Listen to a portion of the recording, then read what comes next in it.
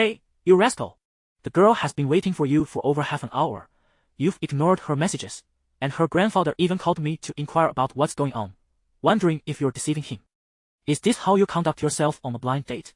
I must ask, do you even want a wife, outside Binhai East Station, within a modest inn? Yang Fei lay curled up on the bed, drenched in sweat. The unbearable agony contorted his strikingly handsome face, which was marked by sharp angles akin to a chisel statue.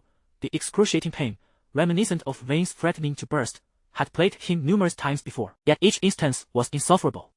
This torment had persisted for a solid half hour, only now beginning to relent slightly. At that moment, he held his phone, listening to the irate voice of an elder on the line. I was delayed by an unforeseen circumstance, he managed to say, suppressing the pain. I must have kept the girl waiting. She must be furious and left by now, right? Humph. You realize she would be upset? You're terribly unreliable. To stand someone up on such an important occasion is inexcusable. However, the girl has a lovely temperament and is genuinely concerned about this matter. She's still waiting for you. Hurry and go, and remember to apologize sincerely. Yang Fei was taken aback. He had not anticipated that she would still be waiting for him. All right, I'll head over right away. I'll hang up now, he replied hastily. After ending the call, the pain within him began to dissipate. He exhaled a sigh of relief, though his bright eyes betrayed a deep sorrow and resignation. The pain was intensifying. Was this the demise of a hero? A year ago, he had been the illustrious and audacious king of madness, renowned worldwide. Now, he was but a frail shadow, riddled with wounds and concealed ailments. Reflecting on his past glory, Yang Fei felt a profound sense of desolation, his heart burdened with helplessness and dissatisfaction. At that moment, a message notification chimed on WeChat. He opened his phone to find the message. How much longer? Prior to that, another message read, Are you coming? The letter had been sent half an hour earlier. Yang Fei felt a pang of guilt and quickly responded, I apologize for the delay. Something came up unexpectedly. Are you still there? I'll be there in 10 minutes at most. He had previously pinpointed the location of the blind date, and it wouldn't take long to reach. A prompt response arrived. Just a single character. Hardly enthusiastic. Yet, given that he, as the male counterpart, had kept her waiting for half an hour without prior notice, it was understandable that she would be upset. Yet, did he really expect her to be warm towards him? But wait. Wasn't it said that most women in the country today were like fairies? How could her temper be so accommodating? Perhaps she was unattractive. Otherwise, how could she remain so composed after waiting so long for a tardy suitor? Yang Fei couldn't help but feel apprehensive, managing his expectations regarding her appearance. Nevertheless, he had to go. After all, she had waited this long. He owed her a personal apology. 10 minutes later, he arrived at the cafe where they were to meet. A sunlit table by the window illuminated a graceful figure. The woman, her hair tied back in a simple ponytail, sat elegantly on the sofa, engrossed in a book, with a cup of tea resting on the table before her. Though he had yet to see her face, Yang Fei felt a sense of relief. Her demeanor suggested she must possess considerable beauty. Simultaneously, he felt a twinge of guilt. Arriving almost an hour late for their first meeting must have left a dreadful impression. He felt helpless. Upon exiting the station, an elderly man had suddenly collapsed, convulsing and teetering on the brink of death. As a healer, he could not stand idly by. The man was saved, but the intense pain had surged once more, forcing him to seek refuge in a room to avoid alarming others with his agonizing visage. Hello, are you Qin Yanyang? Yang Fei mustered his courage and approached her. The woman looked up at him, sunlight bathed her in a radiant glow, as if she were enveloped in a sacred aura. Gazing at her, Yang Fei's heart raced, yet an inexplicable tranquility washed over him. Qin Yanyang closed her book, rose, and nodded slightly in greeting, extending a delicate hand toward the opposite sofa. Please, sit. Her voice was melodious, prompting Yang Fei to admire her silently. Once seated, a waiter approached. Good day, sir. May I take your order? Tea, please. After the waiter departed, Yang Fei turned to the enchanting woman who fulfilled all his aesthetic fantasies of Eastern femininity, and expressed his regret. I'm Yang Fei. I sincerely apologize for being so late on our first meeting. Qin Yanyang nodded slightly, saying, I had no commitments today, so I didn't mind waiting a bit longer. She appeared to be a person of great patience, willing to offer others a chance to explain. Even when at fault, her demeanor was magnanimous and forgiving, much like her graceful presence. Yet Yang Fei sensed that beneath this generosity lay an intangible chill, making it difficult to draw close to her. I'm 24, enjoy tranquility, reading, watching films, and hiking. Currently, I teach at Binhai University while also engaging in some project development. My work can be quite relaxed at times, but at others, it requires relentless hours, leaving little time to return home. Can you adapt? Or rather, can you accept that?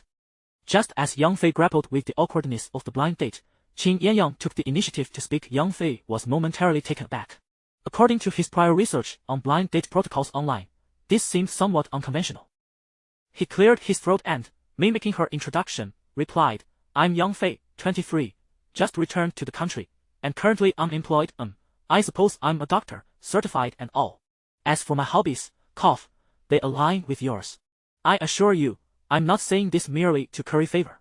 Qin Yangyang offered a gentle smile, perhaps in response to Yang Fei's attempt to mirror her introduction or perhaps due to his final remark. Shouldn't you inquire about my family background, income, the type of car I drive, how many properties I own, or how much savings I have? Yang Fei recalled the blind date videos he had watched online and couldn't help but remind her. Qin Yangyang looked at him in astonishment, a smile gracing her lips that was utterly enchanting. I have all that information, she replied, continuing, did you bring your household registration book? Exiting the Civil Affairs Bureau, Yang Fei and Qin Yangyang each held a red booklet.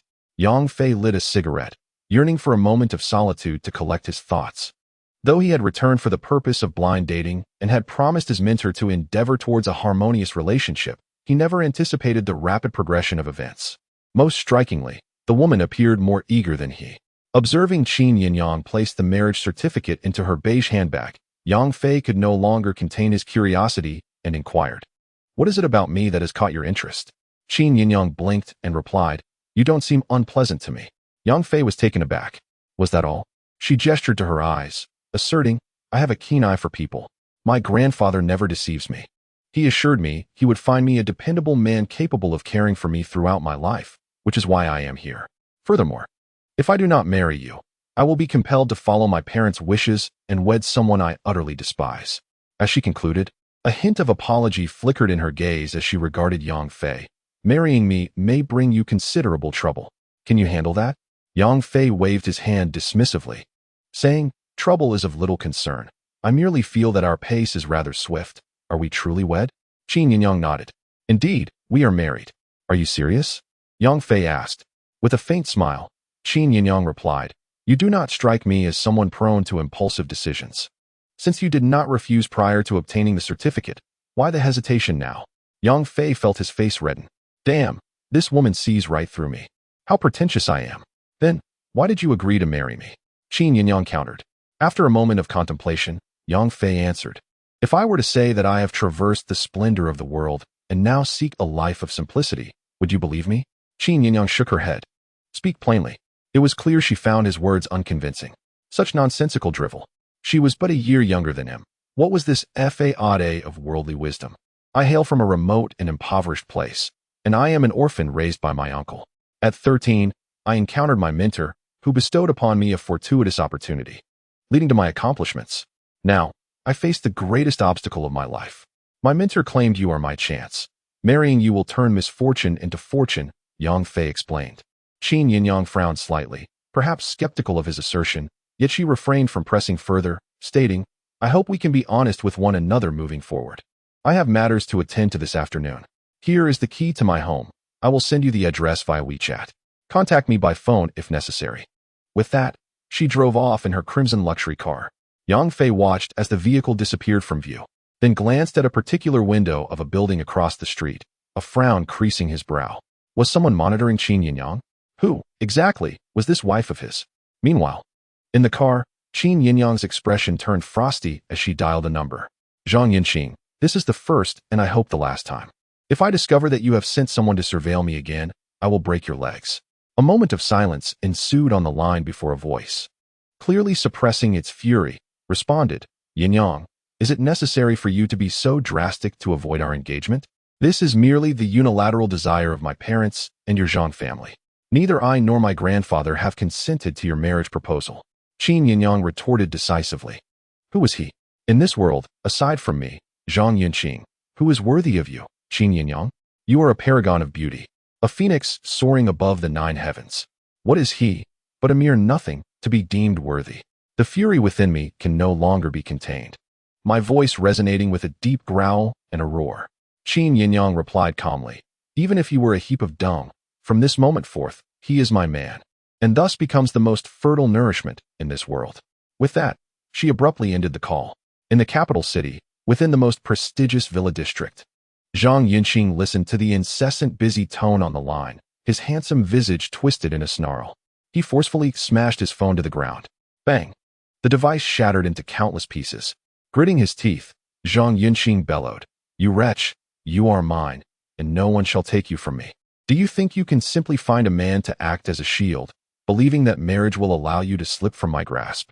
I shall ensure you live in mourning. The woman I, Zhang Yinxing, desire will either remain unmarried or be widowed. As the second son of the Zhang family, now in its prime, who dares to covet what is rightfully mine?" Meanwhile, on the other end, Yang Fei had just entered a taxi, and the driver inquired about his destination. He hastily pulled out his phone, seeing a location sent by Qin Yinyang, and relayed the address. "Oh, we're heading to the most affluent villa district in Binhai," the driver exclaimed in astonishment, casting curious glances at Yang Fei through the rearview mirror. Yang Fei caught the driver's skeptical gaze and merely smiled, choosing not to respond. As he gazed at his phone, he noted that he had only 2 friends listed, one labeled master, and the other blind date. After a moment's consideration, he changed the latter to wife. Just as he completed the update, a new post from Qin Yinyang appeared in his feed. It featured 2 images, the cover of their marriage certificate and its contents. The caption read, "For the rest of our lives, please take care of each other." Upon reading those 8 words, an unprecedented warmth and tenderness blossomed within Yang Fei, his lips curving into an alluring smile. He replied with 8 words of his own, caring for each other, hand in hand. Little did he know, Qin Yinyang's post had detonated a nuclear bomb within the upper echelons of society in Huaxia's capital, stirring up tremendous waves. After exiting Qin Yinyang's social media, Yang Fei nudged his master, receiving no response. "Alas, master, do you truly consider me your disciple?" He lamented inwardly. It felt as though he had a master, yet also as if he did not. 13 years ago, this enigmatic figure had appeared, granting him an opportunity. For a decade, it had been a one-sided connection, allowing him to grow independently. Once he began to make a name for himself overseas, the old man would occasionally summon him for tasks. Following a significant upheaval a year prior, the old man had reached out once more, sharing his current health predicament and seeking a remedy. He instructed Yang Fei to return to Huaxia, stating that marrying a woman named Qin Yinyang would bring about the necessary fortunes.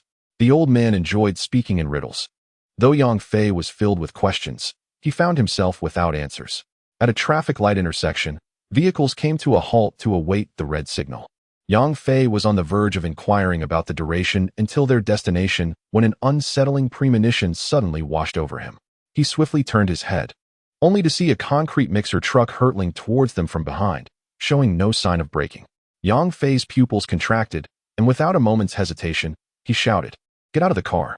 As he spoke, he forcefully flung open the car door and propelled himself like an arrow shot from a bow. Leaping from the back seat of the taxi. Crash! The mixer truck collided violently with the taxi. The rear half of the taxi was crushed into a pancake, and the immense inertia from the mixer truck propelled the entire vehicle forward. The truck showed no signs of slowing down, relentlessly pushing the taxi until it finally crashed headlong into a small hillock 20 meters away. Both the taxi driver and the mixer truck driver perished in the incident. With 2 lives lost, this constituted a major traffic accident. As the sole survivor and eyewitness, Yang Fei cooperated with the authorities to provide a statement. Ultimately, the incident was classified as an unfortunate traffic accident. As Yang Fei exited the police station, night had shrouded the surroundings in darkness. He retrieved a cigarette from his pocket, lit it, and took a deep drag. His narrowed eyes sparkled with a sharp intensity, emanating an invisible aura of lethal intent. Coupled with the unsettling realization that someone had been covertly surveilling him from the opposite building after his visit to the Civil Affairs Bureau, he surmised that this was no mere traffic mishap. Someone wished him dead. Certainly, it could not be due to the exposure of his identity. Those who knew his true self would not resort to such juvenile tactics. Thus, the matter must be linked to Qin Yinyang. Marrying you indeed seems to be fraught with complications, he mused, recalling her earlier words. Initially, he had thought that the so-called troubles were merely the result of suitors or admirers of Qin Yinyang engaging in petty rivalries out of jealousy. Little did he know that the adversary was so ruthless, intent on taking his life from the very outset. Feeling at a loss, Yang Fei furrowed his brow. By his nature, he believed in avenging wrongs swiftly. Yet, having just returned to the country, he possessed no influence here. Even the allies he had once relied upon overseas were beyond his reach. The ambush they had faced previously suggested that the enemy's ability to pinpoint their location was not merely due to exceptional intelligence, but rather an internal betrayal. In his prime, he would have been capable of crushing any opposition, but at present, he was compelled to suppress his strength, limited to merely 30% due to the fear of aggravating a lingering affliction. Until he regained his full capabilities, he could not afford to expose his whereabouts, lest he invite endless troubles. Since the attack has been initiated, I trust you will not cease your actions until your objectives are achieved, Yang Fei muttered to himself. Recognizing that he could not trace the puppeteer behind the scenes at that moment and would have to wait for the next strike. Binhai Garden, the most opulent villa district in Binhai City. Qin Yinyang's villa spanned 3 stories, with a total area of 400 square meters, complemented by a lawn and garden exceeding 200 square meters. The villa was exquisitely furnished in a light luxury style.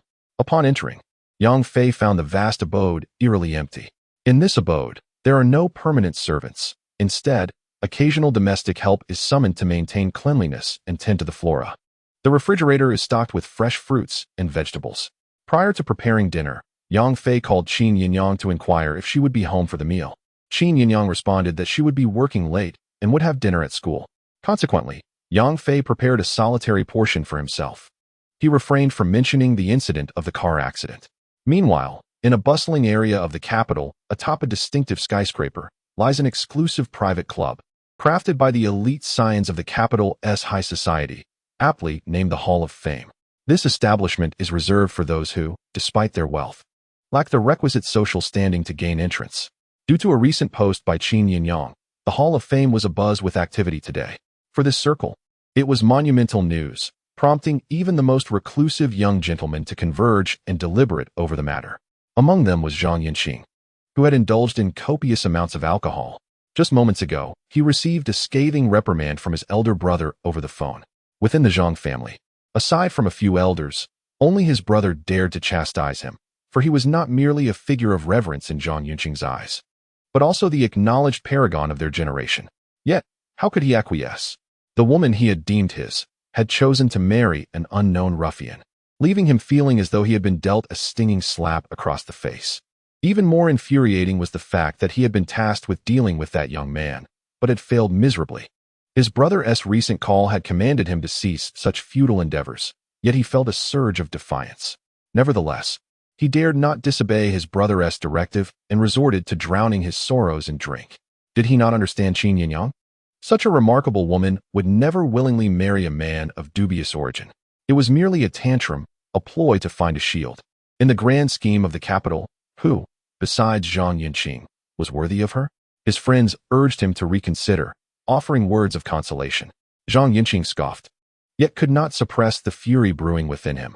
At that moment, the lively atmosphere abruptly hushed.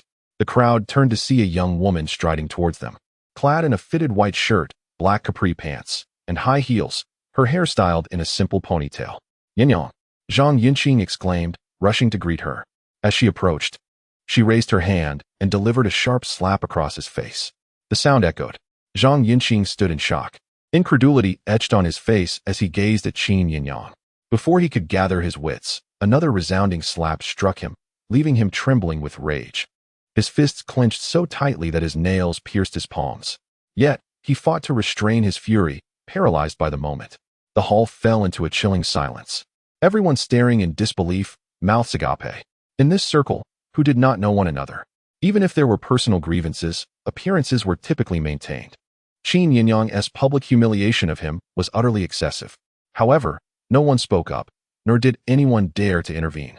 Have I not warned you? Qin Yinyang inquired. Her tone was serene, revealing neither joy nor anger. Zhang Yinqing took a deep breath and gazed at Qin Yinyang, inquiring, "What warning? Yinyang, what is troubling you today? Have I offended you in any way?" Many present had engaged in sordid deeds, yet admitting to them face to face was out of the question. Where is the evidence? Yinyang, you are being unreasonable. Apologize to Qin Yun at once. At that moment, a voice resonated from behind. A distinguished man in his 30s strode forward, exuding charm and elegance, bearing a resemblance to Qin Yinyang. Brother Qin. Qin. As he walked, many respected individuals greeted the man. Qin Jin nodded, his expression grave, as he approached Qin Yinyang and furrowed his brow, saying, "Have you caused enough trouble today? Marriage is not a matter to jest about." Qin Yinyang smiled and exclaimed, "Brother, you are here too. Come, let us return together." Qin Jin commanded, "I still need to fly back to Benhai to have supper with my husband." Qin Yinyang replied with a smile. The onlookers wore expressions of intrigue, many casting covert glances at Zhang Yinqing. In matters of gossip, humanity remains largely unchanged. Zhang Yinqing let out a low, sly chuckle, a glint of murderous intent flickering in his eyes. Despite his brother's admonishment, he had intended to bide his time. But now he could wait no longer. She must become a widow. What nonsense about a husband? You aren't even married yet, as a girl. How can you jest with your reputation? Qin Zhan, incensed, fixed a glaring gaze upon his sister and sternly stated, "Our parents are nearly beside themselves with worry. You must return with me immediately to clarify this." Qin Yinyang remained calm and unhurried, responding, "I just got married today. I need to accompany him this evening." Qin Zhan was truly furious, chiding, "Be quiet. You are engaged, and the one you are to marry is Zhang Yinqing. That is a choice made by our parents for you. You must comply." Qin Yinyang replied nonchalantly, "That is what our parents and you have chosen. If you wish to marry, do so." Qin Zhan implored, "Both our parents and I have experienced life. Marriage must be based on mutual standing.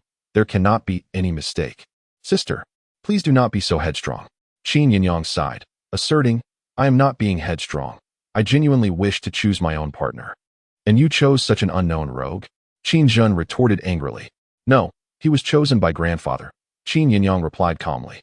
Qin Zhan was momentarily at a loss for words. Falling silent, the onlookers exhibited peculiar expressions. Many now regarded Zhang Yinqing with skepticism regarding the marriage. After all, it was old Master Qin, a figure of national significance. No wonder Qin Yinyang would make such a choice. With that esteemed elder's endorsement, it was likely that no one in the Qin family would dare express dissent. Indeed, throughout the entire capital, those bold enough to oppose that venerable elder could be counted on one hand. "However, I am quite satisfied myself," Qin Yinyang added. With that, she stepped away, prompting Qin Zhan to hastily pursue her. The once lively hall of the Hall of Fame buzzed with chatter again following the departure of the Qin siblings. Qin Yinyang's final remark undoubtedly struck Zhang Yinqing with a more profound impact than the previous two slaps had humiliated him. Outside the Hall of Fame, Qin Zhan trailed behind Qin Yinyang, calling out, "Yinyang." Qin Yinyang paid him no mind. "Sister," he persisted. Qin Yinyang paused momentarily, then continued forward, responding, "Oh, brother, you should head back. I can manage perfectly well." As she slipped into the car, Qin Zhan sighed in resignation, aware of his sister's temperament. "Do you realize the repercussions of your actions?" he asked.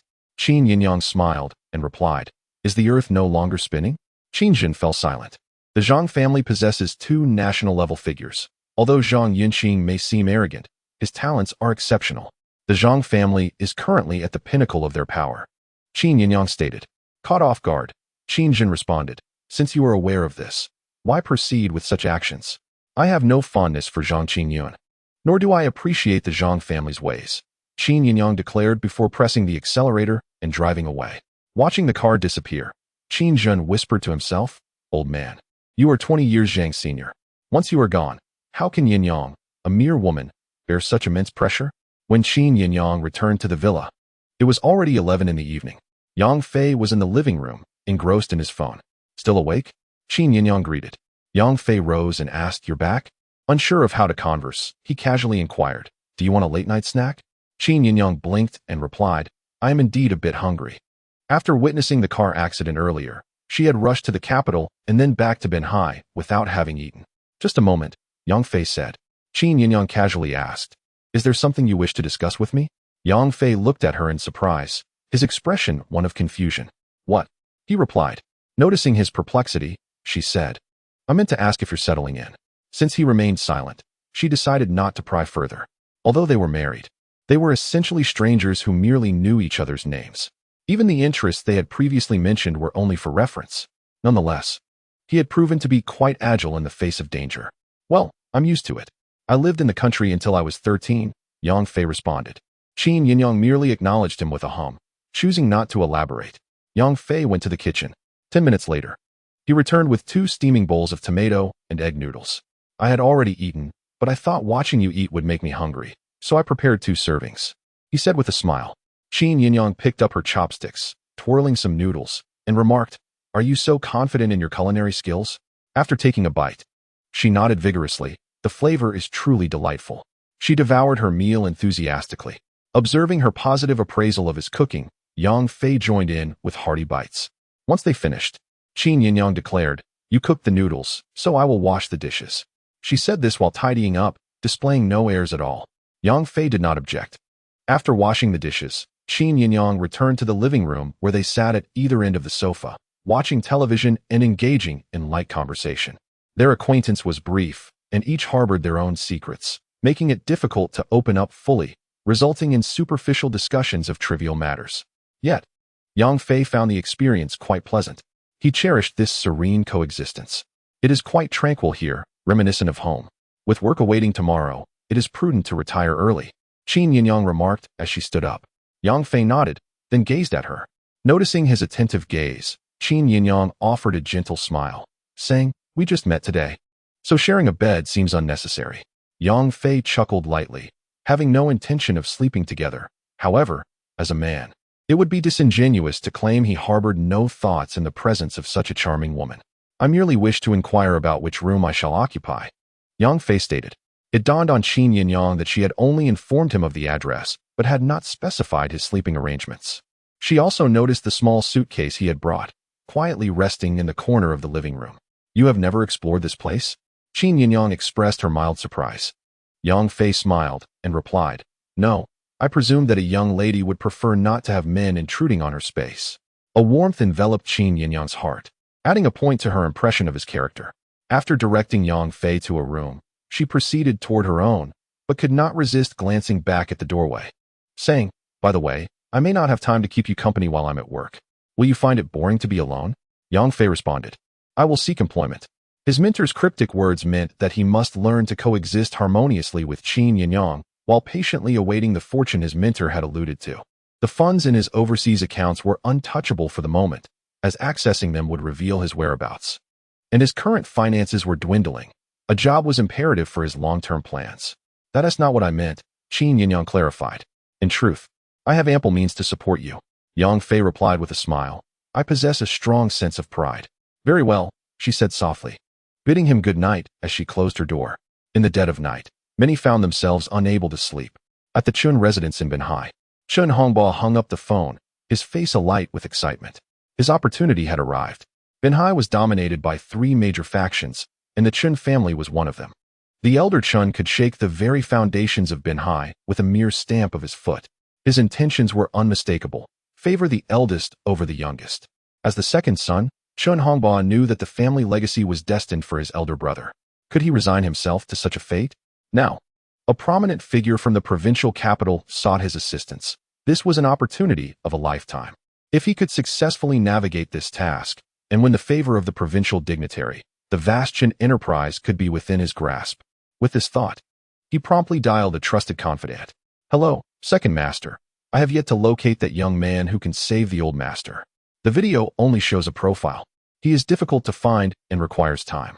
Chun Hongba acknowledged with a grunt. "Set that aside for now. A matter of greater importance requires your attention. Remember, you must handle it personally and ensure absolute precision." As dawn broke, Yang Fei awoke to find it was already 7 in the morning. He felt a sense of perplexity. Since the harrowing escape a year prior, he had been severely injured and constantly wary of being discovered, maintaining a state of heightened alertness and never experiencing a restful night.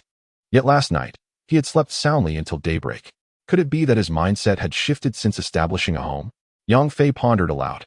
After washing up and tidying himself, he made his way downstairs. Awake at last, came Qin Yinyang's voice. Yang Fei was momentarily taken aback as he beheld Qin Yinyang, who, while untying her apron, emerged from the kitchen with 2 plates of breakfast in hand. She greeted him with a warm, "Just in time for breakfast." Clad in a beige loungewear ensemble, her long, lustrous black hair casually gathered at the back, she exuded the essence of a charming homemaker. The simplicity of her attire could not obscure her remarkable figure, particularly the radiant beauty of her face, which, at that early hour, had the power to imbue one's entire day with delight. For a fleeting moment, Yang Fei found himself entranced, as if the scene before him intertwined with the visions of married life he had once dreamt of. "You still make breakfast?" he inquired, his gaze shifting to the appetizing dishes that boasted both aroma and color, though he remained curious about their taste. Feeling somewhat embarrassed, he added, "I'm living in your space, eating your food, and yet you still prepare breakfast for me. I truly feel guilty about this." Despite his words, he obediently settled into the seat opposite Qin Yinyang. With a gentle smile, she replied, "You made me a late-night snack last night. It's only natural that I make breakfast since I woke up a little earlier. Besides, I usually prepare breakfast for myself when I'm alone." Her tone was calm, suggesting sincerity rather than pretense.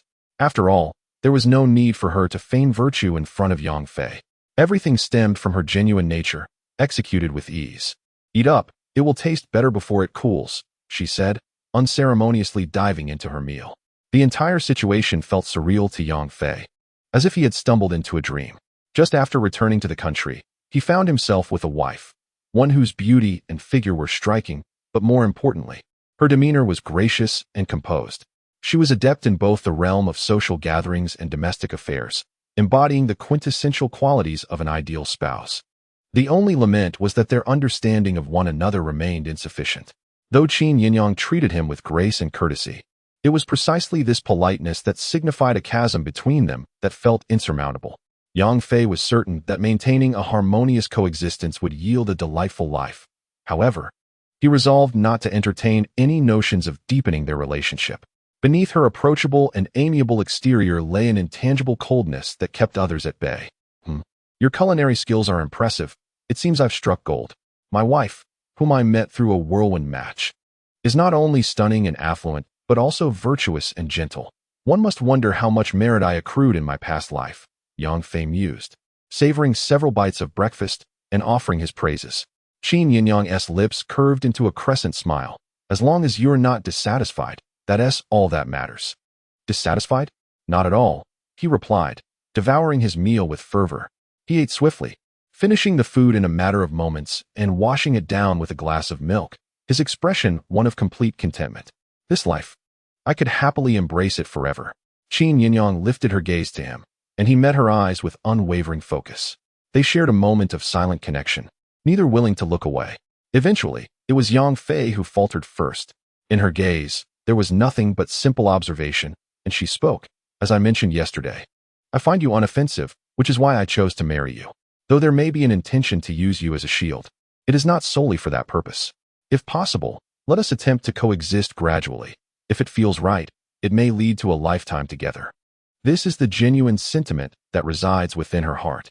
For someone like her, seeking a romantic relationship akin to that of ordinary girls is somewhat impractical. She is not an advocate against marriage. As a normal woman, she has long harbored fantasies about her life partner. Since marriage is inevitable, she should earnestly choose her companion. "Are you serious?" Yang Fei inquired. Qin Yinyang nodded in affirmation. Yang Fei rummaged through his pocket for a cigarette box, only recalling to ask, "Is it permissible to smoke?" Qin Yinyang replied, "Yes, though I do not smoke." After pondering for a moment, Yang Fei returned the cigarette to its box. A subtle smile graced the corners of Qin Yinyang's lips.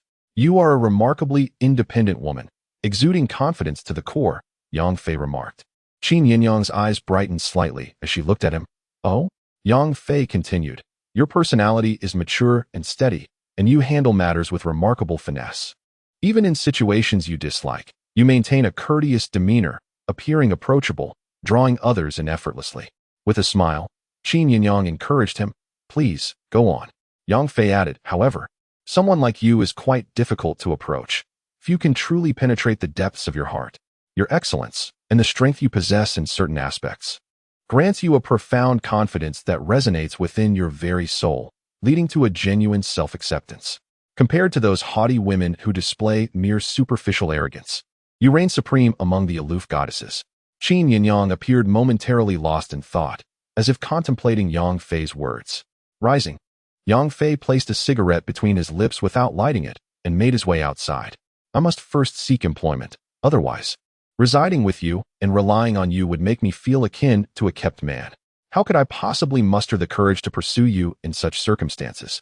Alas, my wife is the queen among aloof goddesses. Winning her affection seems a daunting task. Observing Yang Fei's retreating figure and listening to his self-reflective musings, Qin Yinyang could not help but break into a radiant smile. She called out to his back, "This area is a bit remote, making it difficult to hail a taxi. There are cars in the garage." Upon hearing this, Yang Fei paused and turned to look at Qin Yinyang, saying, "With free lodging and meals, you're making it all too easy for me to succumb to complacency." Qin Yinyang, smiling, ascended the stairs to change for work, replying, "That's right. As I mentioned, I can support you." Yang Fei, however, ventured out in search of work, not due to fear of Qin Yinyang's judgment, but rather out of boredom from staying at home. Armed with a United Nations recognized traditional Chinese medicine practitioner's certification, he spent the day visiting several hospitals, only to be met with closed doors. Frustration enveloped him. Major hospitals demanded various qualifications and inquired about his referrals, making it evident that beyond the necessary credentials, connections were essential for entry. Around 4 in the afternoon, Yang Fei walked back to the Binjianjuan villa area. About 7 or 8 li away, he noticed a private clinic named Li Xiantong Medical Hall. At the entrance stood a sign announcing the recruitment of traditional Chinese medicine apprentices. The clinic was substantial, bustling with individuals seeking medical assistance. Yang Fei contemplated entering when a sharp voice suddenly pierced the air from behind him. "Step aside." The voice resonated like a thunderclap, filled with urgency. Frowning, Yang Fei turned to see a middle-aged man with fierce brows and a robust physique hastening toward him, cradling a man in his 60s. Despite carrying another, the sturdy man moved with remarkable agility, emanating an intimidating aura that commanded respect. Initially displeased, Yang Fei's expression softened upon realizing the man's desperation to seek help. He stepped aside. However, as the man passed, Yang Fei's gaze fell upon the patient, and his countenance shifted dramatically. Internal injuries, compounded by poisoning. The elderly gentleman in the man's arms exhibited chaotic vital signs, his internal organs compromised, teetering on the brink of life. His complexion was darkened, lips a purplish hue, and his body trembled as if shaken by an unseen force, indicative of toxins permeating his organs. "Dr. Li, please save my master," the middle-aged man shouted as he burst into the clinic. Intrigued, Yang Fei followed him inside. An elderly man dressed in gray and white casual attire hastily emerged. Upon seeing the elderly man, the middle-aged man's expression brightened. "Dr. Li, please save my master." The elderly man, known as Li Xiantong, owned the clinic and was a renowned traditional Chinese physician in Binhai, often referred to as Dr. Li by many. With a mere glance at the patient, Li Xiantong furrowed his brow and gravely remarked, "What has happened?"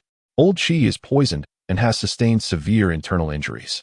Yang Fei nodded slightly, recognizing Li Xiantong's medical prowess. The middle-aged man quickly responded, "Since you can discern my master's condition, you must be able to save him, right?" While Li Xiantong examined the patient's pulse, he paid little heed to the man's anxious inquiries. After a moment, his brow deepened in concern as he solemnly stated, "This is troublesome. I can temporarily stabilize the internal injuries, but the toxins within old Qi are exceedingly complex, making it difficult to identify and treat them effectively." The middle-aged man's eyes widened in alarm, sweat beading on his forehead. "What should we do?" "We must take him to the hospital for a blood test to identify the toxins and find the appropriate antidote." Onlookers chimed in, urging, "Yes. Go to a larger hospital for a faster blood test." Yet the middle-aged man remained unmoved, acutely aware of his master's precarious state, barely clinging to life. "Lay him flat. I will first stabilize his internal injuries and expel the stagnant energy in his organs to buy us some time. Xiaozhou, assist with drawing blood and deliver it to the hospital for testing at the quickest pace." The sturdy man gently placed the patient on a nearby bench. Li Xiantong moved with remarkable speed, employing his renowned acupuncture technique to stabilize the patient's internal injuries. As 9 silver needles pierced the patient's acupoints, the man suddenly exhaled a purging breath. Subsequently, his vitality seemed to revive, though he remained exceedingly weak, a significant improvement from his previously lifeless state.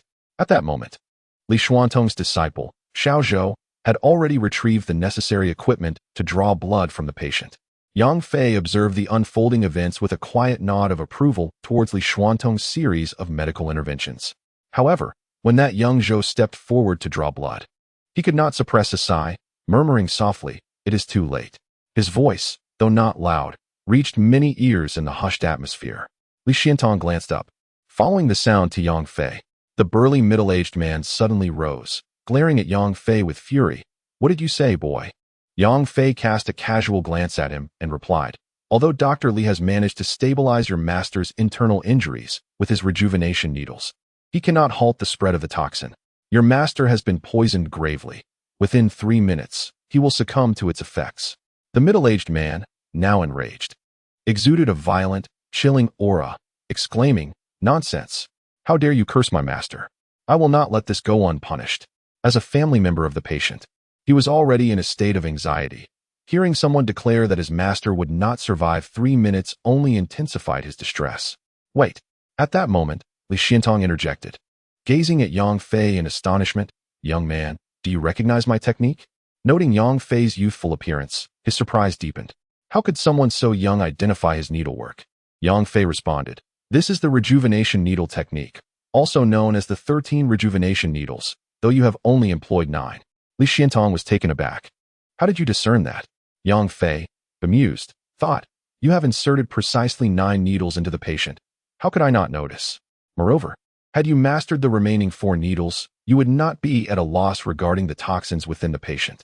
Wait, how do you know about the 13 rejuvenation needles?" Li Xiantong pressed further. Yang Fei inquired, "Do you have any silver needles?" Li Xiantong promptly summoned someone to fetch them. Yang Fei's slender fingers glided over a box of silver needles, deftly selecting 4. In the blink of an eye, before anyone could react, 4 additional silver needles were embedded in the patient. "Boy, what are you doing? Who permitted this reckless behavior?" The middle-aged man panicked and instinctively reached for Yang Fei's shoulder, preparing to strike. Yang Fei furrowed his brow and shrugged slightly.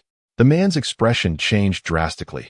The hand gripping Yang Fei's shoulder suddenly went numb, losing all sensation. Fear gripped his heart as he regarded Yang Fei with trepidation, akin to facing a formidable adversary. At that moment, Li Xiantong exclaimed in astonishment, "The last 4 needles have been applied." He muttered incoherently for a moment before suddenly regaining his composure, turning to the middle-aged man with renewed hope. "Your master is saved." With sincerity and expectation, he fixed his gaze upon Yang Fei, saying, "Young master, lives are at stake. Please, lend your assistance." The admiration in the eyes of the elderly doctor, who was in his 60s or 70s, resembled that of a child looking up to a hero, leaving Yang Fei feeling somewhat bashful. Clearing his throat, he replied, "Since this is the rejuvenation needle technique, I can certainly eliminate this minor toxicity from his system. Watch closely." With that, he positioned his fingers as if guiding Li Xiantong, deftly pinching the ends of 3 silver needles and deftly maneuvering them. Buzz! The 3 silver needles began to vibrate at an extraordinary frequency, emitting a faint sound. As the 3 silver needles quivered, the surrounding 10 needles seemed to be influenced by a certain aura, subsequently vibrating as well. "The rejuvenating energy!" Li Xiantong exclaimed in astonishment, his expression filled with exhilaration.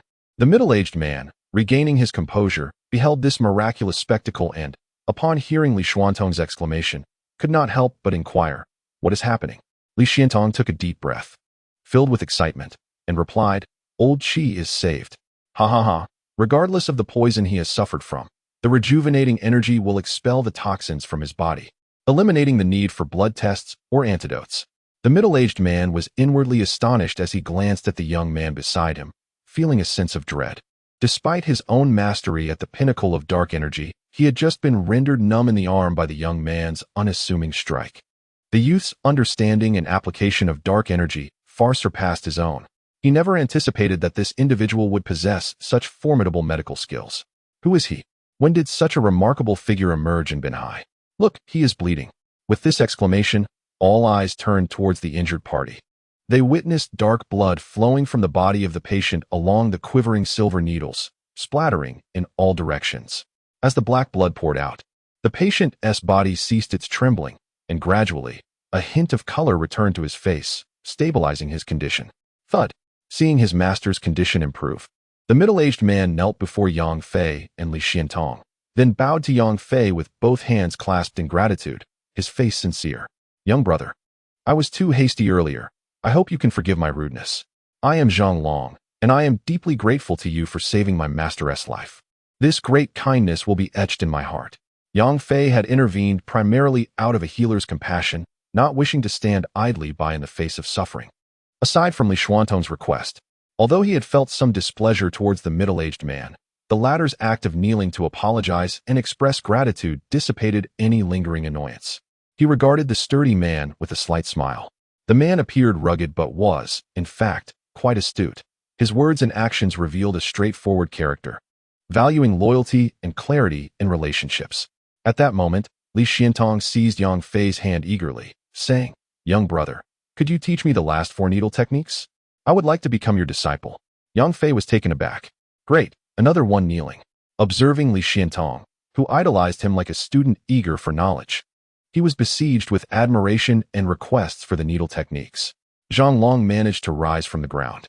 With no choice but to leave Yang Fei to contend with Li Xuantong's fervent inquiries, he stood up on his own. Divine Dr. Li, how do we treat my master's internal injuries?" Zhang Long, sensing Yang Fei's predicament with Li Xiantong, cleared his throat to redirect the conversation.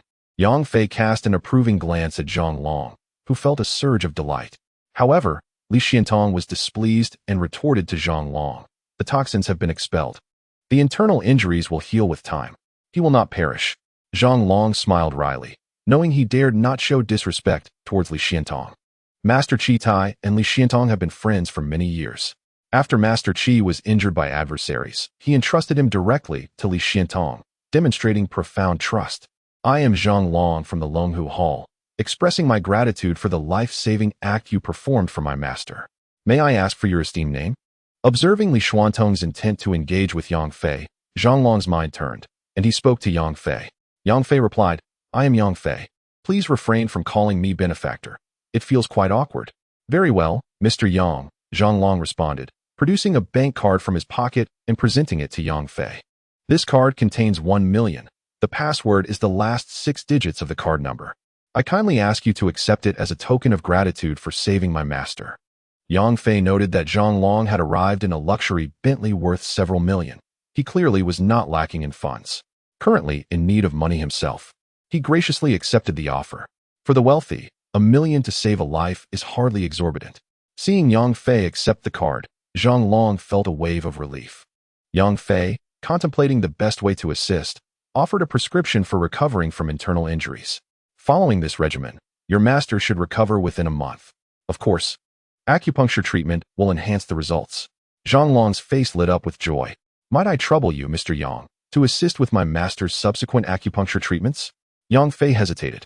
He recognized that Zhang Long's master had been harmed by enemies, which could lead to unnecessary complications. Having recently saved Qi Tai, he felt compelled to help. However, providing ongoing treatment could entangle him in danger. Seeing Yang Fei's reluctance, Li Xiantong interjected, "Young brother Yang, Master Qi is a benevolent man who often performs good deeds. He has likely found himself in a predicament. Your exceptional medical skills could greatly aid him." Zhang Long immediately added, "Rest assured, Mr. Yang, I will ensure you are compensated fairly. Each consultation will be 1 million. My only wish is for my master to recover swiftly." Yang Fei, gazing into Zhang Long's earnest eyes and noticing Li Xuantong's hopeful expression, nodded in agreement. "Very well. For future treatments, you may find me here." He then turned to Li Xiantong and said, "Dr. Li, I actually came today seeking employment." Li Xuantong's eyes brightened at this revelation, and a smile spread across his face. "Oh, to call me Dr. Li is too formal. We are like brothers. Feel free to call me Brother Li if you wish. Given your remarkable skills, if you were to open your own clinic, I would surely have to close mine. It is an immense honor for my humble clinic to host your expertise." Li Xiantong assured him, "From now on, you shall be the resident physician of the clinic. By the way, what are your expectations regarding compensation? I mean, aside from your duties here, you might also guide me on certain medical matters. What kind of remuneration would satisfy you?" Witnessing Li Xuantong's eager desire for knowledge and talent, Yang Fei found it difficult to refuse. After all, the location was convenient, and the conditions offered were indeed favorable. Zhang Long meticulously prepared the medicine according to Yang Fei's prescription, his mind occupied with concern for his master's injury, and thus he bid farewell to the two. Yang Fei glanced at the time, noting it was already past 5, and said to Li Xiandong, "Shall I come to work tomorrow?" Li Xiandong eagerly nodded. "If you are willing, you could start tonight. We have dinner here. We can converse while we eat, discussing matters of medicine." Yang Fei replied, I must return home to prepare dinner for my wife. Li Xiandong looked astonished. You are married? At such a young age? He had just been contemplating how well this young man matched his granddaughter as charm and beauty. Having just met, he hesitated to promote his granddaughter, only to discover that this young man was already married. What a pity.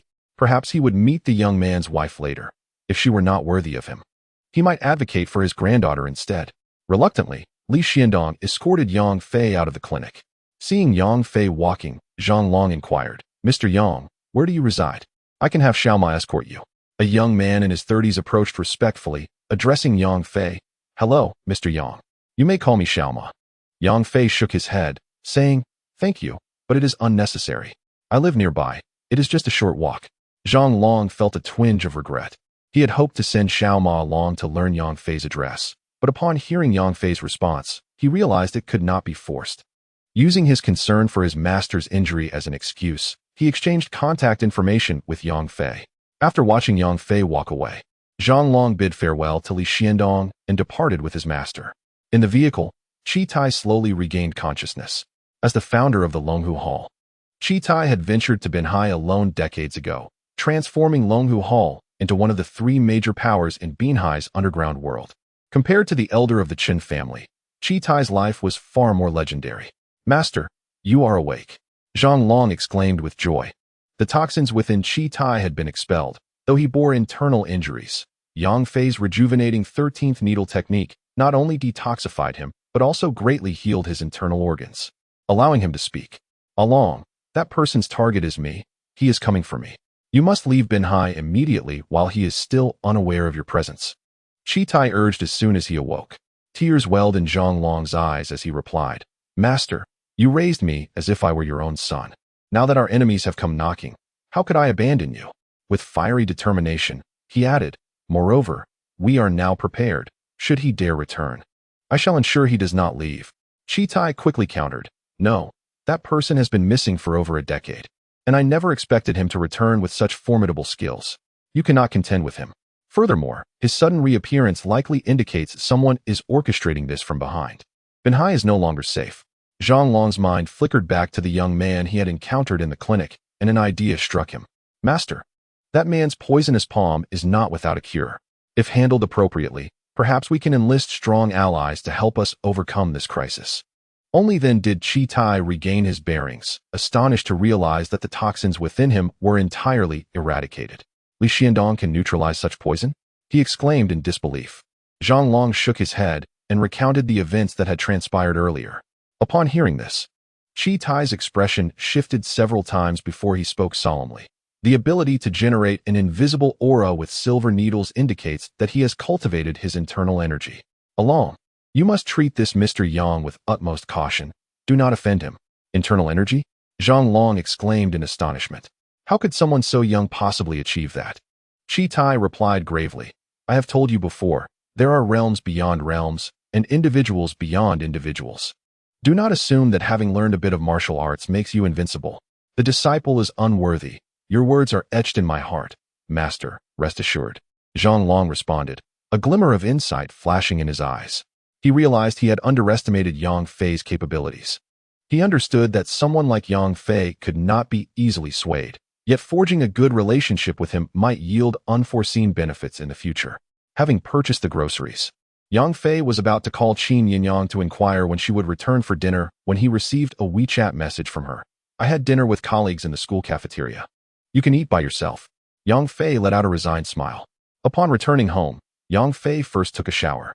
After changing his clothes, he chose not to cook immediately, but instead took out his phone and dialed a number. Hello, who is this? A male voice answered as the call connected. Hearing the familiar tone, Yang Fei's eyes glistened with emotion as he said, Uncle, it's me. There was a moment of silence on the other end, followed by an excited response from the man. Is it really you, Xiao Fei? Yes, it's me, Xiao Fei. Uncle, I'm back, Yang Fei said, his eyes turning red. He was an orphan, raised by his uncle. Despite having his own wife and children, his uncle treated him as his own. He always ensured that his cousins had enough to eat and wear. Although his aunt often spoke harshly, it was merely idle chatter. Behind his uncle's back, she would sneakily share some cherished treats with her own children. At 13, Yang Fei met his master and began his journey under his guidance. Since then, He could only occasionally contact his uncle by phone. Later, as he developed overseas and earned money, he frequently called his uncle and sent some back home. After a significant change a year ago, he sustained severe injuries and, fearing for the safety of others due to his exposure, cut off contact with his uncle's family. Now back in the country, although his body harbored significant risks, his condition had stabilized, and he had kept his true identity concealed from others, ensuring his safety. Having earned $1 million today, he decided to send some money to his uncle, which prompted him to reach out. Back already? His uncle's voice was filled with excitement. Where are you? I'll come pick you up on my motorcycle. Yang Fei felt warmth in his heart as he heard his uncle's voice and replied, Not yet. I haven't returned to the village. I'm currently in Binhai. Oh, there was a noticeable dip in his uncle's tone. But soon, his uncle exclaimed, Did you say you're where? In Binhai, Yang Fei confirmed. That is wonderful. Your sister is studying in Binhai as well. She just got accepted and has been there for over 2 months. She's unfamiliar with the area, and I worry about whether she's adjusting well. As a girl from the countryside, I wonder if she's facing any difficulties. Xiao Fei, since you're in Binhai, go check on her and help her out a bit. Yang Fei felt a renewed sense of purpose. In his memory, the image of a little girl, 5 years his junior, who used to trail behind him and Xiao Jun, now surfaces vividly. When he departed from the village, she was scarcely 8 years old, and now, after a decade apart, she is already attending university. A wave of longing for his family washes over Yang Fei, prompting him to exclaim, Which school is Wenwen attending? And what is her phone number? I must seek her out. This is his dear cousin, who had always followed him, and Xiao Jun, affectionately calling him Big Brother. Despite the occasional shortcomings of his aunt, the bond between the 3 cousins is pure and genuine. Sometimes, his aunt would secretly give them treats, and they would quietly save a portion for her. Binhai University, he recalls, is likely a medical institution, after all. His uncle is illiterate and does not grasp such matters well. By the way, what is her phone number? Yang Fei made a mental note of it, somewhat taken aback. Binhai University? Isn't that the very institution where Qin Yinyang teaches? How fortuitous. Oh, uncle, you still have that old bank card, right? Yang Fei inquired at last. Indeed. By the way, Xiao Fei, you are no longer a child. It's time you saved money for a wife. I remember the money you sent earlier. Last year, I spoke with Xiao Jun about a marriage proposal, and the bride's family is demanding a dowry of 200,000, with a request for a house in the county. I had to use the money you sent. But do not worry, once Wenwen graduates in a couple of years, I will repay you. His uncle spoke with a hint of guilt as he mentioned the misappropriation of Yang Fei's funds. Yang Fei felt a pang of sorrow. Uncle, the money I send is for you to use. You need not repay me. I am capable of earning a substantial income. He continued, In fact, I will transfer 500,000 to you right now. Feel free to use it liberally with aunt, and if you need more, just ask. Oh my, you child. Now that you have earned some money, do not be extravagant. We have enough. You need not send me money. Save it for your future wife, his uncle replied anxiously. Listening to his uncle's words, Yang Fei felt both touched and ashamed. Orphaned at a young age, his uncle had become like a father to him. Over the years, while he had flourished abroad, he had failed to find time to visit his uncle. Guilt settled in his heart. After ending the call, he promptly transferred 500,000 into his uncle's account. Perhaps this severe injury was heaven's way of guiding him back to repay the kindness of his uncle's family.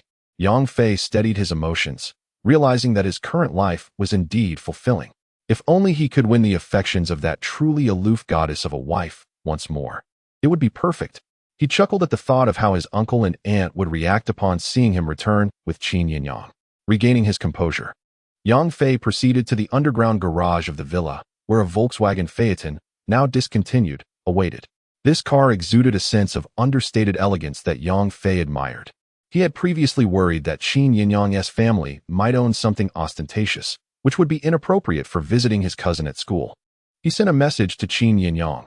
I will be using the car. It was meant for you to use anyway, she replied almost instantly.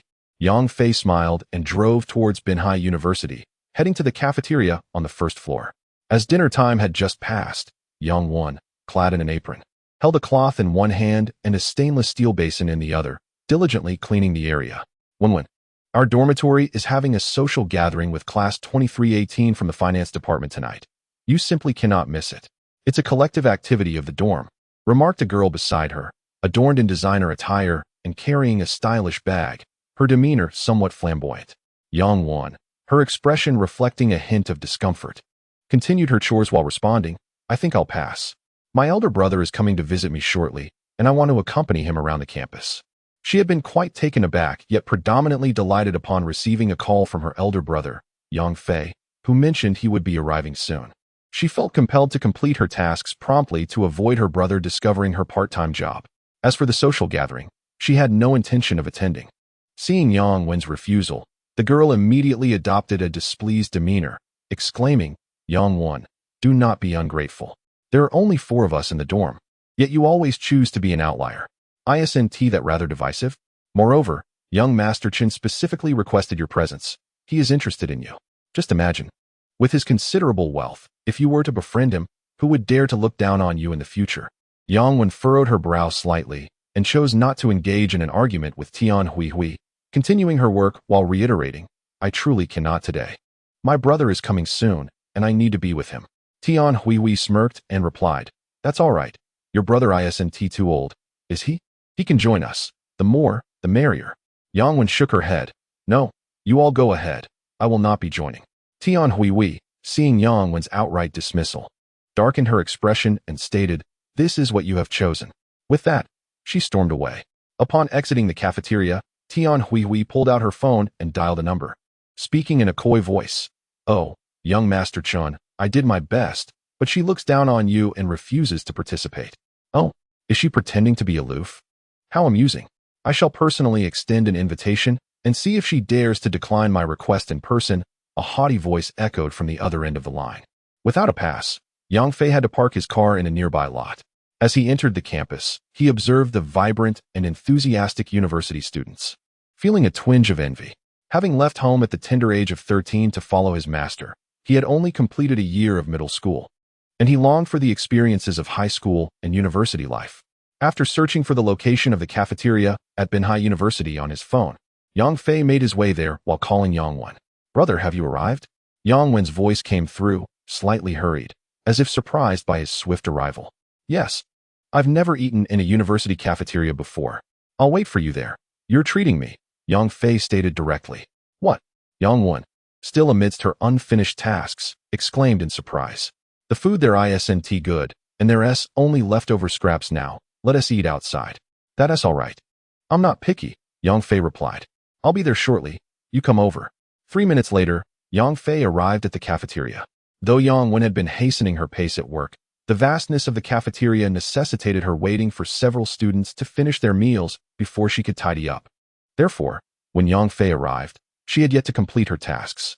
Standing at the entrance of the cafeteria, poised to find a seat while awaiting Yang Wen, he suddenly heard a voice echoing from a distance.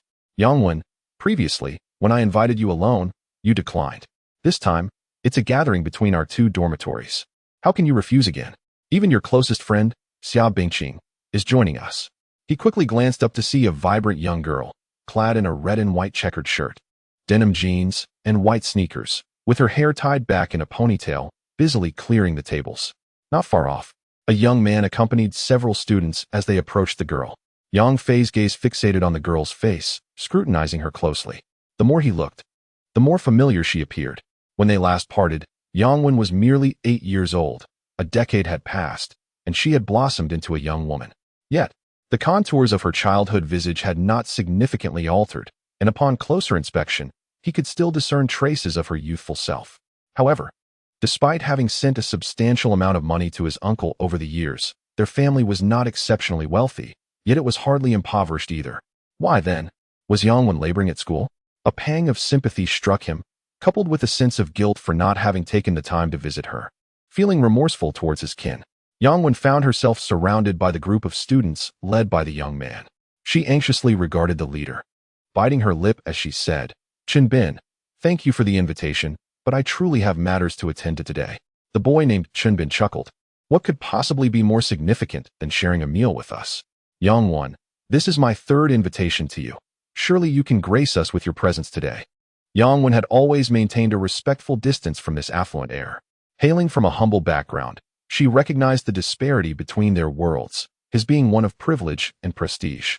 She understood that any pursuit from him was merely a means to satiate his curiosity. Should she acquiesce, she would likely become nothing more than a fleeting amusement. destined to be discarded. Chun Bin's entourage chimed in, asserting that the dormitory gathering was a collective event, and Yang Wen's absence would be inconsiderate towards the other girls, undermining their unity. After all, it's just a simple meal, a chance to converse and foster mutual understanding, they insisted. Besides, Chun Bin's family wields considerable influence. Befriending him could open doors for your future career. Indeed, although we are students of Binhai University, securing employment in such a vast city is exceedingly challenging. Without connections, a diploma is rendered worthless, they continued. Yang Wen's dormitory mates, while also urging her to join, harbored glances filled with envy and jealousy. How fortunate it would be if someone of Chun Bin's stature took notice of them. They could hardly believe Yang Wen was truly indifferent. Her current refusal seemed a mere act of false modesty, designed to pique their interest. Overwhelmed by the chorus of persuasion, Yang Wen's face flushed crimson. Though her attire was unassuming, her figure was exquisite, and her beauty was undeniable. As she became increasingly flustered, Chun Bin found himself irresistibly drawn to her. This woman was one he was determined to possess. Chun Bin silently vowed to himself, patiently addressing Yang Wen. Yang Wen, just now Tian Hui mentioned that you are waiting for your brother, right? It's perfectly fine. Once your brother arrives, we shall invite him to join us. Just as Yang Wen was about to respond, a voice interrupted. Fellow classmates, my sister is accompanying me today. You may go ahead and enjoy yourselves. I wish you all a delightful time. The abruptness of the voice caught everyone off guard, momentarily rendering them speechless. Yang Wen quickly looked up to see a somewhat familiar young man smiling at her. Although his appearance diverged slightly from her memories, the significantly matured visage unmistakably belonged to her elder brother. Overjoyed, Yang Wen exclaimed, "Brother, you have truly returned." The reunion of siblings was filled with elation, causing her to entirely forget that she was still holding a rag in a bowl. Yang Fei affectionately gazed at his sister, approaching her to ruffle her hair with a smile, saying, "Yes, your brother is back. After 10 years apart, my little girl has grown so much." Yang Wen shyly smiled in response. Observing Yang Fei's affectionate gesture towards Yang Wen, Chun Bin's pupils constricted slightly, his expression souring as he fixed his gaze on Yang Fei, demanding, "Are you truly Wen Wen's brother?" Yang Wen interjected, "Yes, he is my brother, my biological brother." Chun Bin felt somewhat relieved, extending his hand towards Yang Fei in a gentlemanly manner, stating, "Greetings, elder brother.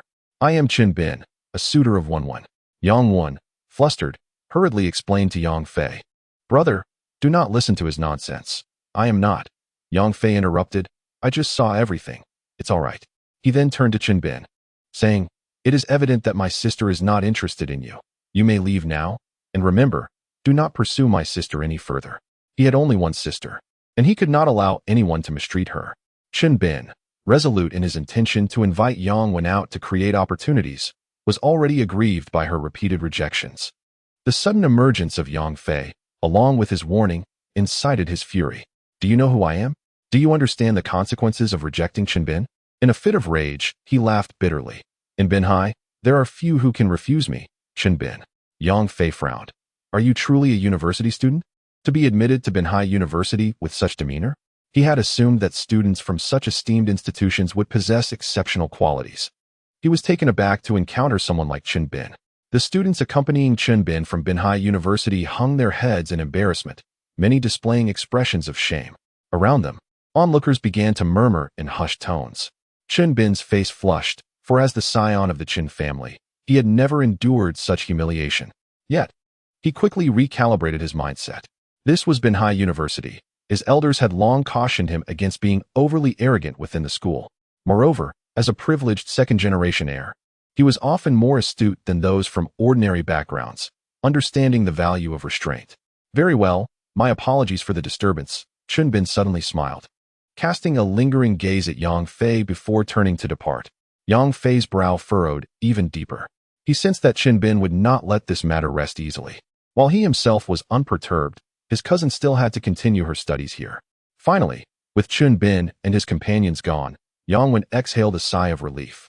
She was genuinely concerned about Chun Bin's aggressive demeanor, uncertain about how to conclude the situation. Observing her visibly relieved expression, Yang Fei could not resist teasing her with a smile.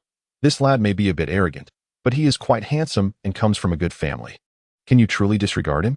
Yang Wen retorted playfully, "Brother, how can you say such things? Though I hail from a small town, I have a keen eye for character. A rich second generation like Chun Bin would never sincerely care for someone like me.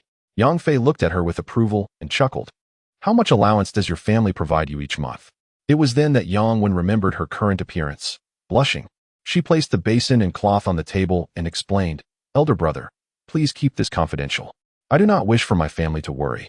Yang Fei frowned, saying, that cannot be. You are the only university student in our Yang family. Your current mission is to focus on your studies, not engage in such tasks. Yang Wen bit her lip and asked, do you look down on me, brother? Yang Fei was taken aback, but quickly regained his composure, saying tenderly, silly girl, how could I ever look down on you? Earning money through your own efforts is commendable. I am proud of you. Really? Yang Wen gazed at her elder brother. Yang Fei nodded earnestly and then shifted the topic. I haven't had dinner yet. Yang Wen promptly replied, wait here, I'll fetch you something. Soon, she returned with a meal. A balanced assortment of dishes. Yang Fei inquired, have you eaten? Yang Wen nodded. I help clean the cafeteria, so I always eat in advance. Brother, please do not mention my part-time work at school to our family. They provide me with 1,000 yuan each month, which is sufficient. She sat across from Yang Fei, speaking anxiously. Yang Fei frowned. Given the high cost of living in Binhai, 1,000 yuan is far too little. As a young lady, you will have many expenses. I assure you it is enough. I live and eat at school and rarely go out, Yang Wen responded. Yang Fei shook his head, silly girl. I know you are frugal and do not wish to burden uncle and aunt too much. Is it because your wedding expenses last year were too high, making you feel the family is under strain?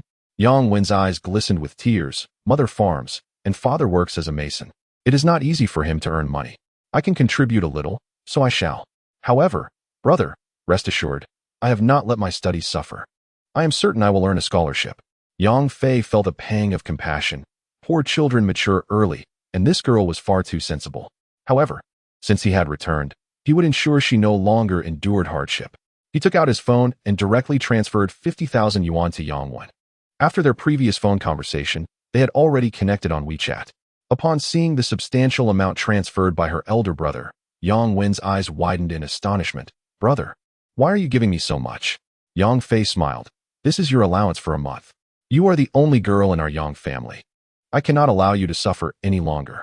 Rest assured, I am quite prosperous now, and I will cover your living expenses from here on. Yang Wen remained in a state of profound shock. Throughout her life, she had never possessed such a sum of money. Binhai is not like our small county town. Now that you have excelled, you must adapt to the expenses of living in a big city, as you will eventually settle here to pursue your career. Moreover, entering university is akin to stepping into a microcosm of society. Thus, it is essential to cultivate friendships within the campus to avoid isolation. As such solitude can strip life of its joys, Yang Fei patiently advised. Yang Wen replied with a soft acknowledgement, I am aware of that. However, I cannot accept your financial assistance. You are the elder brother, and both the second brother and I are already engaged, while you have yet to find a wife. Yang Fei chuckled heartily. Do not fret, silly girl. I am quite capable now and have already tied the knot. Yang Wen's attention was piqued, and she gazed at Yang Fei with a mixture of surprise and curiosity. You are married?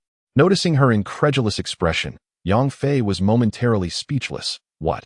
Do you think your elder brother is the sort who cannot find a spouse? Yang Wen cleared her throat, feeling somewhat embarrassed. She was well aware of the challenges men face in seeking a partner. Although her brother was quite handsome, his humble origins might deter city girls from considering him.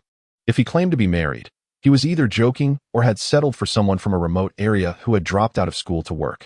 Regardless, she felt a sense of happiness for him in finding a wife. As the siblings reminisced about joyful childhood memories, the initial awkwardness between them quickly dissipated. After finishing their meal, Yang Fei assisted Yang Wen in tidying up the cafeteria. Once their tasks were complete, Yang Wen guided him on a tour around the campus, showcasing the places integral to her academic life. Upon concluding their excursion and reaching the school entrance, Yang Wen remarked, make sure to discuss with your wife about arranging a meeting with us next time. Yang Fei pondered for a moment before nodding. All right, I will ask her. We can meet when she is available. Although he was married to Qin Yinyang, there was still a degree of unfamiliarity between them, so he felt it necessary to consult her beforehand to see if she would be amenable to meeting Yang Wen. Yang Wen found his serious tone amusing and laughed. You speak as if your wife is a person of great significance, perpetually busy. Thinking of Qin Yinyang's status as a professor, Yang Fei chuckled at Yang Wen's remark. Indeed. She is quite an accomplished individual. You will understand once you meet her. Since they attended the same university, even if Qin Yinyang was not among Yang Wen's instructors, her beauty and excellence surely made her a renowned figure on campus, and Yang Wen would likely be left awestruck upon their introduction. Very well. Make sure to return to your dormitory early. I shall take my leave now. Call me if you need anything. Yang Fei waved goodbye. Yang Wen nodded and turned to walk back into the campus. As Yang Fei watched her depart, his smile gradually faded, replaced by a hint of tension in his brow. He had previously been concerned that Chun Bin might continue to harass his cousin and had been contemplating how to issue a warning. To his dismay, he discovered that Chun Bin had grown audacious enough to have people watching him from outside the school. With resolute strides, he headed out of the campus gates. Outside Binhai University, beside the street, a black Mercedes-Benz van was parked where Chun Bin, smoking a cigarette, squinted and instructed, "Brother Pan, this is the guy. Teach him a severe lesson. I want him to understand the consequences of rejecting me." Chun Bin. Opposite Chun Bin, a middle-aged man in his 30s. Sporting a tuft of goatee, followed Chun Bin's gaze and was momentarily taken aback when his eyes landed on a young man. What a coincidence. His name was Zhou Pan, a trusted aide to Chen Hongba. After receiving orders from Chen Hongba the previous night, he had been discreetly gathering information, focusing on Yang Fei. He had initially planned to take action today, but an hour ago, he received a call from the young master, requesting assistance with a personal matter. Zhou Pan was inclined to refuse, as he had significant plans for the evening and little time to entertain a child. However, upon hearing Chun Bin mention that the individual was at Binhai University, where Zhou Pan was already monitoring Yang Fei, he reconsidered. Dealing with an inexperienced youth seemed like a trivial task. To refuse might risk offending the young gentleman. Thus, he joined Chun Bin at the school gate, waiting. Little did he expect that the target of both his boss and the young master was the same individual.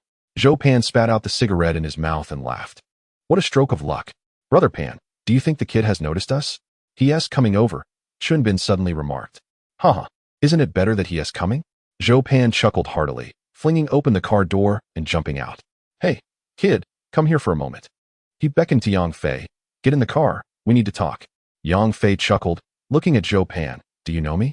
Zhou Pan approached Yang Fei. Of course I do. I've been looking for you for quite some time. I don't want to embarrass you here, so just get in. Yang Fei glanced past Zhou Pan and noticed Chun Bin inside the car, obligingly following Zhou Pan into the vehicle. Drive. Zhou Pan commanded the driver as the Mercedes-Benz sped away. A short distance away, in a white BMW 3 Series, Ma Zhao, a student recently acquainted with the situation, observed Yang Fei being taken away. His expression shifted several times as he pulled out his phone and dialed a number. Xiaoma, what's going on? Came Zhang Long's voice from the other end. Brother Long, I think I just saw Mr. Yang being taken away by Zhou Pan, Ma Zhao hurriedly replied. The same driver who had been accompanying Zhang Long earlier that afternoon. Follow them and report back with any developments, Zhang Long instructed decisively. Understood. After ending the call, Ma Zhao reluctantly sent a message to his young lady friend, asking her to wait, before driving off in pursuit. Inside the Mercedes, Chun Bin sat across from Yang Fei, sneering coldly. Kid, do you remember what I told you before?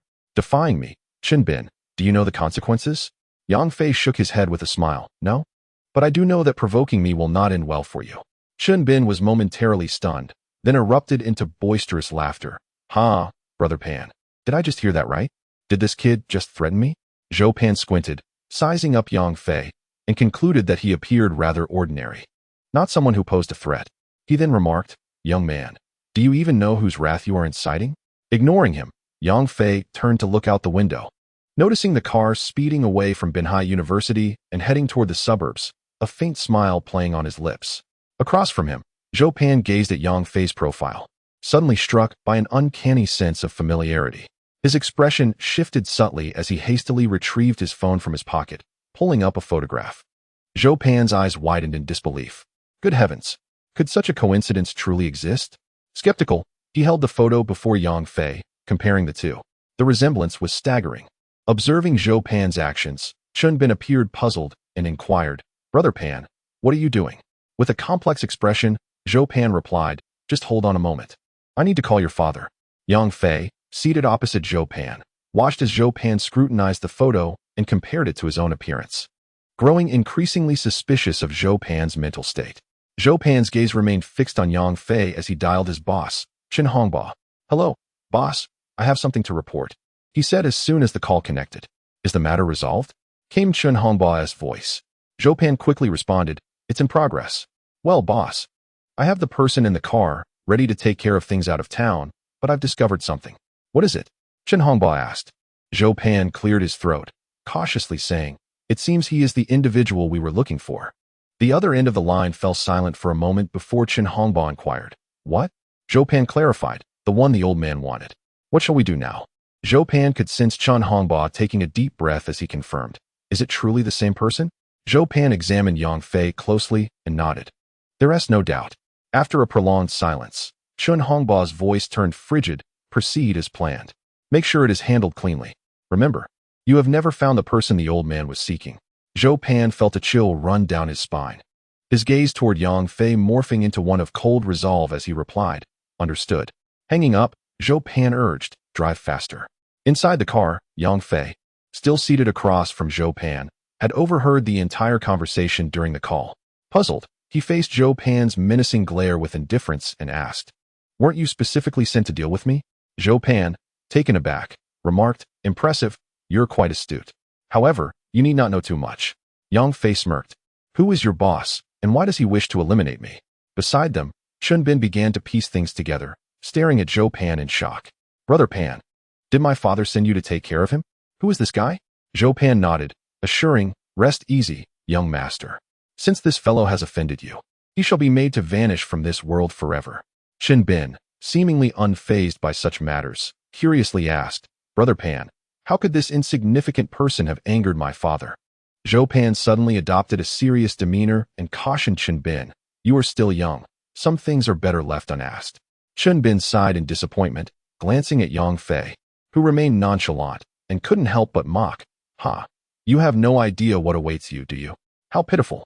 In response, Yang Fei raised his hand with a fluid motion and delivered a sharp slap to Chen Bin's face. Chen Bin let out a cry of anguish, his entire body collapsing backward as he spat out a mouthful of blood, accompanied by two of his front teeth. "How dare you act in front of me, seeking death?" Opposite him, Zhou Pan, at the moment Yang Fei took action, revealed a fierce glint in his eyes and ruthlessly kicked toward Yang Fei's chest. Swift and decisive. Moreover, the speed of this kick was astonishing. Within the Qin family, Zhou Pan ranked among the top 5 in combat prowess and was the most loyal subordinate of Chen Hongbao. With a casual kick, he could easily fracture at least 3 ribs of an ordinary person. Yang Fei did not evade or block. It seemed he was utterly unprepared for Zhou Pan's onslaught. However, just as Zhou Pan's formidable kick was about to connect with Yang Fei's chest, Yang Fei's right hand lightly flicked against Zhou Pan's calf. An exquisite yet overwhelmingly forceful energy instantly caused Zhou Pan to lose his balance. His leg veered off course and crashed violently against the nearby car door. Bang! The door resounded, shaking the entire vehicle. In the next moment, an excruciating pain radiated from his leg, sending Zhou Pan into a state of shock. He felt as though his entire right leg had gone numb.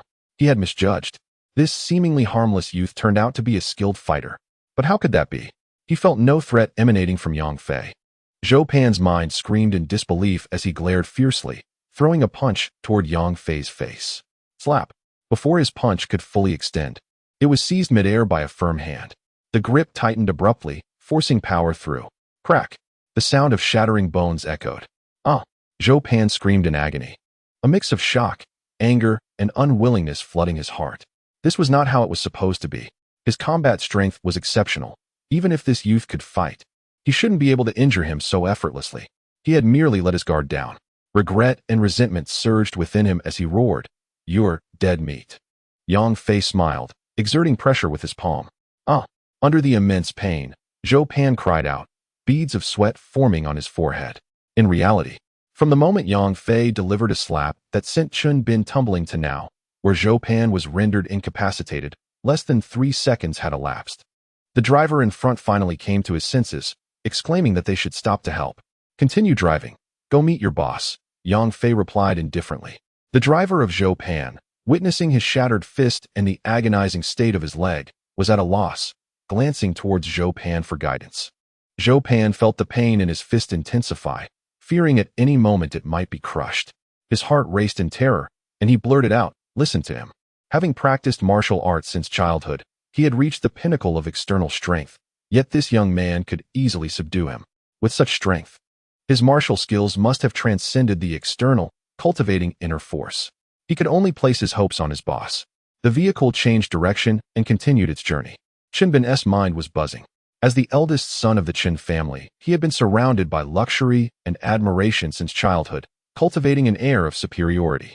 Once Yang Fei entered the vehicle, he felt as though the fate of Yang Fei lay within his grasp. He wielded the power of life and death. He believed that with a formidable expert by his father's side in the car, he could command Yang Fei at will. However, to his astonishment, he was struck in front of Zhou Pan. Blood filled his mouth, and several of his front teeth were knocked out. His head buzzed as if he had been struck by lightning. When he regained his senses, he saw his idol, Brother Pan, drenched in sweat and filled with terror. "How dare you resist?" Qinbin stared at Yang Fei in disbelief. Amused by Qinbin's words, Yang Fei smiled and asked, "So you can bully others, but no one is allowed to fight back?" Furious, Qinbin retorted, "Do you know who I am, kid? You dare to hit me? You are finished. No one can save you now." Zhou Pan's hand remained in Yang Fei's grip, and as he listened to the young master's threats, he wished he could kick him away.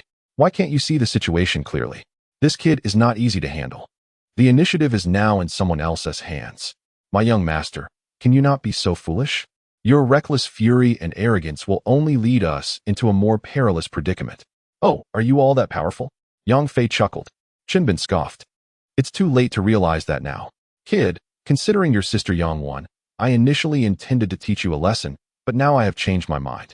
"Master, don't say another word," Zhou Pan exclaimed urgently, although Yang Fei maintained an innocuous smile, appearing gentle and non-threatening. Zhou Pan understood that such individuals either possessed formidable backgrounds or exceptional strength. Based on his investigations over the past day, this young man had no significant family background. His confidence stemmed from his own formidable prowess. Such ruthless figures, when pushed to the brink, would not hesitate to eliminate anyone. Whether a young master of the Qin family or a privileged offspring of officials, they would simply flee thereafter.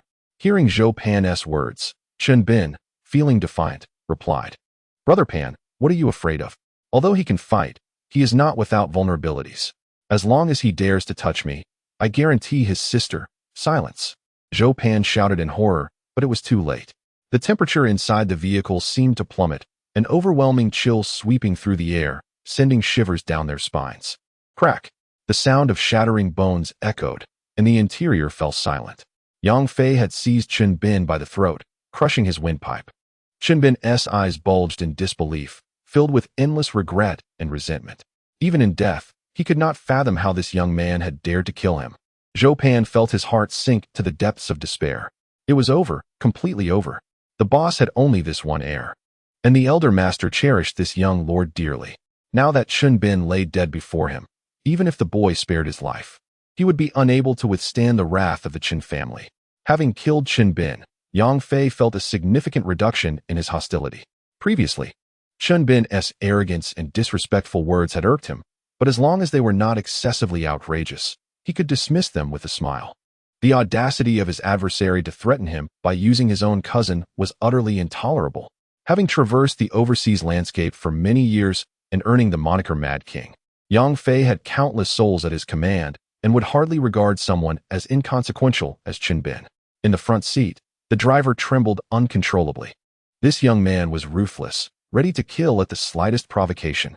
Moreover, the victim was none other than the young master of the Qin family.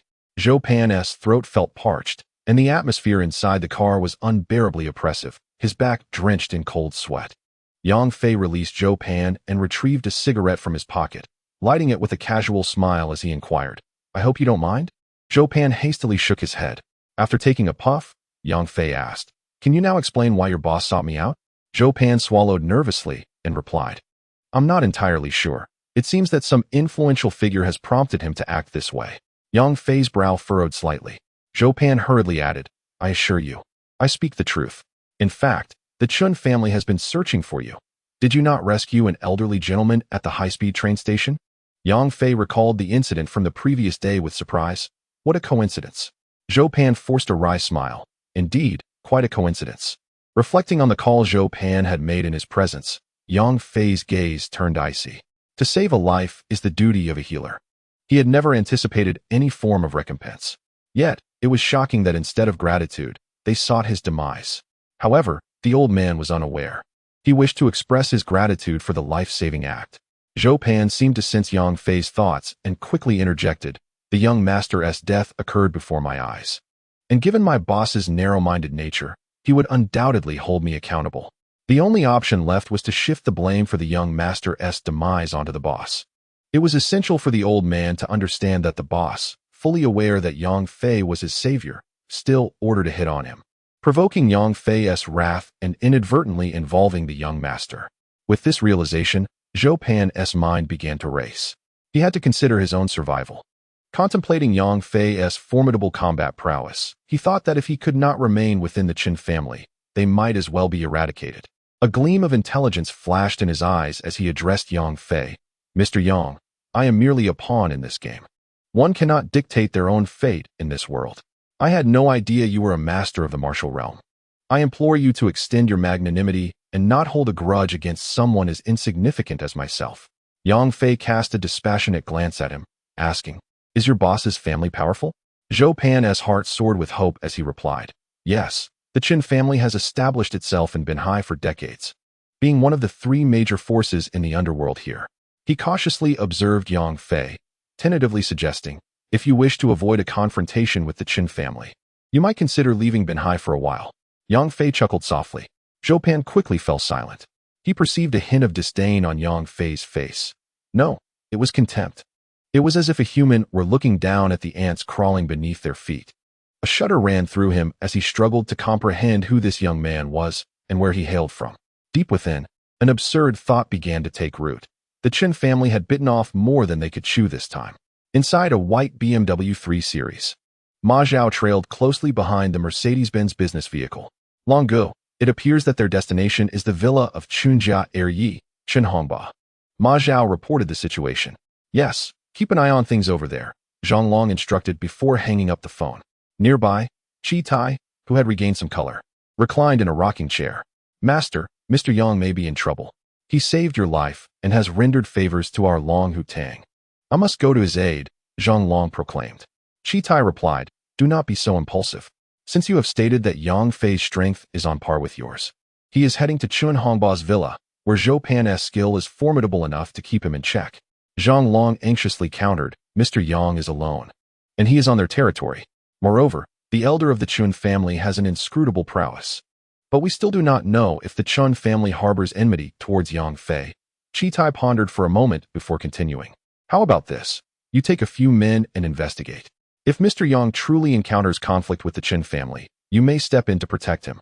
He believed that as long as the animosity wasn't particularly severe, Zhang Long's intervention would be respected by the Qin family. Zhang Long had been waiting for this very statement and strode away with purpose. In the outskirts, within a luxurious standalone villa, Qin Hongba sipped red wine while awaiting Zhou Pan's call. Once Zhou Pan accomplished this task, he would promptly inform the influential figure in the provincial capital. "Fortune smiles upon me. I never imagined I could forge a connection with such a person through this means," Qin Hongba thought, his face beaming with pride. Just then, the head of the security team hurried in. "Second master, the old master and eldest master have arrived." Qin Hongba's expression shifted. "What? Why are they here?" The security chief, bewildered, shook his head, silently questioning how he could possibly know. "Humph, I am not dead yet, and you begin to engage in petty schemes behind my back." A feeble yet authoritative voice called from outside. Qin Hongba's heart trembled, and he quickly set down his wine glass, rising to greet them. At the entrance, the venerable Qin Yongnian leaned on a cane, assisted by his eldest son, Qin Hongjin, as they entered the villa. "Father, brother," Qin Hongba hurriedly welcomed them. Qin Hongjin smiled. "I heard from my subordinates that you found the old man's savior?" Qin Hongba gazed at his brother, although the latter wore a gentle smile. The glimmer of mockery hidden behind his gold-rimmed glasses caused Qin Hongba's heart to sink. "Where is he?" Qin Yongnian inquired, taking a seat on the living room sofa. Qin Hongba wiped the sweat from his forehead and coughed nervously. "Father, I have not found your savior. Do not heed my brother's fabrications." Qin Yongnian snorted. "At this hour, you still wish to deceive me?" The eldest men reported seeing Zhou Pan escorting someone to the car. Chen Hongba's expression altered, a chill running down his spine. He had not anticipated that Zhou Pan was under surveillance by his brother's men, underestimating his brother's methods.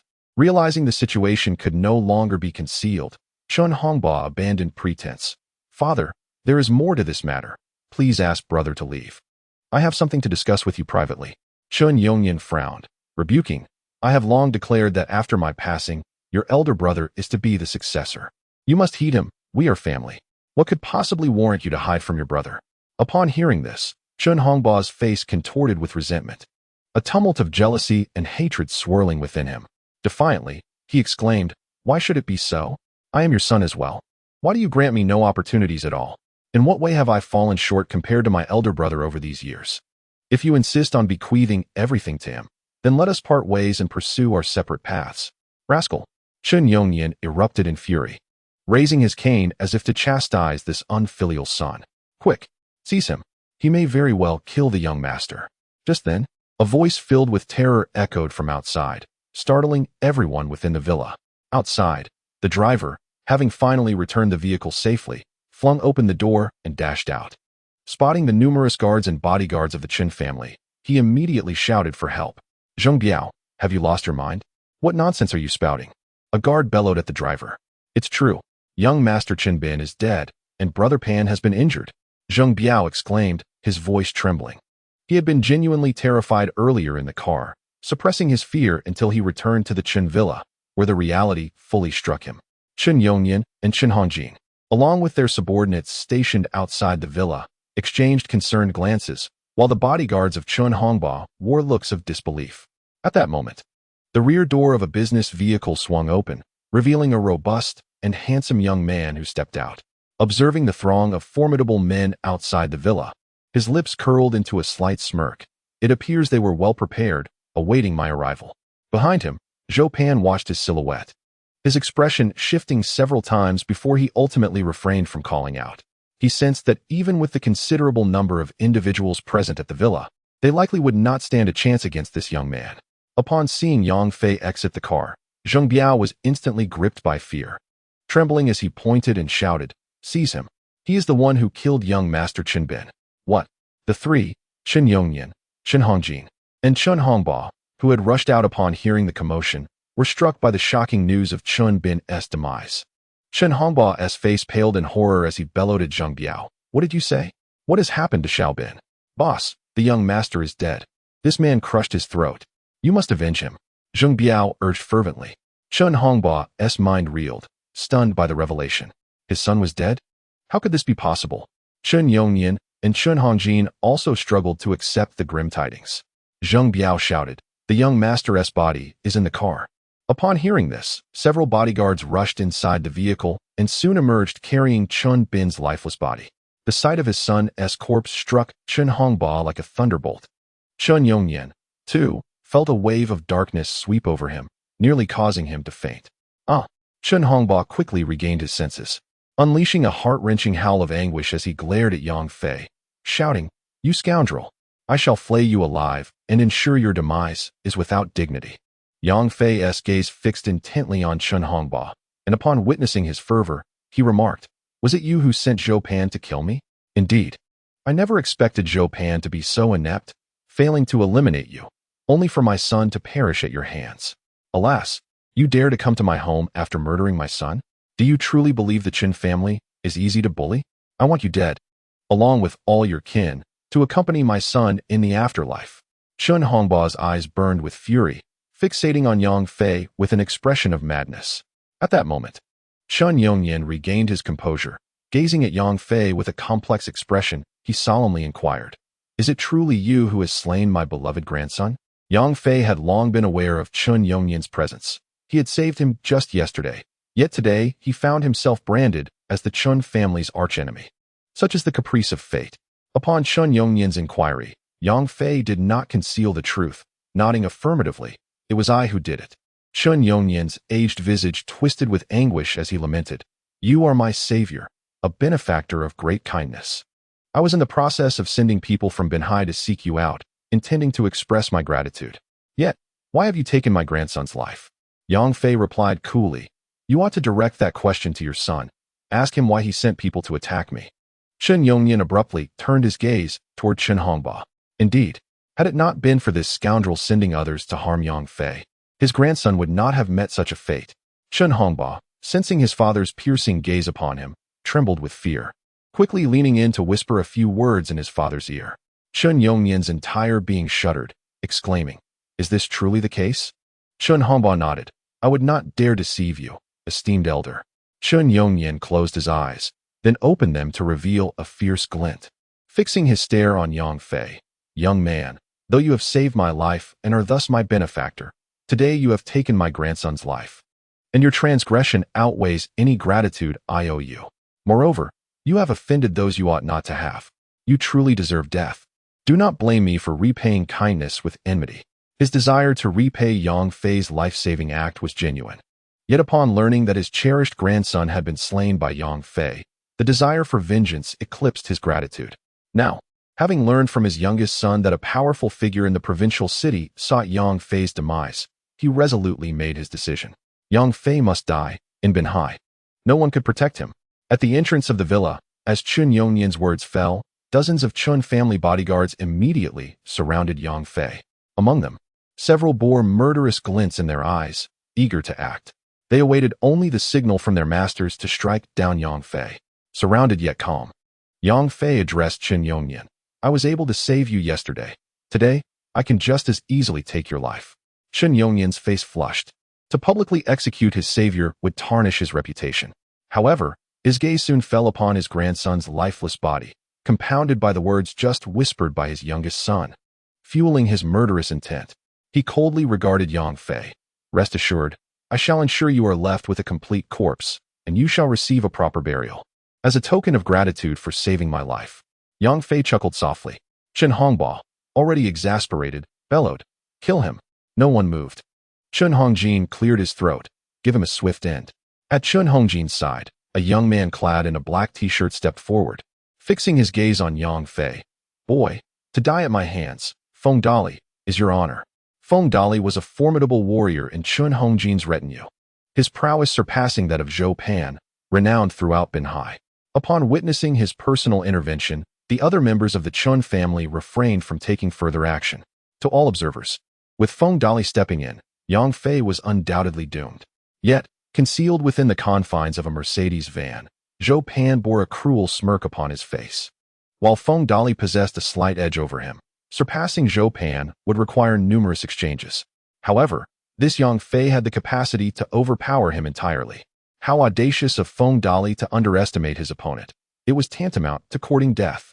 Yang Fei did not even cast a glance at Feng Dali. Instead, he fixed his gaze on Chen Yongnian and inquired about the true mastermind behind the plot against him. Before Chen Yongnian could respond, Feng Dali erupted in fury, bellowing, "Brash fool! How dare you disregard me? You are courting your own demise." As he spoke, he lunged towards Yang Fei with astonishing speed, brandishing a sharp dagger that had seemingly materialized in his hand, aiming a vicious strike at Yang Fei's neck.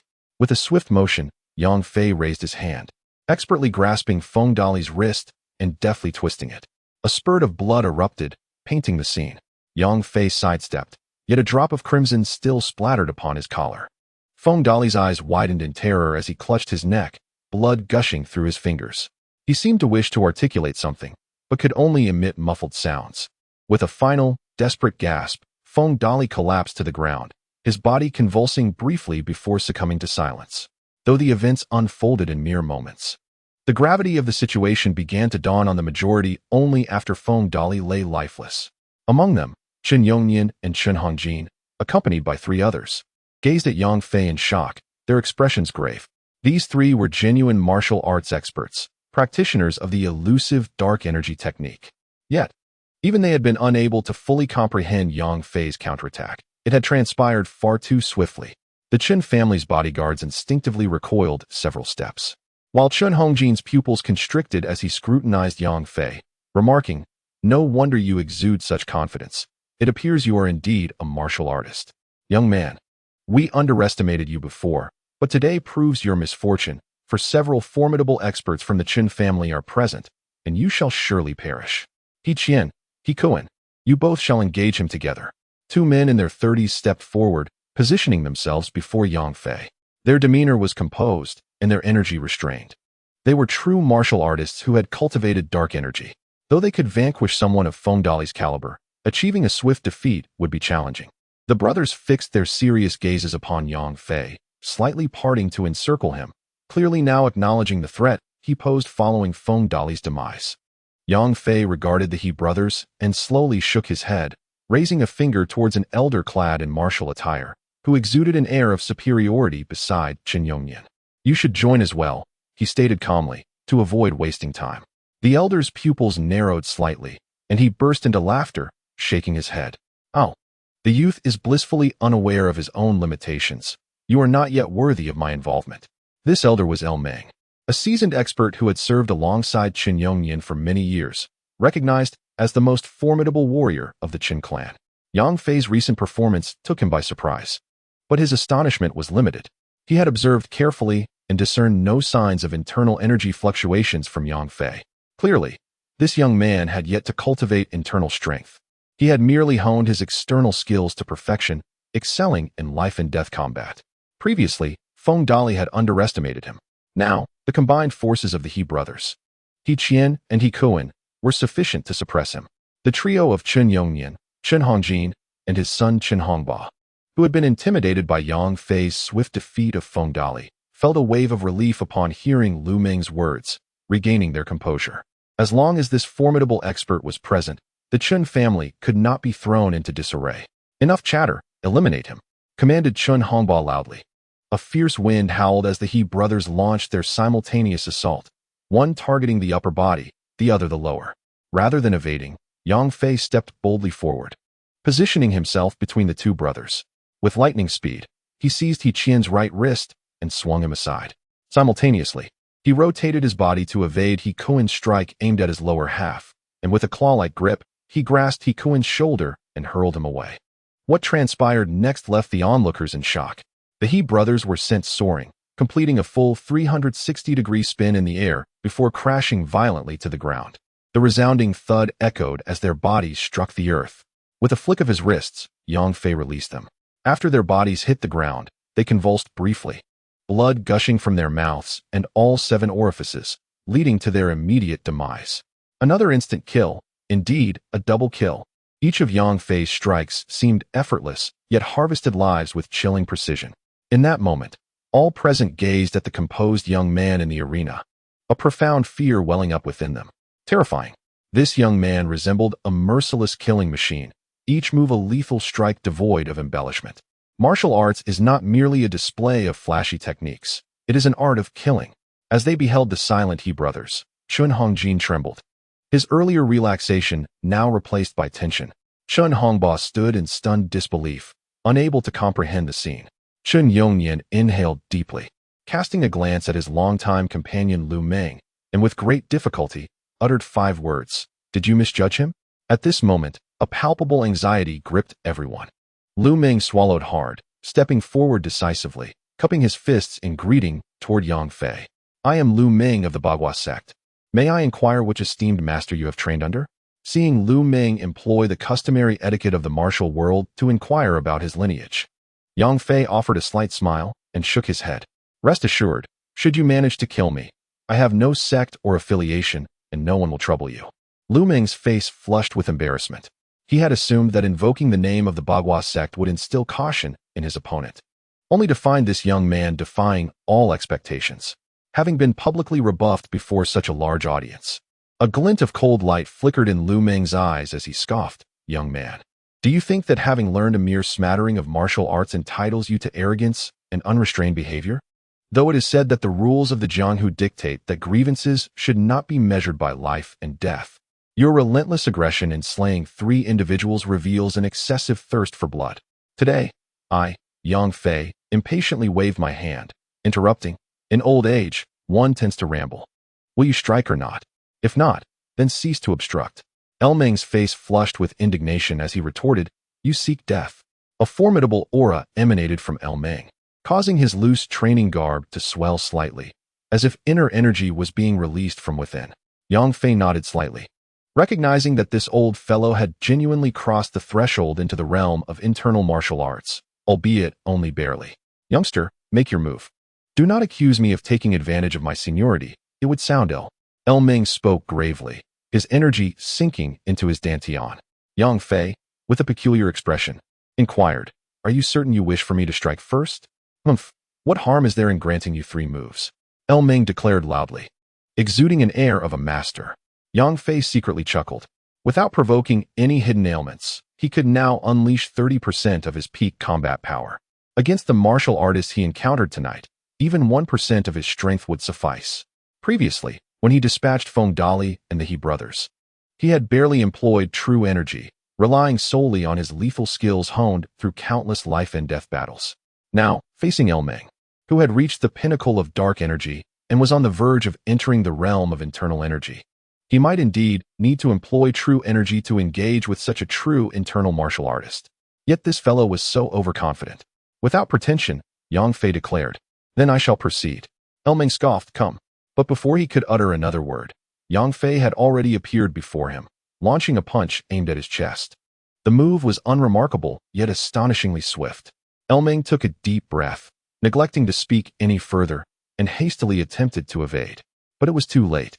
Yang Fei shot forth like a cannonball, his entire being crashing into Meng, leaving him no avenue of escape. Bang! His fist struck Meng's chest. Beneath the loose training attire, Meng's torso quickly caved in. Simultaneously, Meng's body was propelled as if struck by a truck, flying backward. Bang! Meng collided violently with Chun Yongnian, a venerable elder of the Qin family, whose influential presence in Benhai was well known, causing him to spit blood and succumb to Meng's impact. Thud! The two bodies fell to the ground several meters away, with Chun Yongnian instantly lifeless. While Meng struggled to rise, terror etched on his face as he pointed at Yang Fei, gasping, "You!" But he could not draw another breath, collapsing backward, also lifeless. A profound silence enveloped the scene. The members of the Qin family stared in disbelief, unable to accept this reality. This elder, who had been a steadfast companion to the patriarch for over a decade, was a true master of martial arts, having once infiltrated enemy territory multiple times, instilling terror in his foes. Even Chi Tai of the Lunghu Hall was said to have only managed to draw against him, which is why, despite their rapid rise, the Lunghu Hall dared not provoke the Chun family for years. Yet now, this esteemed figure in the eyes of the Chun family had perished, killed by a mere punch. This is utterly unexpected and profoundly difficult to accept. After a lengthy pause, Chun Hongjin and Chun Hongba finally regained their senses. The two brothers abruptly raised their heads to gaze at Yang Fei, their eyes now filled with a deep-seated terror. The blow that Chun Hongba endured today was simply too great. First, he lost his son, and now his father. He looked at Yang Fei, and although fear gripped his heart, hatred surged to the forefront, compelling him to shout furiously, "Scoundrel! You killed my son, and now you dare to take my father's life. I want you dead, I want you dead." Amidst his roar, he bellowed to the surrounding guards, "All together. We are many, let us kill him." Chun Hongjin also regained his composure and shouted, "Let us kill him together. 1 million for each of you." There were over 30 loyal guards from the Chun family present, all of whom were elite fighters. Although they could not match the prowess of Feng Dali or He Qian and He Kuan individually, they were all trained external martial artists and united. Their numbers were sufficient to overwhelm even a master.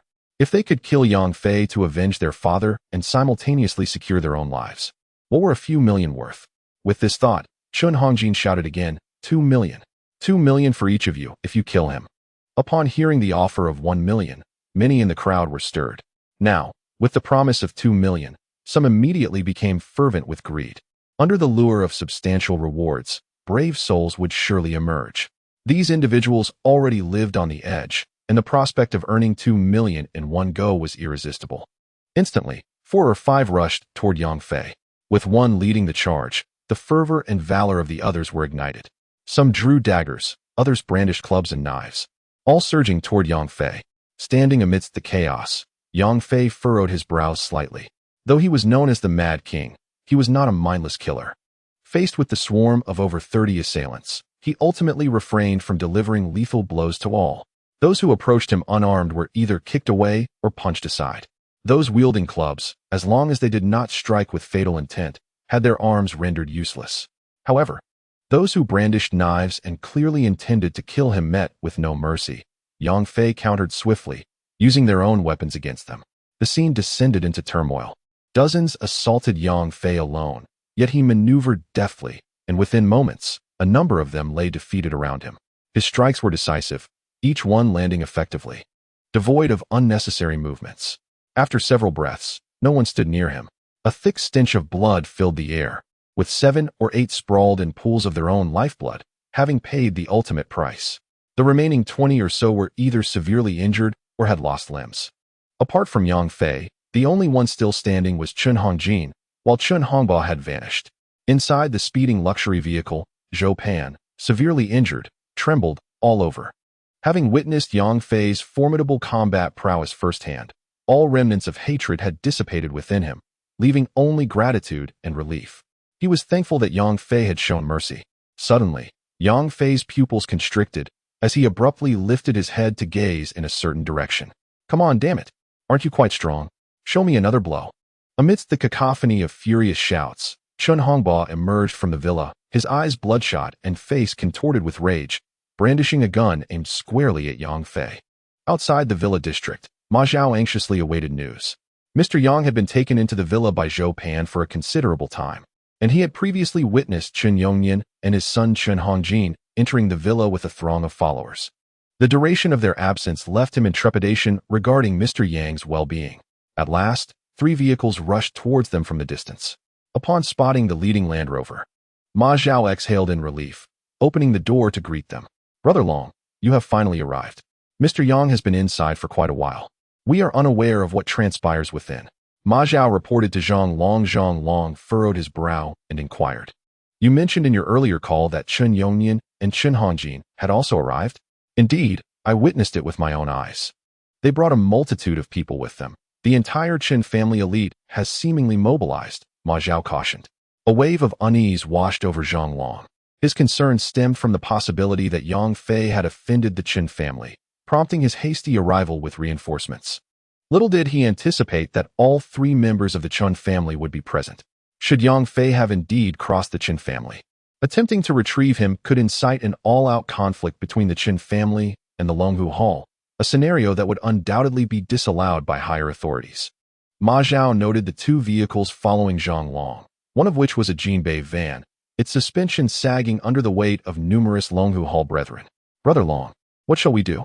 Should we storm in and demand his release? Ma Zhao queried. Just as Zhang Long hesitated, a sound shattered the night sky. Zhang Long's expression shifted drastically. Although the noise had been suppressed by sound-dampening equipment, he discerned it unmistakably as the report of a gunshot. Let us proceed and investigate, Zhang Long declared with determination, leading a dozen members of Longhu Hall towards Chun Hongba's villa. Inside the villa, as Chun Hongba brandished his firearm at Yang Fei, the latter narrowed his eyes. Kill him, Chun Hongjin exclaimed, his heart elated at the sight. Ignoring his elder brother, Chun Hongba fixed his gaze on Yang Fei. Filled with venomous hatred, and taunted, come on, let me see you try to hit me again. What good is your strength against a bullet? Yang Fei scrutinized Chun Hongba's hand that clutched the gun, responding with a cold challenge. You may attempt it. Kneel, Chun Hongba bellowed, demanding that Yang Fei bow in repentance before his father and son. As he spoke, he lowered the gun's muzzle and squeezed the trigger, intending to shatter Yang Fei's leg. Unbeknownst to him, he was confronting a terrifying presence. In the instant he shifted the gun, Yang Fei sprang into action. Chun Hongba pulled the trigger, but Yang Fei vanished from his line of sight. Almost simultaneously, Chun Hongba felt a blinding flash before his eyes, followed by an excruciating pain in his wrist. Looking down in horror, he discovered that a dagger had pierced through his right wrist, and the gun had clattered to the ground. Yang Fei wielded the dagger, dragging it downward. With a sickening slice, Chun Hongba's hand was severed from wrist to palm, blood gushing forth. A cry of agony erupted from Chun Hongba's lips. Yang Fei seized him by the throat, demanding, "Speak. Who sent you to kill me?" After marrying Qin Yinyang, he became the target of covert surveillance, which ultimately led to a tragic car accident. At the scene of the incident yesterday, the driver responsible perished, leaving him unable to pursue any leads. He could only await another strike from his adversaries. To his astonishment, They displayed such audacity that they sent someone to act again today. Initially, he suspected the Chun family was behind these attacks, but upon overhearing Chun Yongnian mention a prominent figure from the provincial capital, he surmised that the Chun family was merely acting on behalf of another. Chun Hongba, who had already succumbed to despair, erupted into manic laughter in response to Yang Fei's relentless interrogation. Ha ha ha. Young man, you are indeed formidable, beyond my expectations. But do you think this is the end? Let me inform you. You have offended a true power, and you are doomed. Yang Fei simply responded with a nonchalant "oh." As he pressed his finger down, with a swift motion, the dagger sliced through Chun Hongba's neck, blood gushing forth. Chun Hongba gazed at Yang Fei in terror and disbelief, his head lolling to one side as he departed from this world, chasing after his son and father in the afterlife. He could not comprehend why Yang Fei had chosen to kill him outright rather than compel him to divulge the identity of the true perpetrator. After discarding Chun Hongba's lifeless body, Yang Fei turned his attention to Chun Hongjin. Now, you are the only one aware of the truth. Do you wish for me to grant you a swift end, or shall I take my time in extracting the information from you? Trust me, my methods of coercion will make you regret ever being born. A chill coursed through Chun Hongjin's veins. The events of the night had far surpassed his imagination. The illustrious Chun family had been brought to ruin by a seemingly innocuous young man. Such news would be met with disbelief if it were to spread. Under Yang Fei's indifferent gaze, Chun Hongjin trembled, hastily exclaiming, I know nothing. Earlier, his younger brother had whispered to their father, after which a decision was made to confront Yang Fei. He too was curious, from his father's words. It seemed a powerful figure from the provincial capital sought to eliminate Yang Fei. Yet, he truly had no knowledge of who that person was. Seeing Yang Fei frown, Chun Hongjin quaked in fear, a foul odor emanating from him. Though he was ordinarily a ruthless character, today he was genuinely petrified by Yang Fei. This seemingly ordinary young man could kill with the casual ease of squashing an ant, exhibiting an alarming indifference. With his legs giving way, Chun Hongjin fell to his knees before Yang Fei, pleading, Brother, I truly do not know who wishes to kill you. When my younger brother spoke to my father, I did not overhear anything. Yang Fei observed the trembling figure of Chun Hongjin, who was so frightened that he had lost control of himself. And a flurry of exasperated thoughts raced through his mind. He could see that this man was not lying, nor did he dare to deceive him. However, the situation was not supposed to unfold in this manner. Yang Fei had decisively eliminated Chun Hongba to instill fear into Chun Hongjin, hoping to shatter his psychological defenses and compel him to reveal the truth. He never anticipated that this individual was entirely ignorant of the matter at hand. Damn it, Yang Fei thought, feeling somewhat bewildered. It was also my younger brother who offended you today, and my father has repaid your kindness with malice. He is truly despicable. But I have not wronged you. Please, spare me and let me go. Chun Hongjin pleaded from the ground, desperately beseeching for mercy. At that moment, Zhang Long arrived with his entourage, witnessing the entire scene unfold. Zhang Long, Ma Zhao, and the members of the Longhu Hall were utterly astonished upon witnessing the corpses and the injured strewn across the ground. Zhang Long himself was no exception. Upon encountering the lifeless forms of Lu Meng, He Qian, He Kuan, and Feng Dali, his mouth fell agape, rendered speechless by the shocking sight. Lu Meng was a renowned martial artist in Binhai, and his presence was vital for the Chun family to ascend as one of the three major powers in the region. As for He Qian, He Kuan, and Feng Dali, they were also skilled fighters, well-known figures on the streets of Binhai. The sight of all four of them lying dead in this place was simply staggering. Taking a deep breath, Zhang Long raised his gaze to behold Chun Hongjin kneeling before Yang Fei, begging for mercy. His throat felt parched, and words eluded him. Yang Fei, noticing Zhang Long and his entourage, snapped back to reality. He cast a complex glance at Chun Hongjin before delivering a casual slap to the back of his head. With an irreconcilable enmity towards the Chun family, he could not afford to leave any potential threats. Chun Hongba's eyes widened in horror as he collapsed, and the entire family was sent on their final journey together. Gradually regaining his composure from the overwhelming shock, Zhang Long instinctively inquired, Mr. Yang, did you do all of this? Yang Fei regarded him with a calm demeanor. Zhang Long hurriedly explained, Young Ma discovered that you were taken by the Chun family, and fearing for your safety, I rushed to check on you. I never anticipated your extraordinary prowess, Mr. Yang. Yang Fei fixed his gaze on Zhang Long, nodding after a brief moment. Your concern is appreciated.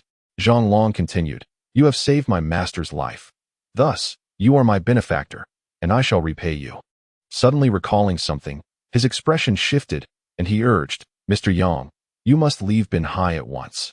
Noticing Zhang Long's serious and urgent demeanor, Yang Fei raised an eyebrow and glanced at the corpses on the ground. "As far as I know, according to the rules of the martial world, grievances can be resolved independently. Is there a problem?" Zhang Long nodded, affirming, "Indeed, under the rules of the martial world, as long as the conflict does not affect innocence, such disputes are permissible. However, there are regulations that impose limitations. For instance, in the case of ordinary fatalities, if the death toll exceeds 3, it escalates into a matter of collective harm that necessitates accountability. According to the martial world's regulations, in conflicts that do not impact ordinary people, the number of deaths in a single incident cannot exceed 8. Yang Fei surveyed the bodies on the ground. There was no need to count. It was undoubtedly more than 8. He furrowed his brow and asked Zhang Long, "What happens if it exceeds 8?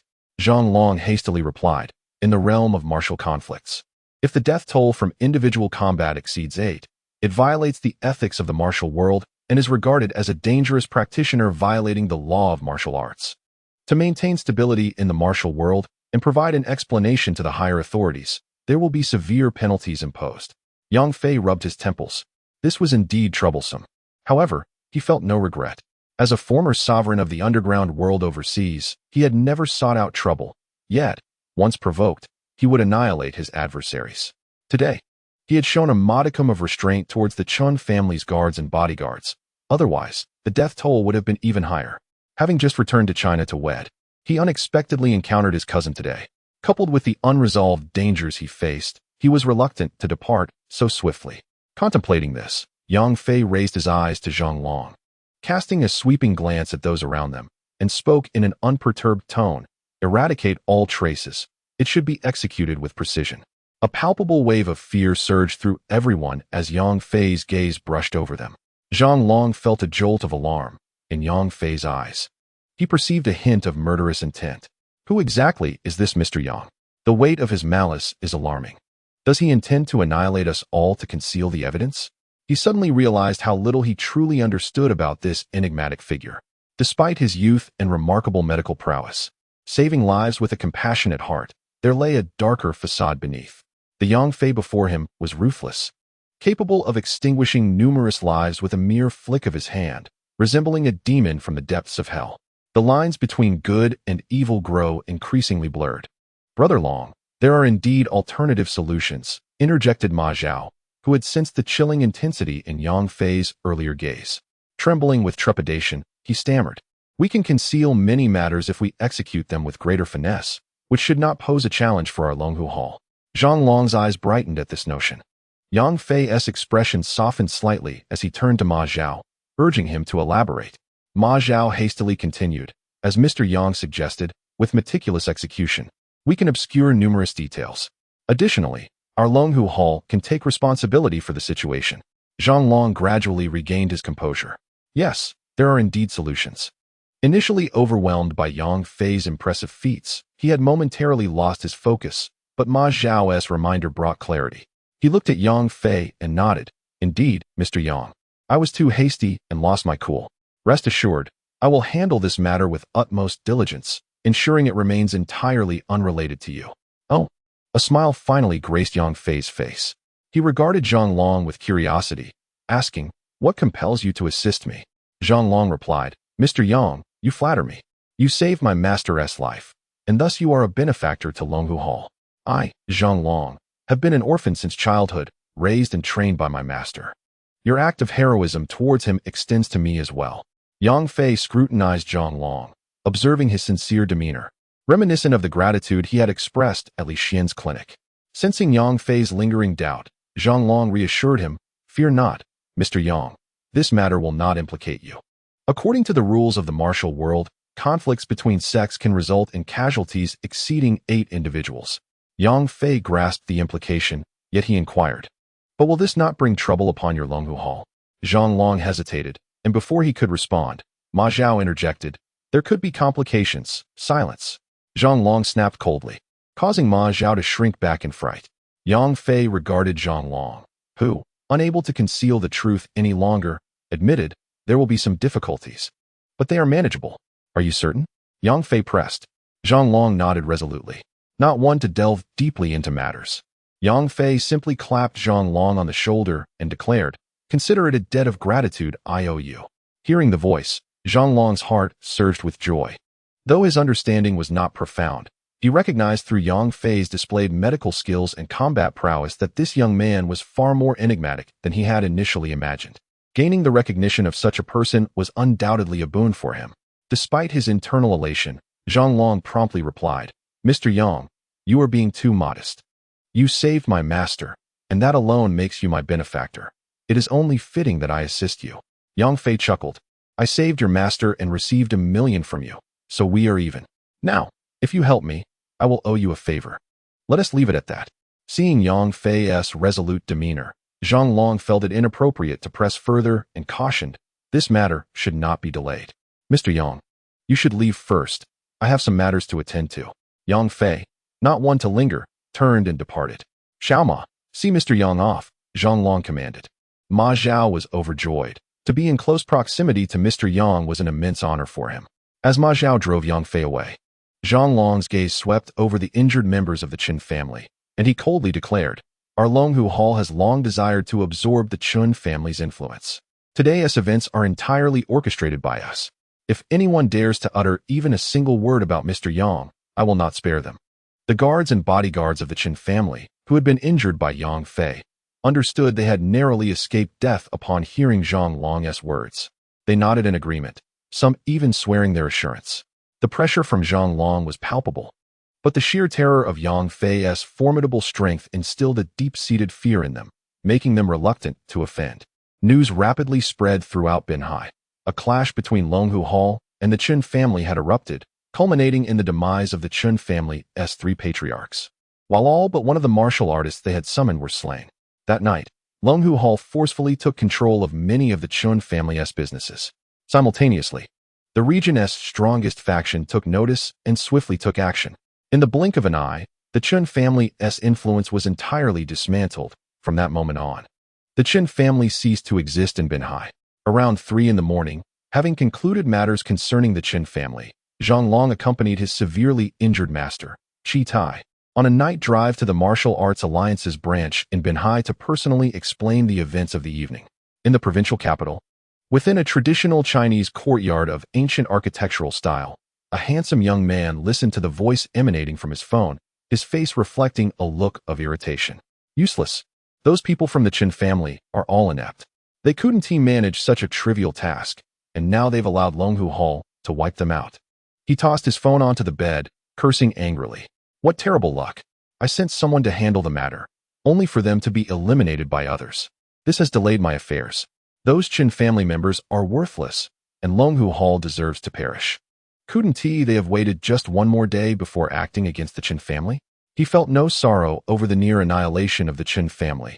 In his eyes, they were merely a minor pawn. Now, he would have to find someone else to do the job. Finally, the young man muttered to himself and reluctantly picked up his phone to make a call. Many members of Longhu Hall worked tirelessly throughout the night to protect Yang Fei's secret. The underground world of Binhai was thus shaken, leaving many with ties to the Qin family and Longhu Hall unable to sleep. Yang Fei was oblivious to everything that had transpired. Upon returning to the Binjianjuan villa, it was merely a little past 10 in the evening. He first asked Ma Zhao to take him to the parking lot outside Binhai University to retrieve his car, and then he drove home. The lights in the villa were aglow, and upon entering the garage, he indeed noticed Qin Yinyang's vehicle parked there as well. After parking his car, he ascended to the upper floor, where he found Qin Yinyang seated on the sofa, engrossed in a book. This sight evoked memories of the first time he had laid eyes on her. At that moment, she had been sitting by the window in a CF, deeply absorbed in her reading, with sunlight cascading over her, rendering her appearance almost ethereal. She seemed to possess a profound love for literature, relishing the tranquil solitude it provided, to the extent that he felt reluctant to intrude upon her reverie. As Qin Yinyang closed her book and lifted her gaze to Yang Fei, she greeted him with a simple, "You're back." Yang Fei responded, "Yes, when did you return?" She replied, "Around 9, I just got back not long ago." Yang Fei chuckled. "I had bought some groceries earlier, intending to cook at home, but then I had to step out due to an unexpected matter. Qin Yinyang nodded and smiled. There's no need for an explanation. Yang Fei was momentarily taken aback, realizing that his previous remarks had indeed been overly explanatory. Clearing his throat, he awkwardly suggested, "Well, shall we eat something?" To his surprise, she responded affirmatively. He had merely made a casual remark, not anticipating her acceptance. Shouldn't a girl be mindful of her figure and refrain from late-night snacks? He gazed at Qin Yinyang, who returned his look with a palpable sense of anticipation. "All right, just a moment," he said, turning to head downstairs once more. Having purchased groceries in the afternoon, he had beef, and thus he prepared a delightful dish of braised beef noodles for dinner. As Qin Yinyang savored her meal, she appeared remarkably refined, yet her pace was anything but slow. By the time Yang Fei finished, she had also set down her chopsticks. Noticing Yang Fei's gaze upon her, a faint blush crept onto her cheeks. The dish was simply too delectable, and she had lost herself in the moment, eating far too quickly. Would this be too embarrassing? Contemplating this, she grasped 2 bowls. Preparing to tidy up, Yang Fei interjected, "Allow me to wash them. You've already showered, and it would be unwise to dirty your hands again." Dressed in her pajamas, Qin Yinyang had changed after returning home to find Yang Fei absent. "That won't do. You cooked the noodles, so it's only fair that I wash the dishes," she insisted. Yang Fei chuckled. "It's best for a lady to avoid such chores, as it can be detrimental to the skin on her hands. Moreover, as your husband, it is my duty to lessen your burdens and pamper you a little." Upon hearing the term husband and wife, a peculiar feeling stirred within Qin Yinyang. Nevertheless, she remained steadfast, replying, "Even as spouses, we must respect each other, both in character and personality." Yet, being overly courteous in trivial matters like household chores feels rather foreign. Yang Fei spoke softly. "Am I being too hasty?" Qin Yinyang quickly shook her head. "No, it's just that I haven't been considerate enough. You are indeed correct. Since we are married and do not harbor any aversion towards each other, we ought to strive for a more natural coexistence," Yang Fei remarked with a smile. Rising to his feet, he prepared to head to the kitchen to wash the dishes. Suddenly, Qin Yinyang's gaze flickered as she noticed the bloodstains at his collar. "Are you injured?" Yang Fei was taken aback and instinctively lowered his head to inspect the source of her concern. Spotting the crimson marks, he silently chastised himself for his negligence. "I apologize. In the midst of my busyness, I completely forgot.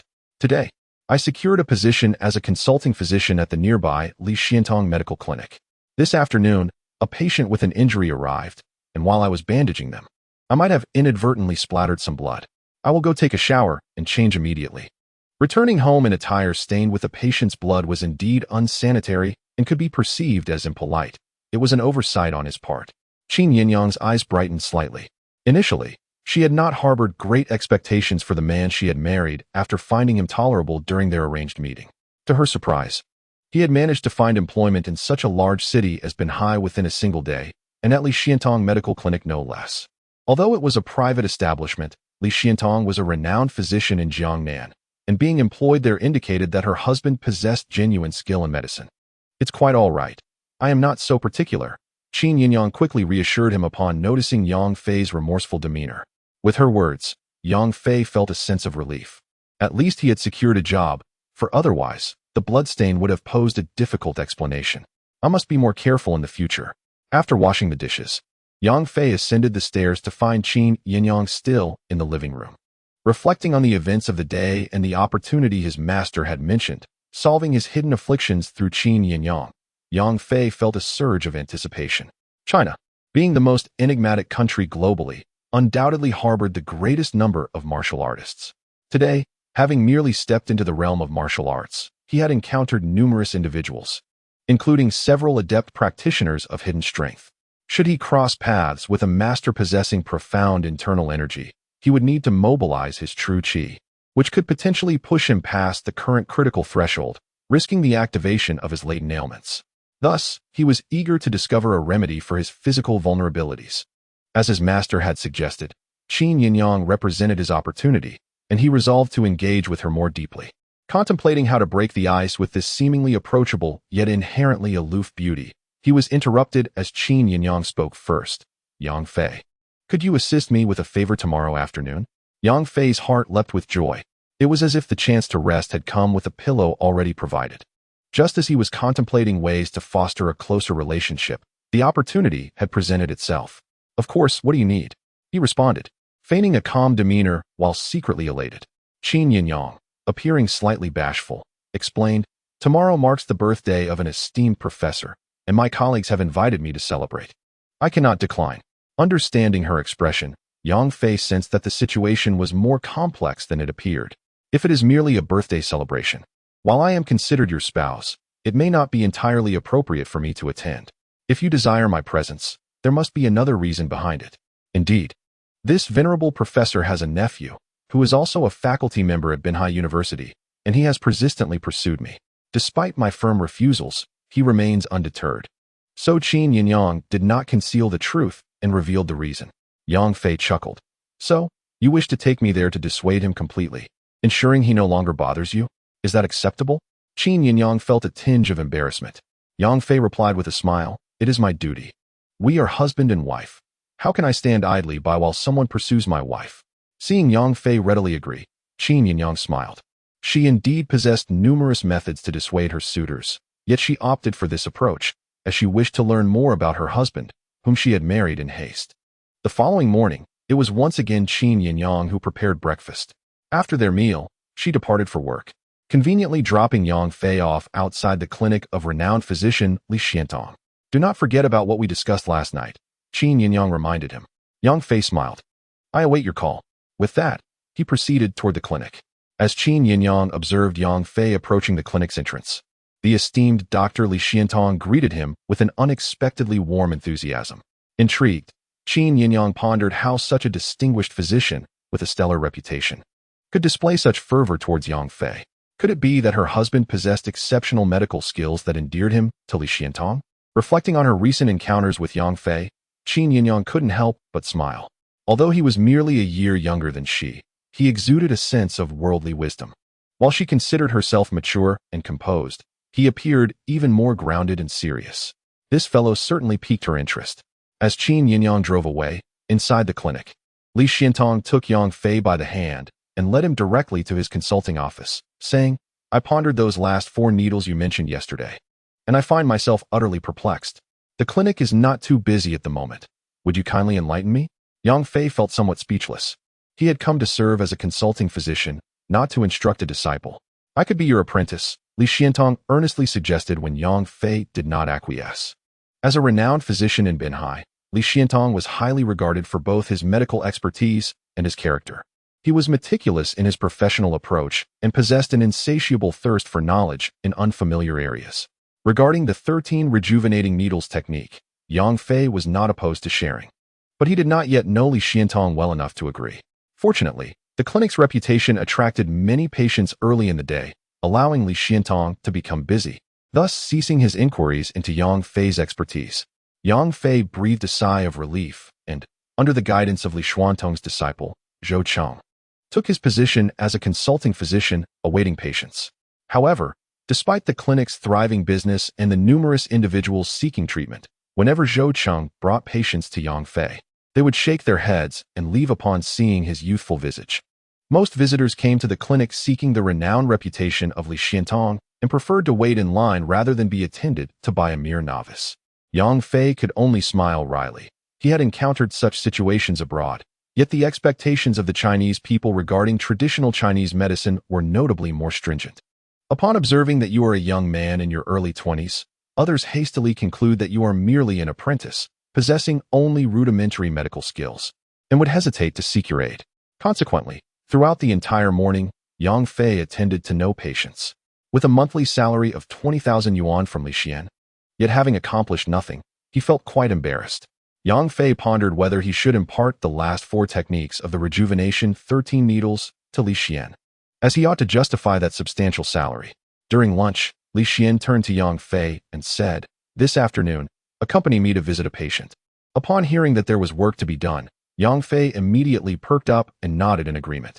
After their meal, Li Xian drove Yang Fei to an old residential complex within the city. Despite its age, the location was excellent. Upon entering the elevator, Li Xian remarked, LV Shou Wang is an old friend of mine, having dedicated his life to the field of education. A few years ago, he suffered a stroke and was nearly paralyzed. I have been treating him ever since, and he has made considerable progress. yet he still relies on a wheelchair for mobility. I brought you here today to seek your assistance. Yang Fei nodded, responding, from your description, it seems there is potential for recovery. Li Xian concurred, indeed, but regrettably, my skills are not proficient enough. After 3 years, I have yet to restore him to health. Yang Fei replied, your medical expertise is already quite commendable. Li Xian looked at him with a sense of longing, expressing, if only I could master the entirety of the rejuvenation 13 needles, I would have surely healed him by now. Sensing the fervent gaze of the elder upon him, Yang Fei hastily fell silent.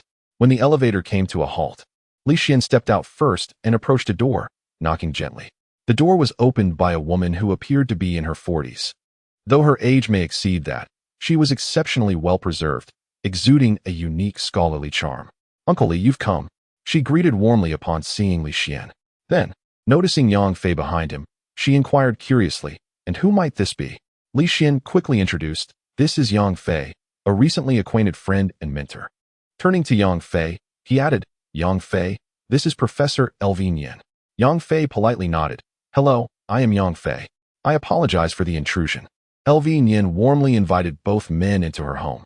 In the living room, an elderly man sat in a wheelchair. Upon seeing Li Xian, he chuckled. You should have come yesterday afternoon.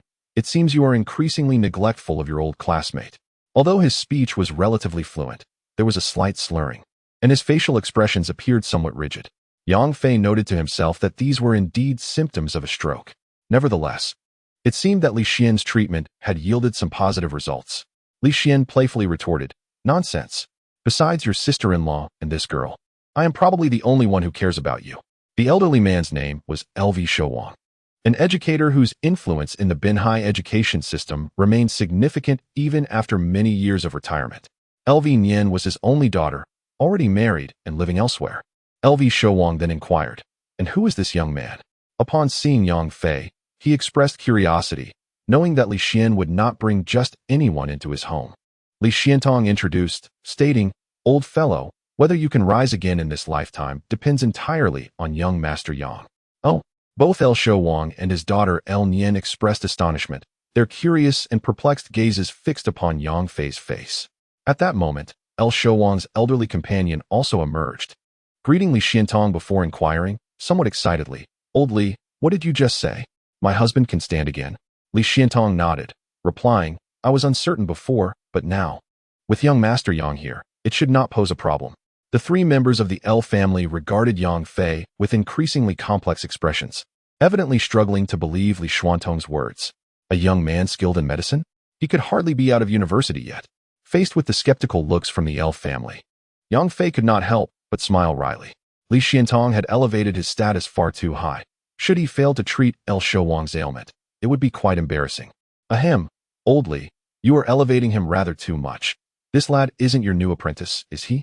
El Shouwang said, quite at ease. Given his good rapport with Li Xiantong, his employer chuckled, clearly unconvinced by Li Xuantong's assertions. El Nian furrowed her brow slightly, doubting her uncle's sobriety that day. Seeing the expressions on the faces of the L family, Li Xiantong recognized their disbelief and laughed heartily. Turning to Yang Fei, young Master Yang, why not take a look? Yang Fei nodded and approached El Shouwang. Since he had accompanied Li Xiantong, it was indeed to assist with the medical examination. As for the doubts held by the L family, he paid them little mind. The L family regained their composure.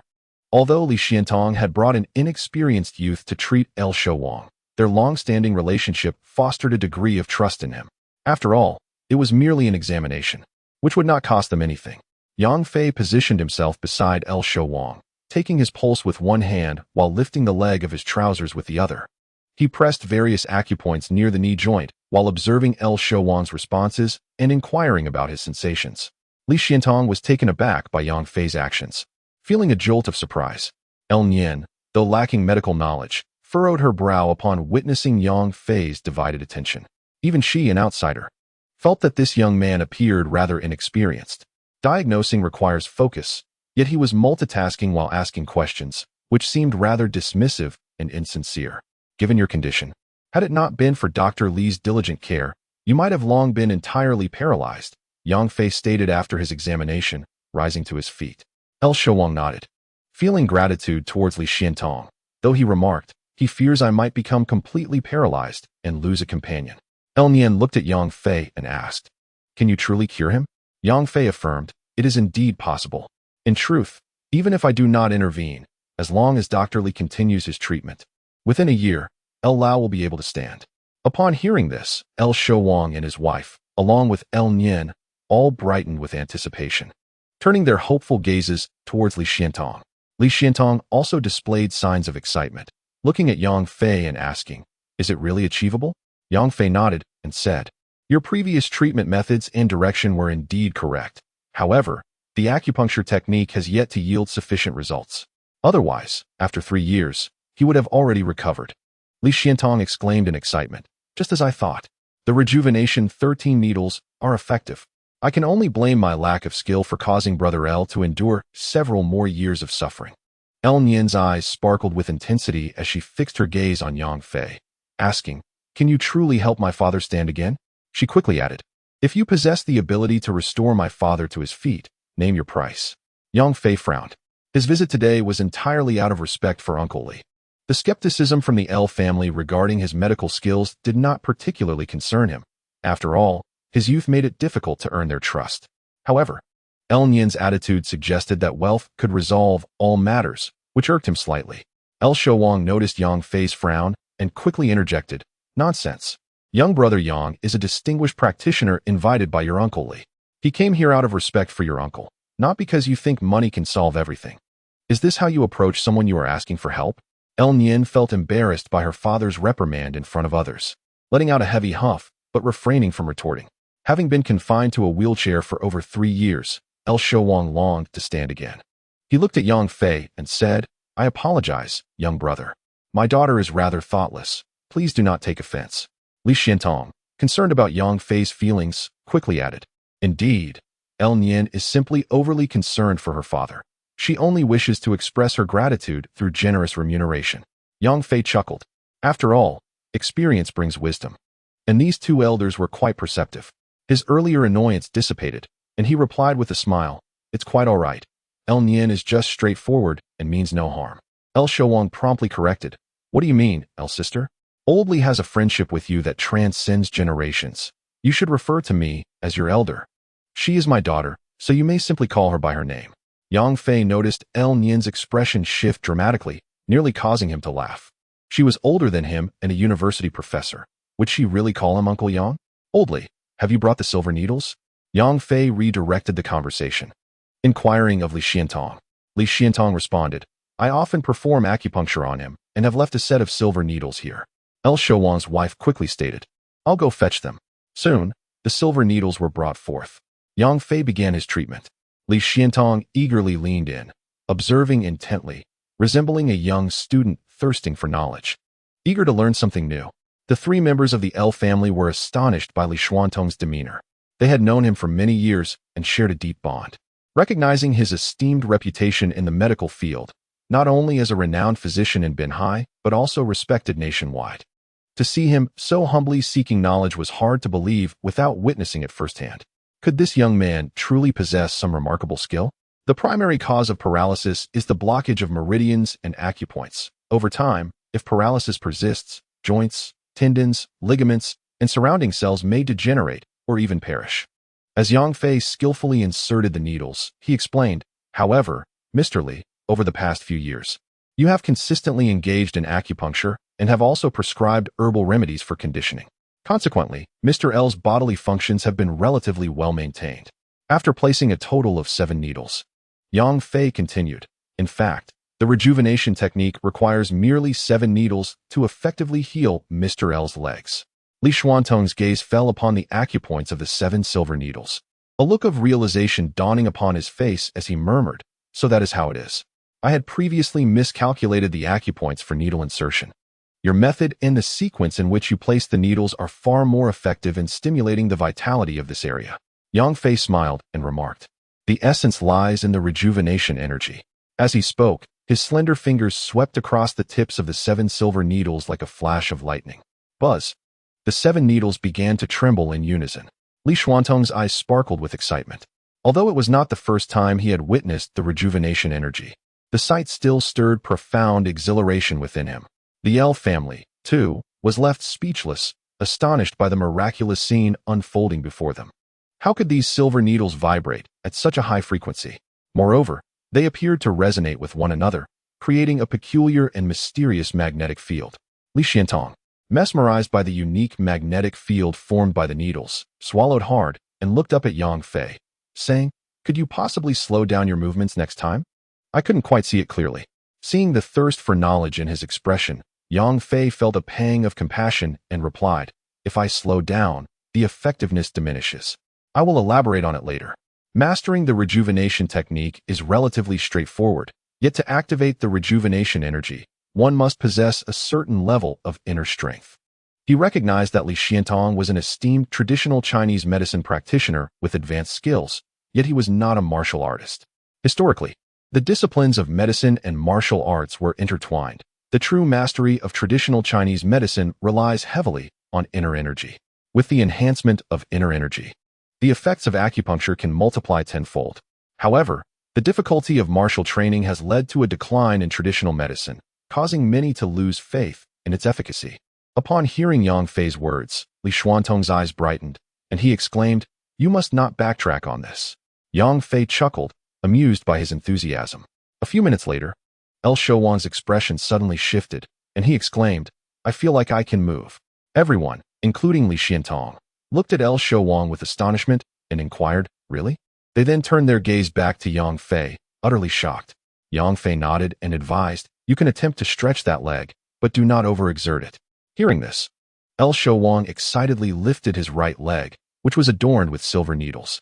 Under the watchful eyes of everyone, his leg slightly elevated a few centimeters. "Oh my, look, it's moving," El Shouwang's wife exclaimed with immense joy. "It's able to move, how wonderful." El Nian, equally thrilled, turned to his father and said, "Dad, try again." Was I seeing things just now?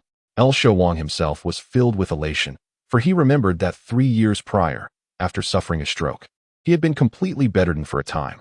Thanks to Li Xuantong's meticulous care over the years, he had gradually regained sensation in his upper body, and his hands had returned to normal functionality. Only his legs remained immobile. Recently, during a session of acupuncture administered by Li Xiantong, he felt a slight warmth in the meridians of his legs, gradually regaining some sensation. However, the distance to a full recovery sufficient for movement remained considerable. At this moment, Yang Fei had only just begun his treatment, and merely 5 minutes had passed when he observed that the leg could respond to the central nervous system's commands, allowing it to lift slightly. How could this not evoke excitement? Under the attentive gazes of those present, Lu Shouwang attempted to move his leg once more, managing to raise it a few more centimeters than before. His expression was one of exhilaration as he gripped the armrests of his wheelchair, even contemplating standing up. Lu Nian hurriedly supported him, advising, "Dad, please don't get too excited. Take it slow." "Indeed, old man, restrain yourself." He Yang, our little doctor, his wife, Wang Shu, promptly added. Gradually calming down, Lu Shouwang looked at Yang Fei with deep gratitude. "Brother Yang, I scarcely know how to express my thanks." Yang Fei offered a slight smile and shook his head, saying, "You are a close friend of Mr. Li. It is my duty to provide treatment, and there is no need for gratitude." In fact, Li Xiantong felt even more elated than Lu Shouwang's family. He had long anticipated the remarkable efficacy of the rejuvenating 13 needles in Yang Fei's hands, yet he still found himself underestimating their power. Hearing Yang Fei speak in such a manner before Lu Shouwang's family filled him with pride. He chuckled and said to Lu Shouwang, "Indeed, although our young brother Yang is youthful, he embodies the true essence of a healer, possessing a compassionate heart, dedicated to alleviating suffering and forging benevolent connections. This is the essence of our vocation." Yang Fei nodded slightly. Though his interactions with Li Xiantong had been limited, he discovered that this elder shared his philosophy, both possessing a benevolent heart that could not bear to witness human suffering.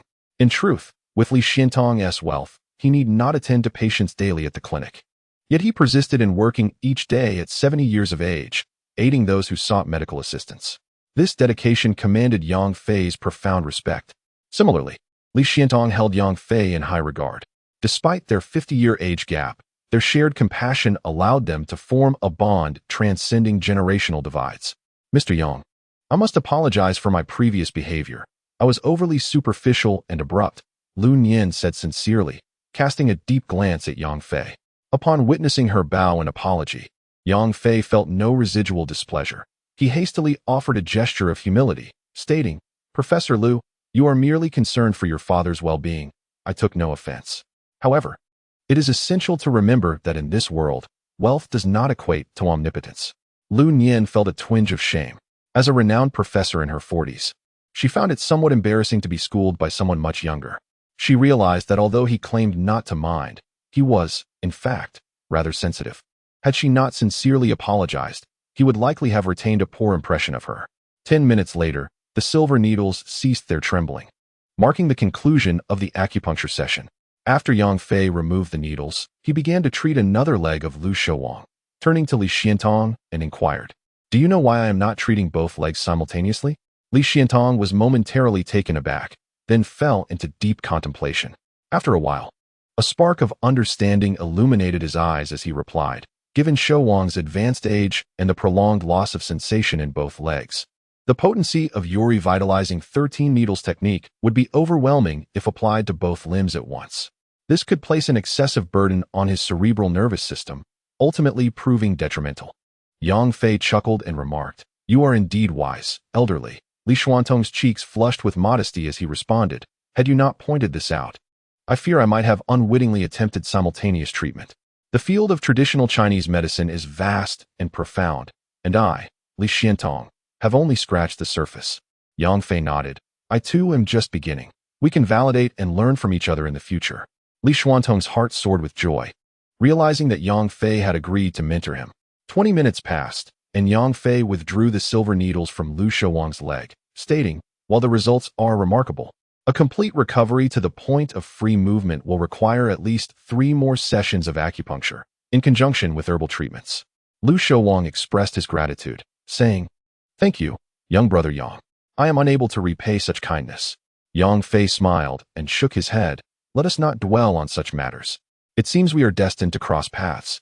Lu Shouwang laughed heartily, his gratitude reflected in his gaze towards his friend, Li Xiantong. Li Xiantong then shared the prescription he had previously written for Lu Shouwang, inviting Yang Fei's opinion. After consideration, Yang Fei suggested adding an additional herb. Upon hearing this, Li Xuantong's face lit up with realization. How could I have overlooked this? Adding this herb will undoubtedly enhance the efficacy by more than 30%. As he spoke, his gaze toward Yang Fei brimmed with newfound respect. Initially, he had believed Yang Fei's expertise lay solely in acupuncture, but it was now evident that this young man possessed a profound understanding of medicinal principles. The presence of such a young prodigy in the realm of traditional Chinese medicine is indeed a boon for the field. Politely declining the invitation from the Liu family to dine with them, Yang Fei and Li Xiantong departed. Lu Nian personally drove them back to the clinic, repeatedly expressing her gratitude for Yang Fei's treatment of her father. She attempted several times to offer him her bank card, but ultimately refrained, fearing that presenting it would displease him. Yet, aside from offering money, she found herself at a loss for how else to convey her thanks. Upon returning to the clinic, Li Xiantong invited Yang Fei to his office to assist in addressing the concerns of the patients in line, occasionally seeking Yang Fei's insight on his own diagnoses and prescriptions. This scene astonished many patients, leaving them curious about the identity of the young man who could elicit such respect from Li Xiantong in matters of medicine. At 5:30 in the afternoon, Qin Yinyang called to inform Yang Fei that he had finished work and sent him an address, Zouwei residence.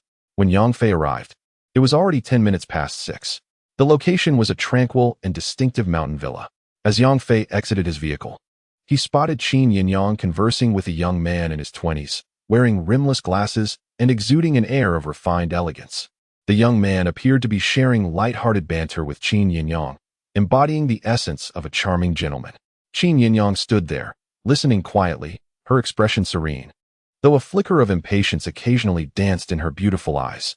Upon seeing Yang Fei, a captivating smile graced her face as she approached him, saying, "Darling, I am here." Witnessing Qin Yinyang affectionately address another as darling, the cultured young man felt his heart shatter. He turned to fix his gaze upon Yang Fei, a shadow passing through his eyes, yet his face bore a gentle smile as he followed behind Qin Yinyang. Though aware that Qin Yinyang was deliberately acting in front of the young man, Yang Fei still relished the moment as she approached him, smiling. She was an extraordinarily beautiful woman, at first glance, one might not be awed due to her demeanor and attire. However, in any setting, standing alongside any other woman, she would undoubtedly be the most radiant. At least, Yang Fei believed that among the women he had encountered in reality, Qin Yinyang was the most exquisite. The so-called internet celebrities and stars, once stripped of their beauty filters, would certainly pale in comparison to her natural beauty. As Qin Yinyang reached Yang Fei's side, she effortlessly linked her arm with his. Yang Fei glanced at her, and she smiled back. Noticing that the young man had followed them, she introduced, "This is my husband, Yang Fei. Darling, this is my colleague, Ning Xiaodong." With a warm smile, Ning Xiaodong extended his hand to Yang Fei, saying, "Hello, I am Ning Xiaodong. It is a pleasure to meet you." Yang Fei understood that Qin Yinyang's primary purpose for bringing him here today was to rid herself of Ning Xiaodong's unwelcome attention. So he felt no need for pleasantries and asked, "How pleased are you?" Ning Xiaodong was momentarily taken aback. He had not anticipated such a question, which deviated entirely from the norm. Qin Yinyang stifled a laugh, amused by Yang Fei's remark. "Mr. Yang truly possesses a sense of humor." Ning Xiaodong quickly responded upon regaining his composure. Yang Fei looked at him and inquired, "What is humorous about it?" Ning Xiaodong's lips twitched, and his demeanor soured. At 27, he was already a faculty member at Binhai University, having recently earned the title of associate professor, distinguishing himself among his peers. Previously, he could communicate effortlessly with anyone. But today, he found himself unable to engage with Yang Fei. "Hello, I am Yang Fei, Qin Yinyang's husband. You are her colleague, correct? I was merely jesting. You wouldn't take offense, would you?" Yang Fei flashed a smile at Ning Xiaodong, attempting to clarify. Ning Xiaodong thought, "What the hell? We are not that familiar for such banter." He felt his composure shaken by this young man. Taking a deep breath, Ning Xiaodong needed to maintain his image in front of the goddess, so he responded with a smile. "Mr. Yang is indeed humorous, haha. However, I have known Yinyang for almost a year now. She graduated not long ago, but I have never heard her mention you. How did you come to marry?" Seeing that Qin Yinyang was looking at him without any intention to speak, Yang Fei replied, "Oh, that is because I had returned earlier, the day before yesterday. Upon returning, we met and discovered that we held no disdain for one another. A mutual spark ignited, leading us to marriage." Qin Yinyang nodded in affirmation, remarking, "Well, it seems like love at first sight." Ning Xiaodong felt as though his heart was shattering. Simultaneously, an inexplicable rage surged within him, nearly overwhelming him. Is this truly possible? How could a woman as exceptional as Qin Yinyang experience love at first sight with another, let alone rush into marriage? It must be a deliberate act of using someone as a shield. Ning Xiaodong took a deep breath, striving to suppress his fury while maintaining a calm and gentle faade. He shifted the conversation, addressing the couple. "Others should be arriving shortly. Let us proceed inside to converse." Although Qin Yinyang was tall, she had opted not to wear high heels, making her slightly shorter than Yang Fei. She tilted her head towards him and inquired, "Darling, shall we head in?" Her voice was soft and endearing, leaving Yang Fei feeling buoyant. If only this were true. He thought that if Qin Yinyang truly cherished him and displayed such affection regularly, he would undoubtedly succumb to her charm. Yet, he understood that all of this was a faade. Qin Yinyang was not the type to be a mere damsel. She was independent, confident, and a true goddess of composure, possessing a strong sense of self. "Of course, we must enter. We are here to celebrate a birthday, after all," Yang Fei replied with a smile. "Yes, let us go," Qin Yinyang said, linking her arm with Yang Fei as they made their way into the villa. Ning Xiaodong watched as Qin Yinyang clung to Yang Fei's arm, wishing he could take his place instead, observing their retreating figures. He recalled that the guests arriving for the birthday celebration would predominantly be university professors, prompting a smirk to creep onto his face. "Let you all pretend for a while. Just wait until I reveal the truth. Qin Yinyang, you are meant to be mine alone. If you wish to secure your position at Binhai University and attain a professional title, it is impossible without my support," Ning Xiaodong thought, regaining his confidence. After all, his father was the vice president, and his uncle was the department head of Qin Yinyang's division, her direct superior. He could not believe she could escape from his grasp. Yang Fei was led by Qin Yinyang into the private room of Wenyuan Pavilion, where they were greeted by a large round table that could seat over 20 people. Already surrounded by numerous individuals, most were middle-aged, exuding an air of scholarly sophistication. Upon entering, many greeted Qin Yinyang, clearly enamored by the presence of such a young and beautiful teacher. Qin Yinyang nodded to everyone and introduced Yang Fei, saying, "Esteemed seniors and colleagues, this is my husband, Yang Fei. Today, on the occasion of Professor Ning's birthday, I brought him to meet you all." As she spoke, she introduced the gathered guests one by one.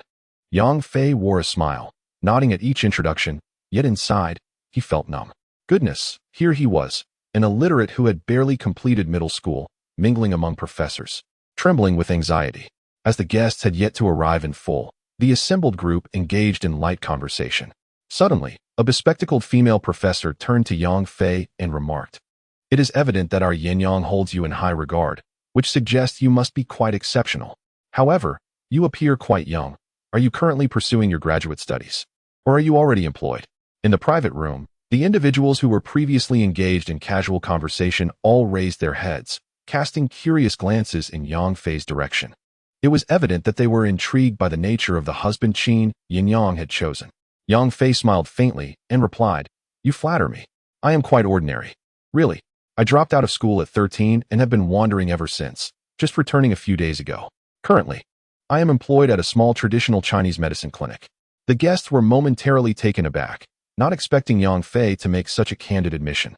Most of those present were university professors or associate professors, with Binhai University being one of the top institutions in Huaxia. As such, their social standing was significantly elevated compared to the majority of ordinary individuals, representing the middle to upper echelons of society. Their relatives and friends were largely composed of individuals holding official positions in various state institutions. They had never encountered someone as young, undereducated, and merely working as a family member at a small clinic as Yang Fei. Noticing the disappointed or disdainful expressions in the eyes of the crowd directed at Yang Fei, Ning Xiaodong felt it was his moment to shine. He chuckled and addressed Yang Fei. "So, Mr. Yang, that makes you somewhat of a peer to me. I teach at the pharmacy department of Binhai University. Are you an apprentice at the clinic? If you have any questions, feel free to ask me." The female professor, who had initially felt a bit awkward after Yang Fei's introduction, nodded in agreement with Ning Xiaodong, saying, "Yes, you young people should communicate more." Yang Xiaodong is the youngest associate professor in our medical school, with solid expertise. You should take the opportunity to seek his counsel. "Sure, that sounds good." Yang Fei replied with a smile, not wanting to put Qin Yinyang in an uncomfortable position. He resumed sipping his tea, which, to the others, seemed like an admission of being overshadowed by Ning Xiaodong's accomplishments. They couldn't help but shake their heads in disapproval, feeling it was a pity that Qin Yinyang had married someone like him.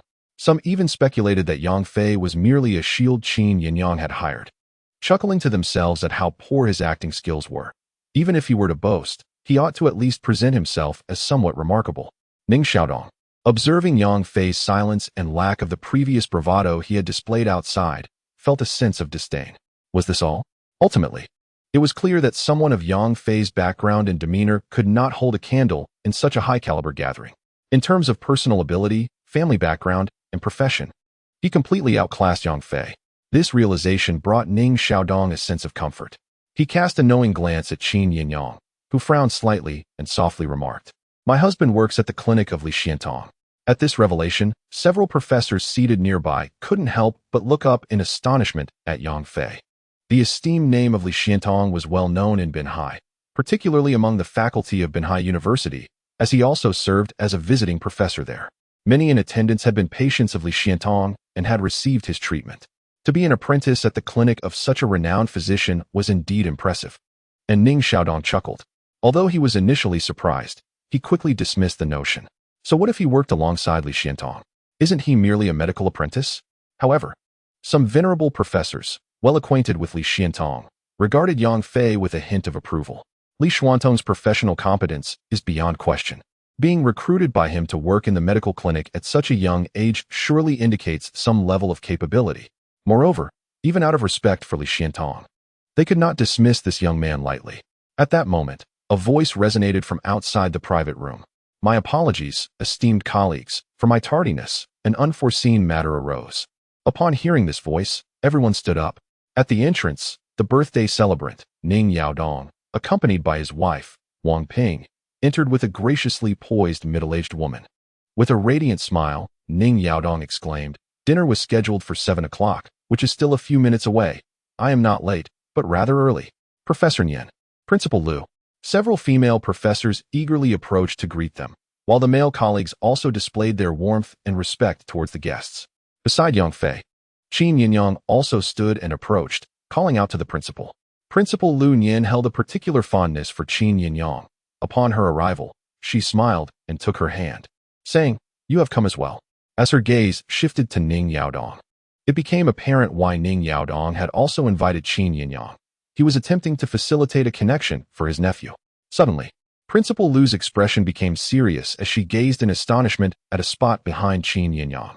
Others noticed her reaction and turned to follow her line of sight. The only person seated at the table, remaining still and failing to rise in greeting, was Yang Fei, which struck a jarring and discourteous note. Ning Yaodong cleared his throat, slightly furrowing his brow.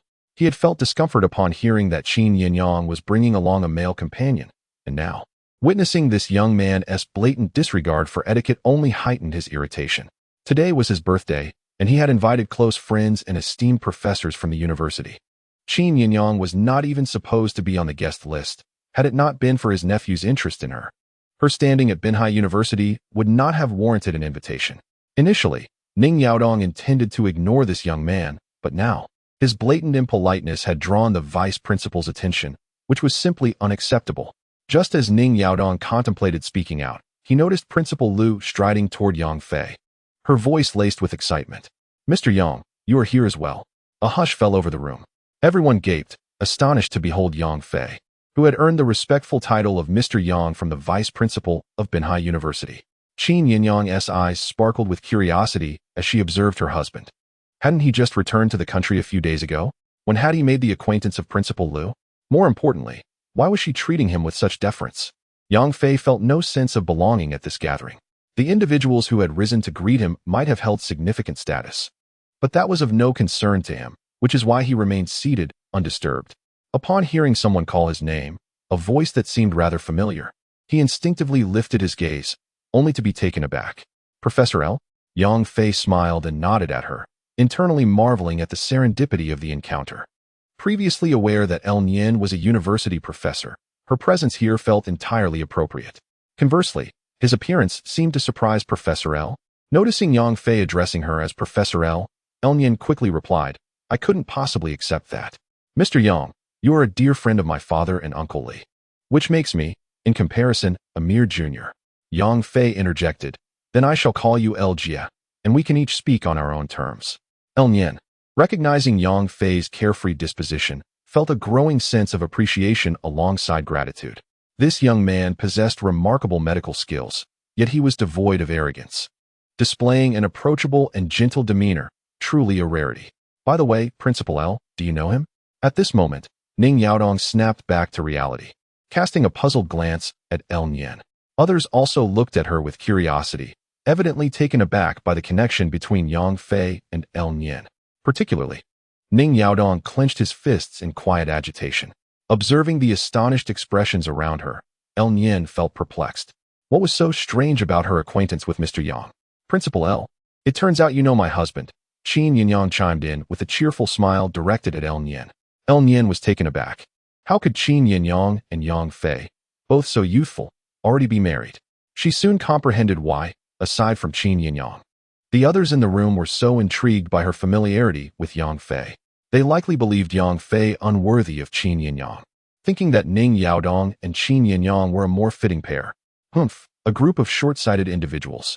While Ning Yaodong was indeed commendable, in comparison to Mr. Yang, one was a firefly, while the other was a star in the celestial sphere. With this thought, El Nian smiled and remarked, "Mr. Yang is truly a master of traditional Chinese medicine. He has the ability to heal my father's long-standing ailment and help him stand once more." "What?" A gasp erupted from the crowd. The former leader had been paralyzed for over 3 years. Despite Li Xian's diligent efforts, he had been reliant on a wheelchair. Now, El Nian claimed that Yang Fei could restore him to standing. How could this be possible?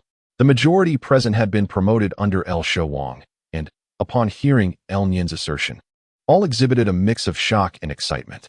However, upon observing Yang Fei's youthful appearance, doubt and skepticism crept into their eyes. Particularly, Ning Yaodong's face bore profound disbelief and resentment. It must be false. How could this young man possibly cure the former principal's paralysis? If even Li Xian couldn't succeed, what made him capable? Surely, this lad must have deceived Principal L through some means. Yes, that had to be it. El Nian, having felt remorse for her previous disrespect towards Yang Fei, found herself seated beside him, wishing to cultivate a closer relationship. In the private room, a waiter brought in an additional chair. As the vice principal, El Nian was originally assigned a prominent position next to Ning Yaodong. Yet she chose to sit beside Yang Fei and Qin Yinyang, causing Ning Yaodong to forego any further discussion about rearranging seats. As the guests settled in and the wine and dishes were served, it became evident that they were all faculty members from the same institution, comfortably conversing amongst themselves. However, Yang Fei appeared somewhat out of place. Yet, he remained indifferent, having come solely to accompany Qin Yinyang, focused on fulfilling his duty and satisfying his hunger. Nevertheless, Lu Nian did not neglect Yang Fei. After extending her birthday wishes to Ning Yaodong and greeting several professors, she engaged in conversation with him. Due to Lu Nian's presence, a few professors at the table also took the opportunity to exchange a few words with Yang Fei.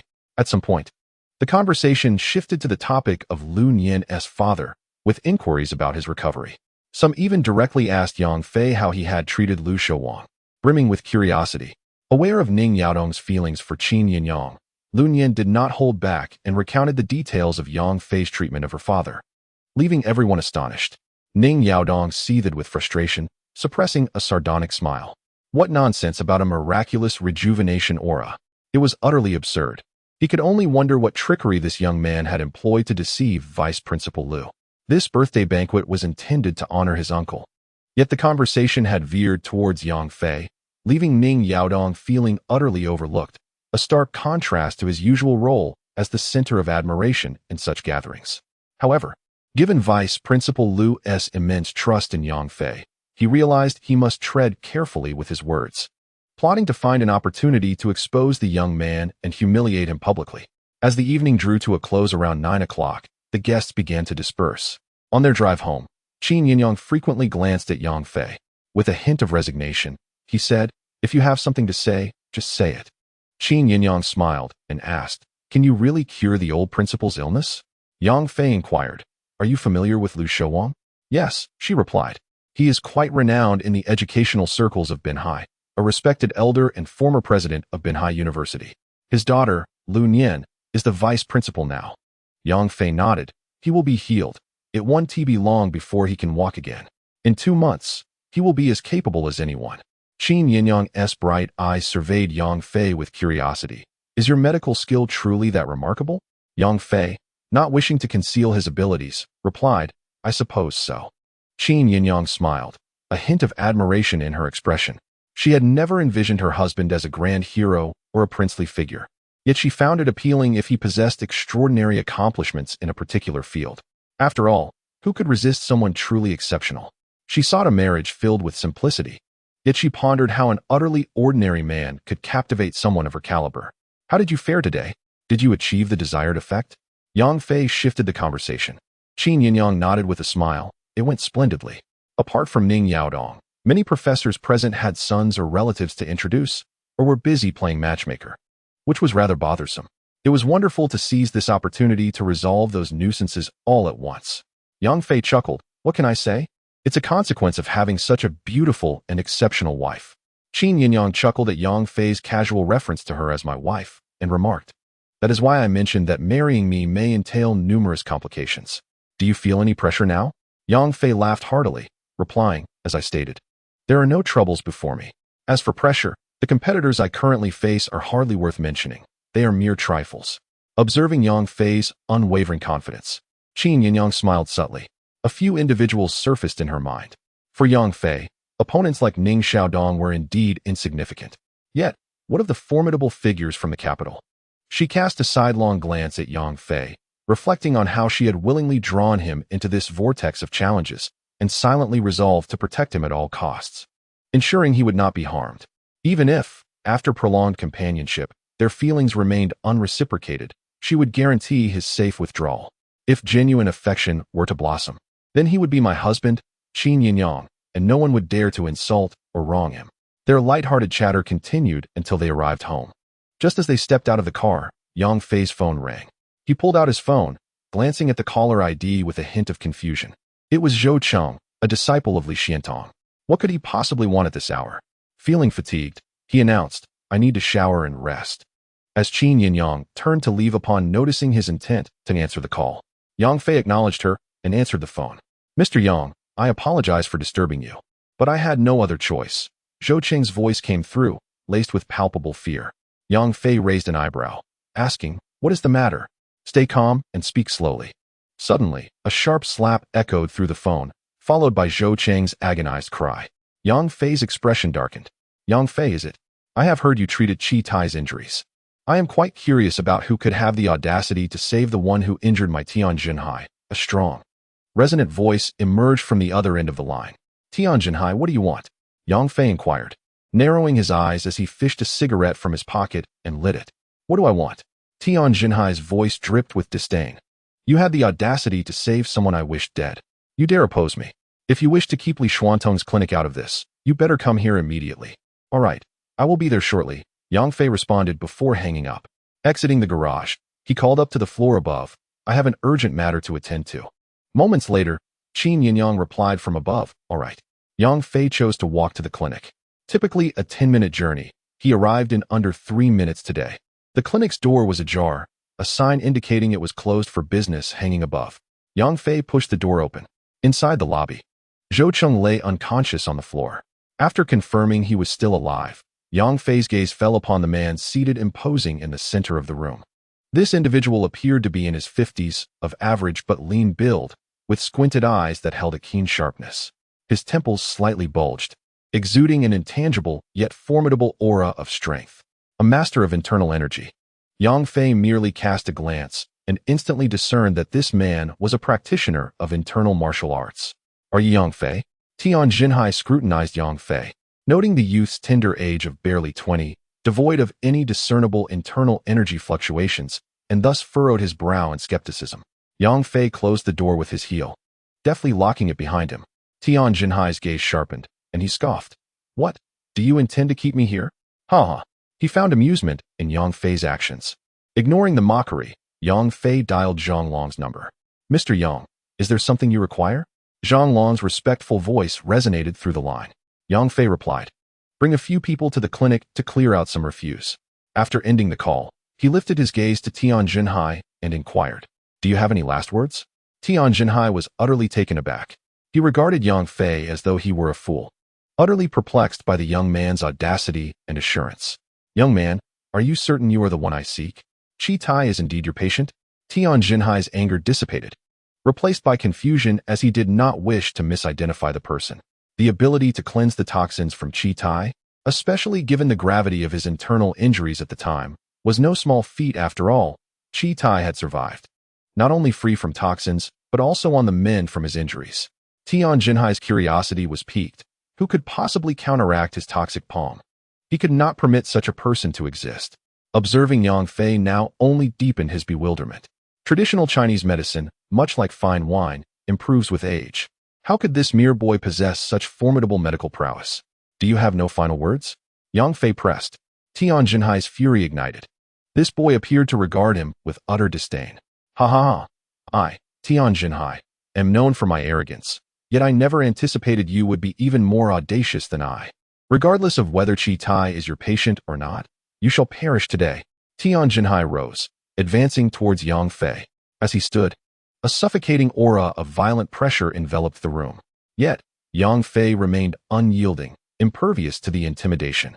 Tian Jinhai felt a jolt of surprise under his imposing presence. An ordinary person would have already knelt in supplication, yet this young man stood unfazed. What was amiss? An internal martial artist typically emanates an invisible aura, though subtle. It is overwhelmingly oppressive to the untrained. If this boy were also a martial artist, why could he not detect any internal energy emanating from him? He could only be an external martial artist at best. Suppressing his doubts, Tian Jinhai suddenly shifted, his form blurring as he swiftly closed the distance to Yang Fei. He raised his hand, his expansive palm poised to strike Yang Fei's face with lethal force. Such a minor character, he thought, could be dispatched with a single slap. Yang Fei's eyes narrowed as he beheld Tian Jinhai's hand, darkened and evidently imbued with poison. He raised his own hand, striking back with equal ferocity. A resounding clap echoed through the air as Tian Junhai was sent flying. A buzzing sensation enveloped my head as I felt Yang Fei's fair hand strike my cheek, akin to a heavy hammer crashing down. The terrifying force behind the blow was overwhelming. Despite my immediate effort to gather my internal energy and brace myself, it was futile. With a thud, Tian Junhai was propelled several meters, crashing against the wall behind him.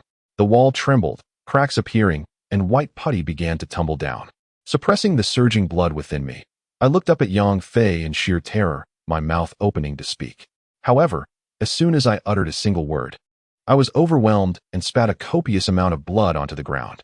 My complexion turned ashen as I gazed at Yang Fei in horror, stammering, Who are you? My heart was tumultuous, filled with an immense dread.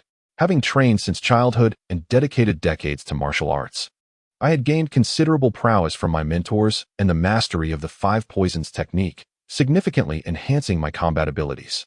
Now, I had achieved a fundamental level of internal strength, becoming a true master of the internal arts. With the dominance of the 5 poisons technique, even those with mid to late stage internal energy would regard me with caution.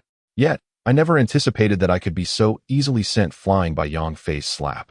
Though I had underestimated him and failed to exert my full strength from the onset, I understood that Yang Fei's attack was not merely a surprise. His strike, seemingly ordinary, surpassed me in both speed and power by a considerable margin. Even with all my might and employing the 5 poisons technique, I might not stand a chance against him. The troubling thought lingered. I had practiced martial arts for over 40 years, while this young man, even if he had begun training from birth, could not have matched half my experience. Contemplating this, I inquired, Who is your master? Yang Fei, however, dismissed my question with indifference. He was somewhat astonished that his earlier slap had not proven fatal. A bitter sensation washed over him. Merely a year prior, he had been the renowned Mad King, capable of dispatching individuals like Tian Junhai with ease. Yet now, he could only manage to send them flying. He felt weak and somewhat vexed by his own limitations. Without triggering his hidden ailments, his fighting prowess felt insufficient. This situation was untenable, and he resolved to cultivate a closer relationship with Qin Yinyang. Hoping that once trust was established, he could inquire about a potential remedy for his physical frailties. Meanwhile, since one slap had not sufficed, he thought to deliver several more. With this in mind, he approached Tian Junhai. Had Tian Junhai known Yang Fei's true thoughts, he might have been infuriated. However, if he were aware of Yang Fei's real identity, fear would have consumed him, and he would not dare to provoke. As Yang Fei silently approached, Tian Junhai's heart sank. Suddenly, with a fierce roar, he gathered all his strength into his right arm and unleashed a punch, striking toward Yang Fei with the ferocity of lightning. The force of his punch whistled through the air, producing a faint explosive sound. A wild glint ignited in Tian Junhai's eyes, even in death. He was determined to take this young man down with him. Upon his fist, a dark aura intensified under the impetus of internal energy. Yang Fei faced this strike head-on, unflinching and undeterred, delivering a swift palm strike in response. His movements were unadorned, yet marked by remarkable speed. With a crisp sound, Yang Fei's palm met Tian Junhai's fist. The impact was explosive. Concurrently, an overwhelmingly potent and domineering energy surged through Tian Junhai's fist into his body, propelling him violently to the side. With a resounding thud, Tian Junhai crashed against the wall once more. This time, blood spilled from his mouth, his eyes dimming, life force rapidly ebbing away. Yet, after collapsing to the ground, he defiantly lifted his head, revealing a frenzied smile as he gazed at Yang Fei. Cough. Ha ha ha. Kid, no matter who you are doomed. You have fallen victim to my 5 poisons technique. Before he could finish, Yang Fei merely flicked his wrist. Tian Junhai stared in disbelief at Yang Fei's fair hand, stunned. How could this be? He had clearly made contact. How had the poison not transferred to this boy's hand? No way, he muttered incredulously, coughing up blood. Suddenly, his body convulsed, struggling to draw a breath, only managing to capture half of it. Yet, he mustered what remained of his strength and glared fiercely at Yang Fei, declaring, You have killed me and thwarted my master's grand designs. My master will surely not spare you. With that, his body, drained of all vigor, crumpled to the ground, lifeless. Yang Fei furrowed his brow. Though he had indeed struck down Tian Junhai, a sense of elation eluded him. In that final moment, Tian Jinhai's concentrated punch had been undeniably ferocious, and the poison, cunningly devised, had nearly infiltrated his own body. Furthermore, the last words Tian Jinhai uttered suggested that he had unwittingly entangled himself in a troublesome web of fate. After waiting for over 20 minutes, Zhang Long arrived with his men.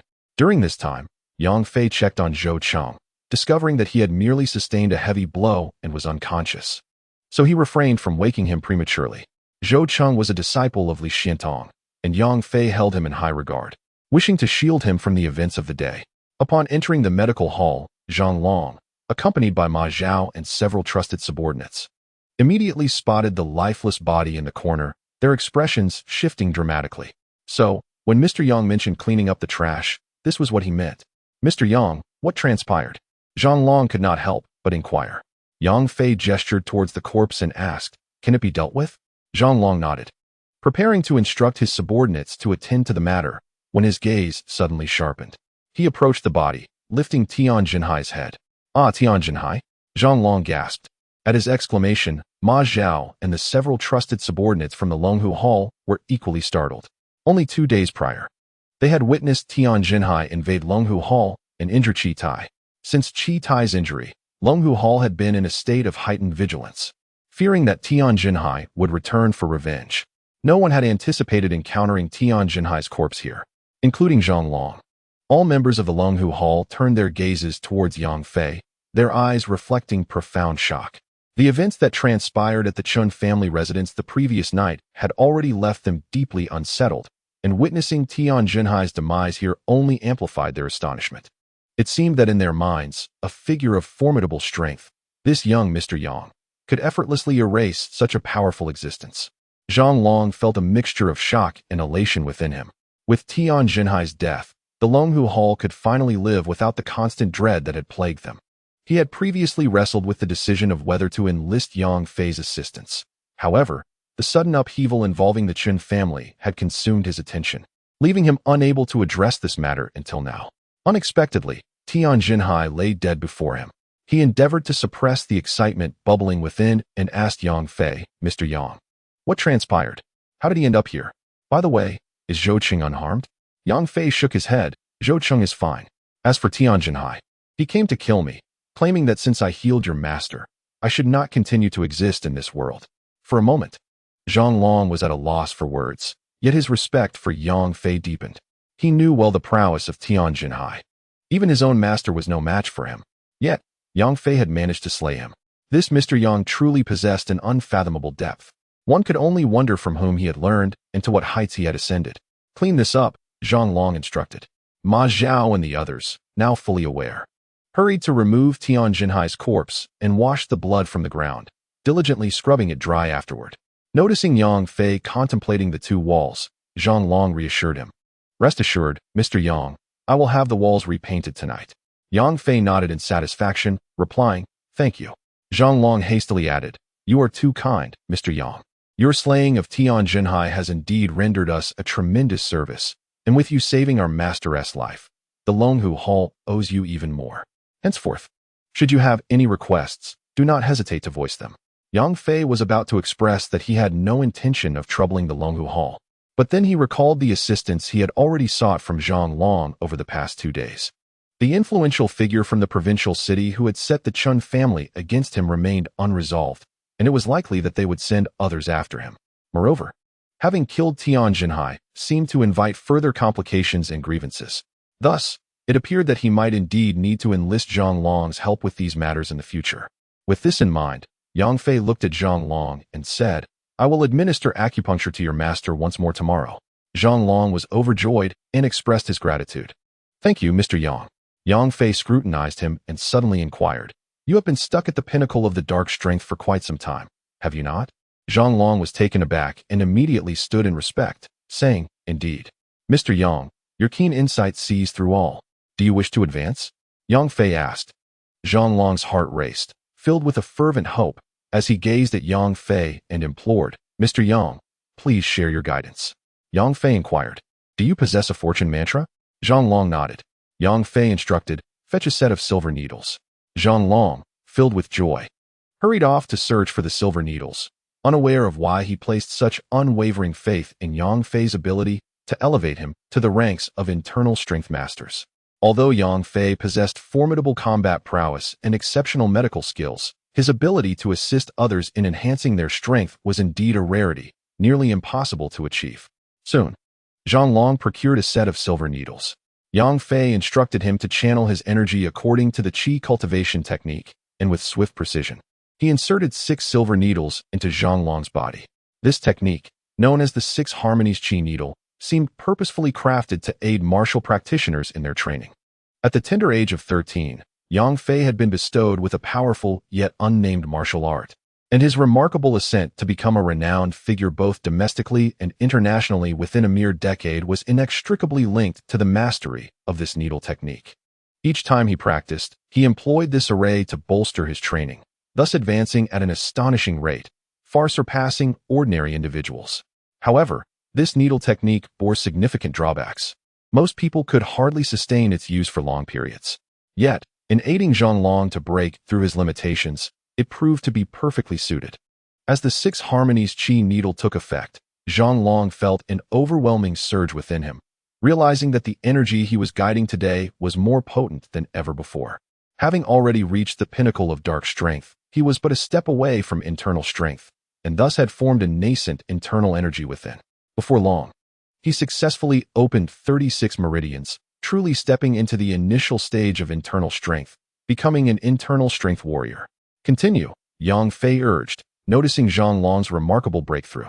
Zhang Long, suppressing his exhilaration, steadied his emotions to persist in unblocking his meridians. Ma Zhao, not directly involved, had delegated the task of removing Tian Jinhai's corpse and cleaning the medical facility to his subordinates. Now, witnessing Yang Fei aiding Zhang Long's breakthrough, he and several of his followers were filled with excitement, holding their breath in anticipation. An hour later, a look of anguish appeared on Zhang Long's face. Observing this, Yang Fei waited a moment longer. When Zhang Long, drenched in sweat and nearly overwhelmed by pain, reached his limit, Yang Fei acted with lightning speed. Withdrawing the 6 silver needles, Zhang Long exhaled deeply, feeling an immense relief wash over him. He quickly rose and, filled with gratitude, knelt before Yang Fei, exclaiming, "Thank you, Mr. Yang, for your assistance. Such a great kindness. I, Zhang Long, would find it impossible to repay even if I were to sacrifice my life." Yang Fei, accepting his gesture of respect with a smile, replied, "Your innate talent is commendable, having opened 54 meridians in one go. Continue to strive for excellence." Zhang Long, astonished that Yang Fei could perceive such details, responded, "Had it not been for your assistance, Mr. Yang, I would not have known how long it would take me to enter the initial stage of internal strength. Now, having opened 54 meridians, I am securely positioned in this stage. I need only to unblock 18 more to advance to the mid-stage." Yang Fei nodded, choosing not to elaborate further. He approached Zhou Chengren and applied pressure for a while, causing Zhou Cheng to awaken. Upon seeing Yang Fei and Zhang Long surrounded by so many individuals, Zhou Cheng was momentarily taken aback, but then seemingly recalled something, his expression turning fearful. "Mr. Yang, what about that person? Did you drive him away?" Yang Fei chuckled and gestured toward Zhang Long. "Indeed, Zhang Long has already taken care of it. You were merely knocked unconscious. There is nothing to worry about." Zhou Cheng instantly felt a wave of relief. Yang Fei advised Zhou Cheng, "Do not mention tonight's events to your master, lest he worry." Zhou Cheng gazed at Yang Fei with confusion. Zhang Long said to Yang Fei, "Mr. Yang, please return to rest. I shall manage matters here." Yang Fei nodded and turned to leave. His decision to assist Zhang Long in breaking through stemmed from recognizing the man's loyalty and gratitude. Remaining in Binhai, he had made a fair number of enemies, so having someone like Zhang Long to help tidy up the aftermath would alleviate considerable trouble. In the following days, tranquility reigned. Yang Fei and Qin Yinyang maintained a regular schedule, commuting to work together and sharing breakfast and dinner almost daily. They grew accustomed to each other's presence, even developing a certain familiarity. Yang Fei occasionally made an effort to initiate conversation, seeking common topics. It was evident that Qin Yinyang was striving to engage, and they often found common ground. However, Yang Fei discerned a profound chasm between them. Qin Yinyang's inherent pride made it difficult for her to allow a man to penetrate her inner world. The business at Li Xuantong's clinic thrived. When Yang Fei found himself without patience, he assisted Li Xiantong in consultations. During their leisure, they exchanged insights, and Yang Fei imparted the remaining 4 needles of the rejuvenation 13 needles technique to Li Xiantong, who was immensely grateful. One afternoon, Zhang Long accompanied Qi Tai to the clinic, requesting Yang Fei's assistance with acupuncture. After this treatment, your internal injuries should be nearly healed, Yang Fei remarked. Qi Tai was overjoyed. Had he not experienced it himself, he would never have believed that an internal injury could heal so swiftly. Since beginning treatment with Yang Fei, just 8 days had elapsed, during which Yang Fei had administered acupuncture 3 times alongside medicinal remedies, leading to his remarkable recovery. Yang Fei's medical prowess left him in awe. Moreover, just days prior, with Yang Fei's help, Zhang Long had broken through a long-standing bottleneck, advancing to the initial stage of internal energy, matching the realm of his master. To receive Mr. Yang's aid is indeed a blessing earned through 3 lifetimes of cultivation. Qi Tai expressed his heartfelt gratitude. My disciple and I are at a loss for how to repay your kindness. Yang Fei smiled and shook his head. We are acquaintances now, so there is no need for such formalities. Qi Tai felt even more grateful, but responded with a carefree smile. As members of the martial world, they cherished loyalty and valor. He would remember this great favor and, should the opportunity arise, repay it even at the cost of his life. After another round of acupuncture, Qi Tai discovered that his internal injuries had nearly vanished. With just a few days of rest, he could fully recover, leaving him both astonished and delighted. Yang Fei gathered the silver needles and inquired, what exactly transpired with Tian Jinhai the other day? Qi Tai sighed and replied, Tian Jinhai is, in fact, my junior brother. Yang Fei raised an eyebrow in surprise. Consequently, Qi Tai recounted the history of their animosity. Years ago, Tian Jinhai and I studied under the same martial arts master. Our master had a daughter, and among the 3 of us, myself, Tian Jinhai, and our junior sister, we shared the closest bond. Years passed, and my master betrothed my junior sister to me. However, Tian Jinhai was unwilling to accept this arrangement. He boldly opposed it in front of my master and even proposed to my junior sister. She, adhering to her parents' wishes and harboring affection for me, declined his advances and instead offered him gentle counsel. Although Tian Jinhai was displeased, he ultimately relented. I thought the matter had settled, but this treacherous man, akin to a wolf, harbored a dark heart and ruthless intentions. On the day of my wedding, he poisoned the wine, resulting in the tragic deaths of 9 individuals, including my master. As Qi Tai recounted this, profound sorrow etched across his face. Though I survived this calamity, I awoke to find my newlywed wife disheveled, having been violated. Fiercely proud, she may have felt guilt towards me or believed us both to be dead, ultimately choosing to end her own life. From that moment forth, the sole thought sustaining my will to live became vengeance. I vowed to kill Tian Jinhai. At that time, this incident was a significant case within the martial world, and with the assistance of the Martial Alliance, I quickly discovered Tian Jinhai's whereabouts. I confronted him, and we engaged in a fierce battle. While his strength was comparable to mine, he was surrounded by others from the martial community during our fight, which distracted him and prevented him from giving his all. Thus, I severely wounded him, and he seized an opportunity to leap into the surging river. Qi Tai sighed as he continued, I inflicted those grievous injuries upon him. Even without jumping into the river, he would not survive long. Moreover, under such duress, plunging into the turbulent waters sealed his fate. We all believed him to be dead. Yet unexpectedly, he reappeared 10 days ago, intent on seeking revenge against me. Zhang Long interjected, Tian Jinhai has learned a set of poisonous techniques from an unknown source.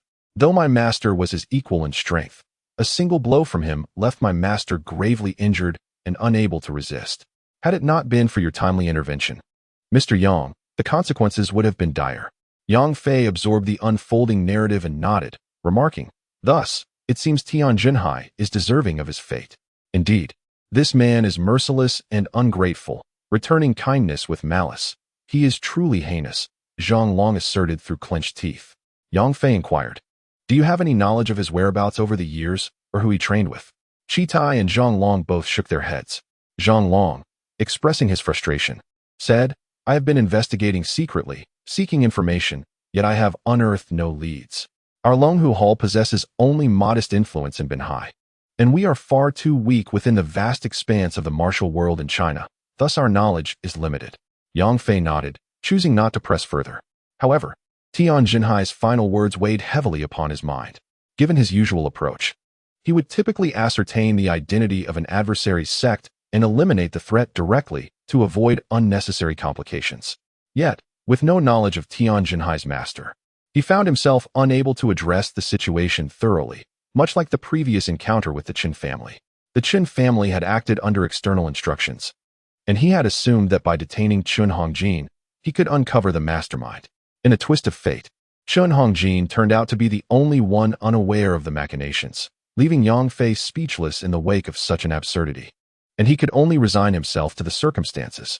Regarding the matter of Tian Jinhai, Yang Fei deemed it prudent to remind Qi Tai and thus recounted the final words spoken by Tian Jinhai. Upon hearing this, Qi Tai's expression turned grave. So, his arrival in Binhai to kill me is not merely a quest for vengeance? Zhang Long, wearing a look of regret, interjected, I apologize, Mr. Yang. Our affairs at the Longhu Hall have inadvertently implicated you. Qi Tai, regaining his composure, extended his apologies to Yang Fei. Indeed, I did not foresee that this would involve you, Mr. Yang. However, rest assured, Tian Jinhai came seeking me.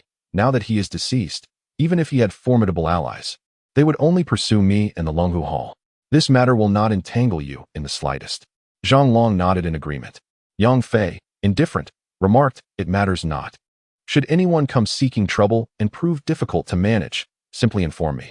By the way, this is an antidote I prepared following your recent poisoning. Keep it on hand.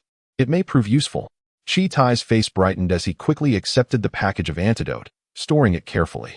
Zhang Long, too, felt immense gratitude towards Yang Fei. Both men silently resolved to bear the burden of this situation themselves, determined not to trouble Mr. Yang any further. After work, Yang Fei returned home with groceries. Upon arriving at the villa's entrance, he noticed an unfamiliar vehicle parked in the courtyard. Looking up, he observed that the front door of the villa was ajar. Approaching, he glanced into the garage and discovered that Qin Yinyang's car was absent, causing him to furrow his brow slightly. Could it be a relative of Qin Yinyang? He hesitated momentarily, contemplating whether to call her to inquire about the situation. Just then, a figure appeared at the entrance of the living room. Addressing Yang Fei, you must be Yang Fei. Yang Fei regarded the individual and nodded. This was a man in his 30s, with piercing eyes and an aura of fierce authority emanating from him. This man was undoubtedly formidable, Yang Fei mused, noticing some resemblance between the man and Qin Yinyang. He surmised his identity and said, it is I. You are Yinyang's elder brother? Qin Jun, taken aback, responded with surprise. Yinyang has mentioned me to you? Yang Fei shook his head, stating, you bear a resemblance to her. Qin Jun scrutinized Yang Fei more closely, despite being siblings. The subtle differences in their features made it hard to connect them without careful observation. This young man appeared youthful, yet possessed keen insight and meticulous reasoning, able to infer their familial relationship from his presence here. Come in, my mother is here as well, and she wishes to meet you, Qin Jun said, stepping aside to invite Yang Fei inside. Yang Fei internally sighed, fearing the worst from the potential hostility of his future mother-in-law and brother-in-law. In the living room of the villa sat a middle-aged woman. She appeared to be in her 50s, yet her skin was exceptionally well-maintained, giving her a youthful appearance. Her demeanor was dignified, and her movements exuded elegance. She embodied the intellectual grace and poised beauty typical of a refined woman from an affluent family. From the moment Yang Fei entered the living room, her gaze was fixed upon him, scrutinizing him intently. Yang Fei approached calmly and greeted her politely, saying, good day, auntie. I am Yang Fei. Du Nm Elling slightly nodded and smiled at Ying Fi, gesturing towards the chair opposite her, saying, please, don't be so formal. Have a seat. Ying Fi acknowledged with a nod, replying, all right, please wait a moment. I will first place the vegetables in the kitchen and pour you both a cup of tea. Du Nm Ling and Qnzh in observed that despite his youth, Ying Fi exhibited no signs of timidity or awkwardness in the presence of the mother and son. Instead, he carried himself with a composure that suggested he was the true host of the gathering, which left them both somewhat astonished. Initially, upon seeing Ying Fi, Du Nm Ling formed a rather unfavorable first impression. After all, he deviated significantly from the image she had envisioned for her daughter's future husband. While his appearance was undeniably commendable and youthful, his casual attire and the manner in which he returned home with groceries gave her a rather unfavorable impression. Compared to the suitors vying for QNY New York Ing's affection, this young man appeared exceedingly ordinary and unremarkable. Furthermore, from her perspective, a truly capable man who undertakes significant endeavors would not deign to partake in such tasks. A gentleman refrains from the kitchen. Ying worked swiftly. After placing the vegetables down, he returned with 2 cups of clear tea, offering them to Du Nml Ing and Qnzh in before seating himself in the chair opposite Du Nml Ing. He remarked, "I am uncertain of your preferences, but both Y New York Ing and I enjoy clear tea. It is the only variety we have at home." His demeanor and actions prompted Du Nml Ing and Qnzh in to think of a phrase. The guest follows the hostess lead. An absurd sensation crept into their minds. Deep down, they felt that this was QNY New York Ing's villa, their territory, their domain. Yet, this young man exhibited a demeanor more befitting a host, making them feel like mere guests. Noticing the silence, Ying found himself at a loss for words and sat there, albeit with a hint of nervousness. After all, it was his first encounter with his future mother-in-law and brother-in-law, and it would be disingenuous to claim he was not anxious. He even found himself mentally calculating how much longer it would take for QNY New Yorking to return home. Ahem, Ying is it? Where do you hail from? Qnzh was the first to break the awkward silence. Ying responded, "I am from Xiangx, a small and impoverished town." Qnzh nodded, confirming his understanding of the situation. He looked at Ying and said, "There are matters my mother finds difficult to articulate, but as her elder brother, I cannot neglect my sister's future and happiness. So, you understand, don't you?" Ying certainly grasped the implications of Qnzh's words, yet he merely gazed back and shook his head, saying, "I do not comprehend. Would you please elucidate?" As the self-proclaimed madman, he could not entertain feelings of inferiority. However, coming from a background of poverty, he felt a certain disdain for the wealthy Qnzh, who carried an innate sense of superiority and contempt towards someone like him. This has been a persistent contradiction throughout history across various nations, what is commonly referred to as class. Upon hearing Ying's response, Qnzh was taken aback by his apparent lack of understanding. He suspected that the young man was feigning ignorance, yet lacked any evidence to substantiate his suspicion. Thus, the once optimistic Qndshs, who had favored Qing as his sister's future husband, felt a twinge of irritation and bluntly stated, "You are unworthy of my sister." Du Nml furrowed her brow slightly, seemingly taken aback by her son's bluntness, yet ultimately refrained from admonishing him. The purpose of this meeting was, after all, to dissuade the young man from pursuing his intentions. Yang Fei, upon hearing Qin Zhen's explanation, smiled and shook his head, stating, "Your words hold no weight in this matter." Qin Zhen was momentarily stunned by this response, then replied sternly, "I am Qin Dage, the elder brother of Yin Yang, and my parents have greater faith in another candidate. You come from humble beginnings, merely a doctor in a small clinic, and in comparison to him, you are far too ordinary and insignificant. Moreover, the disparities in our family backgrounds are vast." As he concluded, Qin Zhen's tone softened slightly as he advised Yang Fei, "As a man, I understand that you must be feeling quite disheartened at this moment, but I believe it is essential to convey this information to you. The requirements to become Yin Yang's husband and a son-in-law to the Qin family are exceedingly high." Yang Fei nodded in acknowledgement, not disputing the truth of Qin Zhen's words. Yet his thoughts were preoccupied with another matter. He gazed at Qin Zhen and asked, "The other person you mentioned, are you referring to the one who has been endorsed by your family and once proposed to Yin Yang?" Qin Zhen nodded affirmatively. Yang Fei inquired, "What is his name?" Qin Zhen replied, "He is a prodigy from the Zhang family, named Zhang Yi." "Wait a moment. I am the one advising you to retreat and give up on pursuing my sister Yin Yang. Why are you asking about him?" Yang Fei frowned slightly and murmured, "Zhang, is it?" On the day of Qin Yin Yang's arranged marriage, he had noticed someone covertly observing them. Initially, he thought the surveillance was solely focused on Qin Yin Yang, as he had only just met her and was unaware of the circumstances, so he did not pay it much mind. However, after Qin Yin Yang departed, he encountered a tragic accident. Miraculously, he survived the crash, yet the Chun family received orders to eliminate him. Yang Fei speculated that the motive for the attempt on his life stemmed from his connection with Qin Yin Yang. The primary suspect, without a doubt, was the suitor chosen by Qin Yin Yang's parents, who had formally proposed to her. "Can you tell me his name?" Yang Fei asked once more. Qin Zhen looked at him incredulously and replied, Is it really necessary? You are like the heavens compared to the earth in relation to him. Knowing his name changes nothing. Furthermore, he is someone you absolutely cannot afford to offend. To avoid attracting calamity, heed my advice and sever all ties with Yin Yang. Leave Huaxiao and go far away. Yang Fei shifted his gaze to Du Nmling and asked, Auntie, do you share this sentiment? Qin Jun, feeling disregarded as if he were invisible, suppressed his irritation. Du Nmling, momentarily taken aback by Yang Fei's direct inquiry, quickly regained her composure and nodded earnestly, saying, Yes, to some extent.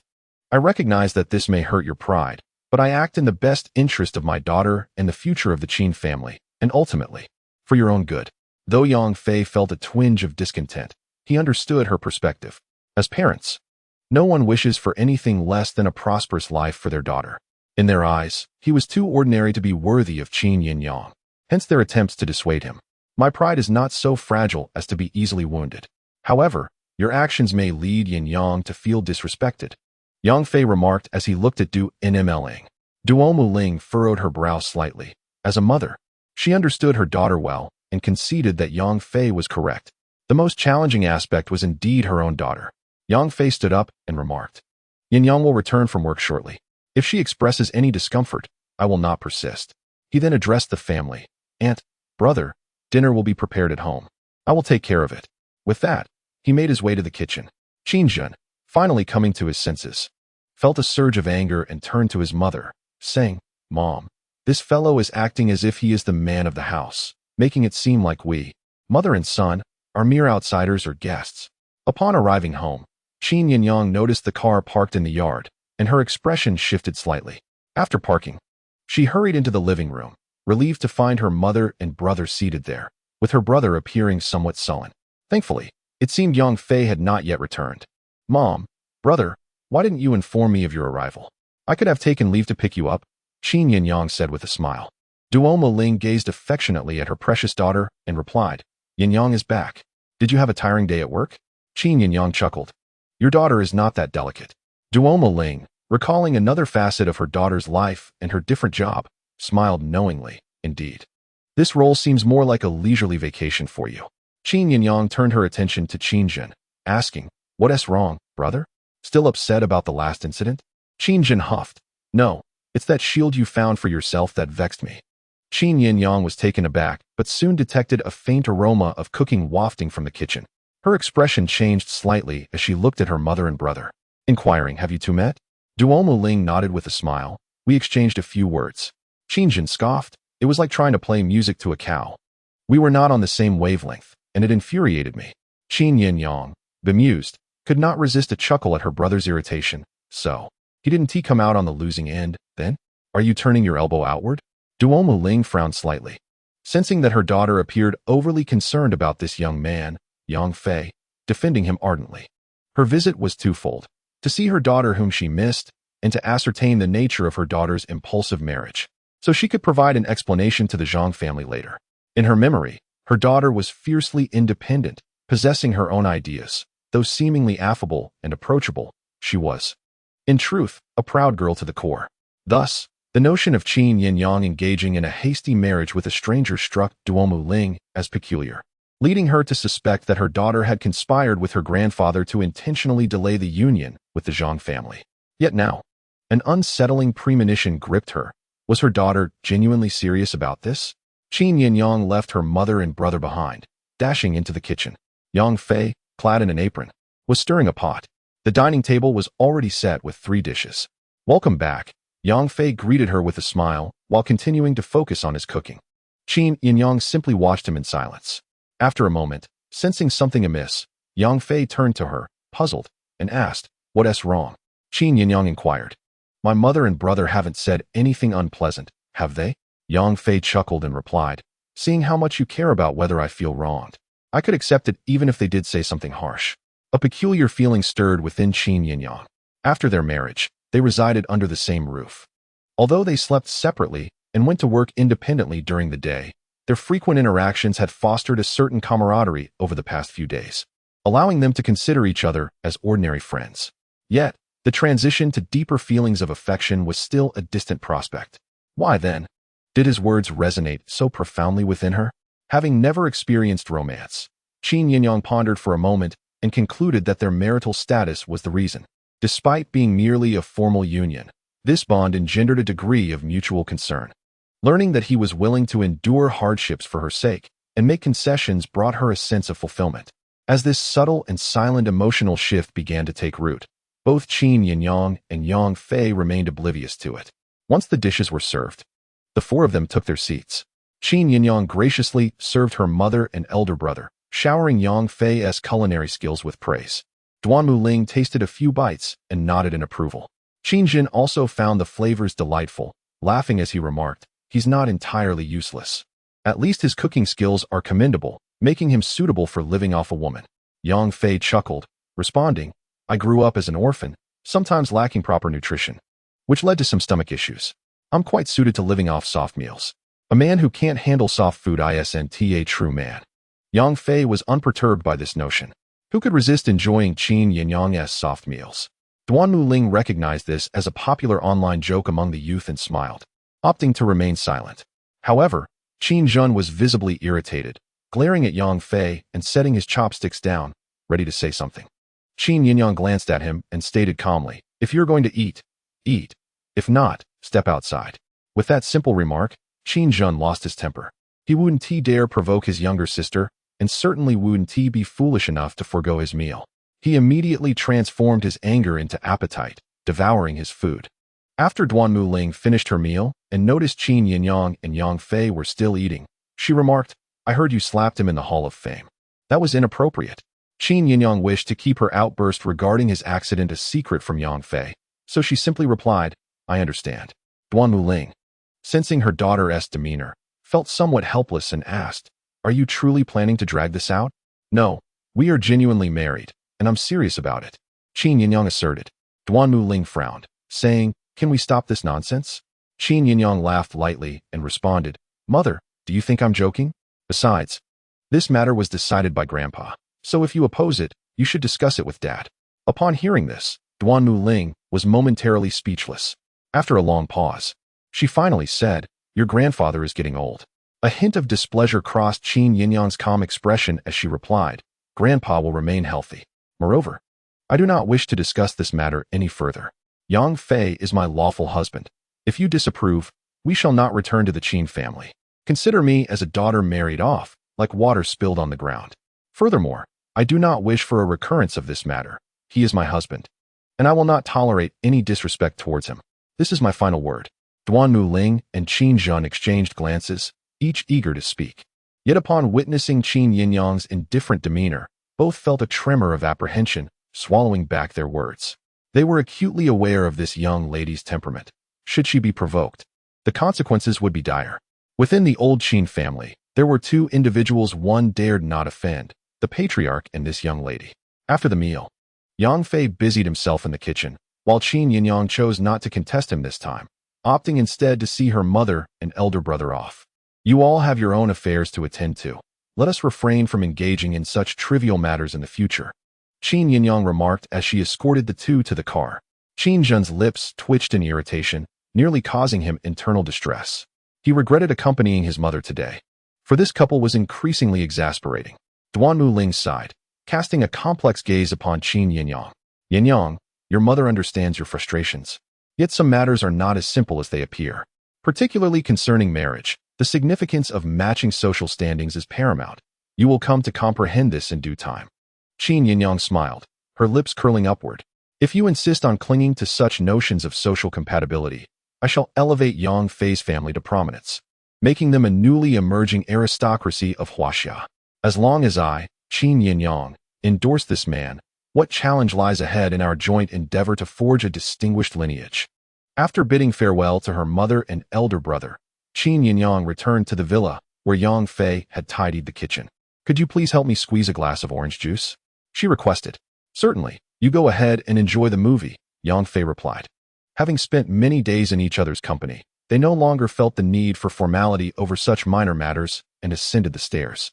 As Yang Fei prepared the juice and made his way upstairs, he found Qin Yinyang sitting barefoot on the sofa, engrossed in an old film playing on the television.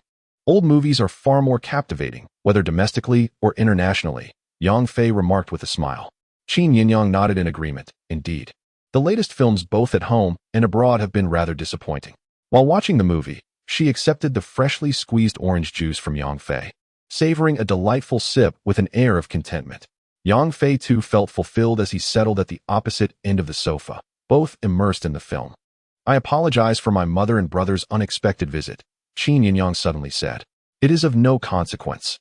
We were bound to encounter them eventually, Yang Fei replied. Curiously, Qin Yinyang turned her gaze towards him. From the way my brother behaved, it seems he was quite vexed.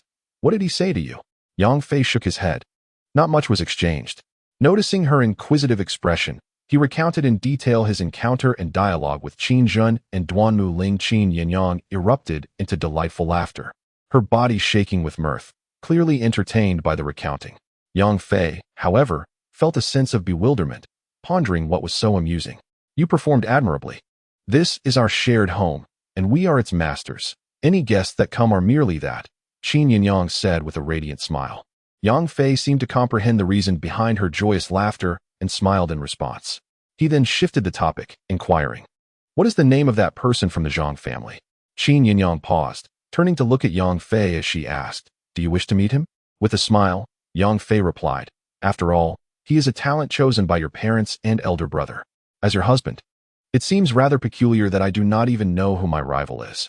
Upon hearing the term rival, Qin Yinyang felt an odd sensation and shook her head, asserting, You have no rival. Her tone was resolute. A smile crept upon Yang Fei's lips. Qin Yinyang added, Before our relationship alters, I could never do anything to betray you. For a fleeting moment, Yang Fei appeared lost in thought.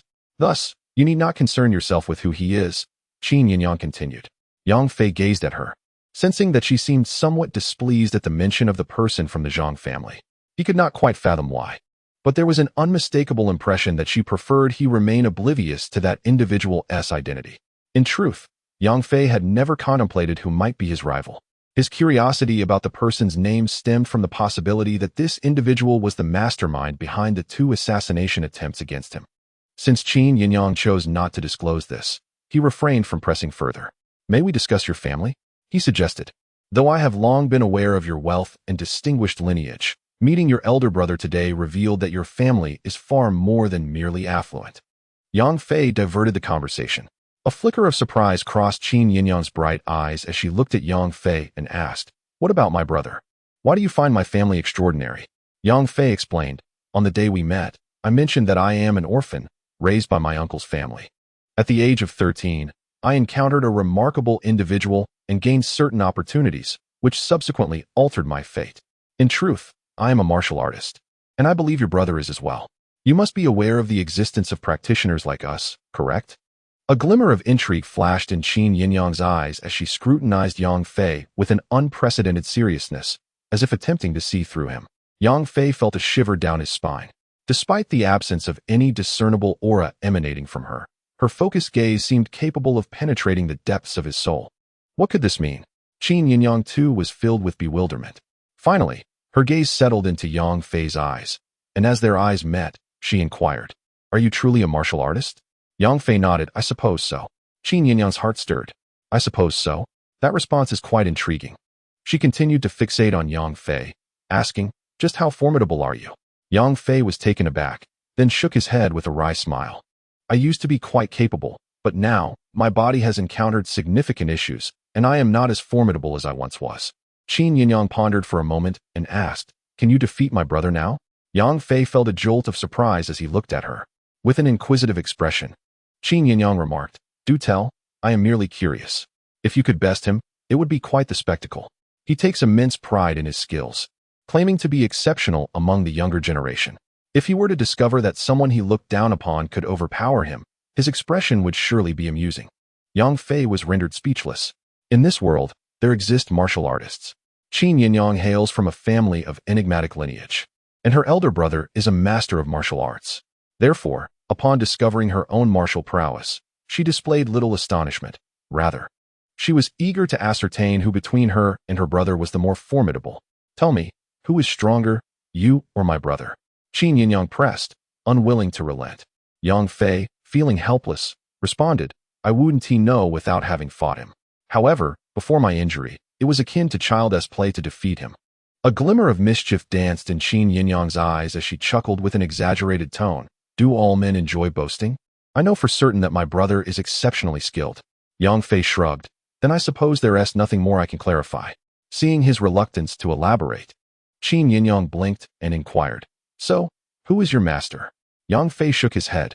Qin Yinyang was momentarily taken aback. Yang Fei offered a wry smile. He is merely a Taoist priest. If you can call him a master, I've only met him a handful of times. He guided me briefly at the beginning. But thereafter, it was he who reached out to me. I have been unable to contact him for 10 years, and I don't even know his name. Qin Yinyang was at a loss for words, but could discern that Yang Fei was speaking the truth. Furthermore, she understood that there were indeed peculiar individuals in the martial world. Although Yang Fei's experiences were unique, they were not entirely extraordinary. Now, tell me about yourself. Your family must be a lineage of martial artists, correct? Yang Fei countered, having initiated this topic to learn more about Qin Yinyang's background. However, he found himself being persistently questioned by her.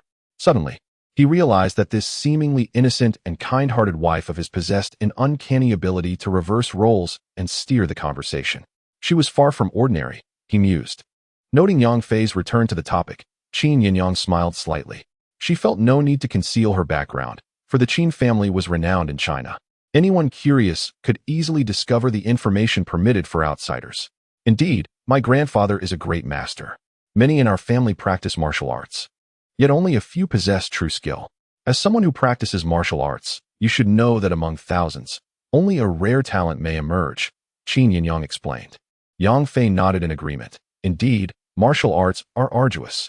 It requires not only talent, but also numerous other stringent conditions that an average family cannot bear. Thus, the saying scholarly pursuits are for the wealthy, martial arts for the poor has prevailed throughout history. Qin Yinyang continued. That is why my brother holds significant influence within our family. He possesses exceptional skills. Moreover, my father is the head of the Qin family, often making decisions with the future of the entire clan in mind.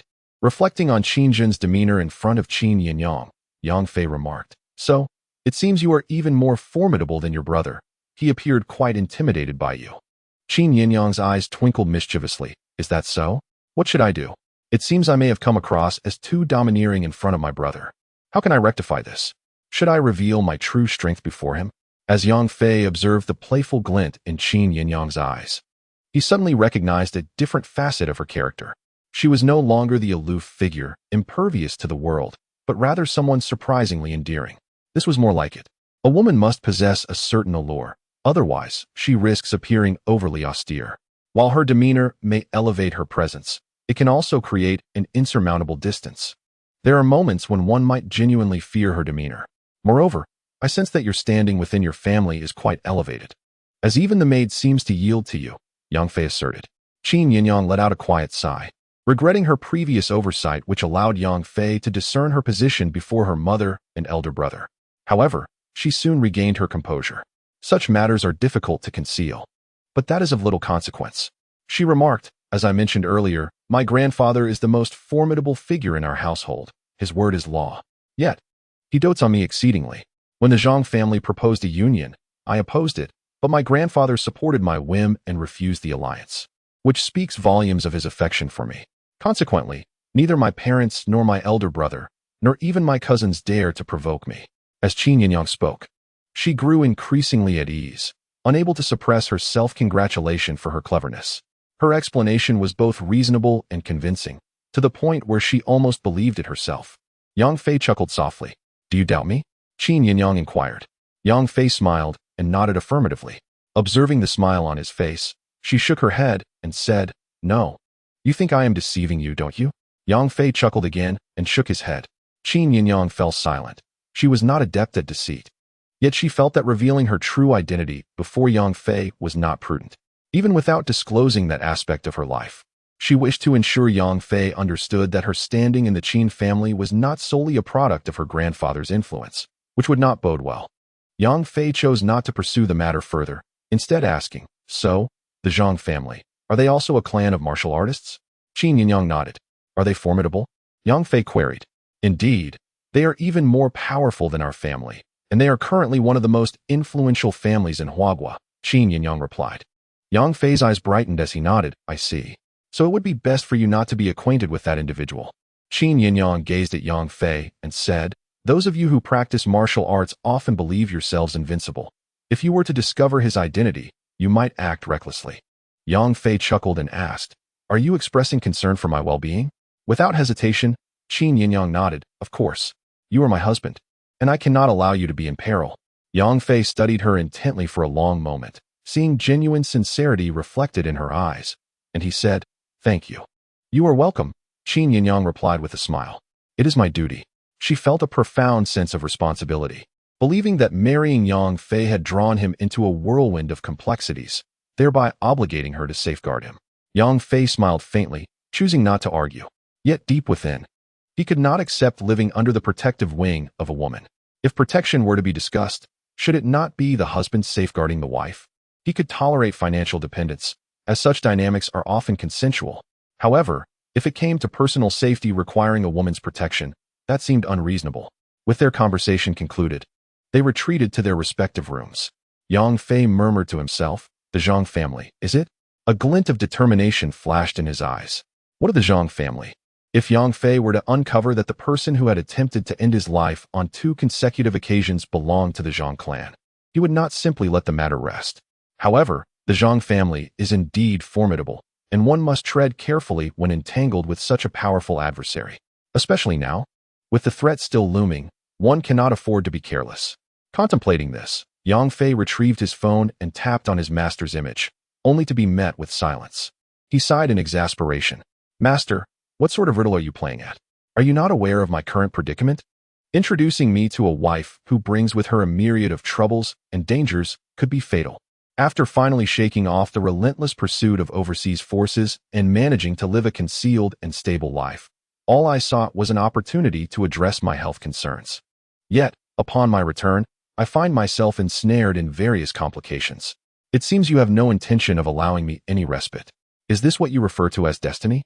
Yang Fei felt a wave of powerless sarcasm wash over him, but knowing his master would never wish him harm, he could only let out a resigned sigh. Upon returning to her room, Qin Yinyang reflected on her conversation with Yang Fei from the previous day.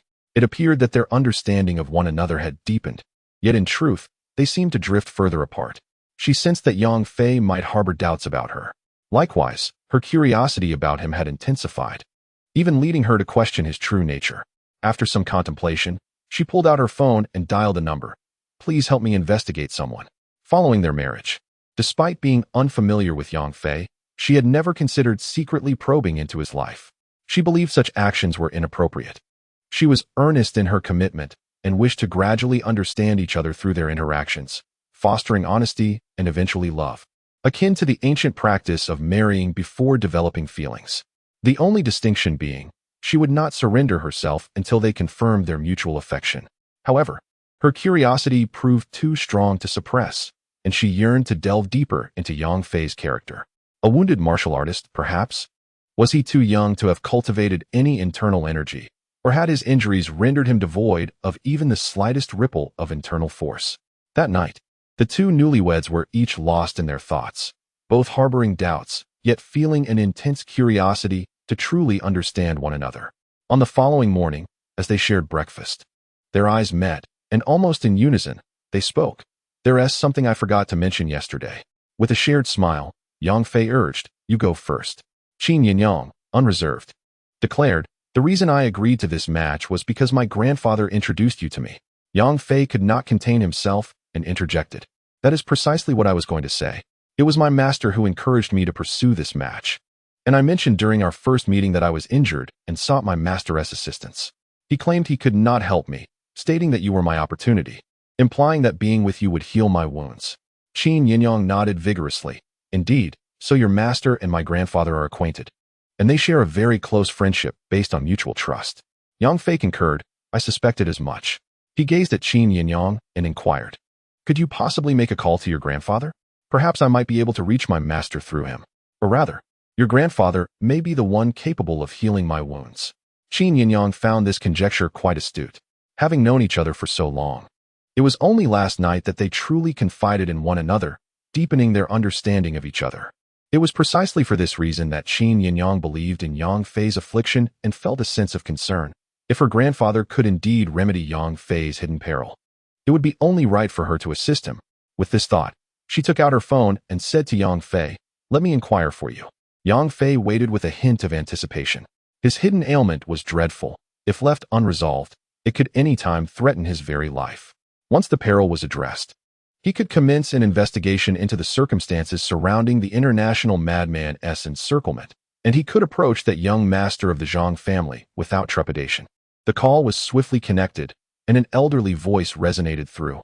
"My dear, how could you bear to call me? Have you forgotten this old man now that you have a husband?" Qin Yinyang's cheeks flushed a shade of crimson. She glanced at Yang Fei and, seeing that he seemed oblivious, replied, "Grandfather, if you continue to jest with me like this, I shall truly ignore you." "Ha. It appears things are progressing well. So, how do you find the suitor I introduced to you? Are you content?" Qin Huayan inquired with a smile. Qin Yinyang decided to respond candidly. "He's acceptable, though I need further observation." "Grandfather, may I ask you something?" "Yes, go ahead." "Yang Fei is the one you introduced to me. He mentioned that it was his master who arranged our meeting, which means you must be quite good friends with his master, correct?" Qin Yinyang stated.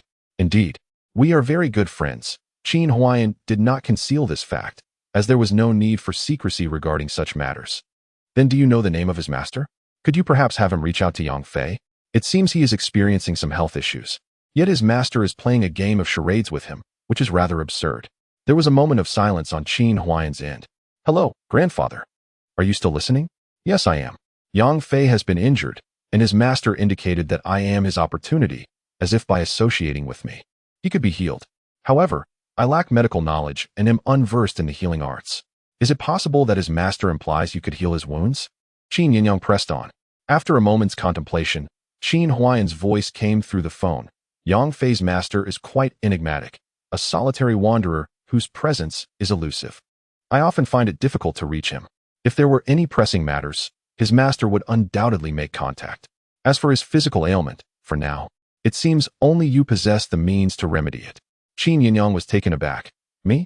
On the other end, Yang Fei could hear the conversation between the grandfather and granddaughter, his expression one of bewilderment as he stared blankly at Qin Yinyang. She could heal his hidden peril? How would she go about doing that? Qin Yinyang asked directly. Though her heart brimmed with questions and curiosity, she was determined to understand how to treat Yang Fei's affliction. In truth, based on her observations, she could not discern any issues with Yang Fei. His body appeared vigorous and full of life, not at all resembling someone burdened with a hidden ailment. "I do not know," Qin Huayan's voice replied. Qin Yinyang was left in a daze once more. "You do not know?" The words seemed to carry an air of irresponsibility. Yang Fei's lips twitched slightly, his expression one of utter bemusement, while his master spoke in riddles. Qin Yinyang's grandfather asserted that only Qin Yinyang could remedy her own hidden troubles, yet claimed ignorance on how to proceed. What trickery were these two old men up to? Yang Fei's master insisted that if one could heal, then one surely would, yet he did not divulge the reasons behind such confidence. "Your grandfather would not deceive you," Qin Huayan remarked. Qin Yinyang could only lament in silence.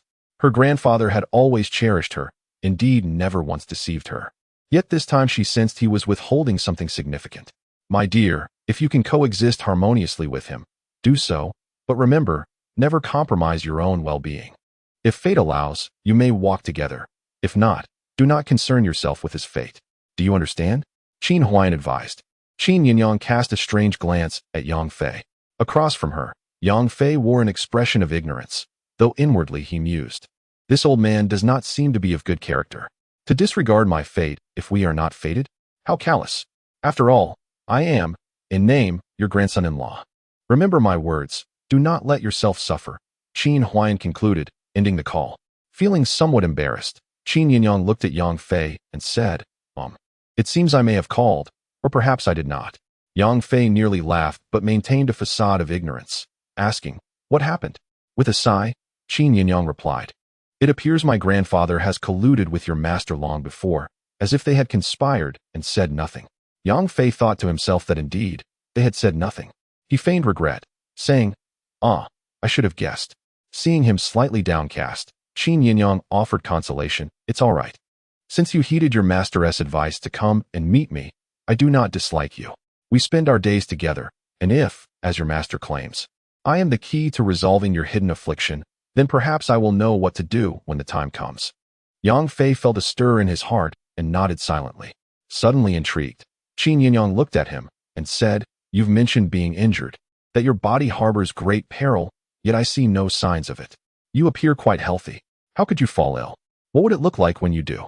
Yang Fei, noticing her curiosity, couldn't help but smile wryly. "You'd best not witness my affliction. It can be quite frightening." With a look of confusion, Qin Yinyang gazed at him. Yang Fei shook his head. "I speak the truth. Now, let us change the subject. It's time to work." Checking the time, Qin Yinyang nodded. "Yes, I must leave. I have a class this morning, and I shall be late if I linger." Thus, they tacitly concluded the topic. Yet, deep within, both harbored a burgeoning curiosity. Yang Fei pondered whether his affliction would reveal the underlying issues to Qin Yinyang, enabling her to assist him. Qin Yinyang, in turn, wondered about the nature of his illness, perplexed at how she, lacking medical knowledge, could possibly provide him with treatment. Early in the morning, Yang Fei preferred to walk to work, politely declining Qin Yinyang's kind offer to give him a ride partway. Qin Yinyang drove straight to Benhai University, her mind still reflecting on the fruitful exchange of candor with Yang Fei. Suddenly, her phone rang. Upon seeing the incoming number, her eyes brightened, and she answered. "The individual you asked me to investigate last night has very simple identity information. I have sent the details to your secure email." "All right," she replied, hanging up the phone. Qin Yinyang activated her voice assistant to open her email, allowing the car's Bluetooth to play the contents. The information was quite straightforward, containing only Yang Fei's age, place of birth, and a brief account of his tragic and simple background. After listening, Qin Yinyang furrowed her brow slightly. This was somewhat in line with what Yang Fei had shared, though it provided more detail. Yet, for some reason, she felt that this information was too superficial. The husband who had confided so much to her yesterday seemed not to be as simple as he appeared. Interesting, she thought, a smile gracing her lips. At the entrance of Longhu Qingshan pawn shop, a young man stepped out of a taxi and glanced at the shop sign to confirm he had not come to the wrong place before striding inside. Inside the pawn shop, 4 or 5 young men gathered around a tea table, engaged in a card game. Upon noticing a visitor, one of them approached with a smile. "You're quite early. Brother, what have you brought to see how much it's worth?" "I'm here to see Chi Tai," the young man replied nonchalantly. The members of Longhu Hall and the pawn shop turned their heads at this remark. The member who had greeted him regained his composure, frowning as he replied, "Kid, do you think you can just call our Master Chi by his name?"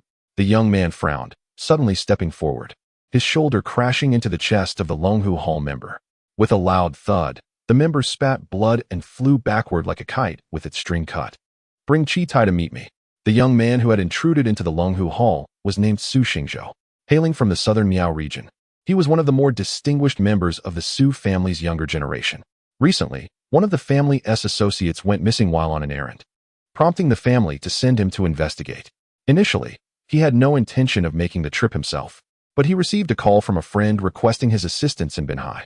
Though he belonged to the Su family and held a respectable status, the family was exceptional, boasting many outstanding young members. To secure a position as the heir in the future, he understood the importance of cultivating relationships with influential individuals. The friend who sought his help had a remarkable background, and since the task at hand was trivial for him, coupled with the family's need for someone in Benhai, he agreed without hesitation. Such audacity to cause trouble here. "Do you know where you are?" The card players, having abandoned their game, quickly surrounded Su Xingzhou, with one at the forefront sternly rebuking him. Su Xingzhou paid no heed to these individuals and calmly declared, "I am only here to seek Chi Tai. If you wish to avoid trouble, promptly call him to come." Such arrogance. They ought to inquire who currently reigns supreme in Benhai, daring to provoke death. The youth at the helm of the Longhu Hall bellowed an order. Eliminate him. Since the Chun family's downfall, Longhu Hall had absorbed much of their influence. And now they stood at the pinnacle of power. Who could tolerate such provocation as members of Longhu Hall? For rushed forward. Bang, bang, bang. A series of dull thuds echoed as the 3 attackers were sent flying, not even brushing against Su Xingzhou's garments. Su approached the leading youth and reiterated, once more, "Call Chi Tai." The youth finally sensed the gravity of the situation. This was beyond his control, and he trembled, beads of sweat forming on his brow. Without hesitation, he retrieved his phone and dialed a number. "Brother Ma, we have a situation. Someone has intruded into the pawn shop, injured our brothers, and demands to see the old master. Who dares to be so bold, unaware that we are Longhu Hall? Ma Zhao's voice crackled through the phone, laced with arrogance. I've said it. He is truly formidable. A master of martial arts, the intimidated subordinate quickly clarified. Ma Zhao's heart sank. A martial arts master? Could this be related to the individual who previously invaded Longhu Hall and harmed Chi Tai? It wasn't that Ma Zhao was particularly cautious. Rather, Zhang Long had recently instructed them to be vigilant, especially regarding the likelihood of martial artists seeking them out. Ask him who he is and what he wants. Ma Zhao commanded immediately. The subordinate, startled, cast a fearful glance at Su Xingzhou. Yet Su had already heard the voice on the line and calmly stated, "Inform Chi Tai to inquire if he has encountered Tian Jinhai." Ma Zhao's mind buzzed with alarm. Realizing the situation was beyond his handling, he hastily replied, "Understood, hold on." Before long, the subordinate's phone rang again. "This is Zhang Long. Pass the phone to him." Upon hearing Long Ji's voice, the subordinate felt a wave of relief wash over him, gradually regaining his composure as he handed the phone to Su Xingzhou, saying, "Our Long-Gu wants you to take the call." As Su took the phone, he simultaneously grasped the Longhu Hall subordinate's hand. Crack! Ah! The subordinate shrieked in agony. Grimacing as beads of sweat formed on his forehead, he felt as though his entire hand were shattered, several fingers broken, and even crushed.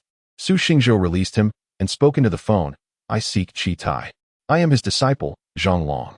My master is beside me. And he asks you to come to Tianqing Mountain Villa if you have the courage." Zhang Long's voice cut sharply through the line. "The others are innocent. Do not harm them." Su Xingzhou chuckled softly, remarking, "It seems you were prepared for this. Very well, await my arrival. I shall come at once." At Tianqing Mountain Villa, Chi Tai and his disciple Zhang Long awaited solemnly. "Has everyone else departed?" Chi Tai inquired. Zhang Long nodded. "All have been instructed. Apart from a few skilled individuals lying in ambush around, the rest have left." Chi Tai acknowledged with a nod. The primary reason why the Longhu Hall can become a prominent force within the underground realm of Binhai lies in the formidable duo of Chi Tai and Zhang Long.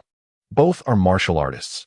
Chi Tai is at the initial stage of internal strength, while Zhang Long previously reached the pinnacle of dark strength. In addition, Longhu Hall boasts another dark strength warrior and 4 external strength fighters. Overall, their strength surpasses that of the Qin family. However, at this moment, both Chi Tai and Zhang Long wore grave expressions, as if facing a formidable adversary. Despite having taken precautions in recent days, the actual appearance of the enemy still stirred a sense of tension within them. According to reports from the brothers below, the visitor was merely a young man.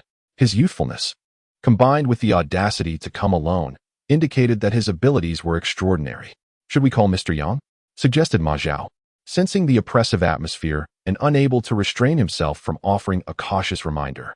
Chi Tai and Zhang Long shook their heads in unison, with Zhang Long sternly admonishing, "This matter must not reach Mr. Yang. We owe him too much already. We cannot disturb him further." Chi Tai nodded in agreement, adding, "Moreover, the circumstances surrounding Tian Jinhai's death must remain undisclosed as being orchestrated by Mr. Yang.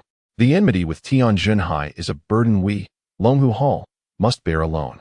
We cannot implicate Mr. Yang." "Understood. I shall remember," Ma Zhao promptly replied. Zhang Long's eyes sparkled with determination as he declared, "Had it not been for that poisonous technique, Tian Jinhai would not have triumphed over my master, and I was not present that day. Now that my master's injuries have nearly healed, I, Zhang Long, am no longer the same as before. Today Longhu Hall is not so easily intimidated. By the way, this is the antidote that Mr. Yang provided last time. Since today's visitor comes regarding Tian Jinhai, we must be cautious," Chi Tai remarked, retrieving the antidote that Yang Fei had prepared for him. Zhang Long's eyes brightened, and he immediately gathered the other skilled warriors of Longhu Hall hidden in the shadows to distribute the antidote among themselves. 10 minutes later, Su Xingzhou appeared outside the gates of Tianqing Villa. Zhang Long personally welcomed him, clasping his fists and inquiring, "I am Zhang Long. May I ask for your esteemed name?" Su Xingzhou cast a fleeting glance at Zhang Long, noting his formidable aura and robust presence, which compelled him to scrutinize further. However, he remained aloof as he coldly replied, "You are unworthy of knowing my name. Summon your master to meet me." Zhang Long, a well-known figure in Binhai, and now having entered the initial stage of internal strength with Yang Fei's assistance, felt a surge of indignation at such disdain.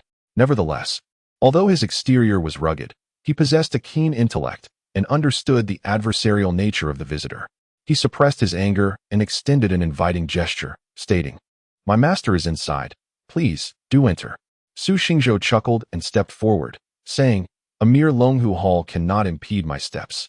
He strode confidently into Tiancheng Villa, arriving in the inner hall, where he saw an elderly man seated majestically in a grand chair. Su Xingzhou focused his gaze on the elder, scrutinizing him carefully, his brow furrowing slightly. "You are Chi Tai?" Chi Tai responded, "Indeed, I am." "Young man, who are you and what brings you here?" Su Xingzhou continued to scrutinize Chi Tai, seemingly searching for something, his face marked by profound perplexity. According to the information relayed back by Tian Jinhai, Chi Tai was injured by his own 5 poisons technique and subsequently poisoned. How is it that he appears to be in good health now? Even if someone assisted him in purging the poison, how could a severely wounded individual recover so rapidly in just a matter of days? With this perplexity in mind, Su Xingzhou inquired, "Where is Tian Jinhai?" Chi Tai snorted and fixed his gaze upon him, saying, "Indeed, you have come for this matter. Tian Jinhai, having committed heinous acts by slaughtering the members of our sect, is wanted by the Martial Alliance. I never anticipated that you would harbor him and allow him to trouble me." Chi Tai once more, "Who are you to do this? Knowing full well that it is tantamount to opposing the Martial Alliance?" Su Xingzhou frowned and replied coolly, "You are not entitled to know who I am. I merely seek to ascertain the whereabouts of Tian Jinhai." "He is dead," Chi Tai retorted. Su Xingzhou narrowed his eyes and fixed his gaze on Chi Tai, asking, "Did you kill him?" He then shook his head, continuing, "With your prowess, it would be impossible for you to have slain him. I suppose Zhang Long had a hand in this as well." Zhang Long burst into hearty laughter, exclaiming, "Indeed, Tian Jinhai has sown much evil and deserves his fate. The fact that he did not perish back then was merely a stroke of luck. He failed to appreciate the mercy of heaven and dared to return to commit further malevolence. My disciple and I vanquished him, thus serving justice." Su Xingzhou scoffed, "Such audacity! You dare to kill a member of the Su family? You truly seek your own demise." Upon hearing this, Zhang Long's demeanor shifted as his aura surged. Stepping forward menacingly towards Su Xingzhou, "You must be unaware of your current predicament." Su Xingzhou replied with a cold smirk, "Do you think your master-disciple pair, along with those 5 feeble souls lurking in the shadows, can intimidate me?" Zhang Long's expression changed.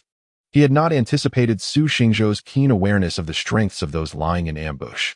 However, realizing that the situation today could not be resolved amicably, Zhang Long wasted no time and launched an attack. His towering physique and innate strength, coupled with his initial mastery of internal energy, allowed him to unleash a powerful strike with a sweeping arm, creating a thunderous sound that filled the air with a fierce momentum. Su Xingzhou's eyes narrowed, displaying a hint of surprise. He did not evade, but instead retaliated with a punch. The two clashed and immediately disengaged. Zhang Long staggered back 3 steps. Yet Su Xingzhou too was forced to retreat a step due to the overwhelming force. He realized he had underestimated Zhang Long's combat skills. With one failed strike, Zhang Long quickly pressed the attack, and the two engaged in a fierce exchange. Zhang Long's techniques were bold and unrestrained, skillfully balancing offense and defense. Su Xingzhou appeared nonchalant. Yet every move he executed contained formidable power. The two exchanged blows rapidly in the spacious hall for several rounds, neither gaining the upper hand. "Humph, is that all you've got?" Su Xingzhou suddenly let out a cold snort, slightly bending his legs before unleashing a powerful palm strike. Bang! With a resounding thud, Zhang Long felt his arms tingle, and his entire body was sent hurtling backward as if weightless. Impressive, he thought, realizing that this individual was at least at the mid-stage of internal energy. Furthermore, that previous palm strike was exceptionally profound, seemingly capable of unleashing even greater power. Seeing Zhang Long sent flying, Chi Tai's expression shifted. "Are you all right, Along?" Zhang Long landed, his face flushed, feeling the tumult of blood within him and a sharp, burning pain in the spot where he had been struck. He glanced down, noticing dark discoloration, with his blood flow impeded. "Poisonous palm," Zhang Long warned. Su Xingzhou was taken aback to see Zhang Long unaffected by the poison palm strike. However, he quickly regained his composure and remarked, "Truly, you are a robust giant, with a sturdy physique and remarkable endurance. Yet, having been struck by my poisoned palm, should you choose to retaliate, it will only expedite the spread of the toxin, leading to your untimely demise." Chi Tai, filled with indignation, stepped forward, glaring at Su Xingzhou as he retorted, "As martial practitioners, we ought to determine superiority through our skills. Your reliance on poison is a despicable tactic, devoid of honor." Su Xingzhou replied nonchalantly, "In the pursuit of victory, any means that ensures success is valid." With a scoff, Chitai declared, "If that is the case, I shall experience your methods firsthand." Zhang Long interjected, "Master, he is formidable and possesses poison skills. Let us unite to vanquish him." Though it may seem disgraceful to overpower a single opponent with numbers, the gravity of the situation and the malevolent nature of their adversary compelled Chitai to disregard such concerns. They could not continuously seek assistance whenever trouble arose. This matter could even implicate Yang Fei, to whom they owed a tremendous debt of gratitude. Thus, both master and disciple felt the weight of responsibility to face this challenge alone. Consequently, Chitai and Zhang Long joined forces to confront Su Xingzhou. Although merely in his 20s, Su Xingzhou was already a mid-level expert in internal energy, showcasing remarkable martial talent. However, he was surprised to find that both Chitai and Zhang Long were at the initial stage of internal energy, and today, his poison techniques seemed less effective against them. The three engaged in a fierce exchange, each attempting to gain the upper hand. In a one-on-one confrontation, Su Xingzhou could easily surpass either Chitai or Zhang Long even without resorting to poison. Yet, the combined efforts of the master and disciple, undeterred by his toxic arts, managed to suppress Su Xingzhou, leaving him unable to secure victory. True martial artists engage in a deadly struggle, where each strike exacts a significant toll, rendering the spectacle less captivating. Ma Zhao watched anxiously from the sidelines, gripping a knife, the rapid movements of the three. Each strike, imbued with the ferocity of a wolf and tiger, left his legs trembling with fear. Although he was also a martial artist, he only possessed external energy, belonging to the category that merely trains muscles and skin. Witnessing the battle between the three internal energy masters, he felt utterly unqualified to intervene. However, Ma Zhao did not flee. He was biding his time. Should Su Xingzhou falter, he would call upon the hidden members of the Longhu Hall to join forces and ensure Su's capture. As the battle progressed, Su Xingzhou grew increasingly alarmed. He had not anticipated the formidable strength of the master and disciples' alliance. Most troubling was the realization that his family's prized poison techniques seemed ineffective. How could this be? His mindset began to crumble. It was no wonder that Tian Jinhai had perished at their hands. The thought of Tian Jinhai's demise sent a chill through Su Xingzhou. He could not afford to see his promising future dashed in such a manner. The Longhu Hall still had several skilled fighters lurking in the shadows. If they all joined in, armed with firearms, any injury he sustained could be life-threatening. With these thoughts weighing heavily on him, Su Xingzhou began to contemplate retreat. He needed to withdraw.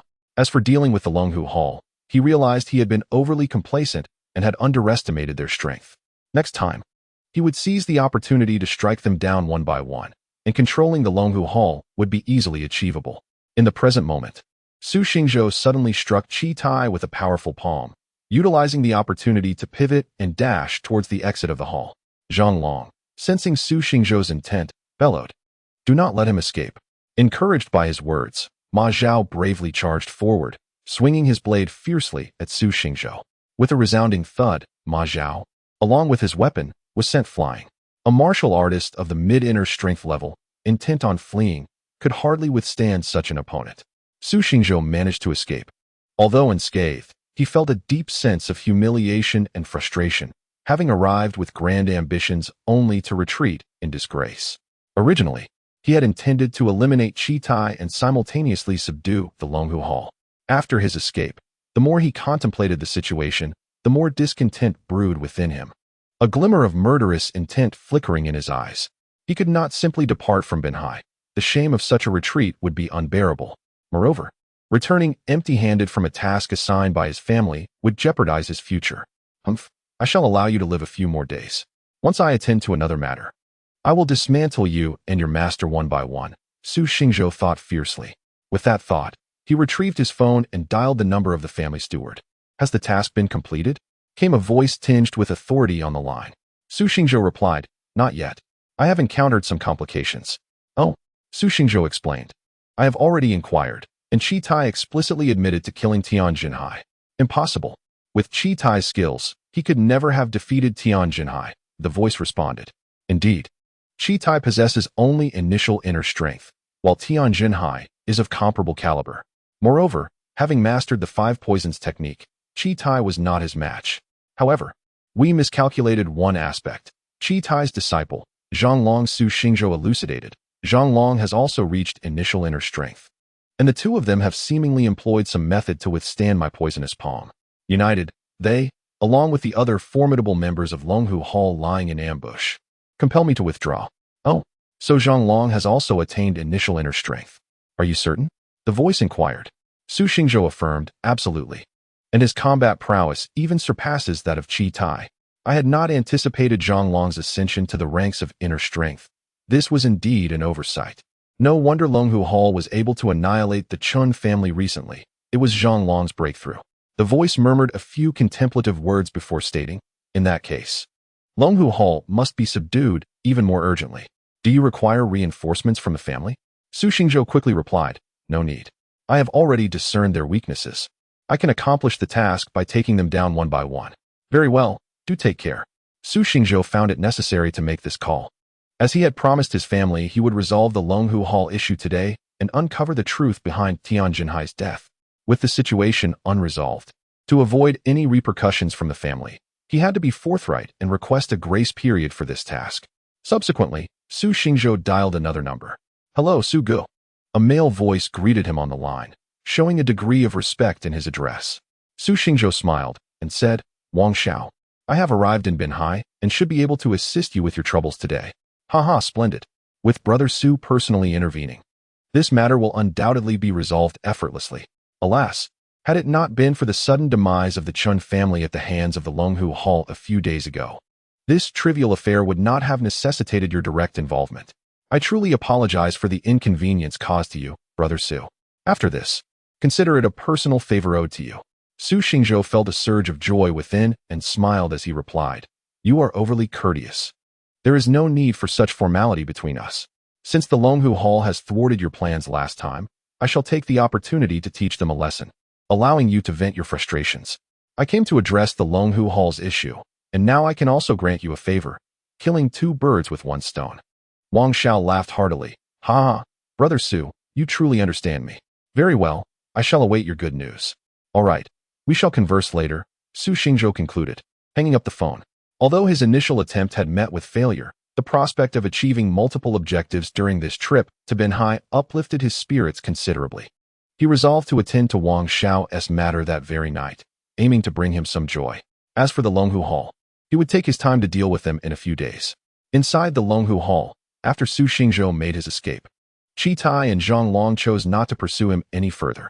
Such a formidable adversary required meticulous preparation on their home turf, and it would take the combined strength of master and apprentice to keep him at bay. To chase after him might afford their opponent the opportunity to counterattack. Though the formidable foe had retreated, there was no joy amongst the members of the Longhu Hall. Su Xingzhou was simply too powerful. Moreover, given his youth, it was evident that his family or sect was equally formidable. With Su Xingzhou returning empty-handed, there was uncertainty as to whether he and his backing would return with renewed vigor. Indeed, we owe our gratitude to Mr. Yang for providing that antidote. Otherwise, we might have fallen into Su Xingzhou's hands today. Chi Tai reflected once the others had dispersed. Zhonglong nodded, his admiration and respect for Mr. Yang palpable upon hearing his name. Along, it seems we have inadvertently provoked a titanic adversary. If this situation cannot be resolved amicably, take a few loyal brothers and seek refuge with Mr. Yang. See if he has any means to ensure your safety. If he cannot protect you either, depart without burdening him further. Do you understand? After careful consideration, Chi Tai advised Zhonglong. Zhonglong was taken aback, gazing at Chi Tai. Master, I, Zhonglong, will stand by you through thick and thin. I shall never abandon you. Chi Tai felt comforted, yet shook his head. Since the upheaval years ago, I have remained unmarried, dedicating my life to virtuous deeds. I never anticipated that it would ultimately be due to Tian Jinhai that I would face this calamity. Though you are my disciple, we have shared a bond akin to father and son over these decades. You are my sole heir, and I cannot allow us both to perish here. Do you comprehend my heartfelt intentions? Tears welled in Zhonglong's eyes as he shook his head. Regardless, I will never forsake you. He then looked up at Chi Tai and declared, if necessary, I will implore Mr. Yang he must have a solution. Under normal circumstances, he would never seek out Yang Fei for his own affairs, feeling eternally indebted to him. Yet now, for his master's sake, he resolved to approach Mr. Yang once more. At worst, he would spend his life as a servant, repaying Mr. Yang's kindness. Witnessing Zhang Long's demeanor, Chi Tai felt a surge of emotion. He chuckled softly and remarked, "The enemy has been driven away. Why speak such disheartening words? The situation has not reached that point yet. Let us be cautious moving forward." The Longhu Hall is not necessarily afraid of anyone. Zhang Long, upon hearing this, regained his composure and nodded in agreement. "Indeed, we just need to be careful during this period." Chi Tai added, "In any case, we must not let this matter leak out, lest our brothers become unsettled. We cannot allow others to perceive an opportunity." Zhang Long nodded gravely. Inside the medical clinic, Yang Fei had just begun his shift when he heard the screeching of brakes outside. Moments later, several young men rushed in, carrying an injured person. "Dr. Li, please help save Brother Ma," the leader of the group exclaimed anxiously. Yang Fei's gaze fell upon the injured man, and his expression changed slightly. "Is that Xiao Ma?" He approached, and, upon a brief examination, stated gravely, "He has been injured by someone." The injured individual was none other than Ma Zhao, who had been wounded by Su Xingzhou during his escape. Chi Tai and Li Xiantong were close friends, and if any of the Longhu Hall brothers were injured, Li Xiantong would typically be the one to treat them. Two younger members of the Longhu Hall recognized Yang Fei and quickly nodded, but they had been instructed not to disclose the events at Tianqing Mountain Villa, so they refrained from saying more. Zhou Qing approached and, noticing the severity of Ma Zhao's injuries, looked toward Yang Fei. "Master is currently attending to that elderly gentleman's emergency. Mr. Yang, please take a look at Ma Zhao." As the resident physician, Yang Fei nodded in agreement and instructed the Longhu Hall members, "Take him to my consultation room." This marked what could be considered his first true patient since beginning his work at Li Xuantong's clinic. A smile crept onto Yang Fei's face, realizing that things were finally falling into place.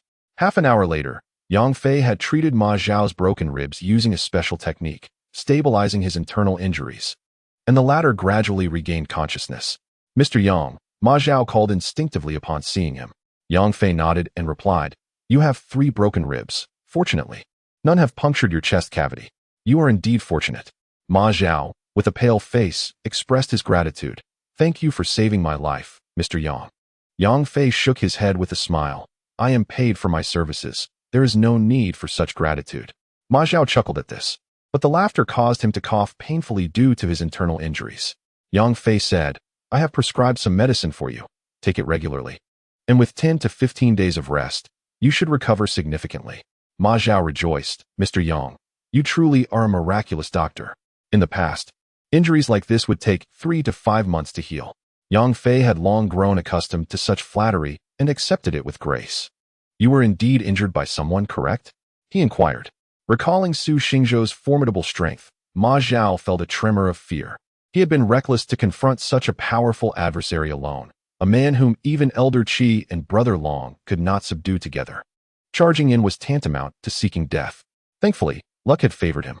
However, regarding Su Xingzhou's involvement with the Longhu Hall, he had previously been cautioned by Chi Tai and Zhang Long not to mention it to anyone, especially not to trouble Mr. Yang further. Thus, he concocted an excuse, stating, "I was injured while engaged in a dispute." Yang Fei did not harbor any suspicions and advised him to rest and recuperate. Ma Zhao nodded repeatedly, taking the prescription and departing to procure the medicine. When Ma Zhao arrived at the clinic, many individuals were still waiting to see Li Xiantong.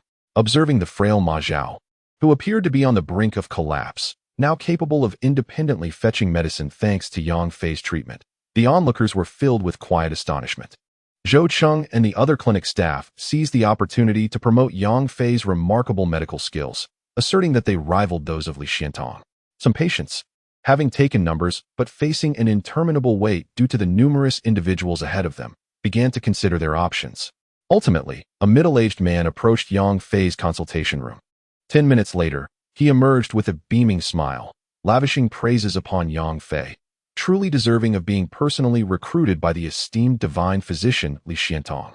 His medical expertise is indeed extraordinary, and he is remarkably accomplished for his age.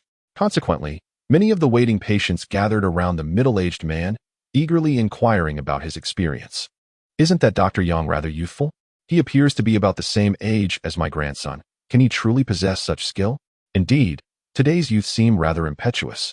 How many truly acquire genuine expertise? Exactly, especially in traditional Chinese medicine, the older one is, the more seasoned their experience. Aren't all renowned practitioners elderly? Have you ever seen a young one? The middle-aged man, who had already benefited from Yang Fei's treatment, retorted with widened eyes, "You have yet to experience Dr. Yang's medical prowess. In my opinion, his skills are not inferior to those of the esteemed Li Xiantong and may even surpass them. Believe it or not, that is entirely up to you." With that, he departed, satisfied. Those seeking treatment at the clinic primarily came for Li Xiantong's expertise. Although the middle-aged man had received treatment and fervently advocated for Yang Fei's remarkable skills, skepticism lingered among the crowd. At that moment, an elderly woman suddenly clutched her abdomen, crying out in pain. She appeared to be in her 70s, supported by a middle-aged woman, who looked distressed as she exclaimed, "Mother, can you hold on? If you can't, we'll have to go to another hospital." The elderly woman writhed in agony, her face turning ashen, unable to articulate a word, her body slipping towards the floor. Zhou Cheng and the clinic staff hurriedly rushed to assist her. "Mr. Yang, please come and take a look. We cannot afford any incidents at the clinic." Zhou Cheng's forehead glistened with sweat. His master was still attending to the previous elderly patient, and now this new crisis threatened the clinic's reputation. The elderly woman's daughter had just witnessed Yang Fei treating Ma Zhao and the middle-aged man. She had initially considered bringing her mother to see Yang Fei, but her mother only trusted Li Xiantong. With the situation escalating, the middle-aged woman urgently implored Yang Fei, "Dr. Yang, please, could you assist my mother?" Her face was etched with anxiety, her eyes reddened with distress. Yang Fei, observing her filial piety, nodded subtly, his gaze falling upon the elderly woman. After a brief glance, he inquired, "Does your mother suffer from epilepsy?" The middle-aged woman promptly affirmed, "Indeed, it has persisted for many years. Despite our efforts to seek medical advice and remedies, we have yet to find a solution." Yang Fei acknowledged, "This is classified as refractory epilepsy." The woman quickly asked, "Can you treat it, Mr. Yang?" She watched in distress as her mother convulsed, her pupils dilated, and froth escaping from the corners of her mouth. Although she had witnessed such episodes countless times, her concern never waned. Yang Fei knelt down, his slender fingers pressing gently upon the elderly woman's head. In merely 3 breaths, the convulsions ceased, and her pupils gradually relaxed.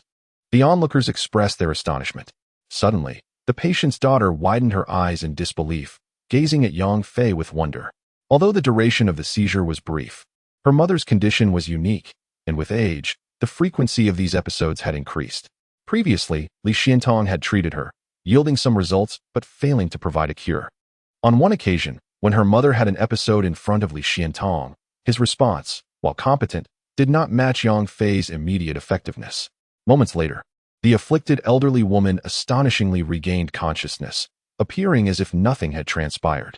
Yang Fei rose and remarked, "The primary cause of your mother's epilepsy seems to be a disturbance in the central nervous system. Given her relatively young age, with proper care, there is a chance for recovery." The patient and her daughter were overjoyed at his words and eagerly requested a treatment plan. Yang Fei instructed them to proceed to the consultation room, as he needed to conduct a detailed examination of the elderly woman to prescribe the appropriate medication. 20 minutes later, the mother and daughter emerged, beaming with joy, the daughter repeatedly bowing in gratitude to Yang Fei. He advised, "Please follow the prescribed regimen, and come for acupuncture once a week. You should see improvements within 2 months." The mother and daughter departed, expressing their profound gratitude. Meanwhile, those waiting in the clinic grew restless. With the successful management of the elderly epilepsy patient and the precedent set by Ma Zhao, the onlookers began to place greater trust in Yang Fei's medical expertise. Some, pressed for time, entered Yang Fei's consultation room directly. With one patient treated, others soon followed. Each individual who exited Yang Fei's room wore a beaming smile, leading to a bustling atmosphere in his clinic. As midday approached, Li Xiantong emerged from the emergency room. Feeling somewhat fatigued, he intended to persevere and attend to the remaining patients awaiting treatment. However, upon glancing at the waiting area, his expression changed. "Xiao Zhou, weren't there fewer people this morning?" he inquired, observing the scant few waiting. While puzzled, he secretly felt relieved. Fewer patients meant less suffering for others, allowing him to ease his own burden. Zhou Cheng shook his head, smiling as he replied, "Not at all. Everyone here had made appointments a week prior. According to the schedule, 20 patients were expected this morning, and they all arrived. Li Xiantong was taken aback. They all came? But where are the patients? Upon witnessing the astonished expression on his master's face, Zhou Cheng could not help but chuckle softly and remarked, "Master, I believe that from today onward, you can finally enjoy some well-deserved leisure, allowing you more time to impart your wisdom to me." Li Xiantong, upon hearing this, felt a stir in his heart and turned his gaze toward the direction of Yang Fei's clinic, inquiring, "Are you suggesting that they have all gone to Yang Fei?" Zhou Cheng nodded eagerly and recounted the events of that morning. Li Xiantong burst into hearty laughter, exclaiming, "Ha ha ha, with his medical prowess. He should have alleviated my burden long ago. That day has finally arrived." He joyfully informed Zhou Cheng, "Starting tomorrow, we can increase the daily patient quota by 20. Zhou Cheng, with a bitter expression, replied, "Master, I believe that may not be necessary. You are already over 70. Your health is of utmost importance. Now that Mr. Yang is here to help ease the pressure, shouldn't you take the opportunity to rest?" Li Xiantong fixed Zhou Cheng with a stern gaze and said earnestly, "Little Zhou, do you recall the principles I imparted when I accepted you as my disciple?" Meeting Li Xiantong's intense gaze, Zhou Cheng felt a tremor in his heart and quickly responded, "A physician's compassion lies in prioritizing the needs of the patients." After saying this, he lowered his head in shame and added, "Master, I was mistaken. However, your health has been declining in recent years, and such a demanding workload could be detrimental to your well-being." Li Xiantong shook his head, stating, "It's of no consequence. As a doctor, I am acutely aware of my own health. By attending to an additional 20 patients daily, 20 fewer individuals in Binhai will suffer from illness. Though my efforts may only address a minuscule fraction of the vast needs in Binhai, it is our duty as physicians to do so." Zhou Cheng's admiration for his master deepened, and he nodded earnestly, affirming, "Yes, I shall remember. Bear in mind that while our capabilities may be limited, as long as we persist in our endeavors, we can alleviate the suffering of many, bringing laughter and hope to the families of patients each day," Li Xiantong admonished solemnly. Zhou Cheng nodded repeatedly in agreement. By around 2 o'clock in the afternoon, the clinic had quieted down. Due to the swift pace of morning consultations, all those who had made appointments for the day had already been seen. Li Xiantong relished the unexpected leisure and chose not to increase the day's appointments, instead heading to Yang Fei's clinic to discuss various medical issues. Zhou Cheng, as Li Xiantong's favored disciple, remained closely by their side, diligently taking notes. Later, at around 4 o'clock, Yang Fei glanced at the time and said to Li Xiantong, "Old Li, I will be dining with my cousin shortly. May I leave early?" Li Xiantong, taken aback, exclaimed, "Why are you being so formal with me? The clinic is not busy today. If you have matters to attend to, you are certainly free to go." Yang Fei smiled and replied, "I am merely an employee. Shouldn't I request a leave of absence from you, my employer?" Li Xiantong laughed heartily. "Now that you mention it, I might need to reconsider our relationship." Yang Fei was momentarily stunned and quickly waved his hands in protest. No. Old Li, I mean no offense." Li Xiantong shook his head with a serious expression, stating, "Young brother Yang, I am quite serious. With your remarkable medical skills at such a young age, your future is limitless. Working in my humble clinic is merely a temporary arrangement. I am aware that one day, you will undoubtedly move on." Yang Fei opened his mouth, but remained silent. Initially, his pursuit of employment stemmed from financial constraints, a necessity to sustain himself. However, after the last rescue of Chi Tai, Zhang Long had bestowed upon him a generous sum of 1 million, alleviating his immediate need for income. Yet, his dedication to working here was genuine. Although not affiliated with a prestigious hospital, Yang Fei, equipped with his medical expertise, held the noble principle of saving lives in high regard. Each day spent at work brought him immense joy, particularly the bustling activity of today, which rendered him fulfilled. He relished this state of existence. Yet, the duality of his identity destined him for uncertainty. Should his physical ailments dissipate and his strength be restored, he would depart to reunite with his international brethren, seeking to uncover the truth behind the previous ambush and exact revenge. Conversely, if his hidden afflictions remained unresolved, he yearned for a tranquil life here. Yet, he feared the possibility of his whereabouts being exposed, endangering those around him. Thus, in the presence of Li Xiantong, he refrained from making any promises. "Before you leave, I sincerely hope you will stay here," Li Xiantong expressed earnestly. "When busy, we can heal the sick together. And in our leisure, We can discuss medical prescriptions. Touched, Yang Fei nodded in agreement. Rest assured, as long as I remain in Binhai, I will stay here. Li Xiantong beamed with joy. Excellent. In that case, we must improve your remuneration. Quickly, Yang Fei interjected, there is no need. I understand your sincerity. But I am not lacking in funds. I simply enjoy working here. Furthermore, your previous offer was already quite generous. I do not wish for any special treatment or changes. Seeing Yang Fei's earnest demeanor, Li Xiantong acquiesced. Very well. However, with your skills, earning money will be a breeze. When we go out for consultations, the fees from the patients you treat will be yours. Yang Fei did not refuse this offer and smiled in agreement. After leaving the clinic, he made his way to Binhai University.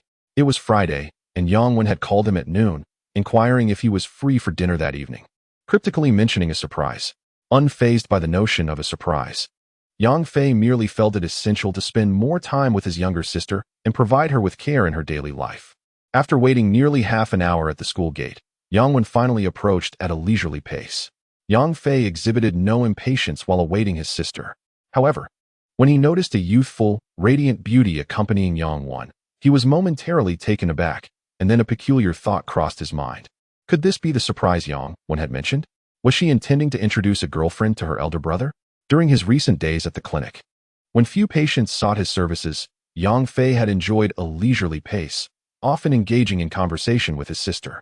Yang Wen had frequently expressed a desire for Yang Fei to introduce her to his sister-in-law. Yang Fei believed it unnecessary for the time being. Although he and Qin Yinyang were legally married, their relationship had yet to blossom into affection.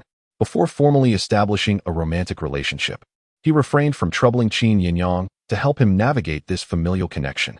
Thus, he consistently declined Yang Wen's requests.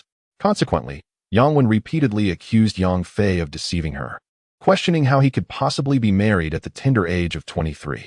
In response, Yang Fei chose not to clarify the situation, and today, he found himself both amused and somewhat touched by Yang Wen's antics.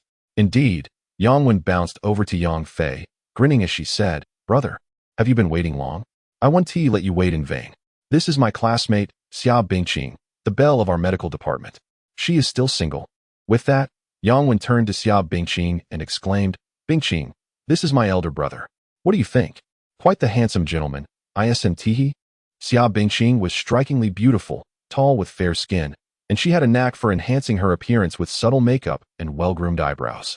Being a top student from Binhai and merely 18 or 19 years old, she radiated youthful charm and allure.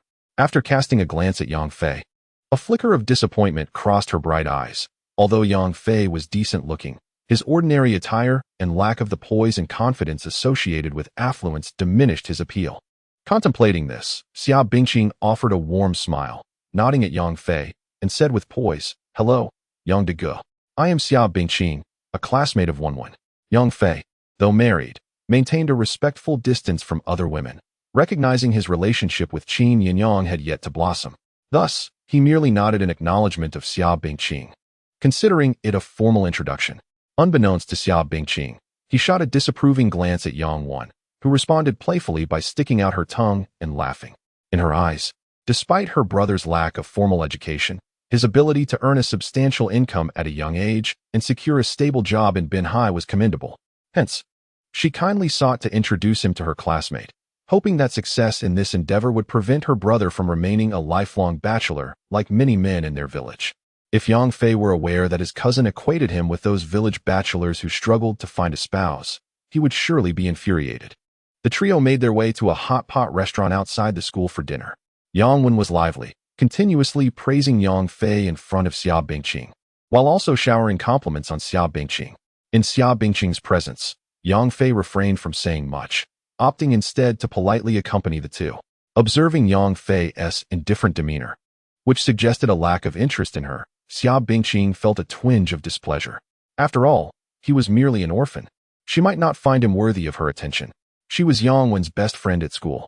Both hailed from modest backgrounds, which fostered a connection between them.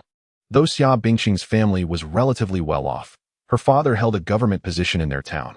This afforded Xia Bingqing a more mature perspective on life, as she had already begun to chart her future, particularly regarding the search for a partner. With her beauty and medical expertise, securing a job in the future should pose little difficulty. However, to thrive in the bustling city of Binhai and achieve a better life. She understood the necessity of choosing the right companion. Since the beginning of the semester, numerous suitors have pursued her, yet she has remained indifferent, fully aware of the principle of being valued at the right price. After Yang Fei visited Yang Wan, he mentioned matters concerning Yang Fei, which initially did not capture Xia Bingqing's attention. However, upon inadvertently overhearing Yang Wan's phone conversation with her family, where Yang Wan's father mentioned Yang Fei transferring 500,000 yuan to their family, she became somewhat intrigued. A 23-year-old young man, who could effortlessly bestow such a sum upon his uncle's family and also grant Yang Wan 50,000 yuan as pocket money, seemed far removed from rural origins, more akin to a scion of a wealthy family from a metropolis. Yet, upon meeting him, his demeanor towards her was aloof, and she felt no inclination to approach him. Moreover, he did not appear to embody the qualities of a successful individual, rendering her disinclined to take the initiative.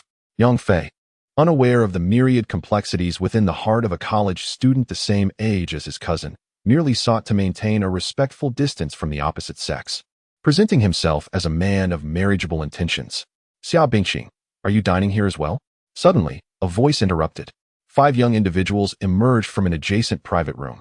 At the forefront was a handsome young man, approximately 6 feet tall, clad in prestigious international brands, with a luxurious green watch adorning his wrist, unmistakably a child of privilege. Accompanying him were 3 young women, all dressed in youthful, fashionable attire. Notably, the trio of girls were tall, each boasting striking appearances, their beauty complemented by their youthful radiance. Hello, Senior Wenjie, Xia Bingqing greeted politely, rising to acknowledge the leading young man. His name was Zhu Wenjie, a second-year medical student at Binhai University. A year senior to Yang Wan and Xia Bingqing, Zhu Wenjie was a prominent figure. By the second semester of his first year, he had already ascended to the role of vice president of the student council, with many outstanding girls vying for his attention, yet he remained single, enjoying a favorable reputation. Yang Wan is here too. I didn't expect both of our department's stunning beauties to be present. Zhu Wenjie remarked with a smile upon spotting Yang Wan and nodding in her direction.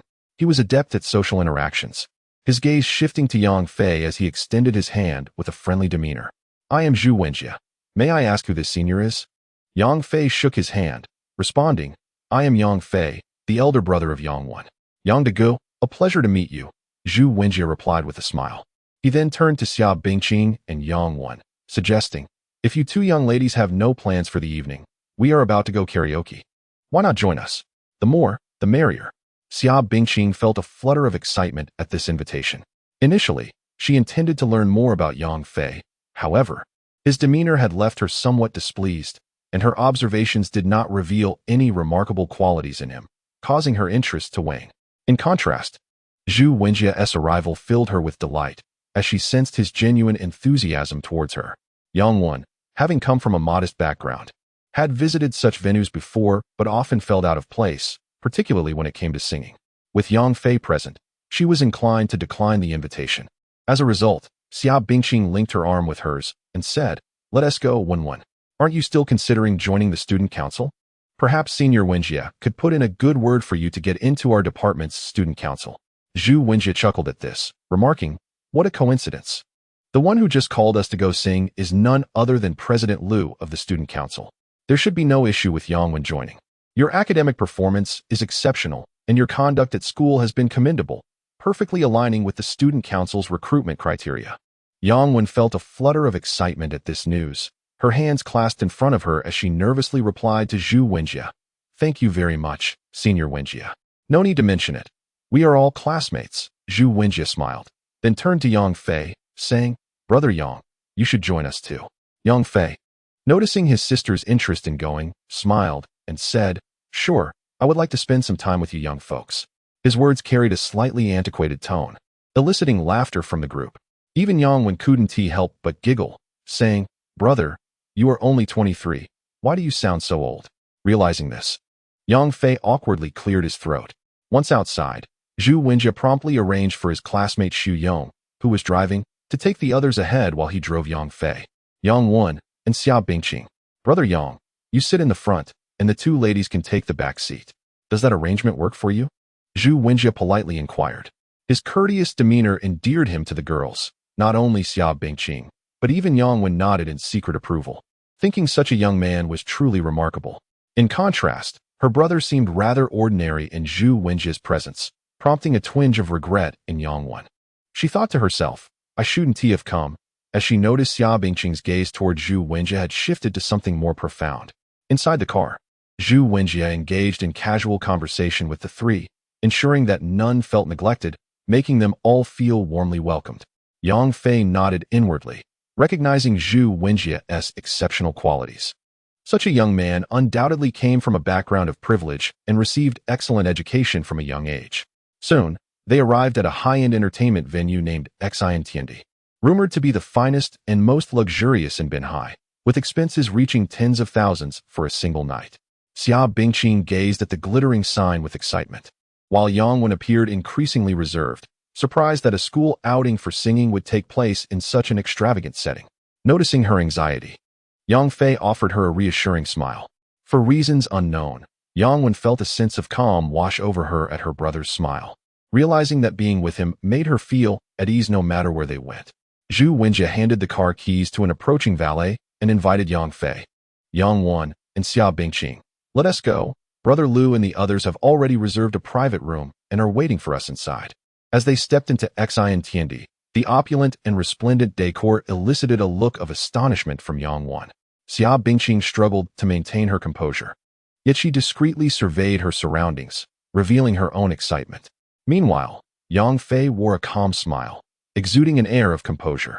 With a fleeting glance, Zhu Wenjie noted the reactions of the three individuals, feeling a sense of astonishment. He had initially presumed that Xia Bingqing was the most worldly among them. Yet it was Yang Fei who remained the most composed. It is well understood that those truly impoverished often feel a sense of inferiority in such upscale establishments. Regardless of their attempts to conceal it, they instinctively exhibit behaviors that reveal their discomfort, thus appearing reserved and unnatural. Zhu Wenjie did not wish to witness their awkwardness. He merely possessed a keen eye for observation. At the elevator entrance, Xu Yong awaited with the three young women. Upon seeing Zhu Wenjie and his companions approach, he opened the elevator door, allowing them to enter first before stepping in himself. Xu Yong, who previously drove an Audi, likely hailed from a well-off background. Yet in Zhu Wenjie's presence, he adopted a demeanor akin to that of a subordinate, further accentuating Zhu Wenjie's distinctiveness. Upon arriving at their designated floor, the elevator door slid open to reveal a corridor flanked by a group of staff members dressed in white professional suits, fitted skirts, and nude stockings, their long legs accentuating their appearance. Welcome to Xiantiendi. We wish you a delightful experience. They greeted in unison, bowing at a respectful 90 degrees, ensuring that every guest felt esteemed. However, their attire, already somewhat provocative, became even more so as they bent forward, causing a distracting display. Under such circumstances, even Xia Bingqing felt her cheeks flush slightly, the situation becoming somewhat awkward.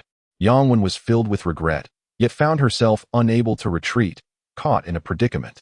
Yang Fei observed her reaction, secretly amused, yet he had no intention of offering her comfort.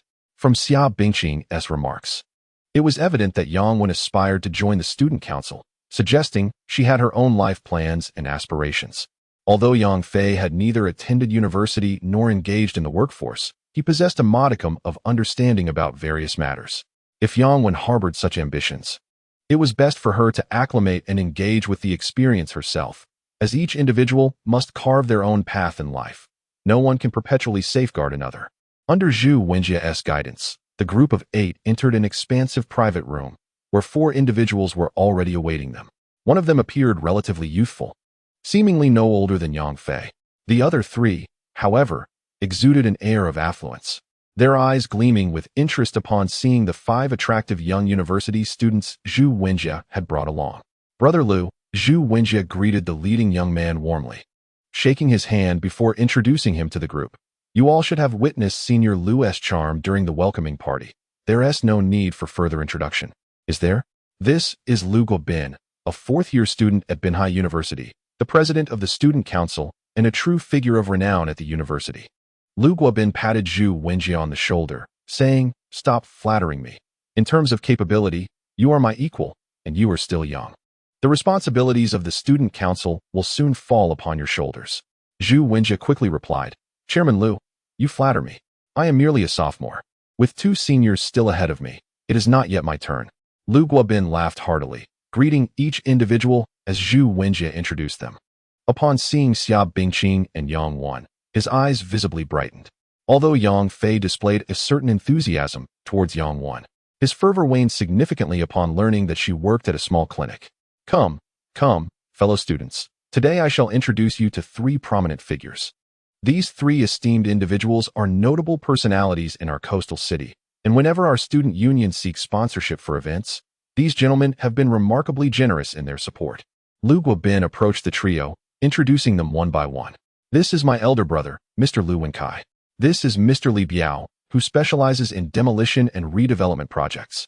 And this is Mr. Sun Pengqing, a titan in the local culinary scene. The 3 gentlemen greeted the students with hearty smiles, particularly engaging warmly with the 5 young women, shaking their hands with exuberance. Yang Wan, encountering such a scene for the first time, felt anxious and out of place, glancing towards Yang Fei for assistance. However, Yang Fei merely smiled, refraining from intervening. If she aspired to join the student union and eventually secure a position in a government office, she must learn to navigate such social dynamics. He intended for Yang Wan to familiarize herself with this alternate facet of society, to adapt independently. If she could acclimate, then she should strive to excel. If not, it would be wise to withdraw early. Zhu Wenjie and Xu Yong had already moved to the side, sitting together as if they had completed a task. Yang Fei cast a sidelong glance at them, suppressing a smirk. It was evident that Zhu Wenjie and Xu Yong had initially brought the 3 girls as companions for the 3 gentlemen. When they encountered Yang Wan and Xia Bingqing, both of whom were quite attractive, they decided to include them as well. Lu Guobin and Zhu Wenjie were both adept socializers, and the 3 gentlemen were seasoned veterans of social engagements, expertly managing the atmosphere. Initially, the gathering was quite formal, with conversations, drinks, and singing. However, as the evening progressed and spirits were lifted, Lu Wenkai, Li Biao, and Sun Pengqing became increasingly uninhibited. They drew several female students into duet performances, occasionally pulling them into dance, heightening the revelry. Xia Bingqing seemed to have discerned the underlying dynamics early on, cleverly remaining close to Zhu Wenjie, thus evading the advances of the 3 gentlemen.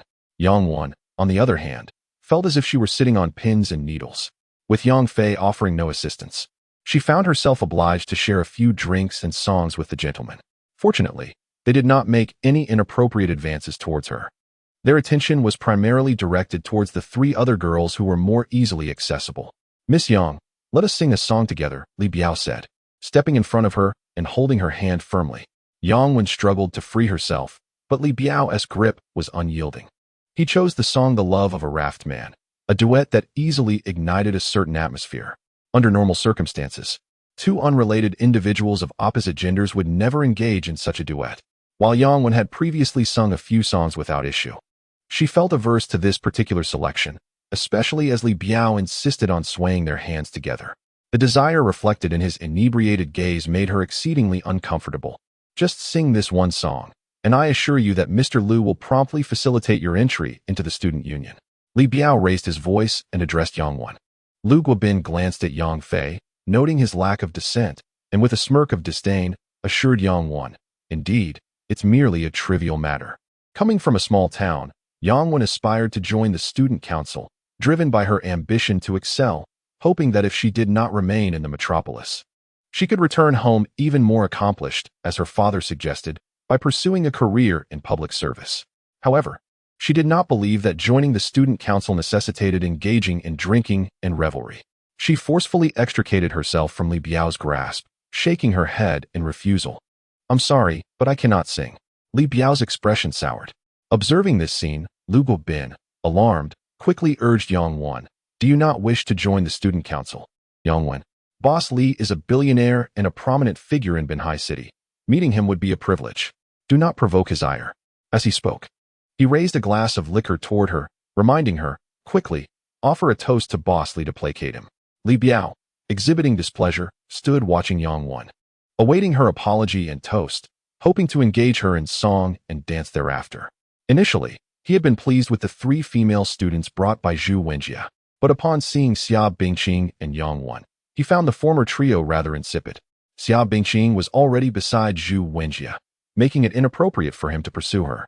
Yet Yang Wan, evidently from a small town and inexperienced, piqued his interest, although she had a cousin with her. That timid fellow had not uttered a word since their arrival and had not intervened as his cousin was coerced into drinking. Such meekness rendered him inconsequential in Li Biao's eyes. Li Biao was resolute. He intended to claim Yang Wan that very night. He relished conquering such seemingly innocent and spirited female university students. Don't just stand there. Offer a toast to Brother Biao. See how displeased he is, Lu Guobin prompted as Yang Wan remained unmoving.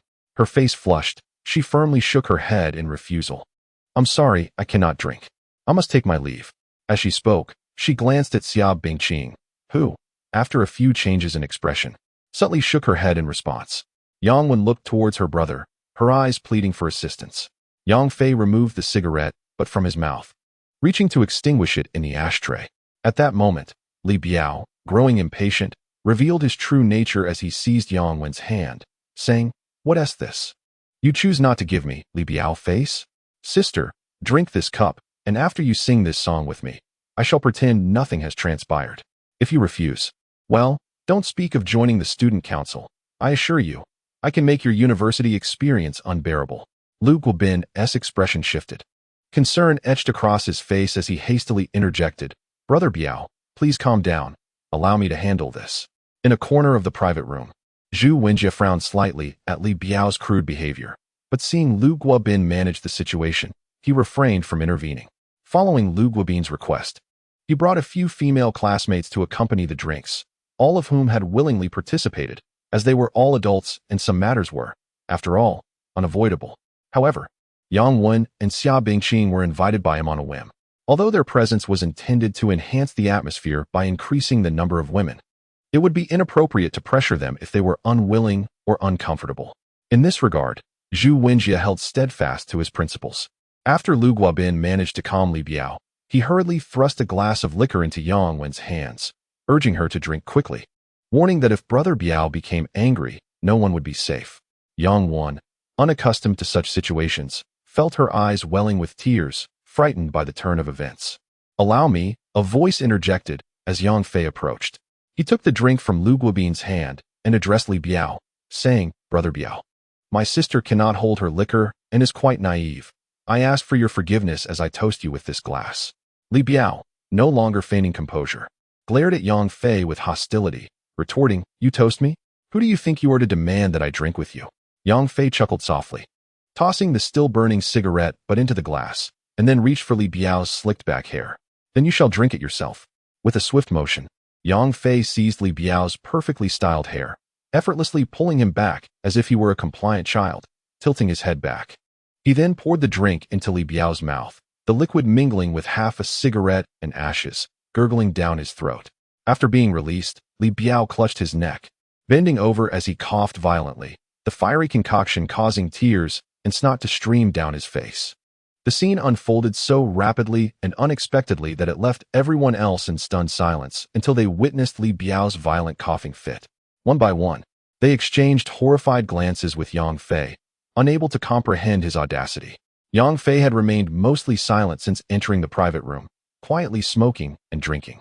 His recent approach, seemingly humble as he sought to apologize on behalf of Yang Wan, had taken a shocking turn when he suddenly forced the drink upon Li Biao. Furthermore, how was it possible that Li Biao, with his robust physique, submitted so readily to Yang Fei's actions? "Brother, we must leave." Yang Wan regained her composure, realizing her brother's reckless actions towards Li Biao had created a grave situation. She hastily grabbed Yang Fei, intent on escaping. "Want to leave? How dare you treat Brother Biao like that?" Lu Wenkai and Sun Pengcheng, clearly loyal to Li Biao, swiftly intervened to block their exit.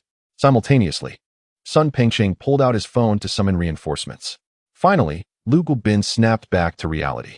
Despite being adept at navigating social situations and maintaining connections, the unfolding chaos left him astounded. As a student and the president of the student council, the events occurring here were far from acceptable. While certain matters could be overlooked as long as they remained discreet, exposure would change everything. Lu Guobin hastily patted Li Biao's back to ease his physical distress, while urgently advising Lu Wenkai and Sun Pengcheng, "Gentlemen, let us not act impulsively. Let us communicate calmly.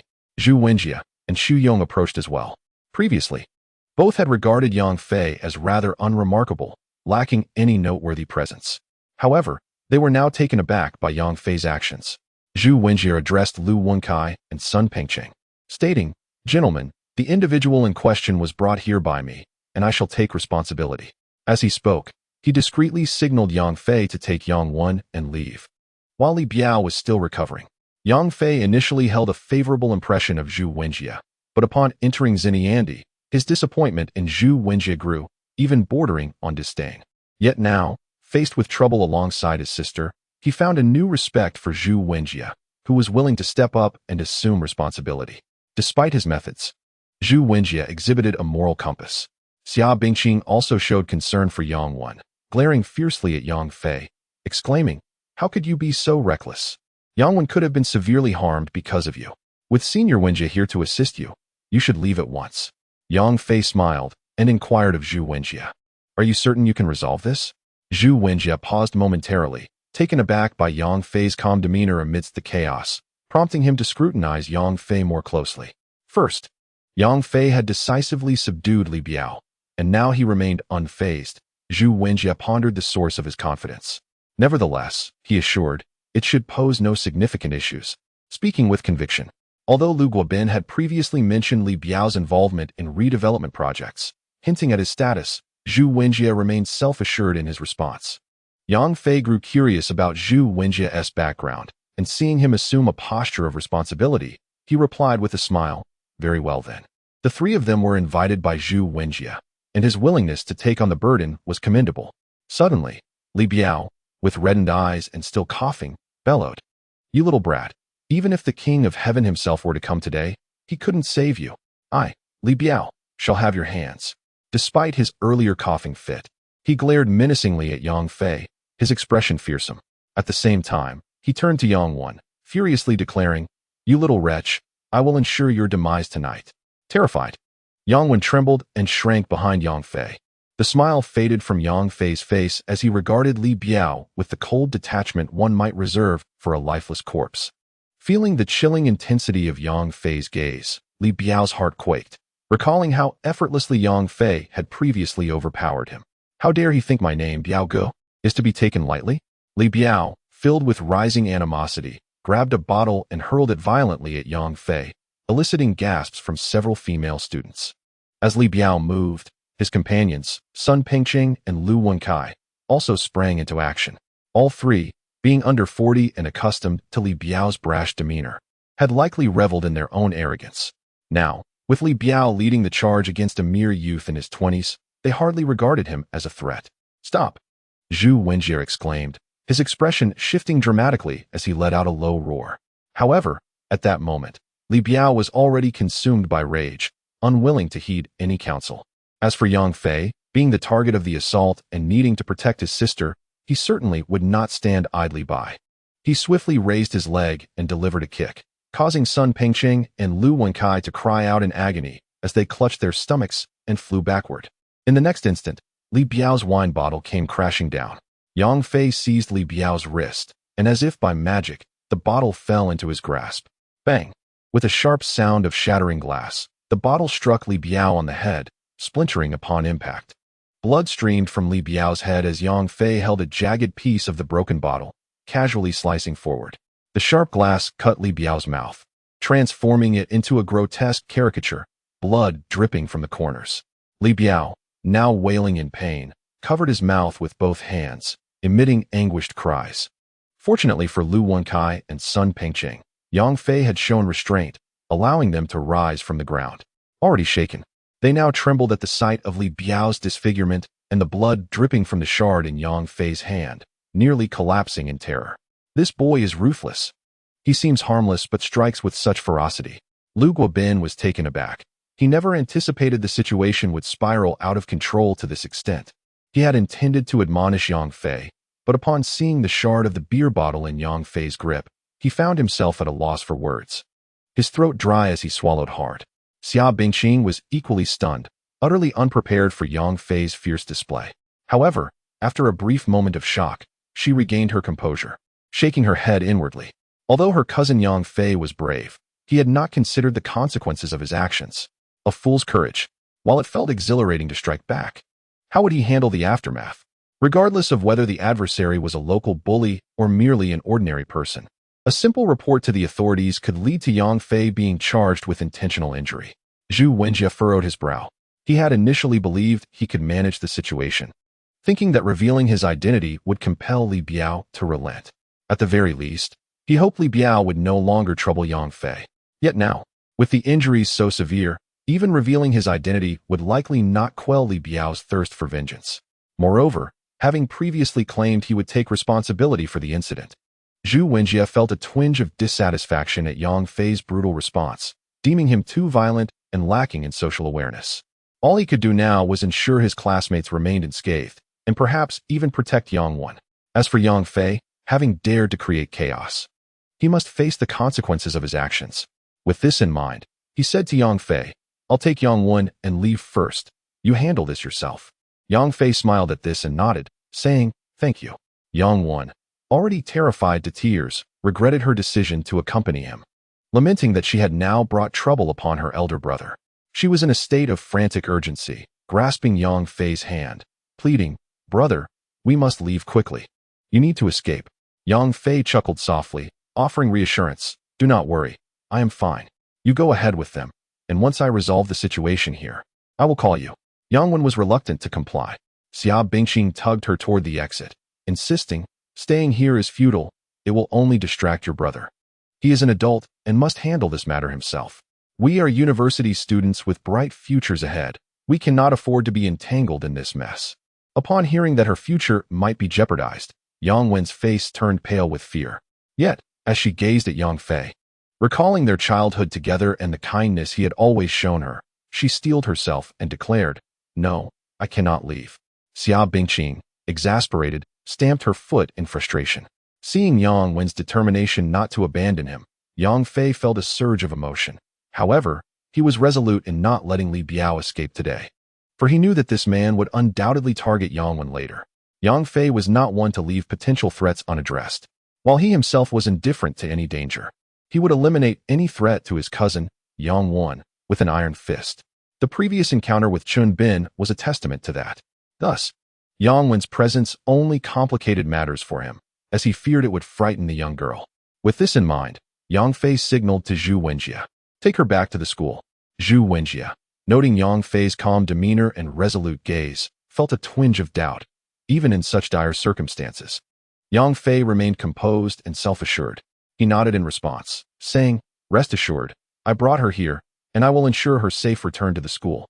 With that, Zhu Wenjie exchanged glances with Xu Yong, and together with Xia Bingqing, they escorted Yang Wen away. As Yang Wen was let out, Lu Guobin's expression grew anxious. Calling out to Zhu Wenjie cast a cold glance at Lu Guobin before turning to leave. Enraged, Li Biao pointed at Yang Wen with his bloodied right hand, emitting muffled sounds indicating his refusal to let her go. Yet, the remaining individuals in the private room were intimidated by Yang Fei's ruthless demeanor, and none dared to intervene. Moments after Zhu Wenjie and the others departed, hurried footsteps echoed from outside the door. At this juncture, Li Biao, having suffered a shattered kneecap, knelt before Yang Fei, weeping profusely, while Yang Fei sat nonchalantly on the sofa, smoking. Beside him, Lu Guobin was drenched in sweat, anxiously awaiting the outcome.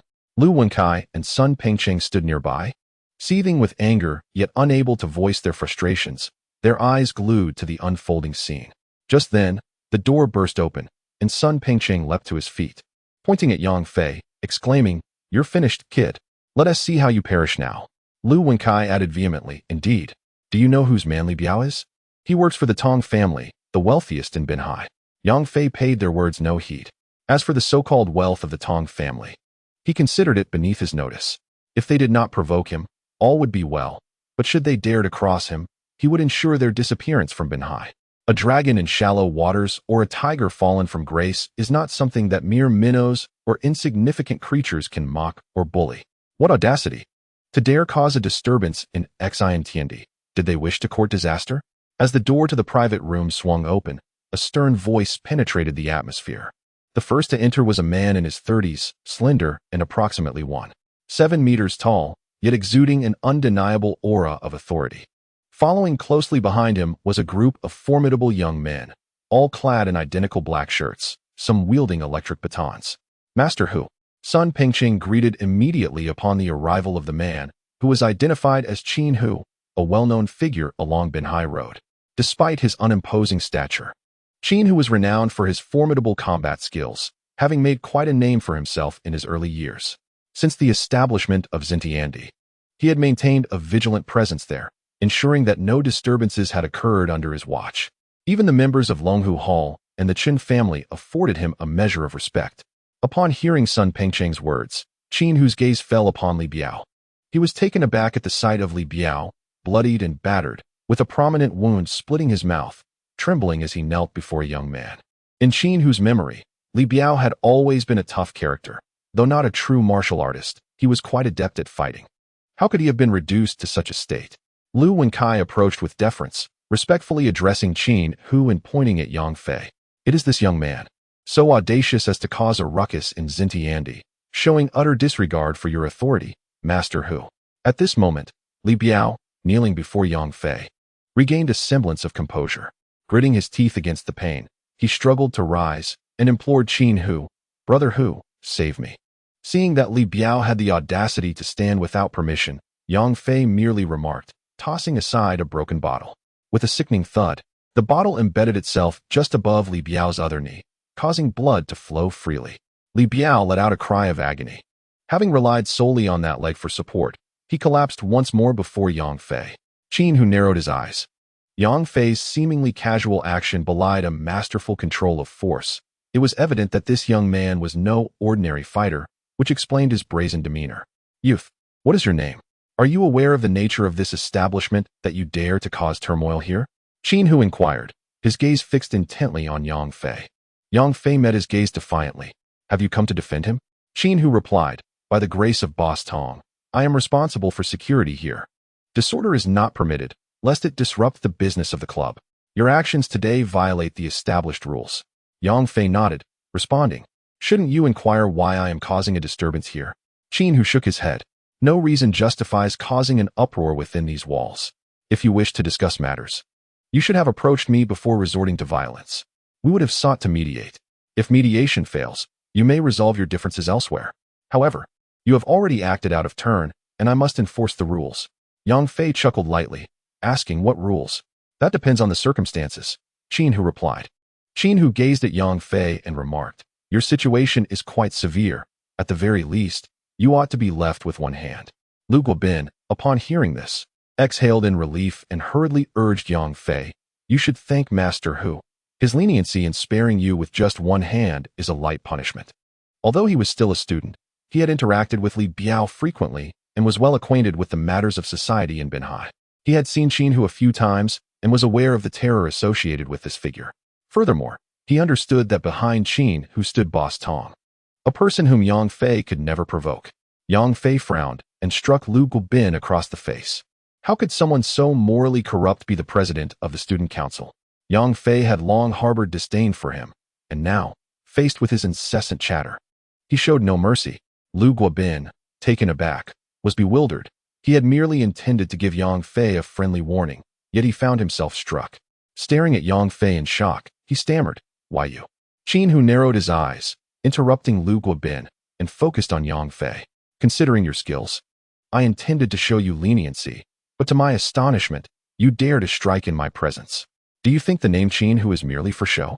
Yang Fei had no desire to engage in conflict with anyone, but today's events directly impacted Yang Wen's future safety. Thus, he felt compelled to remain and resolve this matter once and for all. He looked up at Qin Hu and stated, "Since you choose to ignore the context and act solely according to your own rules, I have nothing further to say. I shall simply adhere to my principles." Qin Hu replied in a deep voice, "What is your name, and where do you hail from?" Yang Fei smiled, "Rest assured, as long as you possess the ability to eliminate me, there will be no subsequent troubles. However, I must caution you, once you strike against me, you become my enemy." Qin Hu, filled with rage, laughed heartily. "Huh? Such youthful arrogance. It has been a long time since anyone has spoken to me, Qin Hu, in such a manner." Yang Fei frowned. Enough with the prattle. Qin Hu's expression darkened. and a fierce aura emanated from him as he lunged toward Yang Fei. Yang Fei narrowed his eyes slightly. This man, though of similar age to Zhang Long, possessed strength surpassing that of Zhang Long prior to his breakthrough. No wonder he commanded such respect. Qin Hu's strike was decisive and ruthless, aimed at Yang Fei's right shoulder, a blow powerful enough to incapacitate an arm, serving as punishment. Yang Fei raised his hand and countered with a punch. Bang! With a muffled grunt, Qin Hu, having come swiftly, was sent flying 4 to 5 meters away by Yang Fei's blow, barely held up by a few of his companions, who prevented him from crashing through the door of the private room. Yang Fei remained seated on the couch. Qin Hu's punching arm hung limply, his fist split and blood oozing forth, his entire arm now numb and devoid of sensation. He stared at Yang Fei in horror, incredulously asking, "Why you are a late-stage internal martial artist?" At these words, those brothers behind Qin Hu displayed expressions of shock, their intentions to rush forward halted, paralyzed by fear. Given their association with Qin Hu, they possessed a certain understanding of the martial world. Some even practiced martial arts themselves, albeit at the external strength stage. Thus, hearing Qin Hu declare that the opponent was a late-stage internal master, the astonishment in their hearts was palpable. It is worth noting that Yang Fei, appearing to be in his early 20s, is astonishingly a master at the late stage of internal strength. An almost unbelievable feat. Shall we continue? Yang Fei inquired of Qin Hu. A chill ran through Qin Hu. Despite his pride, he was a decisive man and quickly bowed his head, conceding, "You surpass me. I shall not fight." Yang Fei smirked. "Did you not mention breaking your own rules? Should you not act according to the established order?" Qin Hu's lips quivered, his face reddening as he explained. "I was unaware that you were a master of late internal strength. I apologize for my prior offenses. As for Li Biao, he deserves his fate for daring to provoke a master." Yang Fei chuckled, observing the harsh truth of reality. Those with power command respect wherever they go, while the powerless must silently endure mistreatment. However, Li Biao works under our boss, Tong. I implore you, for Tong's sake, grant him mercy this once. Besides, you have already punished him sufficiently. Observing Li Biao's despondent expression, Qin Hu felt a pang of sympathy and interceded. He thought, although I cannot match you in strength, invoking Tong's name should compel you to relent. When Qin Hu appeared, Li Biao felt a surge of hope, anticipating that Qin Hu would incapacitate Yang Fei to avenge him. Yet, to his dismay, Qin Hu was sent flying by a single punch from Yang Fei, who was then identified as a master of late internal strength. Having accompanied Boss Tong for years and being familiar with the existence of martial arts experts, Li Biao realized the unfortunate predicament he had stumbled into today. He understood he had encountered an insurmountable obstacle. Despite his injuries and humiliation, resentment towards Yang Fei took root in his heart, and he vowed to seek revenge in the future. At that moment, as Qin Hu pleaded on his behalf, he suppressed his animosity and hastily bowed to Yang Fei, begging for forgiveness. Yang Fei remained unaware of Li Biao's thoughts, but he recognized that treating someone like Li Biao in such a manner made it difficult for them to truly forget their grievances. Such individuals could only become a source of future troubles. Although he was not afraid of Li Biao's hatred or retaliation, he was concerned about Yang Wan. He could not always be there to protect her. Contemplating this, Yang Fei slowly shook his head and stated, "He has insulted my sister and shown me disrespect. Now that I have injured him so, he surely harbors a deep-seated hatred, plotting his revenge. Would you, in my place, be able to forgive him?" Qin Hu felt a shiver down his spine. A martial artist's decisiveness in matters of life and death indeed leaves no room for such latent threats. However, since Li Biao was under Boss Tong's employ, he could not stand idly by and said, "I can guarantee he would dare to retaliate. Death is the only sure safety." Yang Fei spoke coolly, then brought his palm down upon Li Biao's head. Li Biao's body trembled, his eyes widening as he fell rigidly to the ground, silent forevermore. A chill enveloped the private room, as an inexplicable coldness surged from the floor to their hearts, causing everyone to gasp in horror. Terrifying. Was this truly the consequence of offending a martial artist? Qin Hu's expression darkened significantly. Although Yang Fei had defeated him and shown him no respect, he bore no grievance. For in the realm of martial arts, power reigns supreme. However, he had just distanced himself from the name of Boss Tong. Yet Yang Fei still showed him no respect and directly killed Li Biao. This young man, despite his tender years, truly exhibits a ruthless heart and decisive actions. Yang Fei rose and fixed his gaze upon Qin Hu. Are you still intent on adhering to the rules and causing me trouble? Qin Hu inhaled deeply, staring at Yang Fei as he replied, You are a martial artist, and according to the conventions of the martial world, I am unqualified to impede you. Besides, you are stronger than I, and we cannot detain you. Yang Fei smiled faintly and inquired, So, does this mean you will seek to trouble me later? A weight settled in Qin Hu's heart. After a moment of contemplation, he spoke. Li Biao served the Tong family for many years and was held in high regard. His sudden demise may draw the attention of the Tong family. Upon hearing this, Yang Fei frowned. He particularly detested the notion of retaliating against the weaker to provoke the stronger.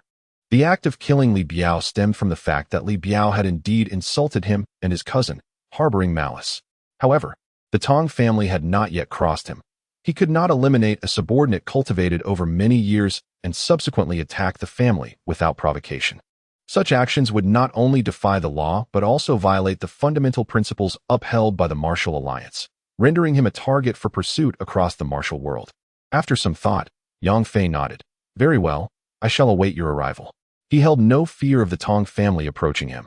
As long as they did not provoke trouble or disturb Yang Wan, and instead came directly to negotiate, he would remain unperturbed. He was a man of reason, unless there was no room for reason.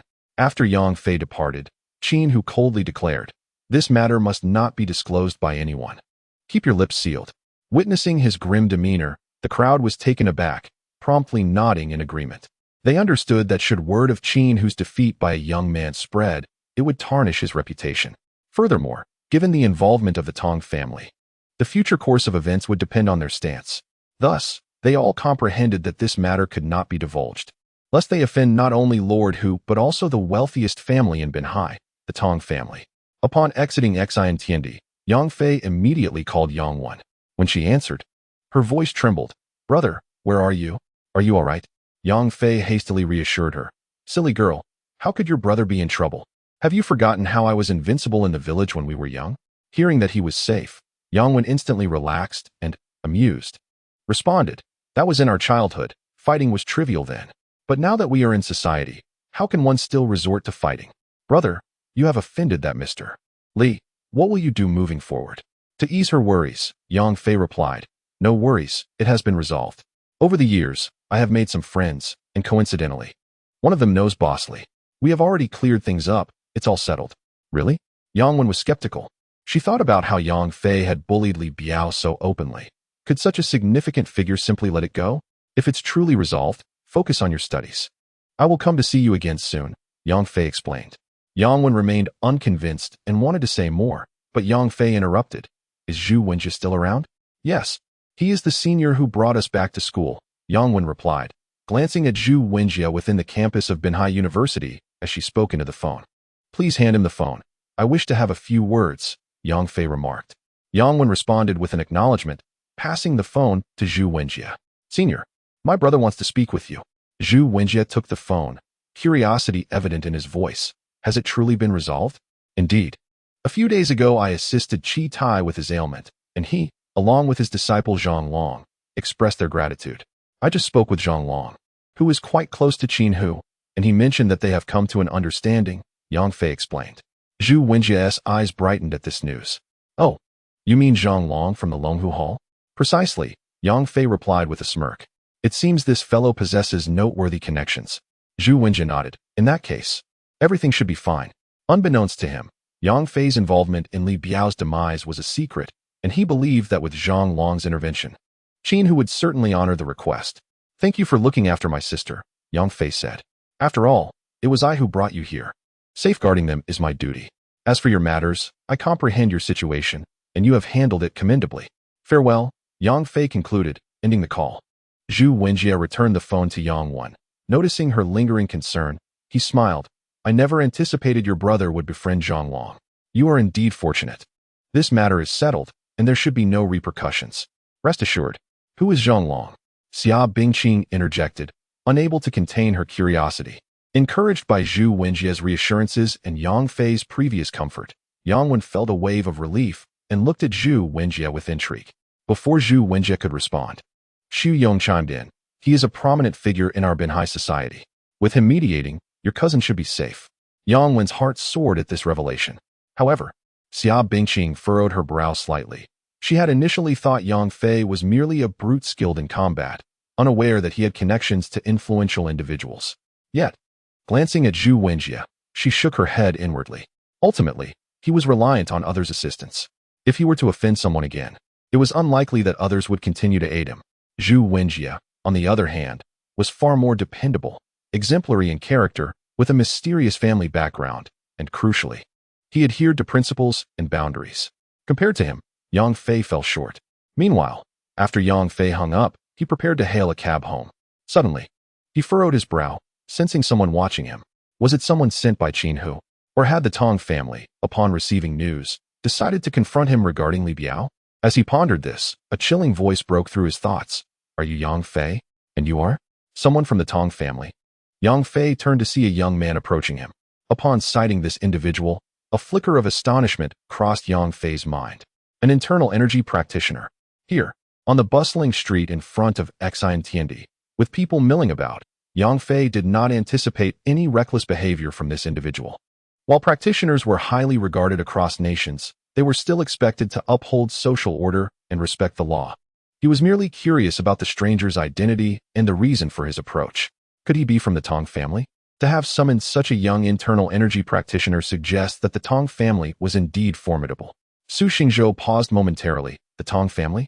Yang Fei observed the look of confusion on his opponent's face and realized he had misjudged the situation, yet his own mind was increasingly perplexed. If it wasn't he the Tong family, then who could it be? Could it possibly be related to his wife? Perhaps a representative sent by the young master of the Zhang family from the imperial capital? Su Xingzhou, indifferent to Yang Fei's thoughts, remarked, "What nonsense about the Tong family. They lack the standing to summon me." Yang Fei nodded, confirming that he was not summoned by the Tong family, and inquired, "Then who sent you? And what do you seek from me?" Noticing the bustling crowd around them, Su Xingzhou suggested, "This place is too crowded for our business. Follow me." With that, he turned and walked away, seemingly intent on murder, yet expecting the intended victim to comply and seek a more secluded spot for his demise. Yang Fei chuckled and followed suit, having deduced that Su Xingzhou might be connected to the shadowy figure behind the previous attempt on his life by the Qin family. That earlier incident had turned chaotic when Chun Yongnian and Chun Hongba, the two privy to the scheme, were killed prematurely, leaving Chun Hongjin, who knew nothing, to face him, thereby complicating his efforts to resolve the underlying threat once and for all. Now that the adversary had come to him, he certainly would not let this opportunity slip away.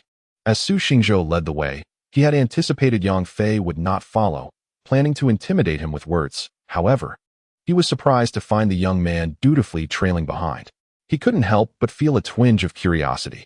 Having observed earlier, he noted that Yang Fei exhibited no discernible internal energy fluctuations, indicating he was not a martial artist.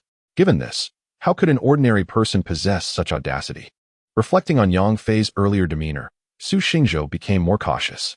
Upon arriving at a dimly lit, secluded location, he halted and turned to Yang Fei, squinting as he said, "You possess quite a bit of courage, don't you?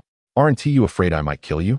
Yang Fei replied, "You came here intending to kill me, after all." Su Xingzhou's pupils constricted slightly as he scrutinized Yang Fei earnestly. Yet, no matter how he examined him, Yang Fei appeared to be nothing more than an ordinary young man. He chastised himself for being overly cautious.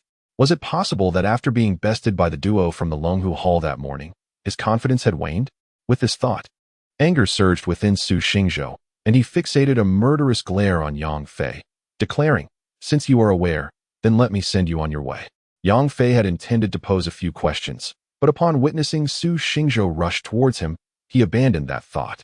Su Xingzhou, a mid-level internal energy martial artist, was agile, and for him, slaying an ordinary person was a trivial task. Nevertheless, Yang Fei's fearless demeanor rendered him cautious, prompting Su Xingzhou to strike without restraint. Reaching for Yang Fei's neck, Yang Fei did not evade. Instead, he delivered a gentle yet forceful slap. Crack! Su Xingzhou's wrist was struck, and a tremendous force compelled his arm outward, leaving him open. Yang Fei took a decisive step forward, elbow aimed to strike. Su Xingzhou's heart raced with shock, his pupils dilating as he bent his knees and straightened, the concrete ground beneath him cracking from the force of his stance. He raised his other arm to shield his chest, and his body propelled backward like an arrow released from its bow, swift as lightning. Crack! The sound echoed as Yang Fei's elbow collided with Su Xingzhou's outstretched arm. A chilling sound reminiscent of shattering bones echoed in the air, accompanied by a muffled groan. Su Xingzhou propelled himself backward with a speed far surpassing his own capabilities. While still suspended in the air, he felt his internal energy surge tumultuously, a heavy, suffocating pressure building in his chest. He was struck with terror. Who was this individual? Despite sensing no internal energy fluctuations within him, he exhibited formidable strength. Could it be that, at such a tender age, he had already attained the prowess of a true master, far surpassing Su's own level, hence rendering him oblivious to his strength? As he grappled with his bewilderment, Su Xingzhou's pupils constricted in sudden alarm. A shadowy figure approached with an ethereal grace, seamlessly drawing near. Su felt a powerful hand seize his right ankle. In the next instant, an overwhelming force surged through his leg, an insurmountable pull that left him utterly defenseless as he plummeted from the air. Thud! In the darkness, Yang Fei grasped one of Su Xingzhou's legs and hurled him violently to the ground, where his body impacted the concrete with a resounding crash. Gasp! A mouthful of blood erupted from Su's lips. He felt as though his very organs were on the verge of being pulverized. Had it not been for his mid-stage internal energy cultivation fortifying his vital organs, he would have perished from that single blow. Yet even so, Su Xingzhou was seized by an overwhelming dread. A seasoned martial artist in his 30s, he was typically regarded as a prodigy within the martial world, but today, he found himself utterly incapable of withstanding even a single move from Yang Fei. What was more alarming was that this young man appeared significantly younger than himself. Who on earth was he? Damn it, Monxuan, you scoundrel. Did you not say this fellow was unremarkable? Am I not even as significant as an ant? In the midst of his profound terror and frustration, a chill enveloped Su's entire being as he felt a finger pressing against his clavicle. Raising his gaze, he beheld Yang Fei squatting beside him, a disarming smile gracing his lips. In excruciating pain, Su looked at Yang Fei with a mix of fear and despair, asking, Who are you? Yang Fei shook his head, stating, You've got it wrong. It is I who should be asking you. Just answer me honestly. Taking a deep breath, Su recognized that despite Yang's benign demeanor, he was acutely aware that failure to comply would lead to a grim fate. You speak. Su managed to respond, striving to maintain his composure. Had Yang killed him earlier, death would have been a merciful end. However, now that he remained alive, with a finger pressing against his clavicle, he understood that for a martial artist, particularly one versed in internal energy, losing one's abilities was a fate more torturous than death, prompting Su to decisively choose cooperation. Who sent you? Yang Fei inquired. Without a moment's hesitation, Su betrayed the young master from the provincial city, the second son of the Wang family from the provincial city, Monxuan. Yang Fei furrowed his brow, sensing something amiss. Should it not have been the young master Zhang from the imperial capital? Su, noticing Yang's frown, was taken aback. I speak the truth. You may check my phone. It was he who called me to kill you. I am cooperating fully, hoping that, as fellow practitioners of martial arts, you might spare me this once. In the provincial capital of Wang family, Monxuan, Yang Fei silently committed this name to memory. He gazed at Su Xingzhou and remarked, It seems you have also mastered the art of poison, reminiscent of someone I encountered previously. Upon hearing this, Su Xingzhou's expression shifted dramatically as he blurted out, Are you referring to Tianjinhai? Yang Fei chuckled. Indeed, you are familiar with him. What a remarkable coincidence. Su Xingzhou suddenly grasped the gravity of the situation, his face paling as he uttered, So, you are the one who killed Tianjinhai, aren't you? Just that morning, he had called home to confirm that Tianjinhai had been slain by Qi Tai and Zhang Long. He never anticipated that the true culprit was someone else entirely. Realizing he had conveyed false information to his family, he was overwhelmed, and a mouthful of blood erupted from his lips. Yang Fei was taken aback. He had indeed killed Tianjinhai, yet he could not fathom why Su Xingzhou was reacting with such intensity. It appears you were quite close to Tianjinhai. To be so deeply affected by his demise, Yang Fei observed, regarding Su Xingzhou with newfound respect for his loyalty. Su Xingzhou, upon hearing Yang Fei's words, nearly spat out another mouthful of blood. Loyalty, my foot. If Tianjinhai were still alive, I would have killed him myself. He brought ruin upon me. However, he found it inconvenient to explain this to Yang Fei. Yang Fei scrutinized him, perplexed, and inquired, Are you here to assist Wang Wenxuan in confronting me? Or are you seeking vengeance for Tian Jinhai? Su Xingzhou's lips twitched, and he replied, I came to find you on behalf of Wang Wenxuan. As for Tian Jinhai's death, I had always assumed it was the work of the Longhu Hall. Yang Fei sensed no deceit in his words and nodded in acknowledgement. Although he was the one who killed Tian Jinhai, it was Zhang Long who had disposed of the body. Furthermore, Tian Jinhai had come to Binhai primarily to contend with the Longhu Hall. His death was a result of his own folly. Yang Fei had merely healed Qi Tai, and yet Tian Jinhai insisted on eliminating him as well, truly a lapse in judgment. Yang Fei recalled Tian Jinhai's final words and turned to Su Xingzhou, asking, What faction do you belong to? Your presence in Binhai to confront me must be secondary to your primary mission. What is it? Su Xingzhou's heart raced, and he quickly shook his head. I am here solely to assist Wang Wenxuan in eliminating you. I have no other agenda. Yang Fei regarded him with a smile. You lie. Su Xingzhou's expression shifted, and he hastily explained, If I confess, will you spare me? Yang Fei replied with a grin. Do you possess the standing to negotiate terms with me? Su Xingzhou's countenance flickered through a range of emotions. He gritted his teeth and declared, If you wish to kill me, go ahead, but I shall never reveal anything. In truth, he valued his life dearly and was terrified. Young and a skilled martial artist in the mid-stage of internal energy, he had a promising future ahead, even if he did not inherit the throne of the Su family. However, the thought of exposing the family's schemes was far worse than death itself, prompting him to adopt a facade of defiance. Yang Fei cast a glance at him, a faint smile gracing his lips, and with a mere lift of his hand, Su Xingzhou succumbed to unconsciousness. Subsequently, Yang Fei retrieved his mobile phone and dialed Zhang Long's number. Hello, Mr. Yang, Zhang Long answered promptly, his tone imbued with reverence. Yang Fei instructed, Drive over to pick me up. I shall send the address to your phone. Zhang Long's spirits lifted at this development. The prospect of Mr. Yang reaching out to him personally was indeed fortuitous, a rare opportunity for closer acquaintance. Within 20 minutes, Zhang Long arrived, navigating a sleek silver Bentley. Upon witnessing Yang Fei supporting an individual who appeared to be inebriated and with his head drooping, Zhang Long hurriedly exited the vehicle to assist. As he helped the man into the car, Zhang Long's expression shifted dramatically upon recognizing his features, exclaiming, Is it him? Yang Fei paused, regarding Zhang Long. Do you know him?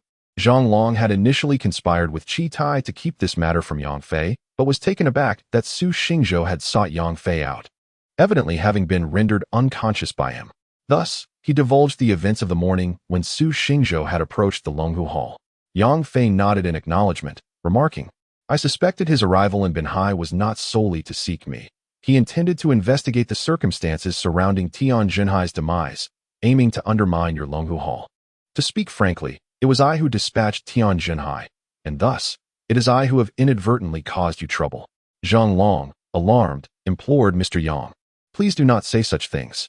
Tian Jinhai was indeed an adversary of my master, and his visit was motivated by vengeance, as well as a desire to dismantle our Longhu Hall. Had it not been for your intervention, my master would have faced dire consequences, and I too would have met my end at Tian Jinhai's hands. Longhu Hall might have fallen into their grasp. Tian Jinhai's pursuit of you stemmed from our entanglement. Yang Fei considered this, choosing not to dwell on the matter further. Let us find a tranquil location. I wish to extract some information from him. Understood, Zhang Long replied. Earlier that morning, he and his master had barely managed to repel Su Xingzhou, and he was acutely aware of the latter's prowess. Yet now, Su Xingzhou stood before Mr. Yang like a lamb awaiting slaughter. Zhang Long marveled inwardly at Yang Fei's formidable strength, pondering the depths of his capability. Were he to witness Su Xingzhou fall in a single move under Yang Fei's command, he could scarcely fathom the astonishment that would ensue. Before long, Zhang Long escorted Yang Fei to a secluded underground chamber on the outskirts.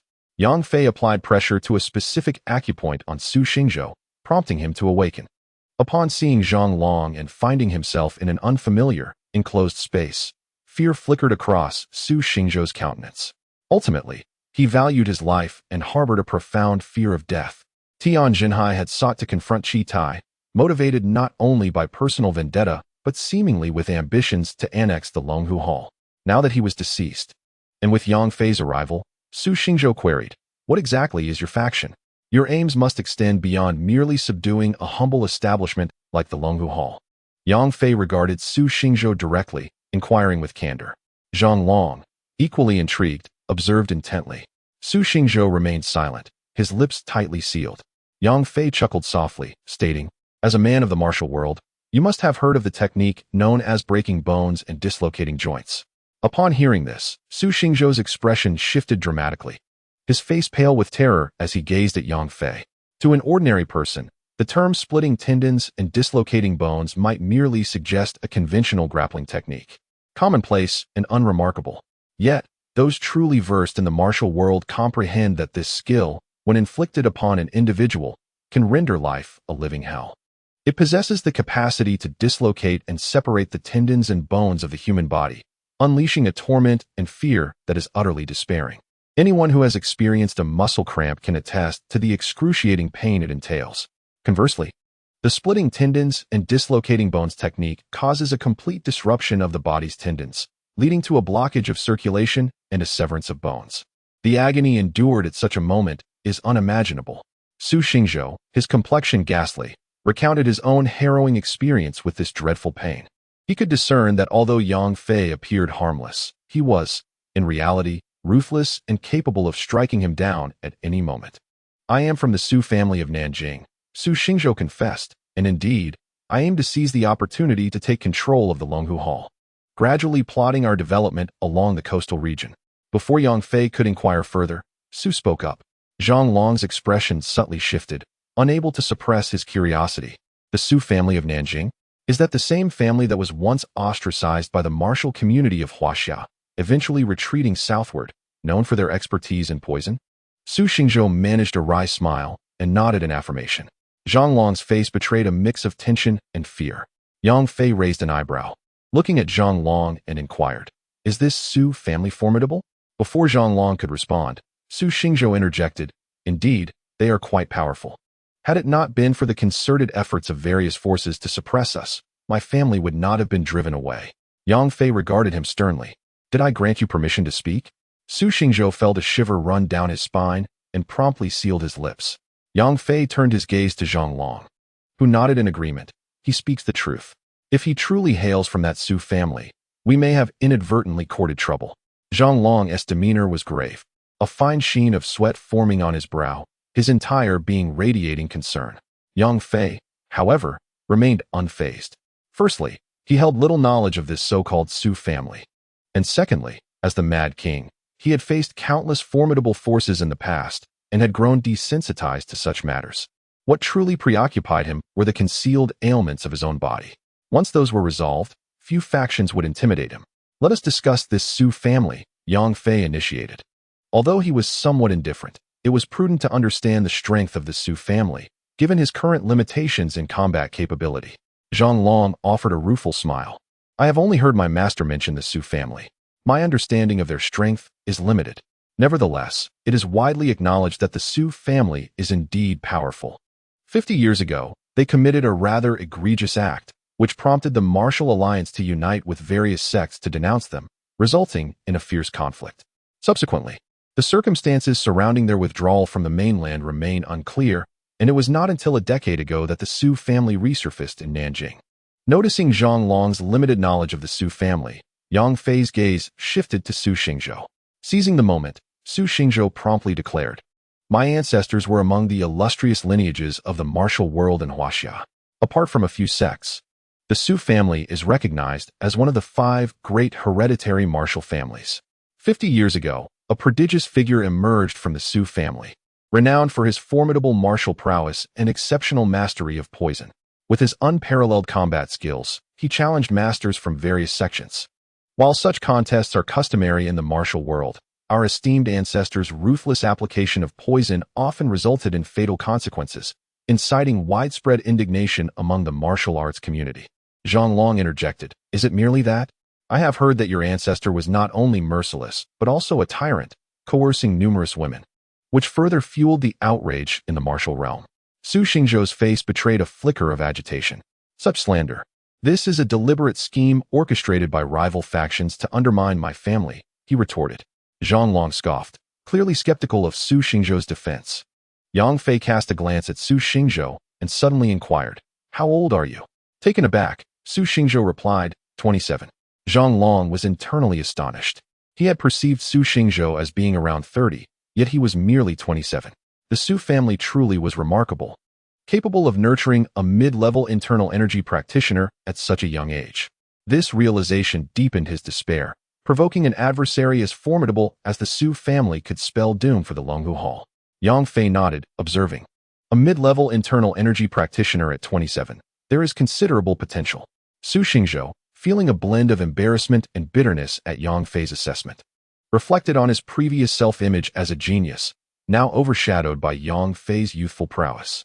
The notion that he had been defeated so easily would likely be met with disbelief. Had he known that Yang Fei's strength was currently diminished, he might have been incensed. So, it is clear now that your Su family seeks to reclaim its place in the Huaxiao martial realm, selecting Longhu Hall as your base for future endeavors. Yang Fei remarked, scrutinizing Su Xingzhou. Su Xingzhou nodded affirmatively. With a smile, Yang Fei posed a pivotal question. Do you desire to live or perish? Su Xingzhou's eyes brightened with hope as he replied eagerly, can I still survive? Having anticipated his demise, the prospect of life rekindled an overwhelming sense of exhilaration within him. You are merely 27 and already a mid-level master. Surely, you are among the elite in your family, Yang Fei inquired. Su Xingzhou nodded vigorously, his desire to live intensifying. Yang Fei continued with a smile, you must be one of the heirs to your family's legacy, correct? Su Xingzhou affirmed, recognizing that such an inference was hardly a challenge for Yang Fei. Thus, your assistance to that young master of the Wang family in dealing with me was likely an attempt to forge connections with influential figures for future leverage, Yang Fei stated. Su Xingzhou felt a surge of admiration for Yang Fei and nodded in agreement, offering no denial. Yang Fei then asked, in your view, who holds greater significance? Myself or that young master Wang? Su Xingzhou hesitated, but then his eyes sparkled with clarity as he answered without hesitation, of course, it is you. What do you mean by that? Yang Fei replied, isn't it obvious? I wish to assist you. Su Xingzhou was bewildered, and Zhang Long found himself equally perplexed, uncertain of Yang Fei's intentions. As Su Xingzhou gazed longingly at Yang Fei, the latter offered a faint smile and said, I shall grant you an opportunity. First, assist me with a task. Should you successfully accomplish it, proving your sincerity and capability, I will accept you as my subordinate. Su Xingzhou's lips twitched, nearly causing him to cough up blood. How could it be that he, a distinguished scion of the Su family and a formidable practitioner at the mid-level of internal energy, was subjected to a trial just to be accepted as a junior? While Su Xingzhou was engulfed in frustration, Yang Fei seemed to mutter to himself, were it not for the inconvenience, with your level of talent, you might suffice as a subordinate to my subordinate. Unfortunately, I currently lack reliable associates to employ. Uft. Su Xingzhou spat out a mouthful of blood. Zhang Long, standing nearby, looked exceedingly awkward. His own abilities were inferior to Su Xingzhou's, and he had thought himself a favored underling of Mr. Yang, only to realize that Mr. Yang did not regard him as a subordinate at all. After a moment of contemplation, Yang Fei pulled out his phone.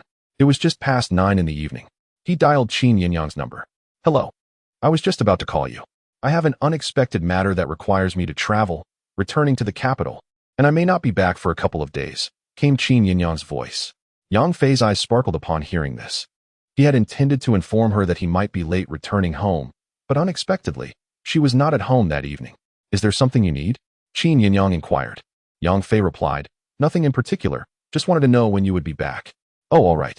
If there's nothing else, I will hang up now. Very well. It seemed that Qin Yinyang was busy and ended the call. After putting away his phone, Yang Fei turned to Su Xingzhou and said, let us be off to attend to some matters.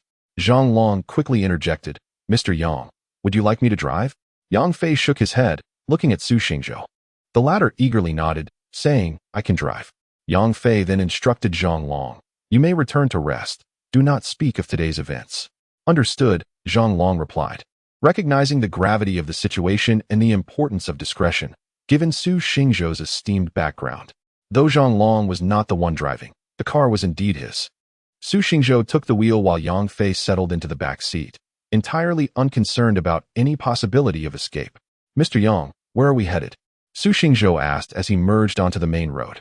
To the provincial city, Yang Fei replied. Su Xingzhou's expression shifted as he began to grasp Yang Fei's intentions. The journey from the coastal city to the provincial city would take just an hour and a half via the expressway. By a little past 11, Su Xingzhou was at the provincial city, driving Zhang Long's Benz. Call Wang Wenxuan. Tell him you have captured me and eliminated Qi Tai and Zhang Long, and that you are bringing me to see him, Yang Fei instructed. Su Xingzhou's mind wrestled with conflicting thoughts as he weighed the pros and cons, ultimately resolving to proceed down this dark path. Heeding Yang Fei's command, he did not hesitate to dial Wang Wenxuan's number, activating the speakerphone. Su Gu, your call must signify good news. Wang Wenxuan's voice resonated from the phone. Su Xingzhou smirked inwardly. Indeed, it was monumental news. He casually remarked, naturally, I shall not disappoint you. I have just arrived in the provincial capital and exited the expressway. I have brought a gift for you, young Master Wang. Wang Wenxuan chuckled heartily upon hearing this. Have you really brought it? Oh dear, I hope it won't be too frightening. A mere photograph would suffice for me to glimpse it. Su Xingzhou replied, aside from Yang Fei, I have also taken the liberty to deal with those few bothersome individuals from the Longhu Hall. Are you available now, young Master Wang? I would like to present the gift to you. Wang Wenxuan responded, I am currently engaged in a drinking session with friends. Why don't you come directly here? Su Xingzhou glanced at Yang Fei, who shook his head, and thus said, this gift is rather special, considering the number of people at your place. I shall refrain from coming. Wang Wenxuan suggested, how about this? I will soon be wrapping things up here. You should head to my villa in the outskirts.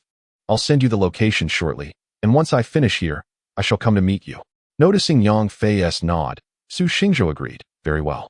Inside a luxurious private room, after hanging up, Wang Wenxuan informed his friends, something has come up unexpectedly. I must take my leave. So early? Why not stay for a while longer? Indeed, your departure is rather disheartening. Wang Wenxuan, a night owl who relished the nightlife, felt somewhat tempted and after a moment's contemplation said, all right, I will first attend to some matters and arrange for a second gathering later. As he exited the private room, the roguish demeanor that characterized Wang Wenxuan vanished. While walking, he dialed a number, saying, Brother Wang, could you please inquire with our contacts in Benhai to see if anything has transpired with the Longhu Hall? Also, have someone wait for me at the entrance. I need company for a meeting. 5 minutes later, Wang Wenxuan settled into the car. The driver was a young man, while a middle-aged man in his 40s sat in the back seat. This man had slightly protruding temples and sharp eyes. A loyal follower of the Wang family who had been by Wang Wenxuan's side since he was merely 10 years old. Wenxuan, I just received word from Benhai. It appears that nothing significant has happened with the Longhu Hall, the middle-aged man informed him.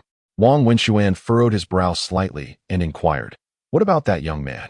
The individuals monitoring the villa report that no one has returned today, Brother Wang replied. Wang Wenxuan smiled faintly and remarked, that lad usually returns home quite early. The fact that he has not yet done so tonight suggests that Su Xingzhou was indeed truthful. Brother Wang's expression shifted as he looked at Wang Wenxuan, asking, what did Su Xingzhou say? He stated that he completed the task I entrusted to him, and also took the liberty to teach a lesson to those from the Longhu Hall who previously thwarted my plans. Wang Wenxuan explained. Brother Wang frowned slightly and said in a low voice, however, according to the information I have received, it seems that the Longhu Hall has not yet been thrown into chaos. Could it be a deception? Wang Wenxuan laughed heartily. Su Xingzhou has needs of me. He should have no reason to deceive me. He then turned to Brother Wang, adding, besides, with you around, what could his deceit amount to? Upon hearing this, Brother Wang exuded a powerful confidence and nodded.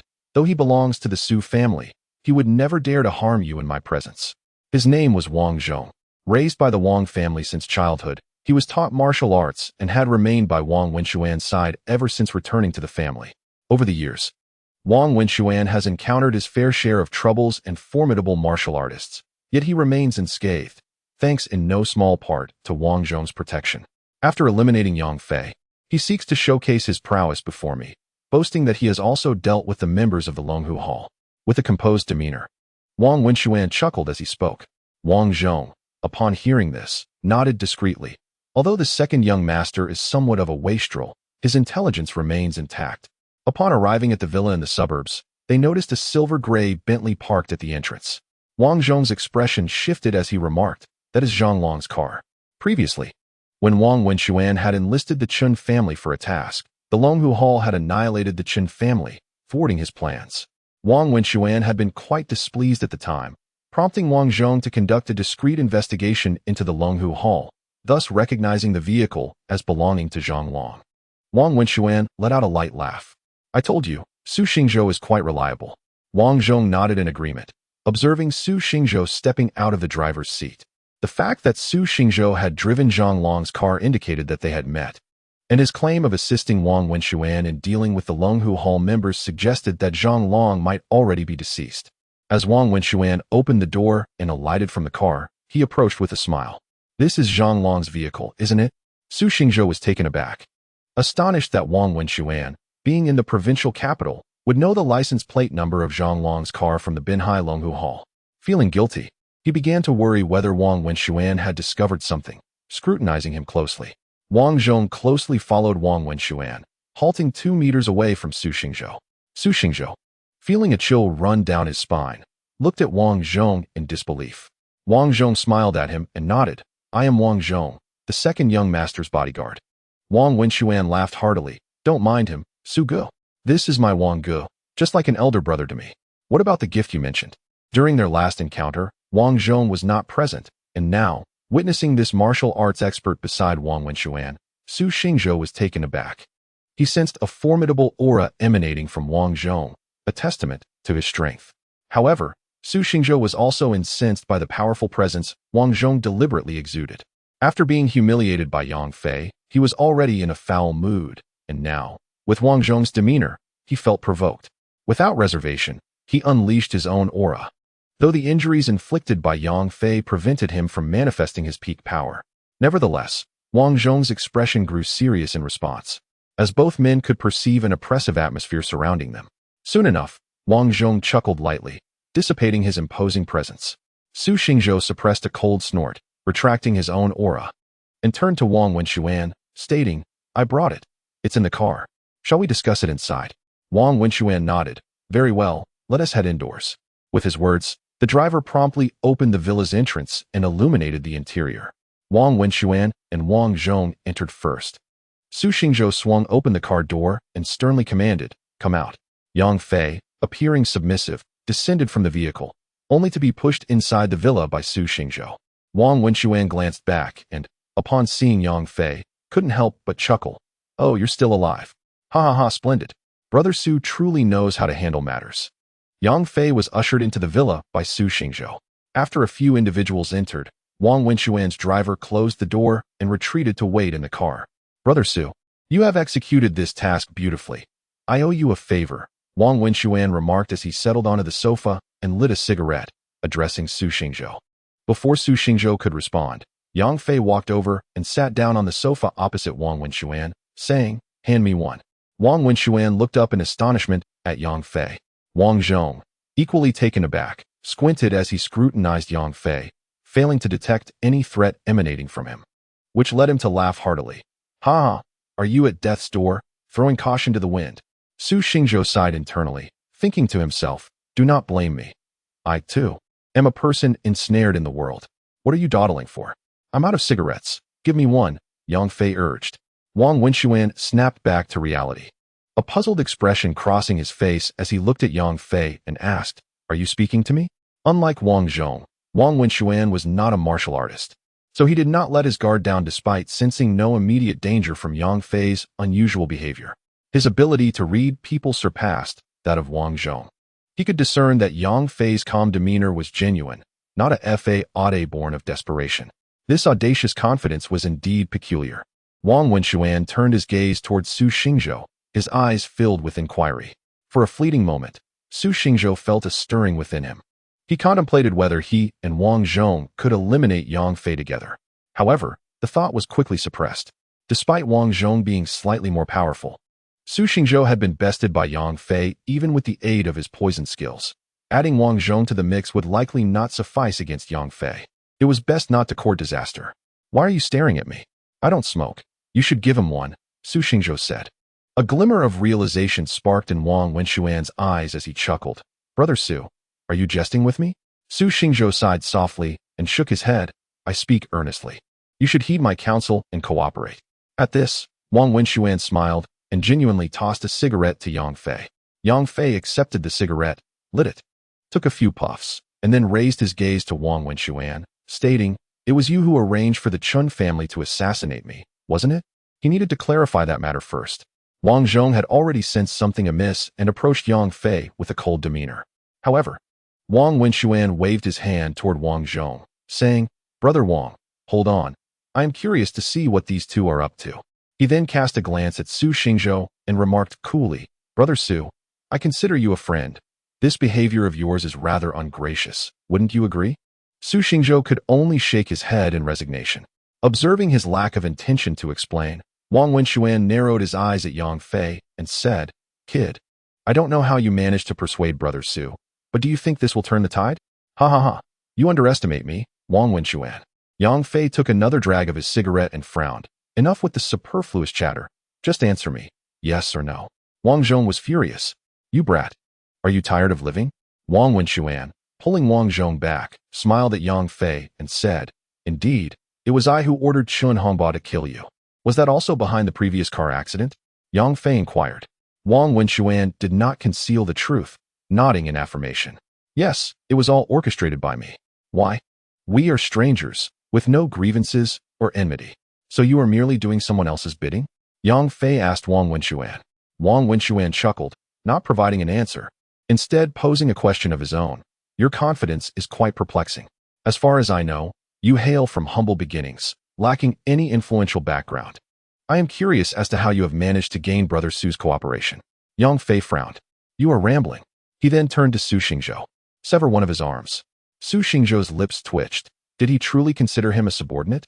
Yet, he resolutely stood up and approached Wang Wenxuan.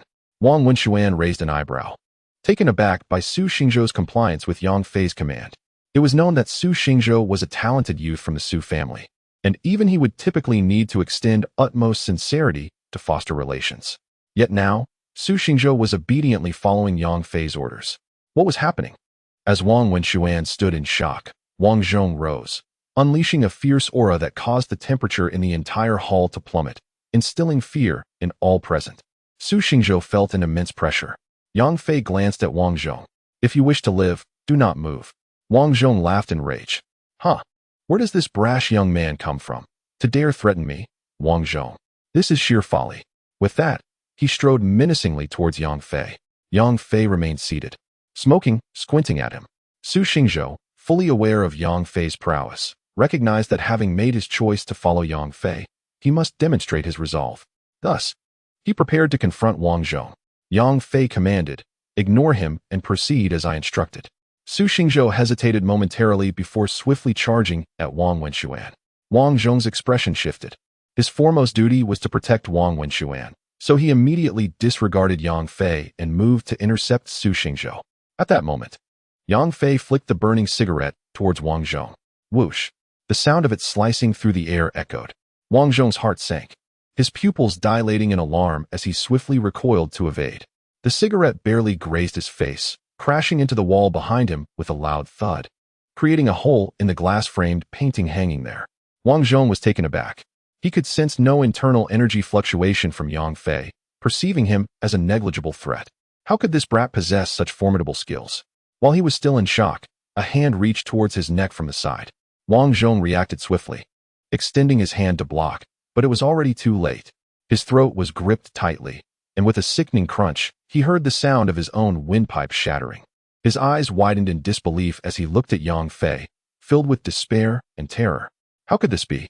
Why was this man's speed so astonishingly swift? He, a formidable martial arts expert in the mid-stage of internal strength, on the verge of entering the advanced stage, found himself utterly incapable of handling even a single encounter with this individual. What extraordinary power is this? Overwhelmed by immense terror and confusion, Wang Zhong felt as though all his strength had been siphoned away, as a profound darkness enveloped him. Thud! Yang Fei released his grip, and Wang Zhong's lifeless body collapsed onto the ground. He returned to the sofa, as if nothing had transpired. When Yang Fei resolved to take a life, he was invariably decisive. If a single strike could suffice, he would not squander energy needlessly. Moreover, his current physical condition was precarious. Frequent use of true energy could trigger an agonizing pain at any moment. If that were to occur, not only Su Xingzhou, but even Wang Wenxuan could pose a lethal threat to him. Thus, When confronted with adversaries like Su Xingzhou and Wang Zhong, who required the mobilization of true energy to eliminate, Yang Fei acted swiftly and efficiently. Wang Zhong's demise was so abrupt that Wang Wenxuan stood frozen in disbelief. His composure shattered, revealing an expression of sheer terror.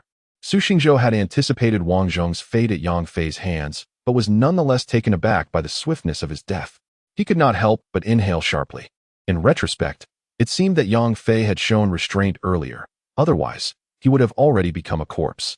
Without a moment's hesitation, while Wang Wenxuan was still grappling with the shock of Wang Zhong's death, Su Xingzhou decisively seized his right arm and twisted it forcefully. Crack! Ah!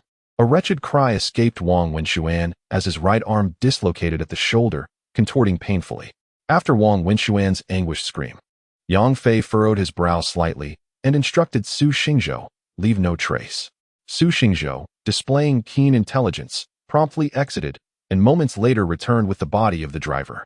In the living room, Wang Wenxuan, drenched in sweat from the excruciating pain and sheer fright, felt a torrent of emotions. Having grown up in the lap of luxury as a scion of the Wang family, he had never before found himself in such a dire predicament. Nor had he ever experienced fear as profound as this. Brother Wang, the martial arts master who had accompanied him since he was 10, protecting him and vanquishing countless formidable foes, had perished before his very eyes.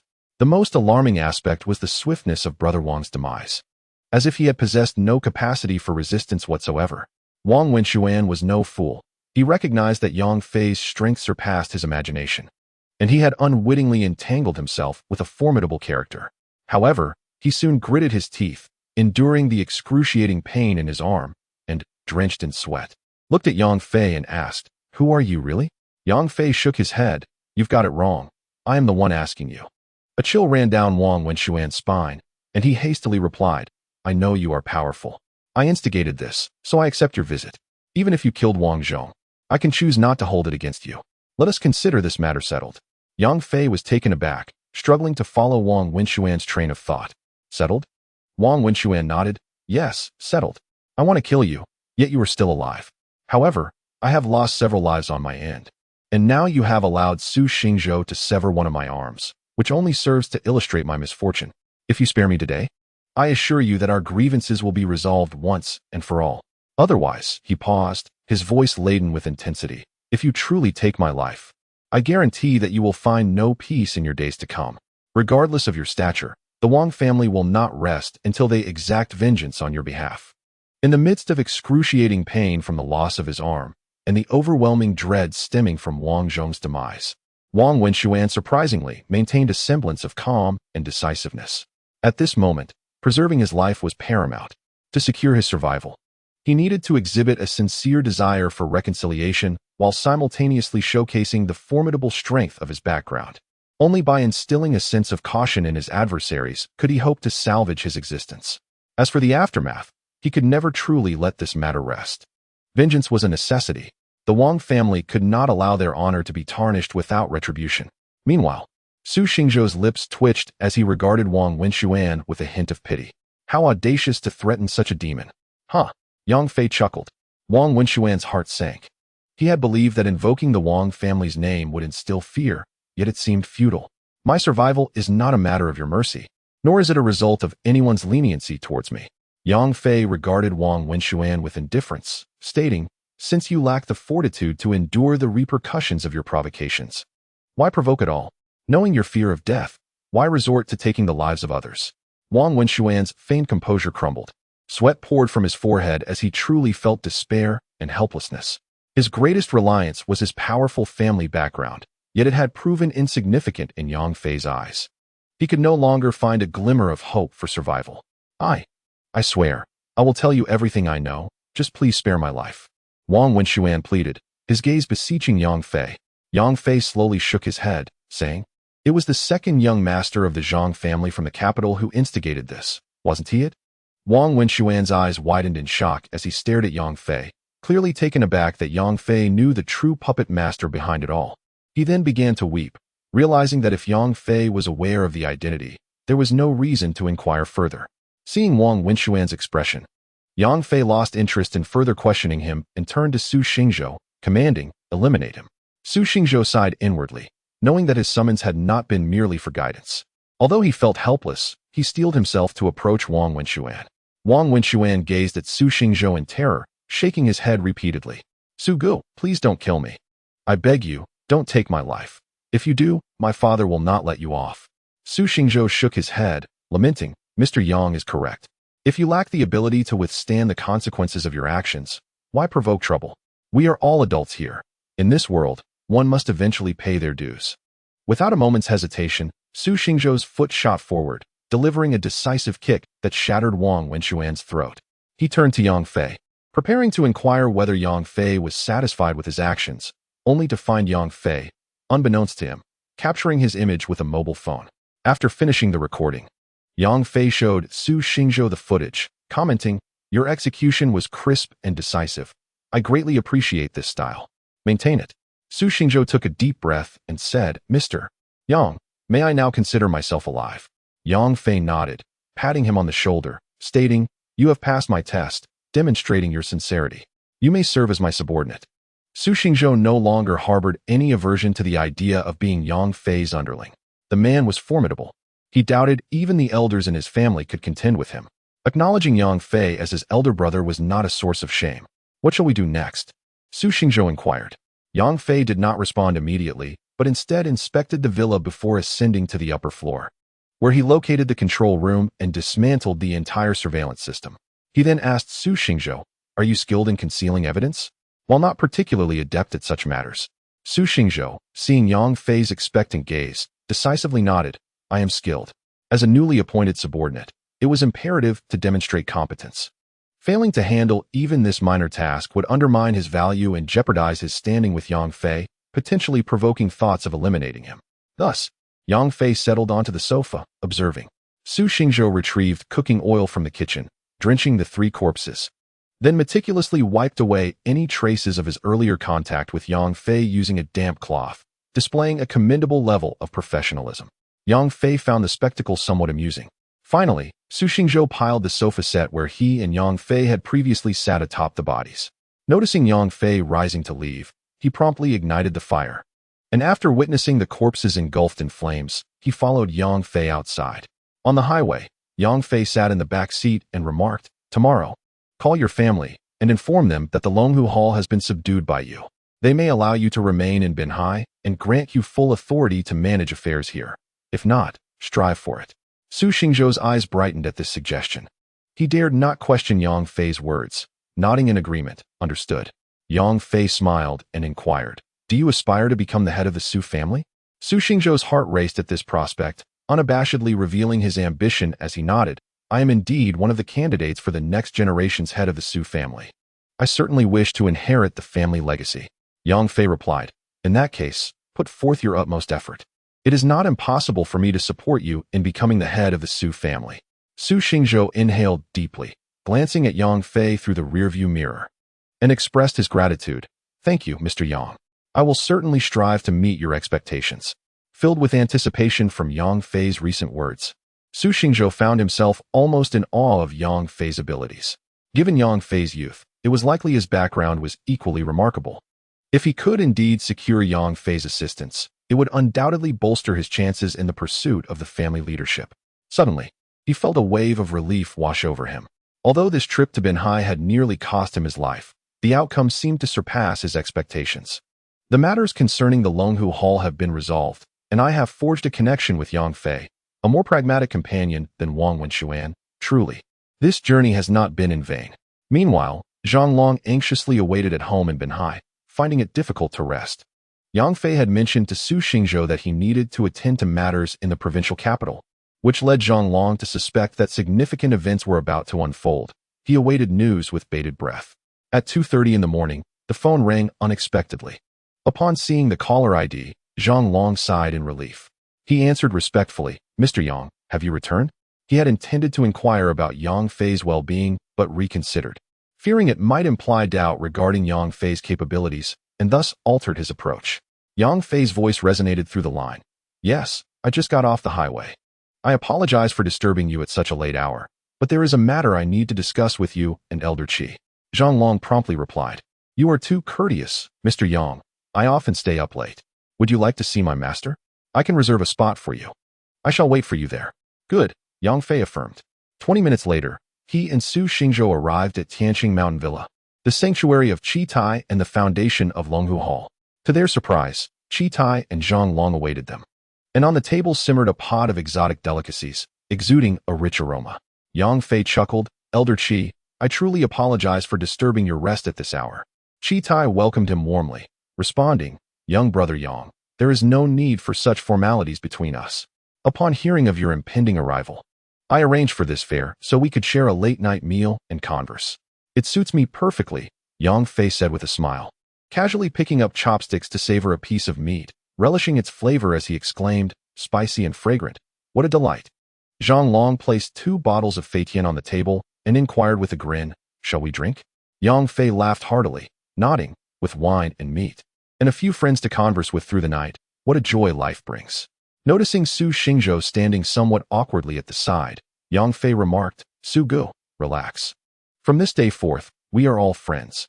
Although Su Xingzhou understood he had yet to earn the title of a true friend in Yang Fei's eyes, the mere mention of the word filled him with warmth and excitement, prompting him to take a seat beside Yang Fei and join in the meal.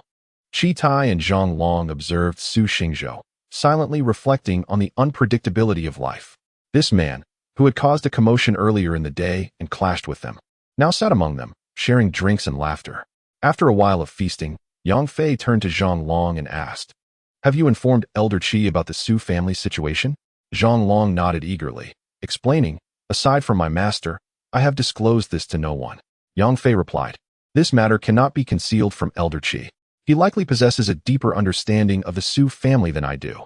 Their intentions are now glaringly evident. I wonder how Elder Qi plans to proceed. Qi Tai, having anticipated Yang Fei's potential arrangements upon learning of their visit, smiled wryly. The Su family is formidable. If they truly intend to leverage Longhu Hall to establish themselves in Binhai, I will have no choice but to leave with Zhang Long. We cannot contend with them. Yang Fei laughed. Are you truly willing to relinquish the dominion you have painstakingly built over decades so easily? Qi Tai sighed helplessly, stating that circumstances were stronger than individuals, and sometimes one must relinquish what they are reluctant to part with. Yang Fei, secretly cursing the old fox, no longer concealed his thoughts and proposed an idea. Uncertain of their agreement, Qi Tai and Zhang Long's eyes brightened at the suggestion. They would never willingly surrender the hard-earned foundations they had built, yet the enemy was formidable, leaving them with no choice but to make sacrifices. However, if Yang Fei were willing to intervene and assist them, they might find a chance to resist. After all, the Martial Alliance presided over the larger framework, and the Dragon Tiger Hall had established roots in the coastal region for many years, maintaining a relatively amicable relationship with the Alliance's administrators. The Su family would need to consider the Alliance's authority before attempting to seize control. Su Xingzhou, a member of the Su family, had come under the family's orders to deal with the Dragon Tiger Hall, aiming to manipulate it from behind the scenes. Given this, why not seize the opportunity and turn the tables? Yang Fei articulated his thoughts. Su Xingzhou had already surmised Yang Fei's intentions when he was introduced to Qi Tai and Zhang Long, and he showed no reaction at that moment. Qi Tai and Zhang Long, however, exchanged glances, their expressions shifting slightly. They were puzzled by Yang Fei's true meaning. Was he suggesting that Su Xingzhou take over the Dragon Tiger Hall, reducing them to mere puppets, or merely to feign control to placate the Su family? Zhang Long directly inquired. Mr. Yang, how do you propose we turn the tables? Yang Fei understood the concerns of the master and disciple, promptly replying. It is merely a matter of collaborating in a performance. Allow Su Xingzhou to provide an explanation to his family while simultaneously buying you time, preventing the Su family from dispatching others. Qi Tai and Zhang Long simultaneously exhaled in relief. Su Xingzhou had anticipated this outcome and nodded in agreement. He was already aboard Yang Fei's ship. To withdraw now would risk offending the Wang family in the provincial city. Although the Su family did not fear the Wang family, failing to complete his mission would only invite a potent adversary upon his clan, leading to immense disappointment. Other competitors within the family would surely seize the opportunity to undermine him. Moreover, there was Yang Fei. After witnessing Wang Zhong being dispatched with a single strike, he harbored a deep-seated fear of this individual and dared not entertain thoughts of betrayal. Subsequently, the four of them dined and conversed about various matters. Meanwhile, A sudden fire at a villa in the provincial city garnered considerable attention. Wang Wenxuan's parents and other members of the Wang family hastened to the scene upon hearing the news. This villa belonged to Wang Wenxuan and was a gift from the family patriarch on his 18th birthday. The Wang family, a prominent clan in the provincial city, had made this villa well known as a coming-of-age present, and most people dared not approach it casually. Who could have imagined that, at this very moment, the villa would be engulfed in fierce flames? The police, ambulances, fire brigade, street officials, and villa management all arrived in an orderly manner to conduct rescue operations. However, as the firefighters emerged from the room, braving immense peril, they could only recover 3 charred corpses.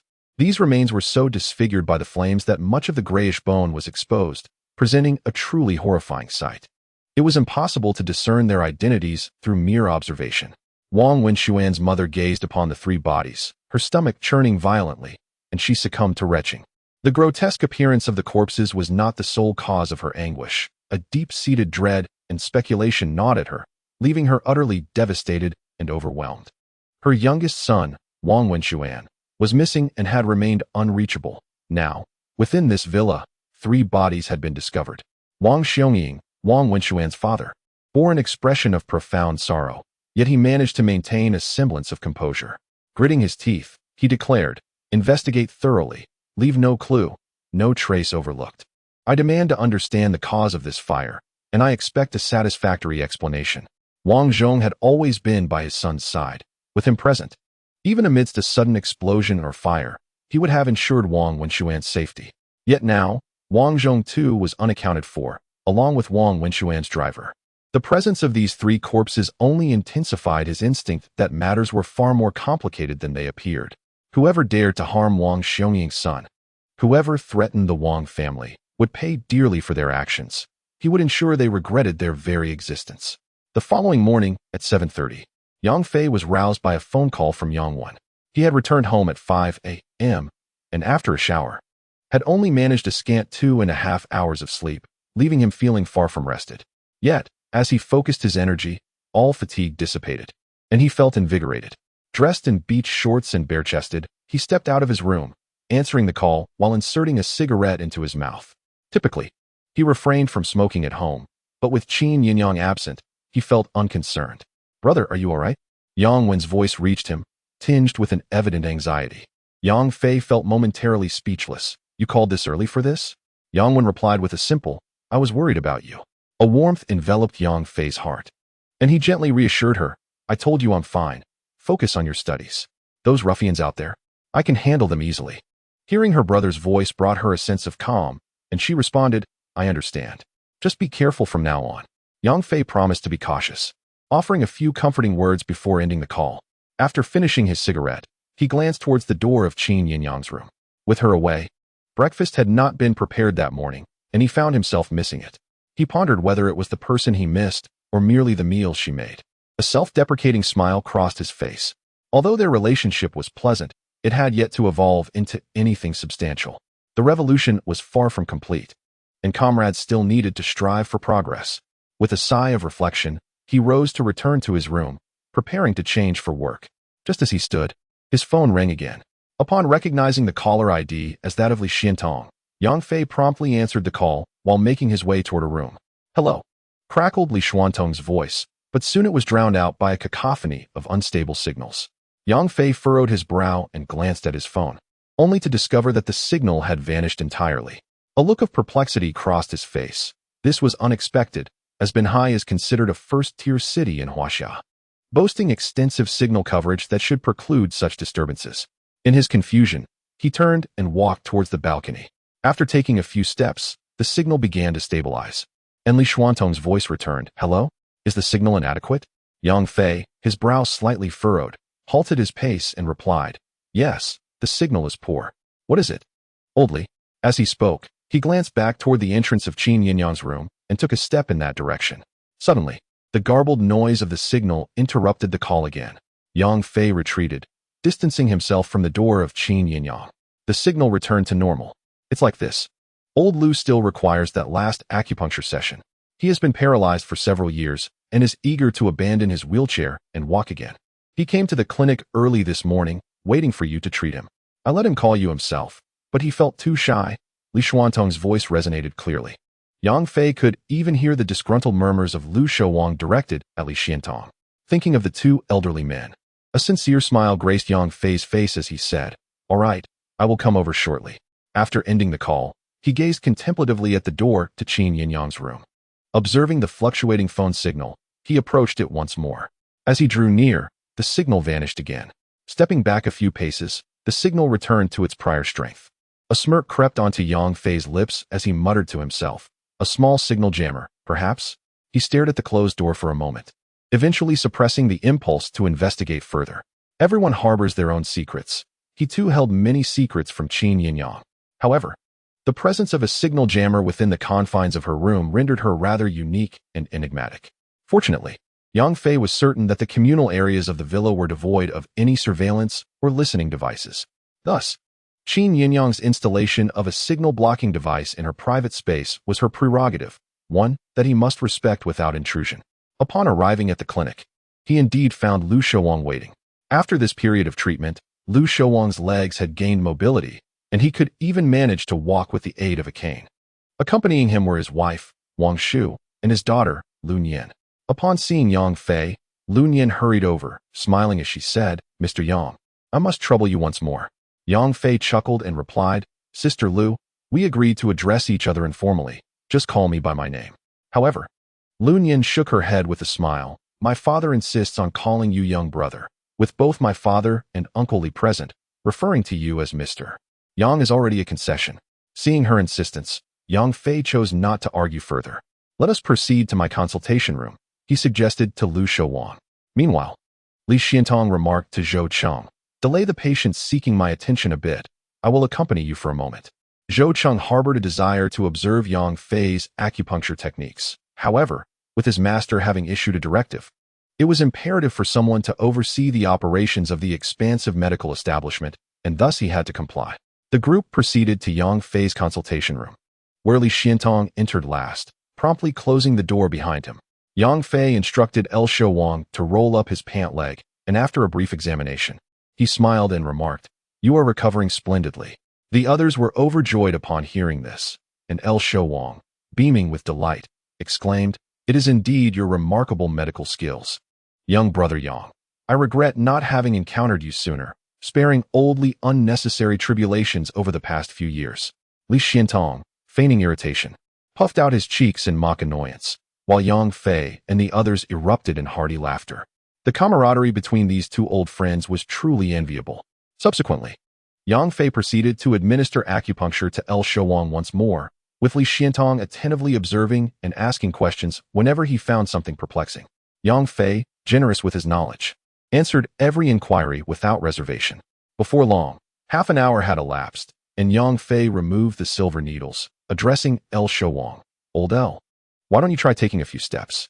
L Shouwang, brimming with anticipation, had already sensed a resurgence of vitality in his legs. Hearing Yang Fei's suggestion, he could no longer contain himself and stood up. His wife, Wang Shu, and daughter, L Nian, were taken aback and hurried to support him. "Do not assist me," he insisted. "I believe I can manage." With that, he took a few tentative steps forward. Although slightly unsteady, he did not falter. He turned around and walked a few more steps, gradually gaining steadiness. The crowd erupted in jubilation. Li Xiantong marveled, a miraculous feat of medicine. L Nian, her eyes brimming with tears, suddenly bowed deeply to Yang Fei, expressing heartfelt gratitude. "Mr. Yang, I cannot thank you enough. My father was once a robust and resilient man, and I thought I would never witness him standing again." As a daughter, L Nian's greatest support in life had been her father. When L Shouwang suffered a stroke 3 years ago, the mountain of strength she relied upon had crumbled. Now, witnessing her father rise once more, she felt a renewed sense of security. This sentiment is one that, without experiencing the decline of aging parents, one cannot fully comprehend. Overcome with emotion, L Nian's sincerity was palpable, and Yang Fei, not wishing to deter her, accepted her gratitude with a smile, saying, "This is indeed a moment for celebration."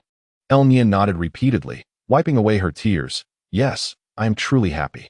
Yet, such a monumental kindness leaves me at a loss for how to express my gratitude." Suddenly, Yang Fei recalled something and, with a smile, said, "On that note, I do have a favor to ask." Nian's eyes brightened. What is it? Please, tell me.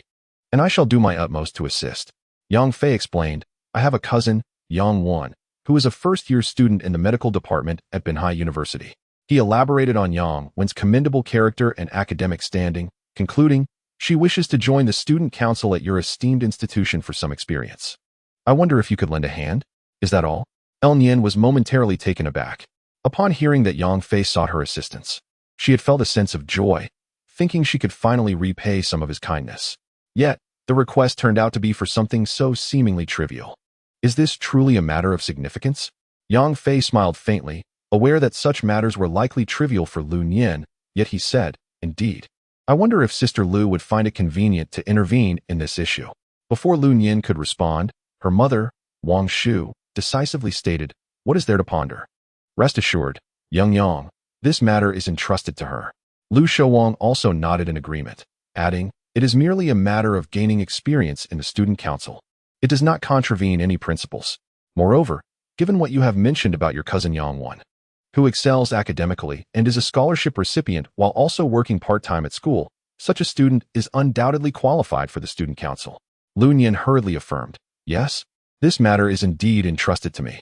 For her, handling this issue felt akin to using a cannon to swat a mosquito, an excessive application of effort. In the cafeteria of Binhai University, it was only 11:30, yet Yang Wan was already having her lunch, as she needed to clean the premises later and had to eat in advance. Otherwise, the food would be cold by the end.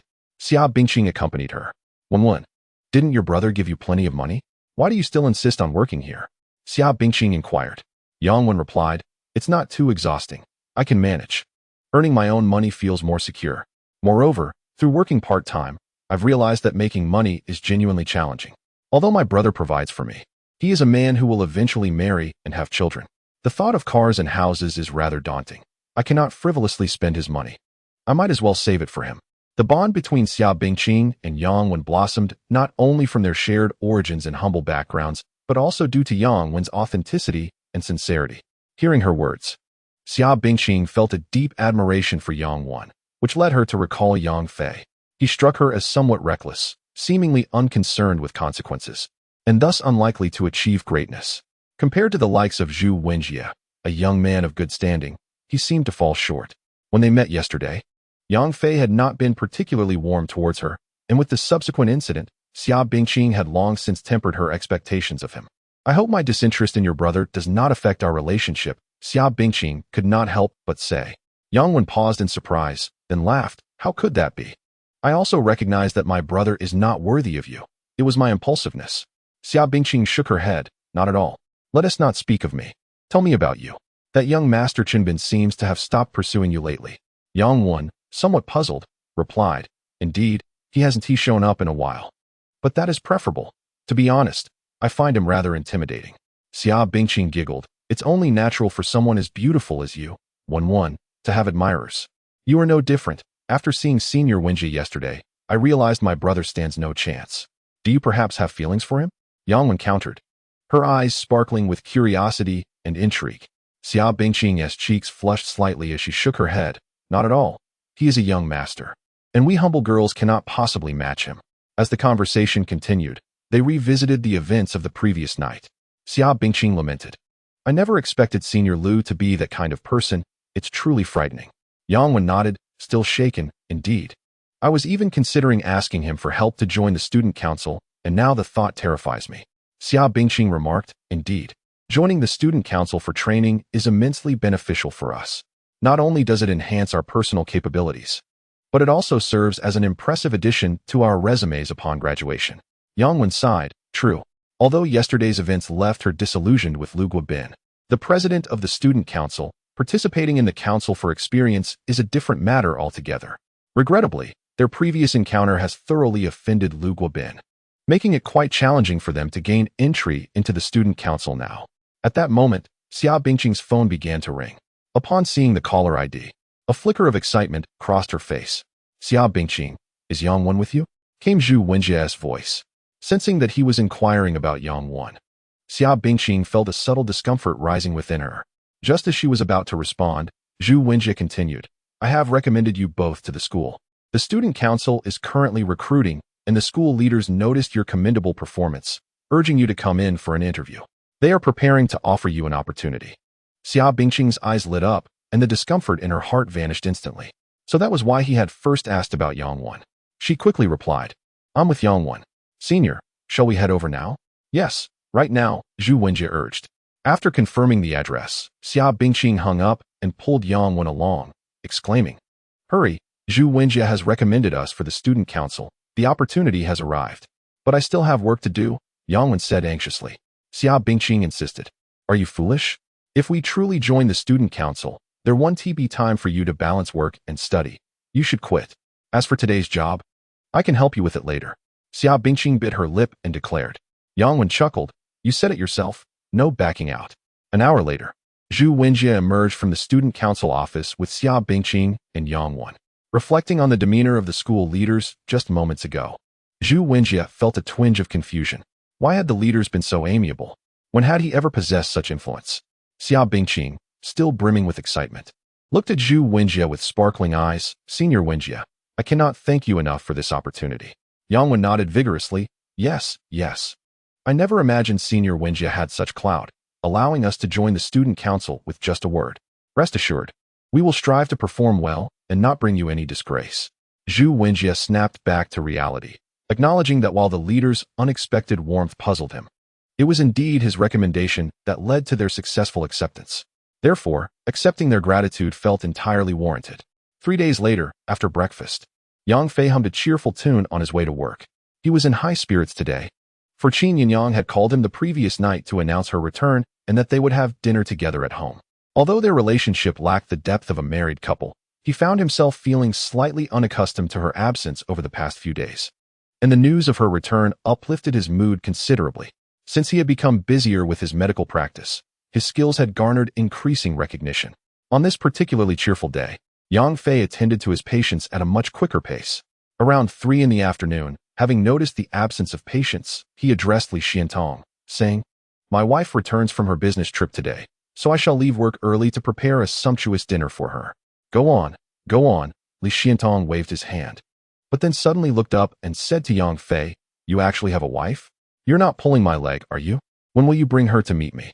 If she is not worthy of you, I shall introduce my granddaughter instead. Yang Fei laughed heartily and replied, I consider you a brother, yet you wish to take on the role of my grandfather. That is rather inconsiderate. Li Xiantong chuckled at the remark.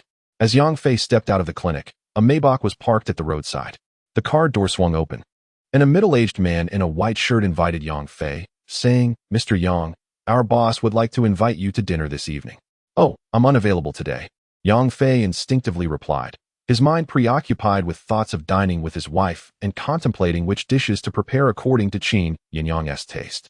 He had no time for a meal with a stranger. The middle-aged man paused, assessing Yang Fei with a scrutinizing gaze, and reminded him, My boss is Tong Yinshu. Growing somewhat impatient, Yang Fei waved his hand dismissively. I've already said I'm busy today. However, internally, he felt a flicker of surprise. Could it be that someone from the Tong family sought him out due to the incident with Li Biao? The middle-aged man was momentarily taken aback, clearly unprepared for Yang Fei's refusal after mentioning his boss's name. After all, his boss was the eldest daughter of the Tong family, the wealthiest in Binhai, with influence that permeated all sectors, from the city government to the common folk, who was unaware of the Tong family. Particularly, Tong Yinshu, despite being a woman, had been engaged in the family business since the age of 19 and had achieved remarkable success during her university years by participating in several significant family projects, earning her a reputation as a formidable businesswoman in Binhai and across the southern business community. To the middle-aged man, receiving a personal dinner invitation from such a notable figure was an opportunity any man would find impossible to decline. Yet, this young man exhibited an air of impatience and outright rejected the offer. Astonished, he kindly reminded Yang Fei, My boss's name is Tong Yinshu, the eldest daughter of the Tong family. Are you quite certain you're unavailable tonight? Yang Fei chuckled. Regardless of whether it's the eldest daughter of the Tong family or even the president of the United Nations extending an invitation, I am occupied tonight. I must dine with my wife. With that, he waved his hand and turned to leave. The middle-aged man stood dumbfounded as he watched Yang Fei stride away. Soon after, a fire ignited in his eyes, and he turned to enter the car. The driver, having overheard Yang Fei's refusal, chuckled. Can you believe this guy turned down our boss's dinner invitation? The middle-aged man snorted derisively. Just a young fool who thinks he possesses some martial skills. He clearly lacks perspective. Let us go. The driver hesitated momentarily, reminding him, if we don't bring anyone back, how do we explain this to the boss? The middle-aged man replied, let us speak the truth. The boss will have her own way of dealing with it. Nodding, the driver started the car, and they departed. Meanwhile, Yang Fei went to a nearby supermarket to buy groceries before returning home to commence his preparations. Once everything was in order, he took out his phone to call Qin Yinyang, inquiring how much longer it would take her to arrive home, so he could time his cooking accordingly. If some dishes were prepared too early, they would cool and lose their appeal. Just as he dialed her number, a horn sounded from outside. Beep beep. Yang Fei glanced out the window and indeed spotted Qin Yinyang's car returning. She must have seen him calling, hence the honking, and chose not to answer. After a brief wait, Qin Yinyang appeared at the kitchen door, carrying her handbag, and said to Yang Fei, I'll go take a shower first. Please manage the cooking alone. Yang Fei, with a cigarette dangling from his lips, replied, Go ahead. You needn't step into the kitchen today. Qin Yinyang found his casual demeanor quite endearing, realizing she had developed an affection for this feeling. 25 minutes later, as Yang Fei was finishing the last dish, Qin Yinyang emerged. She had changed into a light, casual home outfit, yet the loose attire still could not conceal her graceful figure. Her freshly washed hair, lightly fragrant, and simply tied back with a pink scrunchie, added to her allure. Yang Fei glanced at her once, then turned for a second look. Noticing his gaze, Qin Yinyang felt her cheeks warm slightly. What was happening? She anxiously pondered. Typically composed, she could face the scrutiny of the opposite sex with ease. Even when other men had stared at her with overt intent, she remained unperturbed. Yet now, she was at a loss as to why Yang Fei's innocent curiosity had nearly caused her to blush. She quickly steadied herself, looking at the array of dishes she loved that lay before her. These are all my favorites, she exclaimed. Yang Fei smiled, replying, I made them just for you. Of course, I'm not picky. I enjoy these dishes too. A peculiar sensation stirred within Qin Yinyang as she arranged the food on the dining table. A few moments later, Yang Fei finished the last dish and sat across from her. He picked up his chopsticks and placed a piece of sweet and sour ribs into her bowl, saying, You've worked hard these past few days. Eat plenty. Qin Yinyang blinked her eyes and responded, Thank you. She then offered him a piece of braised pork, adding, You've put in effort cooking as well. You should eat more too. They exchanged smiles and simultaneously declared, Let us eat. After sharing a brief laugh, Qin Yinyang lowered her head to gnaw on the ribs, while Yang Fei began eating as well. Having spent over 10 days together, the two young individuals had developed a certain understanding of each other's habits. The adage of no talking while eating was seldom adhered to, so they often conversed during meals, today being no exception. I saw your message. It seems you've been quite busy at the clinic these past few days, Qin Yinyang remarked. Yang Fei nodded, swallowing a piece of braised pork before replying. In the beginning, I was quite idle, to the point that I felt embarrassed to accept a salary. Fortunately, things have changed over the last few days, and patients are gradually beginning to accept me as a young practitioner of traditional Chinese medicine. Qin Yinyang smiled and said, True gold is not afraid of the fire's test. Those with genuine skills need not fear wherever they go. Yang Fei smiled and inquired, What about you? Was your recent trip back to the capital smooth? Qin Yinyang glanced at Yang Fei, confirming that his question was merely casual, and replied, It went smoothly. Since I took charge personally, it was bound to be successful. Yang Fei chuckled, You seem quite confident. Qin Yinyang responded with a smile, Of course, I am no mere ornament. Indeed, I know my wife could never be a mere ornament, Yang Fei said with a grin. His mind wandered back to a few days prior when he experienced a signal interruption while calling in front of Qin Yinyang's door. A woman capable of installing a signal jammer in her room could hardly be considered an ornament. Yang Fei found himself increasingly intrigued by his wife, not solely due to her beauty, but also because he perceived her as enigmatic and fascinating. In interpersonal relationships, while appearance holds significance, it is the engaging spirit, compatible character, and captivating charm that truly matter. Hearing Yang Fei deliberately refer to her as my wife, Qin Yinyang felt no resistance within her heart and smiled gently. Aren't you curious about what I've been up to these past few days? Yang Fei shook his head. I am curious, but everyone has their own secrets and personal space. If you choose not to share, I shall not pry. Qin Yinyang replied. Besides attending to some personal matters, I also visited my grandfather. I I spent several days trying various means to glean more information, but to no avail. Yang Fei felt touched by her efforts and looked at her earnestly, saying, "Thank you." "No need for thanks. Given our current relationship, it is only right for me to do this for you," Qin Yinyang said. Yang Fei gazed at her and suddenly suggested, "After dinner, let us go watch a movie."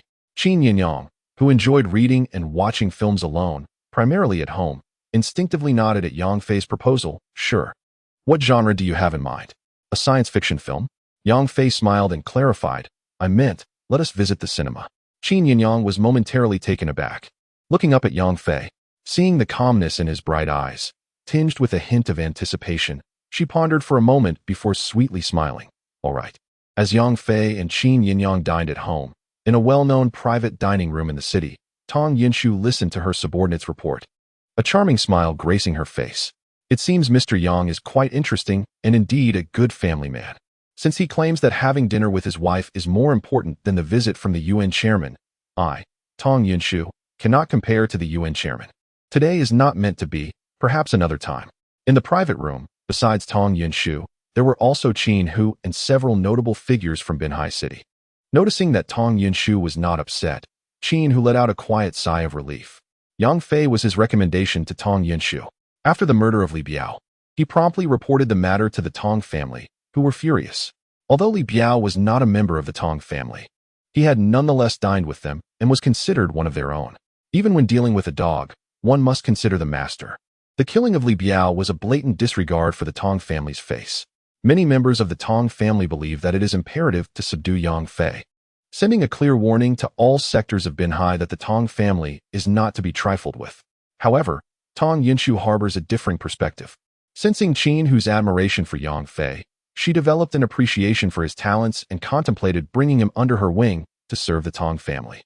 If he agreed to work with her, she would overlook Li Biao's matter. To her astonishment, when she sent someone to invite him under the guise of official status, he outright refused. The rationale for his refusal was surprisingly mundane. He wished to dine with his wife. This was undeniably a slight to Tong Yinshu. Yet, she appeared unfazed, even praising Yang Fei as a devoted husband and a good man. The others in the private room could not fathom the thoughts of the Tong family's eldest daughter and thus refrained from pursuing the topic further.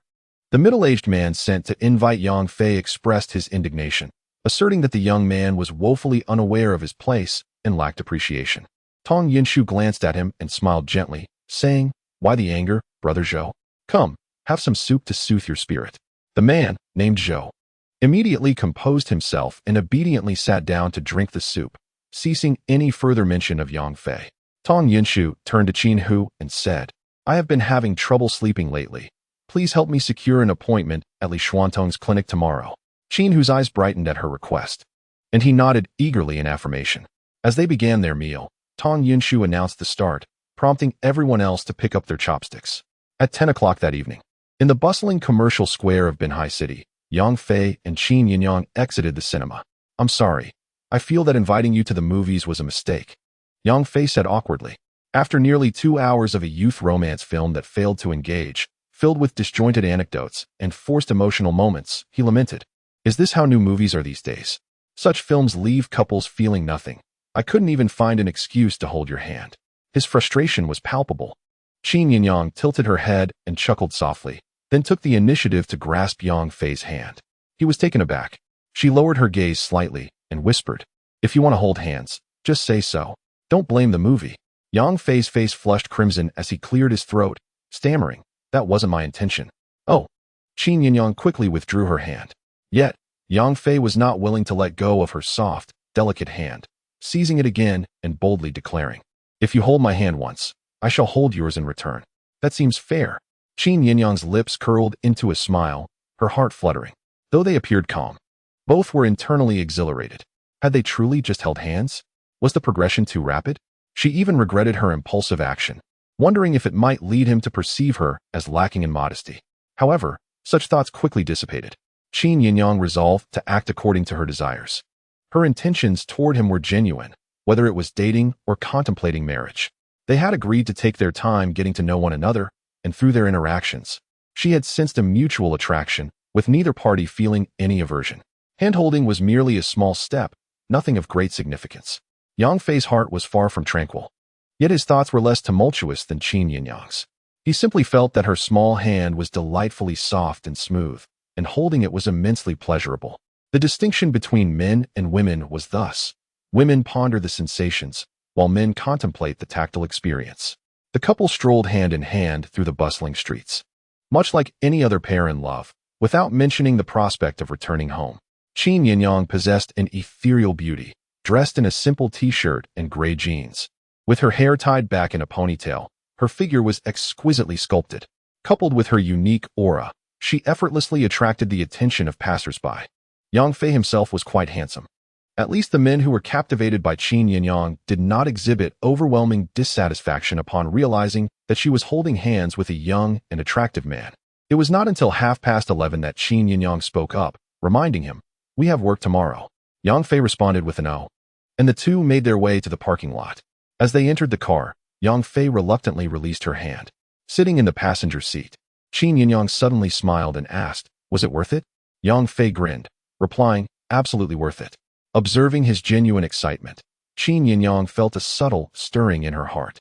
This was perhaps their first true date, a feeling that was somewhat different from her expectations, yet endearing and not unwelcome.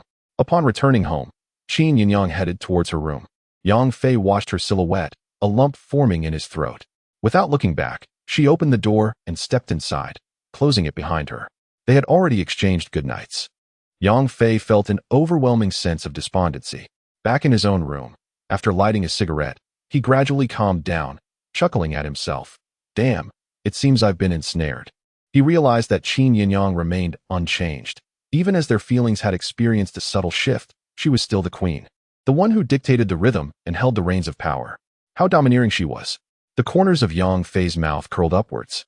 He rather enjoyed such dominance, and even wished for it to be more intense and fervent. The following morning, after showering and dressing, Yang Fei descended to find that Qin Yinyang, as usual, had risen earlier than he, preparing breakfast. The villa was bathed in light, and the gentle morning sun streamed through the windows, casting a warm glow upon Qin Yinyang, causing Yang Fei to momentarily drift into nostalgia, recalling their first encounter. Noticing him gazing at her, Qin Yinyang smiled graciously and said, "What are you staring at? Come eat breakfast, we need to get to work." Yang Fei sincerely complimented. "My wife is truly beautiful." Qin Yinyang responded with a smile, "You're quite handsome yourself." Yang Fei laughed heartily, unable to resist saying, "Isn't this a bit too focused on appearances, too superficial?" Qin Yinyang shook her head. While looks may not be paramount, if there is no initial attraction, if one finds the other displeasing or even repulsive, the impetus for mutual understanding is lost. For two people to coexist, it's essential that they find each other visually appealing. Yang Fei found himself at a loss for words. "And I think your soul is quite intriguing," Qin Yinyang added with a smile. Yang Fei laughed again. "Oh really? I find you rather fascinating as well. In a couple of days, the weekend will arrive. Shall we find a place to enjoy ourselves? Are you free?" Qin Yinyang pondered for a moment and inquired, "Are you eager to seize the moment and create more opportunities for us to spend time together?" Yang Fei chuckled. "Indeed, with such an exceptional and captivating wife, I must ensure she falls for me sooner rather than later." Qin Yinyang nodded in agreement. "Very well." Yang Fei's heart soared with joy. It seemed that love, when reciprocated, blossomed rapidly. He had already begun to relish the sensation of being in love. During the morning at the clinic, Zhang Long accompanied Su Xingzhou. After Su Xingzhou was injured by Yang Fei, he had been diligently practicing to mend his internal injuries, but recovery was slow. Observing Su's daily efforts, Zhang Long mentioned Yang Fei's medical prowess. Su Xingzhou immediately insisted on visiting the clinic. Yang Fei examined him and remarked, "Your self-treatment is commendable. Follow the prescription I provided for Qi Tai and take your time to recuperate." Su Xingzhou felt a tinge of dissatisfaction and looked at Yang Fei, saying, "Mr. Yang, I heard from Zhang Long that you possess a miraculous acupuncture technique with remarkable results for internal injuries. Might I trouble you to assist me?" Yang Fei shook his head. "Your injury is vastly different from Qi Tai's. Acupuncture is unnecessary." Su Xingzhou countered, "But that method would expedite my recovery." Yang Fei regarded him with a glance, replying, "It would be a waste of effort. Utilizing qi to manipulate needles is exceedingly taxing, and he had no desire to squander his energy. However, Su Xingzhou discerned the deeper implication and asserted, "I've heard you charge Qi Tai $1 million for your services, is that correct? I am willing to pay as well." Yang Fei felt a flicker of temptation at this remark. Previously, he had accepted $1 million from Zhang Long, but did not charge Qi Tai for his treatment. He had allocated half of that sum to his uncle and 500,000 to Yang Wan, though he still had a considerable amount left. He was now pursuing Qin Yinyang and anticipated future expenditures. Yet, upon reflection, Yang Fei felt something amiss and replied, "If I were to ask you for money, would I need to treat you at all?" Su Xingzhou was momentarily taken aback, then smiled wryly. "Indeed, my life is in your hands, Mr. Yang. If you require payment, please do not hesitate to say so." Zhang Long, unable to contain himself, burst into laughter and remarked to Yang Fei, "Mr. Yang, there is another matter I have yet to report to you." "Oh." Yang Fei raised his gaze to Zhang Long. "What is it?" He then waved his hand, adding, "No need to report matters that do not concern me." Zhang Long quickly clarified, "It is about the Chen family. You dealt with them, and we, the Longhu Hall, have benefited immensely. My master and I believe that the advantages obtained from the Chen family ought to belong to you, Mr. Yang." Yang Fei shook his head. Dealing with the Chen family was a consequence of their provocation. As for other matters, you acquired those through your own means, and they are unrelated to me. Zhang Long attempted to speak again, but Yang Fei interjected, "This matter ends here." Zhang Long had no choice but to acquiesce. He couldn't help but admire Yang Fei even more. The assets acquired from the Chen family alone amounted to several billion. Truly, Mr. Yang is a remarkable figure, who does not regard such vast sums with any significance. "Is there anything else?" Yang Fei inquired, gazing at the two men. Su Xingzhou wished for Yang Fei to administer acupuncture to heal his injuries, enabling him to swiftly return to his peak condition. However, Yang Fei declined, leaving Su feeling somewhat aggrieved. Did he truly fall short compared to that old curmudgeon Qi Tai? Though he concealed his dissatisfaction in Yang Fei's presence, the sullen discontent was evident on his face. Yang Fei found it somewhat amusing but chose to remain silent. He decided to give Su Xingzhou a reprieve, as he had suddenly conceived the idea of cultivating a few individuals in Huaxia to assist him. Upon returning home, the one who genuinely sought his demise was none other than the second young master of the Zhang family. The Zhang family was no ordinary clan. Had he not been injured, Yang Fei would not have felt apprehensive. However, his current condition left him at only 30% of his peak combat prowess. He dared not recklessly venture into the capital to eliminate that Zhang family scion as he had done with Wang Wenxuan. Perhaps it was better to let that individual live a little longer. Nevertheless, this realization instilled a sense of urgency in Yang Fei. He contemplated nurturing his own people, as delegating certain tasks to them would prove more convenient. Qi Tai had aged and was no longer of much use. Zhang Long possessed some potential, yet it was confined to the coastal region, where he was not even the final decision-maker. Su Xingzhou hailed from the Su family, which appeared to be quite formidable. If Su Xingzhou could genuinely pledge his loyalty, Yang Fei could assist him in becoming the head of the Su family, thereby establishing a robust foundation in Huaxia. For the time being, however, he needed to observe Su Xingzhou closely to ascertain his sincerity. "By the way, Mr. Yang, my family has decided, as you suggested, to allow me to remain in Binhai to oversee the Longhu Hall. However, the situation at home is complicated. They mentioned sending someone to assist me." Su Xingzhou informed Yang Fei. Yang Fei regarded him and queried, "Is this due to their lack of trust in you, sending someone to monitor your actions?" Su Xingzhou sighed. "You could say that." Yang Fei looked at him with a hint of disdain, stating, "You cannot even resolve such a minor issue?" Su Xingzhou felt a chill run down his spine, realizing Yang Fei was questioning his capabilities. He promptly replied, "I can manage it. However, this may provoke dissatisfaction from my family prematurely, leading to potential complications." Yang Fei pondered for a moment and nodded. "That's true. Let's do this. When that individual arrives, observe them carefully. Qi Tai and Zhang Long will assist you in this charade. It should remain peaceful for a while. When your family presents challenges that the Longhu Hall finds difficult to address, we shall discuss it further." Su Xingzhou nodded repeatedly. "Yes, I understand what to do. Maintain a proper mindset, handle affairs diligently, and you shall never disappoint me, Yang Fei said with a smile. Su Xingzhou quickly affirmed, "Once I, Su Xingzhou, have made a decision, I will not easily alter it. Besides, we are now in the same boat, you can rest assured."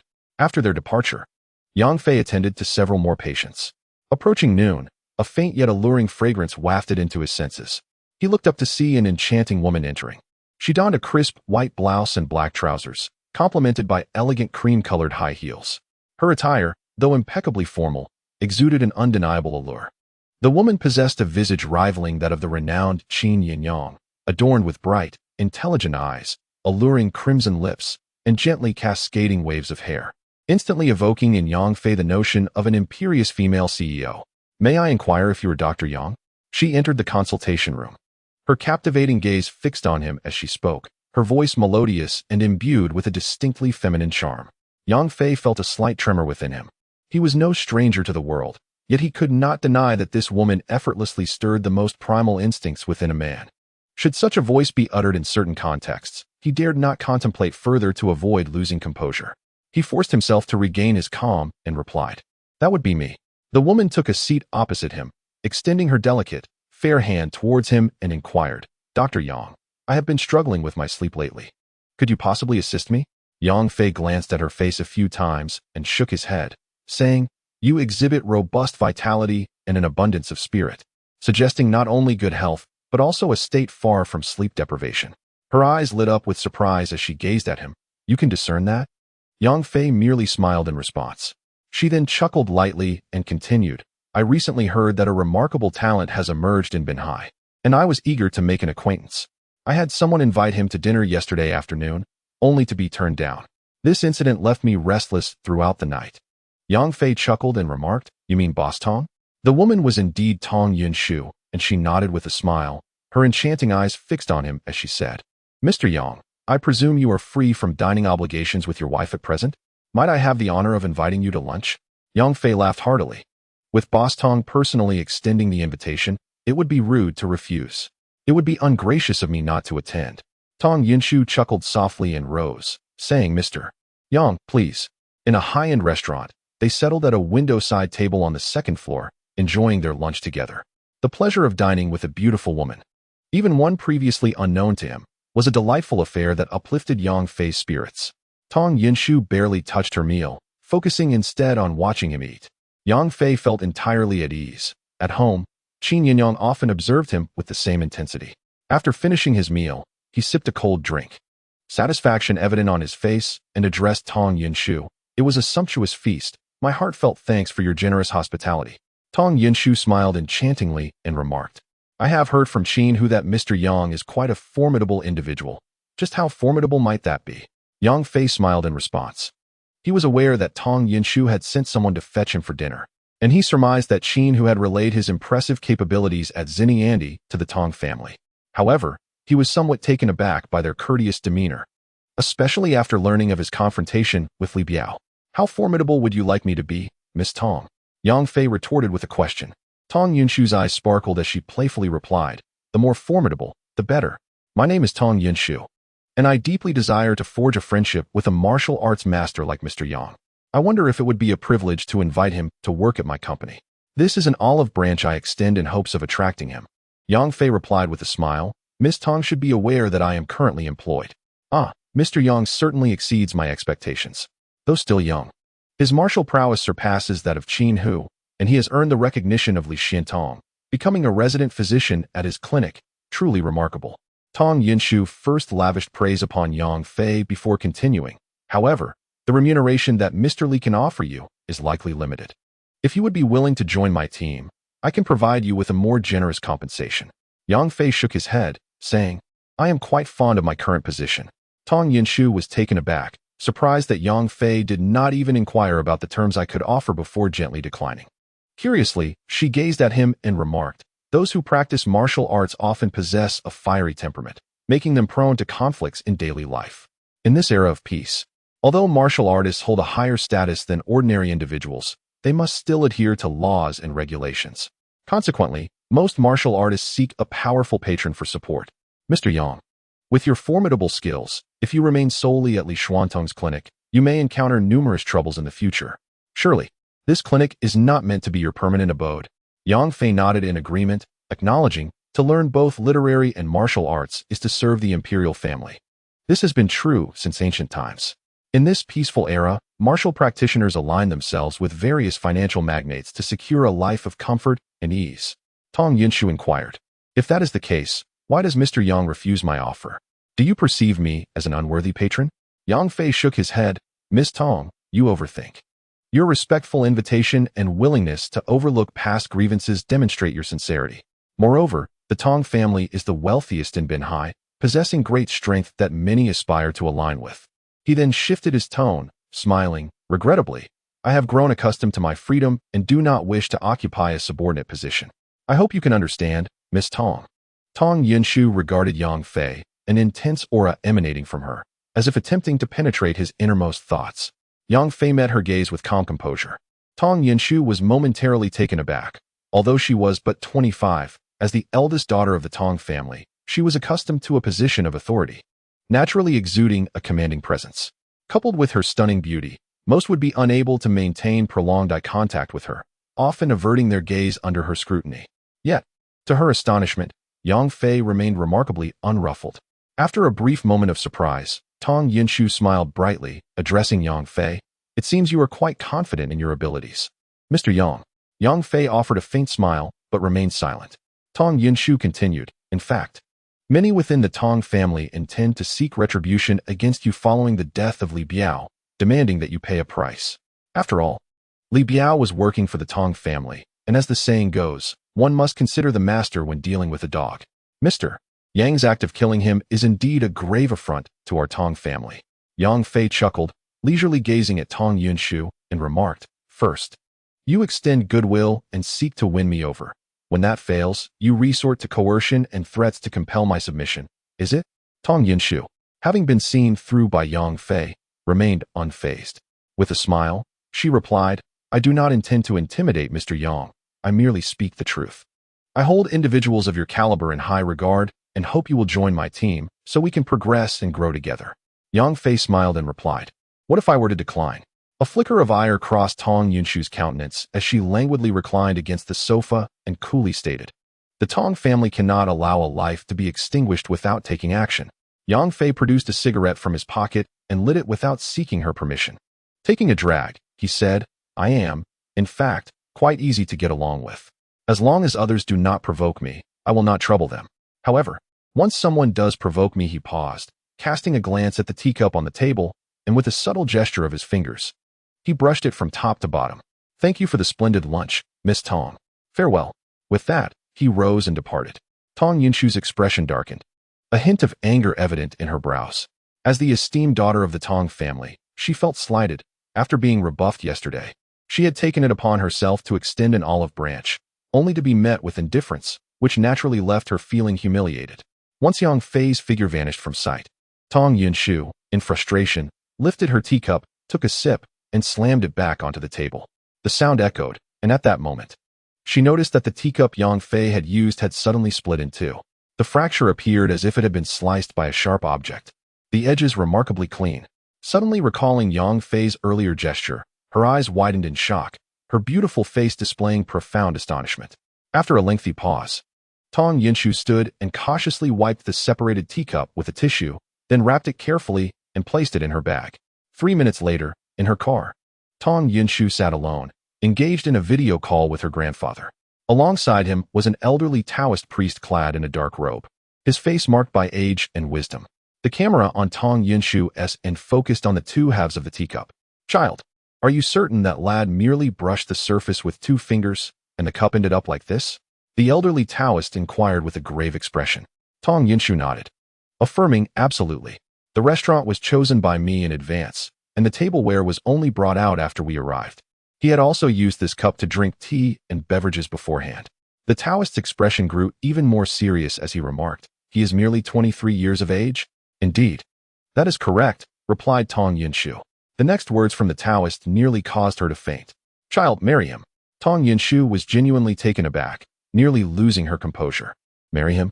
What kind of jest is this? Although that fellow is undeniably handsome, youthful, and appears quite impressive, does that mean Tong Yunshu is lacking in any way? With an expression of exasperation, Tong Yunshu replied, Third grandfather, if you continue to speak so carelessly, I shall ignore you. My dear, I am being serious.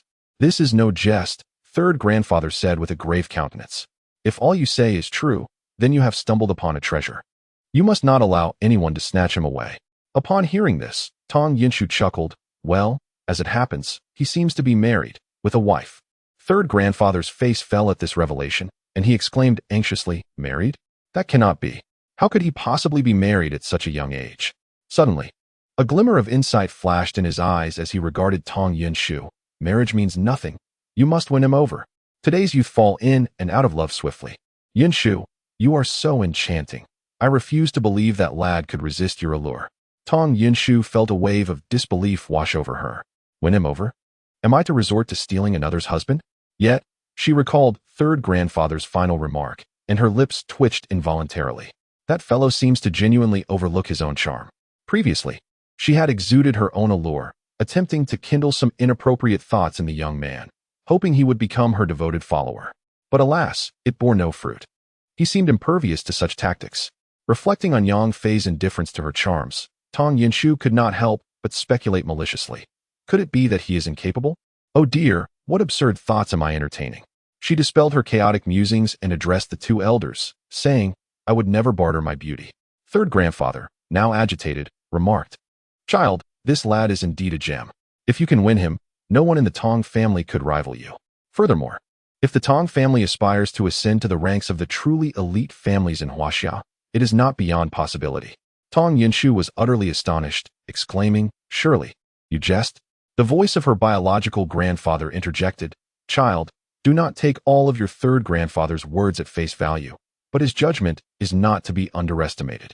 In any case, our family must endeavor to befriend this young man. Even if we cannot cultivate a close friendship, we must not offend him. Understood?" Hearing her grandfather express such sentiments, Tong Yunshu's demeanor turned serious, and she nodded earnestly, "I understand." She had indeed felt quite displeased when Yang Fei had rejected her.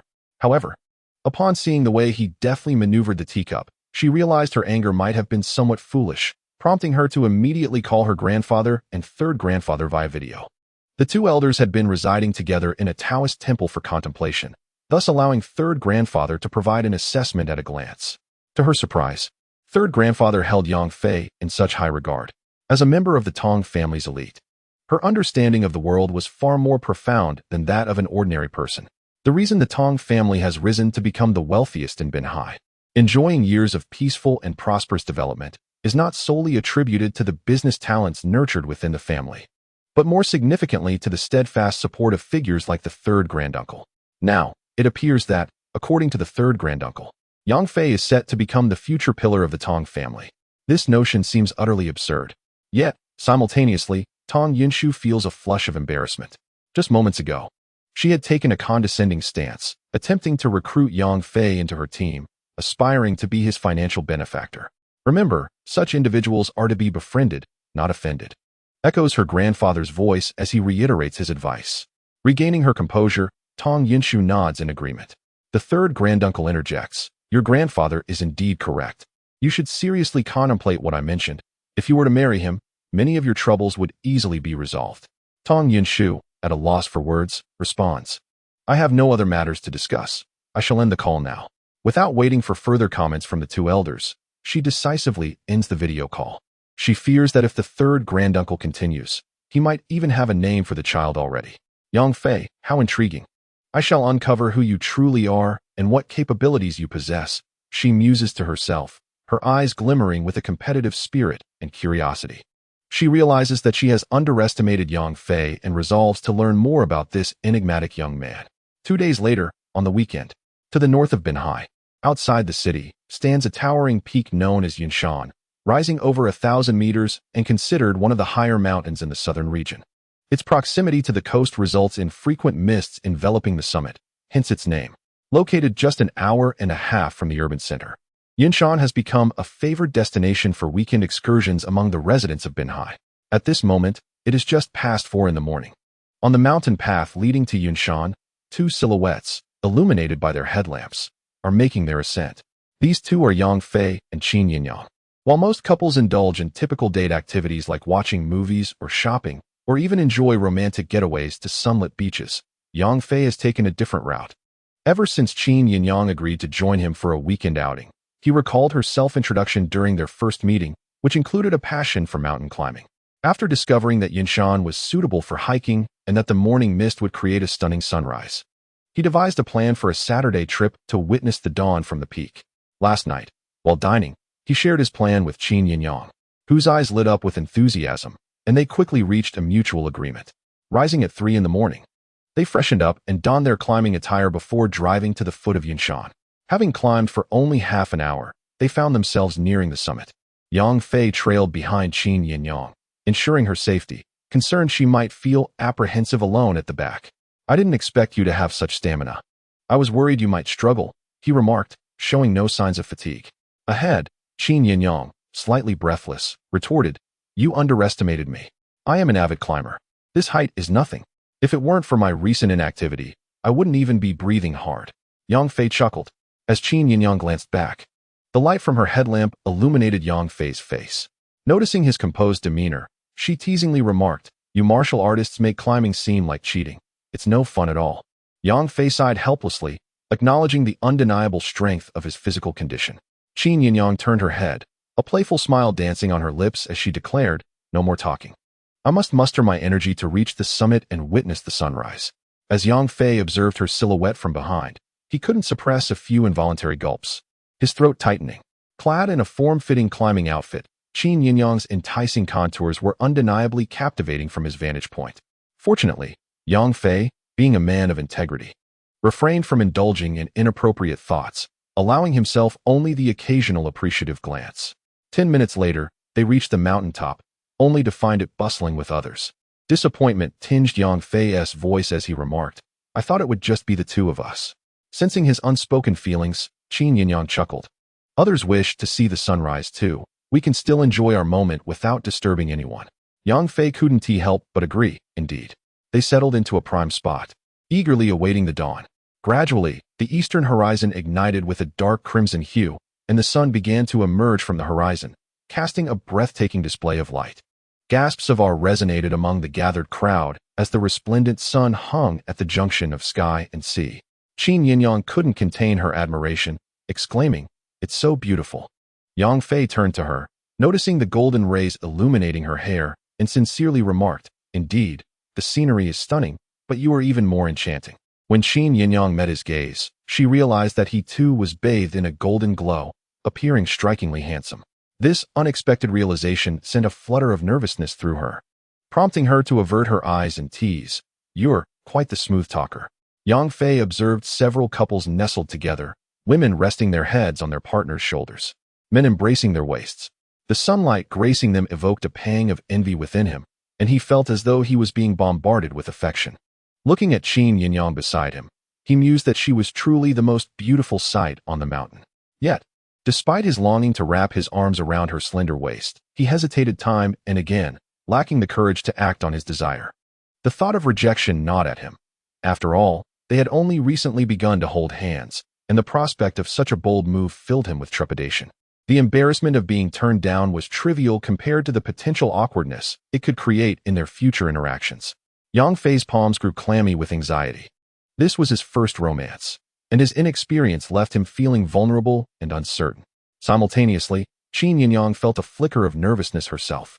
She sensed Yang Fei's gaze lingering on her and could even feel his hand brush against her back on several occasions. She contemplated how she would respond if he were to make an inappropriate advance. While holding hands felt perfectly acceptable after their time together, the notion of him wrapping his arms around her waist or attempting to kiss her was daunting. She felt unprepared for such rapid progression in their relationship, believing that their bond still needed to deepen. Fortunately, he had yet to make such a move, nor had he attempted to kiss her cheek. Qin Yinyang let out a sigh of relief, simultaneously unable to suppress a chuckle. What a coward! To prevent Yang Fei from becoming overly preoccupied, fearing he might suddenly muster the courage to act, Qin Yinyang inquired, haven't you ever been in a relationship? Yang Fei responded with a startled "oh," as he returned to the present moment. Not at all. His attention successfully diverted, the small insecurities in his heart dissipated. Reflecting on his earlier turmoil, Yang Fei felt a flush of embarrassment, thinking it rather shameful. After all, he was the king of madness. If his former companions were to discover how timid he was in matters of romance, they would surely find it laughable. What about you? Haven't you dated anyone? Yang Fei countered. Qin Yinyang gazed at him with a playful smile, teasingly asking, how would you like me to respond? Yang Fei was taken aback, and Qin Yinyang chuckled softly, just teasing you. I haven't dated either, so I lack experience. Yang Fei laughed, though he had grown up abroad in recent years.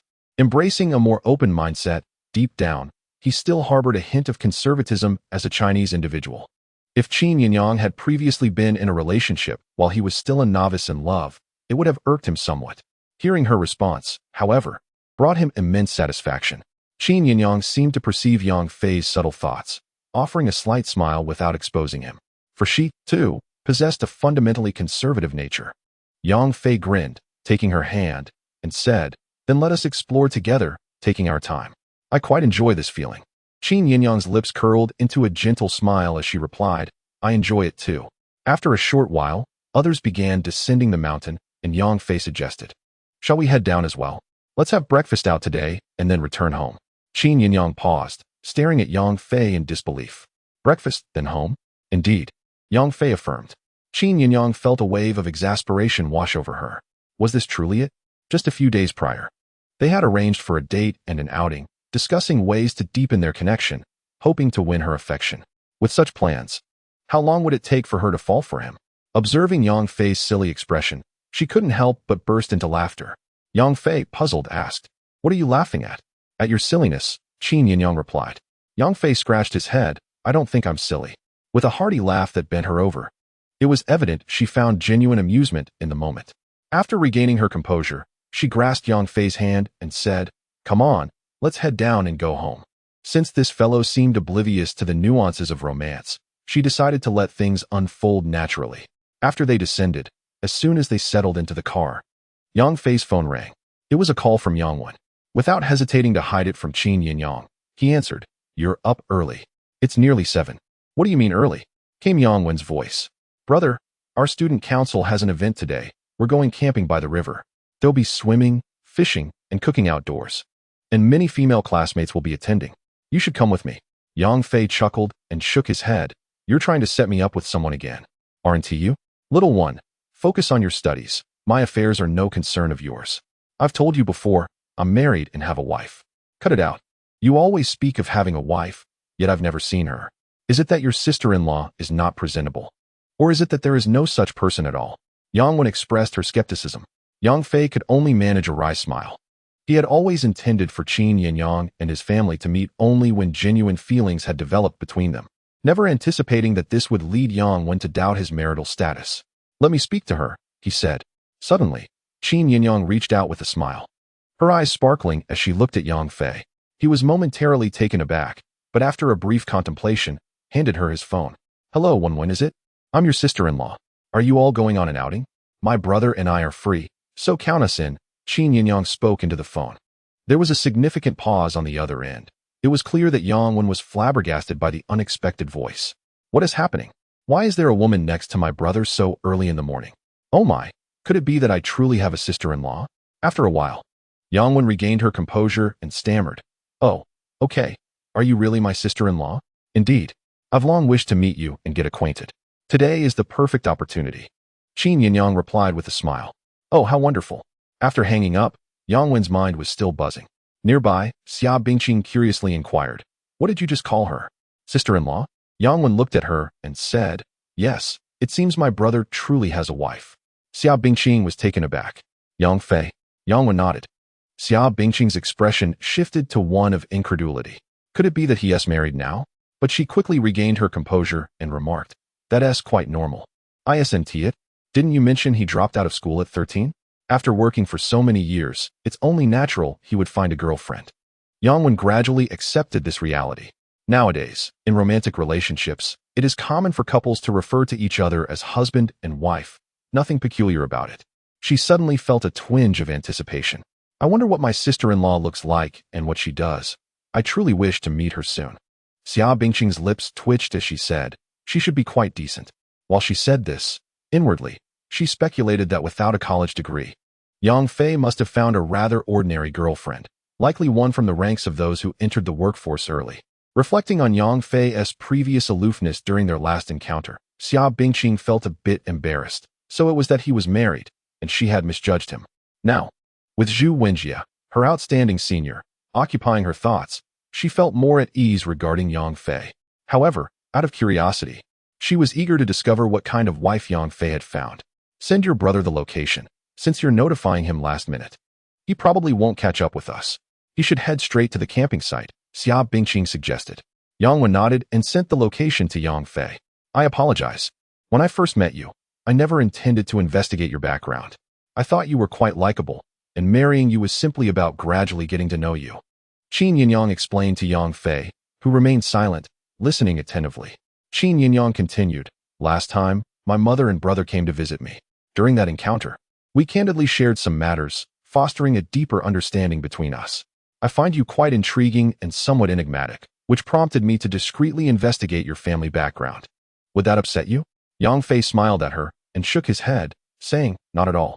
If I were in your position, I would have ensured to thoroughly understand my partner's background before marriage. After all, this is someone I will be spending my life with. It is only prudent to know more. Qin Yinyang visibly relaxed, replying, thank you for your understanding. Yang Fei chuckled, so? You have known about my sister studying at Binhai University for some time, I presume?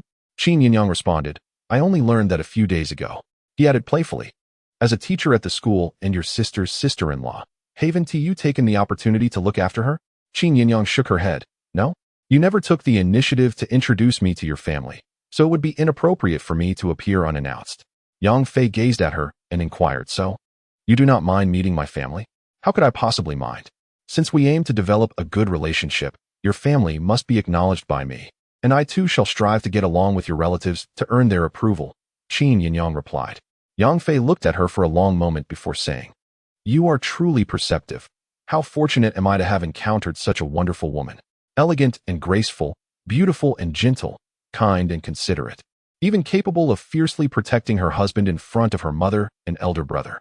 A woman of such caliber is the epitome of an ideal wife, and I feel incredibly fortunate. No, it is my master's benevolence that has blessed me with such an exceptional wife. In response to Yang Fei's praise, Qin Yinyang displayed no signs of embarrassment. Rather, she graciously accepted it, believing herself to be indeed remarkable and deserving of such high regard from Yang Fei. It was not her intention to present herself in a certain light before him. Rather, she acted naturally and spontaneously. If she were unwilling, no man could compel Qin Yinyang to feign affection or submission. 2 hours by car from Binhai City lies a small river, its waters crystal clear, gently flowing. In the late summer and early autumn, certain areas along the riverbank reveal patches of smooth pebbles, perfect for picnicking and recreational activities. A group of students from Binhai University chose this picturesque location nestled between 2 mountains to camp and enjoy a meal outdoors. On the riverbank, a dozen students busily engaged in their tasks. The boys gathered materials from the surroundings, constructing simple stoves from stones, while collecting dry twigs and leaves from the nearby woods to kindle a fire. The girls prepared pots of water and cleaned the ingredients. Laughter and joy echoed intermittently. Although they were in a small canyon, the warm southern weather of late summer enticed many boys to succumb to the allure of the cool river. Changing into swim trunks and diving in for a swim, Zhu Wenjie approached Yang Wen and Xia Bingqing, assisting with the washing of vegetables while inquiring if her elder brother had arrived yet. Yang Wen replied, yes, on his way. He called just 5 minutes ago and said he would be here in no more than 20 minutes.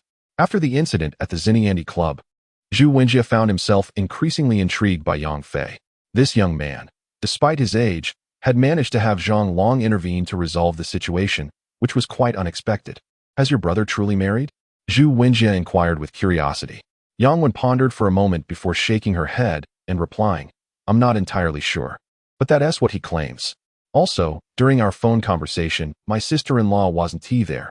However, there was a woman accompanying my brother. I'm uncertain if she is my sister-in-law. Zhu Wenjie chuckled softly, with Yang Dage's charm. Attracting a girlfriend shouldn't be difficult. Yet, marrying at such a young age raises some doubts. Yang Wen responded, it's not that young, really. In our village, if someone doesn't make it to high school, they usually start working. Many people bring their girlfriends home at 18 or 19, and early marriages are quite common. My brother is already 23, and many of his peers who dropped out of school have children of their own. Zhu Wenjie was taken aback. Is it really that extreme? Xia Bingqing smiled gently, saying, you grew up in a big city, so you might not fully grasp the conditions in impoverished rural areas. What Wen says is true. 18 or 19 can't be old enough to marry, Zhu Wenjie exclaimed in disbelief. Xia Bingqing replied, what does it matter? In underdeveloped regions, merely hosting a banquet can be considered a marriage, allowing for the continuation of lineage. As for the marriage certificate, They can always obtain one when they reach the appropriate age. Zhu Wenjie felt his understanding of the world being challenged. He hadn't realized such backward places still existed. Yet, the reality was undeniable. Numerous areas still lag behind in terms of ideology, economy, and culture, with the majority of children in these regions being left behind youth. Many of them have never seen their mothers again after birth, as their young mothers, enamored with their fathers, left for a better life and never returned to their impoverished origins. Of course, there are some kind-hearted and simple mothers who cannot bear to part with their children. These women toil away in distant places to provide a better life for their offspring, leaving the children in the care of their grandparents. Zhu Wenjie, intrigued by Yang Wen's accounts, continued to ask questions. Yang Wen and Xia Bingqing shared insights into their world with him. Upon hearing their stories, Zhu Wenjie felt a wave of melancholy wash over him, remarking, "I believe we can do something for these children." Yang Wen and Xia Bingqing looked up at him. Witnessing the profound compassion etched on the face of this esteemed senior, who had been raised in comfort in a bustling city. "A car has arrived. It must be your brother and the others." Xia Bingqing suddenly pointed toward the distance. The group snapped back to reality and turned to see a black sedan approaching. The vehicle soon drew nearer, parking at the end of the line along the roadside. Yang Wen, visibly excited, dashed forward. She genuinely wished to see if her brother had indeed found her a sister-in-law. Zhu Wenjie and Xia Bingqing followed suit. Just as they neared the car, the passenger door swung open and a woman stepped out. Upon sighting the woman, Zhu Wenjie, Yang Wen, and Xia Bingqing were momentarily taken aback, their eyes widening in astonishment. "Teacher Qin?" In their state of disbelief, the trio cast their gaze towards the driver's seat of the Volkswagen, eager to discern the identity of the occupant. However, the sunlight glimmered off the windshield, rendering it impossible to see within. Yang Wen felt a pang of disappointment, having initially thought that her elder brother had arrived, only to discover it was Teacher Qin. Xia Bingqing and Zhu Wenjie shared a similar sense of surprise. Yet they did not entertain the notion that Teacher Qin had come alongside Yang Fei. In their minds, Yang Fei and Teacher Qin belonged to entirely different realms, making such an occurrence implausible. Qin Yinyang was a prominent figure at Binhai University, admired not for any singular reason, but for her exceptional beauty, refined demeanor, youthfulness, and stunning physique. For the newly minted university students, a teacher of her caliber was nothing short of a dream come true for countless young men. Within the campus, she had long been heralded as the most beautiful woman at Binhai University, overshadowing even the university's own flowers of the school. Although she taught a niche subject in historical archaeology, her public lectures were invariably packed to capacity. Thus, it was nearly impossible for anyone at Binhai University not to recognize this enchanting and graceful instructor. Zhu Wenjie was the first to approach, smiling as he said, "Welcome, Teacher Qin, to our event. We were just discussing how we might extend an invitation to you, though we worried you would be too busy to join us children in our frivolities." Qin Yinyang offered a gentle smile and a nod in acknowledgement before turning her attention to Yang Wen. "You must be Yang Wen," she said with a smile. Yang Wen was momentarily speechless. Zhu Wenjie and Xia Bingqing exchanged astonished glances. How could Teacher Qin possibly know Yang Wen? As Yang Wen grappled with her bewilderment, Qin Yinyang had already approached her, taking her hand and saying, "Weren't you the one who insisted your brother introduce us? Why the long face now that we've finally met?" Yang Wen's mind buzzed, her entire being tingling with disbelief. Not just her, but Zhu Wenjie and Xia Bingqing were equally dumbfounded. "You know my brother?" Yang Wen exclaimed, staring incredulously at Qin Yinyang.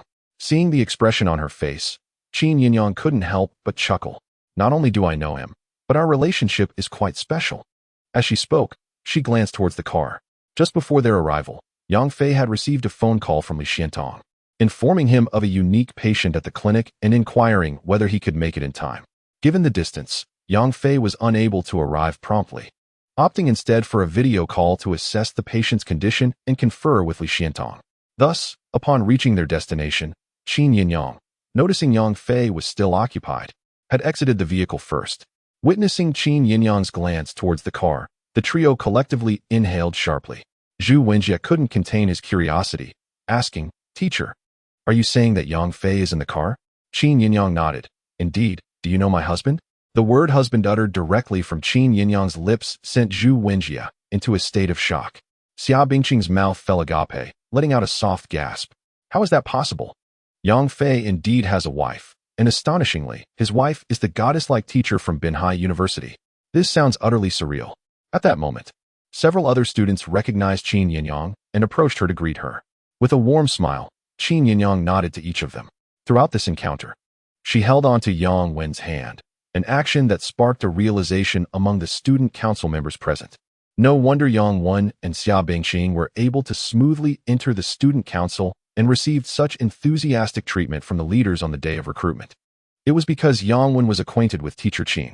Zhu Wenjie appeared to have an epiphany as well. He had found it odd that day, but he never expected the root of it to lie here. Xia Bingqing's expression became somewhat awkward. She had always believed that their admission to the student council was solely due to Zhu Wenjie's strong recommendation, particularly for Yang Wen, who she thought benefited from her own connection with Senior Wenjie. Had it not been for her good rapport with him, Yang Wen would never have been recommended alongside her. Now it seemed that she had misjudged the situation entirely. Yang Wen's entry into the student council was due to teacher Qin's influence. She even began to suspect that her own admission might have been facilitated by Yang Wen's presence. A sense of shame and regret washed over Xia Bingqing as she realized she had underestimated her cousin. However, she quickly regained her composure. Although Yang Fei was quite exceptional, he still paled in comparison to Senior Wenjie. Leaving aside other factors, just look at their vehicles. Senior Wenjie, still a student, was gifted an Audi 7 by his family, while Yang Fei drove a Volkswagen. Moreover, their family backgrounds were worlds apart. After a while, the driver's door swung open, and Yang Fei emerged.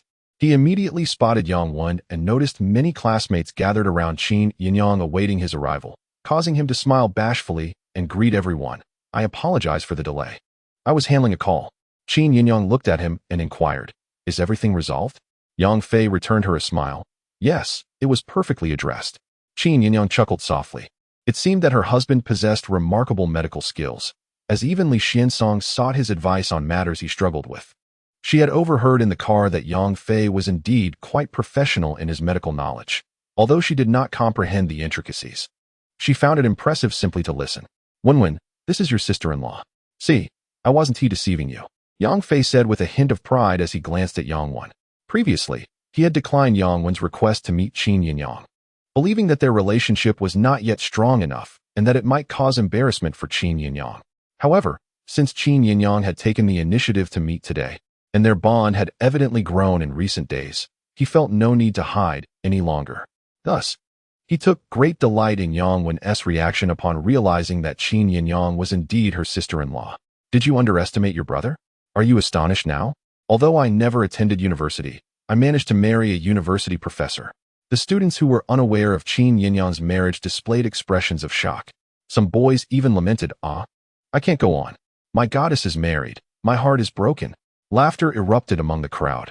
Yang Fei and Qin Yinyang were not at all upset. This was the exuberance that young people in their teenage years should embody. To further confirm the news, Qin Yinyang walked over and took Yang Fei's hand. With one hand clasped around Yang Fei and the other holding Yang Wen's, she joined the camping and cooking team. Is it true that teacher Qin is your sister-in-law? Xia Bingqing asked. Watching as Qin Yinyang joyfully caught crabs and small fish in the river, her pants rolled up. She still found it hard to believe. Yang Wen gazed over as well, her expression bewildered. It should be. Perhaps it is really true. Xia Bingqing was at a loss for words. In truth, they had already come to accept it. After all, how could Qin Yinyang possibly be with Yang Fei otherwise? The two were having so much fun together. Their interactions so natural. If my dad and my second brother knew that my elder brother had found such a beautiful and accomplished university teacher as a wife, they would surely be astounded. Yang Wen chuckled suddenly. Xia Bingqing's lips twitched. She mused that even those from rural backgrounds, let alone middle-class families in big cities, would be overjoyed to have someone like Qin Yinyang as a daughter-in-law. Meanwhile, many students from the student council were secretly filming videos of Qin Yinyang and Yang Fei, sending them to classmates and friends, with some even posting them on the Binhai University campus forum. Upon learning that their dream goddess was married, the students were utterly stunned. I'm heartbroken. Heartbreak 1. Heartbreak 2. Thus, the campus forum of Binhai University exploded. For this camping trip, the students had brought an abundance of cooking tools and ingredients, even preparing a barbecue grill with various grilling foods. After some time of splashing about in the river, Yang Fei and Qin Yinyang joined the cooking team. Yang Wen handed a skewer to Qin Yinyang. Her cheeks flushed as she called out, "Sister-in-law." Upon hearing this, Qin Yinyang felt a strange emotion stirring in her heart. Her face slightly reddening, yet she graciously accepted. After taking a bite of the skewer, Qin Yinyang frowned slightly and tilted her head at Yang Fei, saying, "You should do the grilling." Yang Fei understood that she was particular about taste and might find the skewers lacking. He laughed heartily, declaring, "Today, the master chef shall show you his skills."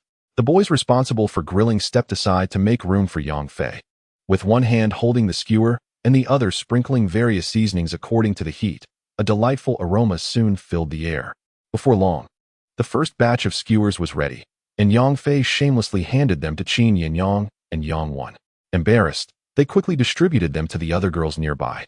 As for the boys, they would have to either grill their own or wait until the girls were satisfied. From noon until after 2 in the afternoon, a lively group of nearly 20 gathered by the riverbank, indulging in food and drink. Among them were musically inclined classmates who strummed guitars and sang, occasionally breaking into collective melodies, reveling in the joy of the moment. Yang Fei observed these spirited youths with a broad smile, reflecting on the essence of life itself, leisurely and carefree. His gaze fell upon Qin Yinyang, who was playfully engaging with several girls, blending seamlessly into their merriment. A soft smile crept onto his face. Despite being 24, she retained the heart of a young girl. As the afternoon wore on, fatigue began to set in. Some had already pitched tents, retreating inside for a midday nap, while others gathered in small clusters, either conversing or taking leisurely strolls nearby. Being adults rather than schoolchildren, they enjoyed a sense of freedom during such gatherings, unencumbered by excessive rules. Holding Qin Yinyang's hand, Yang Fei ambled along the winding path of the gorge, engaging in light conversation. "Are you tired?" he inquired, concerned for her well-being after their early morning ascent and the subsequent revelry. Qin Yinyang, though not fatigued, feigned a yawn, responding, "I am a tad weary, but I've thoroughly enjoyed today. I doubt I'll sleep even if I wanted to. I'll just retire early tonight." Seeing her spirits still high, Yang Fei nodded in understanding. He cherished these moments spent with her. Suddenly, a thought struck Qin Yinyang, and she laughed. Had it not been for Yang Wen's phone call, would we have spent the day at home? Yang Fei's face flushed with embarrassment as he stammered, "I lack experience in planning. I will certainly make it up next time." Qin Yinyang smiled gently, finding her husband somewhat endearingly naive in certain aspects. After meandering for nearly half an hour, they began their return. Just before reaching the campsite, a cacophony of urgent shouts erupted ahead. Yang Fei and Qin Yinyang exchanged concerned glances. The gravity of the situation was palpable.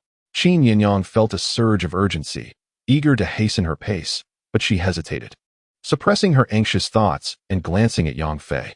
With a serious expression, he stated, "It seems a child is drowning. I'll go ahead, you follow behind." With that, he released her hand and sprinted forward. Observing his swift departure, a glimmer of admiration sparkled in Qin Yinyang's beautiful eyes. His speed was extraordinary, far beyond that of an ordinary person. Indeed, he was a martial artist. Yet, she pondered, why could she not sense his internal energy fluctuations? Resolving to catch up, she began to run as well. Though her pace was impressive, it remained reasonable for someone accustomed to physical activity. The incident occurred at a relatively spacious but deep pool of water not far from the campsite. By the time Yang Fei arrived, most of their classmates had already gathered. Unfortunately, the majority were non-swimmers. Even those who could swim were hesitant to plunge into the water to assist. "Brother Yang, can you swim? One has gone under to save someone. Will she be all right?" Upon seeing Yang Fei approach, Xia Bingqing's eyes brightened, and she hurriedly spoke. Subconsciously, she believed that since Yang Wen could swim and had grown up alongside Yang Fei, he surely possessed the same ability. When Yang Fei heard that Yang Wen had plunged into the water to rescue someone, his expression tightened. 3 middle school students from nearby villages were drowning, and it was impossible for Yang Wen to manage the rescue alone. Initially, it was just Li Gang who had suddenly cramped up, and when Wu Huan and Zhou Yi attempted to save him, they were all pulled in. "Older brothers and sisters, please think of a way to save them." A few teenagers, appearing to be around 13 or 14, stood nearby, their faces pale and trembling with fear, pleading desperately. At that moment, there was a commotion in the pond. Yang Wen surfaced, her face flushed and clearly struggling. Yang Fei's gaze caught sight of her gripping a figure, and without hesitation, he dove into the water. He brought Yang Wen and the unconscious boy she had saved to shallow waters, where Yang Wen was already panting heavily and utterly exhausted. The classmates quickly lifted her and the rescued boy to the shore. Meanwhile, Yang Fei had already plunged back into the pond. In less than half a minute, he emerged, swimming swiftly towards the bank. He saved them. He truly saved them. Yang Gu is amazing, bringing up two at once. Quickly, perform CPR. Yes. See if they can be revived. Call for an ambulance. The shore erupted into chaos, a cacophony of voices. Soaked to the skin, Yang Fei emerged, one hand grasping each boy by their legs, lifting them upside down, and swiftly running along the riverbank. These two boys were also around 13 or 14 years old, standing approximately 1.70 meters, and though not overweight, each weighed at least 120 pounds. Yet, Yang Fei effortlessly held one in each hand and sprinted swiftly along the riverbank. This sight left everyone astonished. What immense strength he possessed. Moreover, he had to keep running. His stamina was simply extraordinary. Zhu Wenjie quickly regained his composure and began performing CPR on the boy Yang Wen had rescued, administering artificial respiration. After a brief moment, the boy began to cough violently, expelling a significant amount of water. Wonderful. He is revived. Zhou Yi is awake. This is fantastic. He had been the last to be pulled into the water, yet he was the first to be rescued. What about Wu Huan and Li Gang? A companion voiced anxiously. All eyes turned to Yang Fei, but everyone could only watch helplessly, unable to assist. Yang Fei ran for a full 2 minutes. Yet the two boys showed no signs of responsiveness. With a resigned sigh, he laid them flat on the ground. He had hoped to revive the drowning victims using conventional methods in time, but alas, it seemed he was too late. Reluctantly, he decided to reveal some of his capabilities before everyone. Understanding the gravity of the situation, Yang Fei did not hesitate. He knelt between the two boys and began to apply pressure on several acupressure points on their chests with both hands. Observing that he seemed overwhelmed, Zhu Wenjie approached, saying, "One for each, let me help you." However, before Yang Fei could respond, Qin Yinyang, who had just arrived, shook her head and said, "Do not disturb him. Let him handle it alone." Her gaze was fixed on Yang Fei's fingers pressing against the bodies of the two boys, a sense of wonder creeping in. Suddenly, her eyes sparkled with revelation. Indeed, there was a fluctuation of inner energy. He had concealed it so well that she had been oblivious to it. Looking at Yang Fei, her eyes brimmed with astonishment and curiosity. Suddenly, both boys trembled simultaneously, opening their mouths to expel a torrent of clear water. Their previously rigid bodies finally showed signs of life. How wonderful. They were both alive. Yang Gu, you are truly courageous. Fantastic. Yang Gu, you have won over Teacher Qin. I am in awe. I am too. Oh, do shut up. As if your lack of admiration would change anything. Yang Gu, may I become your brother-in-law? You beast. We are all focused on Teacher Qin, and you have the audacity to eye her sister. In truth, Yang Wen was quite beautiful, though she had not adorned herself much. The scene of her rescuing the boy from the water had already captured the hearts of many. The three boys who had nearly drowned were immensely grateful to everyone. Yang Fei graciously accepted their thanks and then, looking at the boys, could not help but say, "You grew up by the river, and it's normal to swim when the weather is warm. Today's incident was merely an accident. Just be cautious in the future and do not let it haunt you." Having danced with death, the boys were indeed filled with trepidation about swimming, but Yang Fei's comforting words eased their fears considerably. After they departed, the others at school returned to the camping site, recounting the earlier peril and casting admiring glances at Yang Wen. She was petite, even smaller than the boys. Yet upon hearing of the drowning, she ran the fastest, plunging into the water without hesitation, ultimately exhausting herself to the brink of collapse. Yang Fei patted his sister's shoulder with a smile, saying, "You should strengthen your physical fitness. You haven't helped with farm work much since entering university. And your stamina is lacking." Yang Wen's cheeks flushed as she softly retorted, "I help Mom with the field every time I go home. Today I simply held my breath too long in the water, which drained my energy quickly." Yang Fei chuckled. However, Qin Yinyang shot Yang Fei a glare, admonishing, "Wen is so remarkable for saving someone. You should encourage her instead of criticizing." Yang Fei replied with a smile, "Saving lives is commendable, but one must also act within their limits and exercise caution in future situations." Yang Wen nodded vigorously in agreement. Zhu Wenjie and Xu Yong walked alongside Yang Fei and the others. Unable to contain his curiosity, Xu Yong turned to Yang Fei and said, "Yang Gu, those two boys were on the verge of death, yet after your few compressions, they revived. Is there any particular technique involved?" Indeed, it is rather astonishing. Summer Bingqing chimed in, her curiosity piqued. Zhu Wenjie looked intently at Yang Fei and remarked, Yang Ge, you must have a profound understanding of the functions of various acupoints in the human body. Are you a doctor? Is this a form of traditional Chinese medicine? Yang Fei, seeing the admiration in their eyes, smiled and nodded. I suppose so.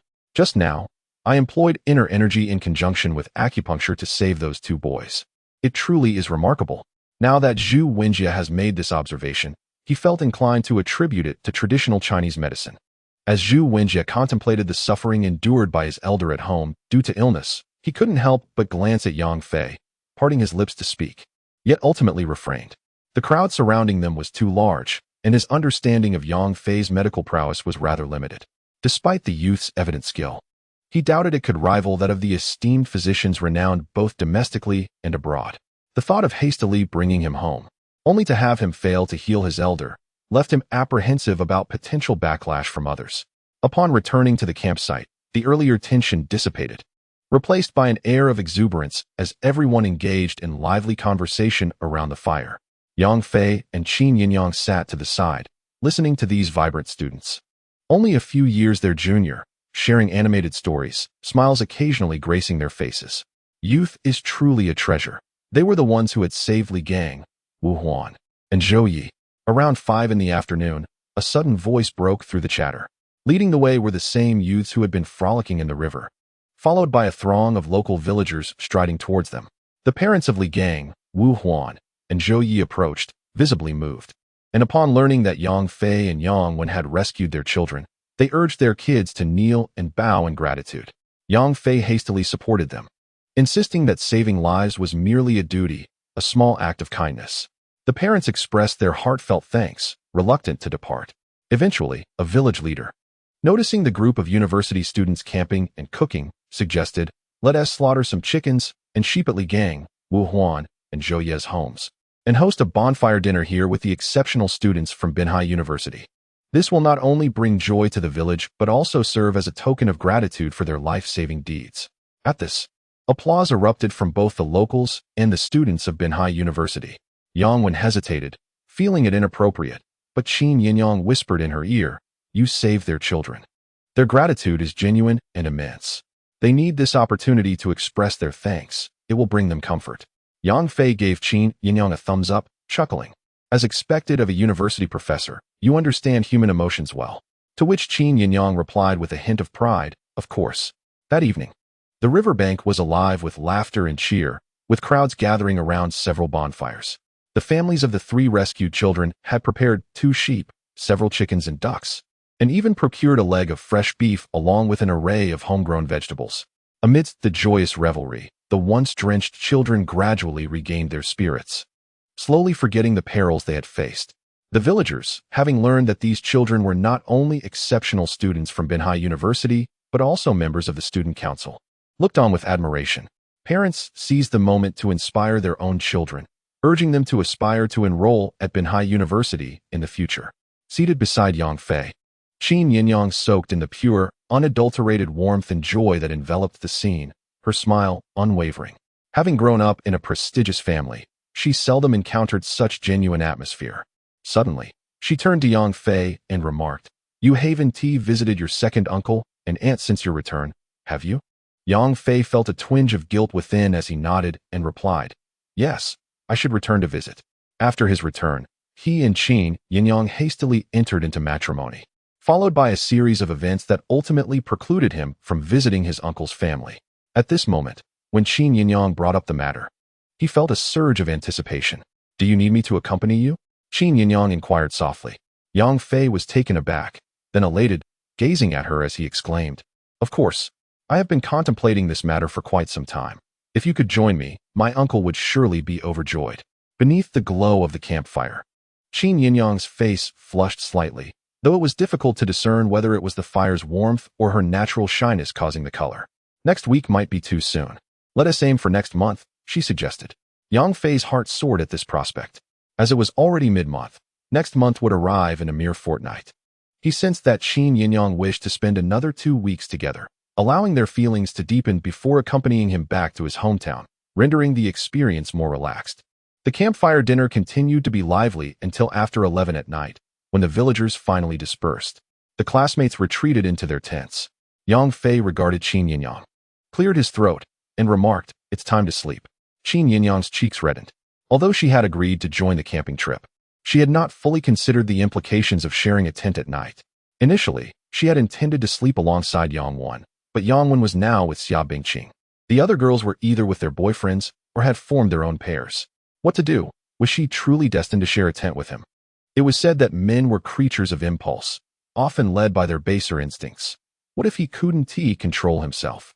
In that moment, Qin Yinyang found her usual composure slipping away, replaced by a twinge of anxiety. Yet, she was not one to be overly dramatic. To the others in their group, she and Yang Fei were perceived as a couple, and it would seem unusual for them not to share a tent. Once inside the tent, in the relatively confined space, they could hear each other's breathing and heartbeat. This sensation, even for two individuals who possessed a formidable calmness in the face of adversity, caused their hearts to race. The natural law of attraction between opposites, intensified by their youth and burgeoning feelings for one another, made the current situation ripe for further development in their relationship. Yang Fei inhaled deeply, peering at Qin Yinyang through the dim light of the tent. Despite the moonlight outside, the illumination within was exceedingly poor.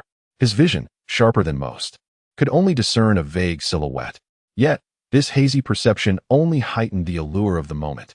As the tent closed, it gradually filled with their intertwined breaths. Yang Fei caught the delicate fragrance that was distinctly feminine, while Qin Yinyang sensed the growing masculine aura surrounding him. Is it too early to wake up? I'll rest a bit longer. Qin Yinyang's voice suddenly broke the silence.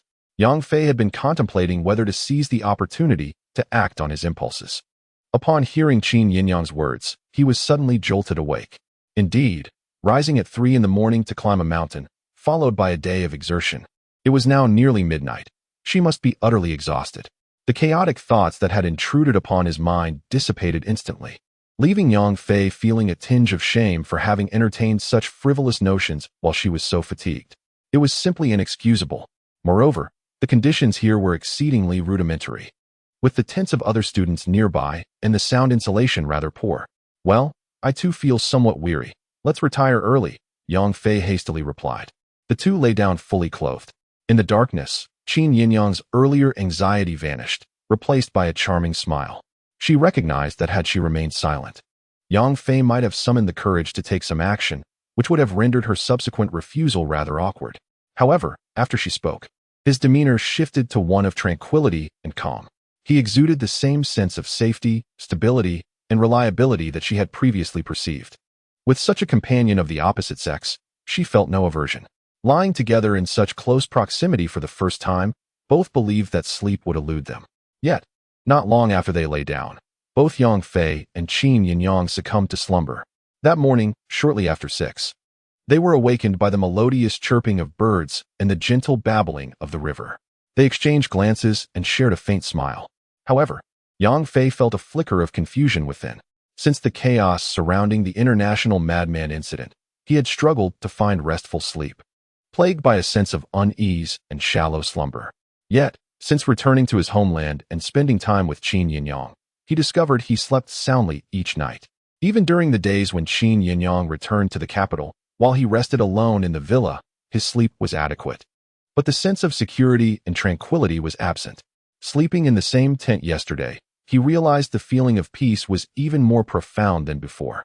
A peculiar thought crossed his mind. Could it be that Qin Yinyang provided him with a sense of security? It seemed rather askew. Shouldn't it be the man who offers the woman a sense of safety? Why are you staring at me? Qin Yinyang, sensing Yang Fei's gaze, asked with an air of poise. Yang Fei smiled and replied, "It's my first time seeing you awake in the morning. You look stunning, touching the softest corners of my heart." Qin Yinyang playfully bit her red lip and said, "Is this your way of whispering sweet nothings to me?" Yang Fei was taken aback, realizing his words did indeed sound somewhat like romantic flattery, causing his cheeks to redden. Yet, emboldened by her beauty, he mustered the courage to say, "I wish I could see this every day in the future." Qin Yinyang felt a warmth spread to her ears, nearly losing her usual composure. How foolish she had been to think him merely earnest the day before. Taking a deep breath and maintaining her calm demeanor, she unzipped the tent and remarked, The morning by the mountain stream is so refreshing. Not willing to engage further, Yang Fei gazed at her graceful silhouette, letting out a silent sigh. He lacked experience in such matters, relying solely on instinct as a man attracted to a woman. The final words he mustered the courage to utter seemed to have little effect. It appears that my aptitude in pursuing young ladies pales in comparison to my skills in martial arts and medicine. Qin Yinyang strolled to the riverside, splashing her face with water. Yang Fei, after observing for a moment, collected his thoughts and began to pack the tent and bedding, placing the camping gear back into the car. Gradually, other students began to awaken. A suggestion was made to prepare a meal with the leftover food. But after a late-night feast and several consecutive meals of the same fare, the prospect of breakfast was rather unappetizing. Since we are returning to school today, it would be better for everyone to arrange their own activities, Zhu Wenjie proposed, noticing the lack of enthusiasm among some. All right, free activities, but be careful. See you at school tomorrow, came the consensus. Yang Wen approached Yang Fei and Qin Yinyang, saying, "Brother, sister-in-law, may I join you in heading to the city?" "Of course. We can chat along the way," Qin Yinyang replied, taking Yang Wen's hand. Perhaps due to Yang Fei's influence, she felt an immediate affinity for Yang Wen upon first sight and took a liking to the girl. On their return to the city, Qin Yinyang and Yang Wen sat in the back seat while Yang Fei drove. Yang Wen curiously examined the car's interior and suddenly remarked, "It looks quite ordinary on the outside. But why does it feel so spacious inside? It has a grand aura." Yang Fei chuckled, "I thought you might think it's a Passat. This is your sister-in-law's phaeton, pretty understated. Wouldn't you say?" Yang Wen, unfamiliar with cars, questioned, "Is this car expensive?" Yang Fei replied with a smile, "It's not too bad. Your sister-in-law's model costs just over 200,000. Yang Wen's eyes widened in disbelief. "So pricey?" Yang Fei merely smiled in response. Yang Wen turned to Qin Yinyang, asking, "Sister-in-law, are you quite wealthy?" Qin Yinyang nodded. Yang Wen looked between her and Yang Fei, finally managing to ask, "What do you see in my brother?" Qin Yinyang burst into laughter while Yang Fei's expression darkened, muttering, "Yang Wen, what do you mean by that? Am I really that unremarkable?" Yang Wen's comment had been spontaneous and genuine, but now, feeling embarrassed by Yang Fei's reaction, she stammered, "Brother, I didn't mean it like that. I just think Miss Qin is extraordinary, so beautiful, successful, and with a wealthy family. Someone like her should have high standards." Yang Fei scowled, "If you can't speak properly, then don't say anything at all." Qin Yinyang chuckled, grasping Yang Wen's hand. "Wen, I am growing fonder of you. Let's have dinner at my house today. The food at the school cafeteria isn't very appetizing. Your brother can treat you to something better, and if you enjoy it, we can have meals at home from now on." Upon returning to the city, it was still only 8 in the morning. The three of them enjoyed breakfast outside, and Yang Fei inquired, "Shall we head back?" Qin Yinyang replied, "You go ahead. I will take Wen shopping. Since it's our first meeting, as her sister-in-law, I can't let her leave empty-handed." Yang Wen quickly waved her hands, saying, "No need. I truly don't lack anything." Qin Yinyang smiled and remarked, "I didn't take a shower last night and have been lounging at home today. One must have a change of clothes, after all." Upon hearing this, Yang Wen replied, "Then I'll go back to the dormitory to fetch some." Yang Fei interjected, "No need. Your sister-in-law is well off, so just accept what she offers." Yang Wen attempted to decline, but both Yang Fei and Qin Yinyang insisted, leaving her with no choice but to acquiesce. At that moment, Yang Fei's phone rang. He glanced at the caller ID, feeling a bit exasperated. It was supposed to be a weekend with 2 days off, yet he was constantly receiving calls. Despite his inner reluctance, he promptly answered the call with a smile, saying, "Li Lao, don't tell me you've been thinking of me since early morning. I've been disturbed by you every morning during this holiday." However, Li Xiantong disregarded his banter and stated directly, "Yang Fei, you need to come to the clinic. Someone wishes to see you." Yang Fei raised an eyebrow. "Who is it?" "You'll find out when you arrive," Li Xiantong replied sternly. Sensing the seriousness in his tone and realizing there was likely a pressing matter, Yang Fei decided to inform Qin Yinyang and Yang Wen. "You two go shopping by yourselves. I'll take a cab to the clinic. It seems there is something important." Qin Yinyang responded, "Yes, one must not be careless when it comes to treating the sick. Hurry along, I'll take care of Wen. If you can return early in the afternoon, do so. We'll be waiting for you to cook." Yang Fei smiled, "All right." Qin Yinyang drove off with Yang Wen towards the bustling city center, while Yang Fei hailed a taxi straight to Li Xuantong's clinic. Upon arriving, he was greeted by a visibly anxious Zhou Cheng. "Mr. Yang, you finally arrived." Yang Fei inquired, What is going on? Zhou Cheng lowered his voice. It concerns Secretary Sunday. Yang Fei was taken aback. Who? Indeed, the one from Binhai City, Zhou Cheng clarified. Yang Fei felt a bit bewildered. Being a man of the world, he paid little attention to the inner workings of the system, believing that as long as peace reigned and it did not affect him, it mattered not who was in power. In any case, it was a matter that ordinary citizens could hardly afford to offend. Today, he had to put on a good performance. Zhou Cheng's expression turned serious. This is crucial for our clinic's reputation. Yang Fei frowned slightly and proceeded toward the clinic. Brother Sun, quickly look, our esteemed Dr. Yang has arrived. Upon stepping through the clinic's entrance, he heard a familiar voice. He looked up to see a face he found rather irritating, Ning Xiaodong. Accompanying Ning Xiaodong were two individuals, a man and a woman, both appearing to be in their 40s. The man wore a simple yet elegant white shirt and black trousers, possessing a square face, thick brows, and piercing eyes that seemed capable of seeing through one's soul, exuding a profound and sharp presence. Just one glance was enough to impart a sense of immense pressure, a unique aura possessed by those long accustomed to power. Beside him stood a strikingly beautiful woman in her 30s, closely situated next to the man, suggesting they were a couple. Brother Sun, Sister Tang. This is the esteemed doctor I mentioned. It is said he cured Professor L. Wang, who had been paralyzed for 3 years. Ning Xiaodong beamed as he introduced Yang Fei to the middle-aged couple. A smile graced his face, yet a glimmer of coldness flickered in the depths of his eyes as he cast a glance at Yang Fei. Did you not claim to have cured the paralyzed Lu Wang? He inquired. Very well. Today I shall introduce you to a significant individual, one whose child you must heal. Damn it. A mere kept man, likely relying on his wife to secure a position at Li Xuantong's medical clinic. Even if Lu Wang has indeed been healed, it is undoubtedly due to Li Xuantong's years of treatment. How could a young lad like you possibly restore him? I shall be most eager to see how you explain yourself when you find yourself at a loss. Sun Weiman and Tang Qian surveyed the young man who had just entered, their initial hopefulness now marred by evident disappointment. Tang Qian furrowed her brow and turned to Ning Xiaodong, asking, Xiaodong, did you perhaps mistake him for someone else? Sun Weiman also glanced at Ning Xiaodong, who hurriedly clarified. Brother Sun, Sister Tang, I assure you, it is indeed him. Vice Principal Lu Nian mentioned him during our meal that day. He is Yang Fei. Sun Weiman and Tang Qian remained perplexed, struggling to accept this revelation. At that moment, Li Xiantong approached, a smile adorning his face as he greeted Yang Fei. Brother Yang, you have finally arrived. Secretary Sun and Madame Tang have been awaiting your presence for quite some time. Yang Fei nodded in acknowledgement. Witnessing Li Xuantong's cordial demeanor towards Yang Fei stirred something within Sun Weiman. Having long occupied a position of power, he was adept at reading people. The young man had approached him with neither subservience nor arrogance. Such a demeanor indicated either profound confidence or a formidable background.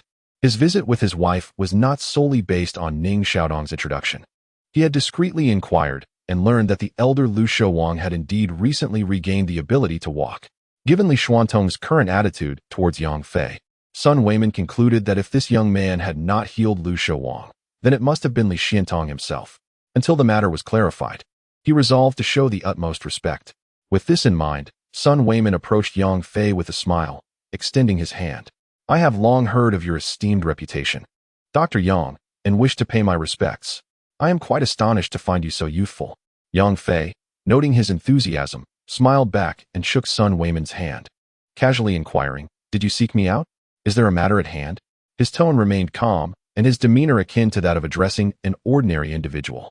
Beside them, Xiaozhou nervously wiped the sweat from his brow, feeling that Yang Fei was too casual with such a prominent figure, lacking the necessary respect. Ning Xiaodong inwardly scoffed at Yang Fei's audacity. Even he approached Brother Sun with deference. Who did this young man think he was to display such an attitude? Li Xiantong also cast a bewildered glance at Yang Fei, sensing that his demeanor might be inappropriate. However, upon further reflection, he felt a pang of shame. Here he was, an elder, yet lacking the clarity of thought that young Yang possessed.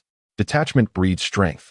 Today, it was Sun Weiman who sought Yang Fei's assistance, despite his elevated status. Yang Fei had no need to curry favor. To Yang Fei, the other party was merely a patient or a family member in search of medical aid. Sun Weiman noticed Yang Fei's casual demeanor, which showed no signs of deference or unease due to his status. He was momentarily taken aback, then smiled and said, indeed, I would like to invite Mr. Yang to my home to examine my child. Yang Fei looked at Sun Weiman in surprise and asked, if your child requires medical attention, why not bring them here? Delaying treatment could be detrimental. Sun Weiman explained, my child's condition is rather unique, which is why I wish to request your visit to our home. Yang Fei understood and inquired, you require me to make a house call? Yes, Sun Weiman replied. Yang Fei continued, if I am to make a house call, I must state up front that my consultation fee is quite substantial. The atmosphere grew silent as Sun Weiman and his wife visibly frowned. It had been a long time since someone had spoken so candidly to him. Zhou Qing's face paled, and he quickly exchanged glances with Yang Fei. Ning Xiaodong, however, felt a sense of delight. This was splendid. This young man was being remarkably cooperative. Ultimately, he was still quite young and dared to speak to Sun Ge in such a manner. I wonder how he will fare once the truth is revealed. Yet, Yang Fei felt no remorse for his words. Employed at Li Xiantong's clinic, he performed his duties diligently for a salary. However, once he ventured outside for consultations, the terms changed. Li Xiantong had previously made this clear, especially since it was Sun Weiman and his wife who had approached him for a house call. While he possessed a healer's compassion and felt an obligation to save lives, it was only reasonable to charge a fee. After all, doctors require sustenance as well.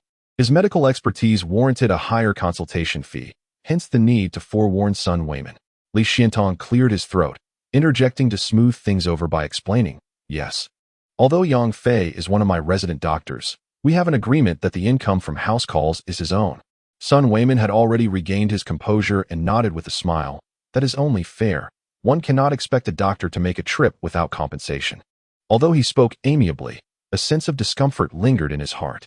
Tang Qian's displeasure was evident on her face as she raised her brow and asked Yang Fei, just how high is the fee for your house call? Yang Fei pondered for a moment before replying, there is no fixed amount. It depends on the situation. He had his reasons for this statement. If the patient required significant energy to heal, the cost would be higher, especially if it involved potential risks. Conversely, if the issue was straightforward, he would charge a reasonable fee. Tang Qian scoffed. So, if a family has more money, you charge more, and if they are less affluent, you charge less. Tang Qian. Sun Weiman frowned, admonishing his overly aggressive wife. While he felt some irritation towards Yang Fei, his perspective prevented him from harboring excessive malice. However, his wife's behavior was crossing a line, prompting him to intervene sternly. Tang Qian huffed and refrained from further comments. Sun Weiman sincerely addressed Yang Fei, I apologize. My wife is simply worried about our child and may have spoken insensitively. I hope you can overlook it.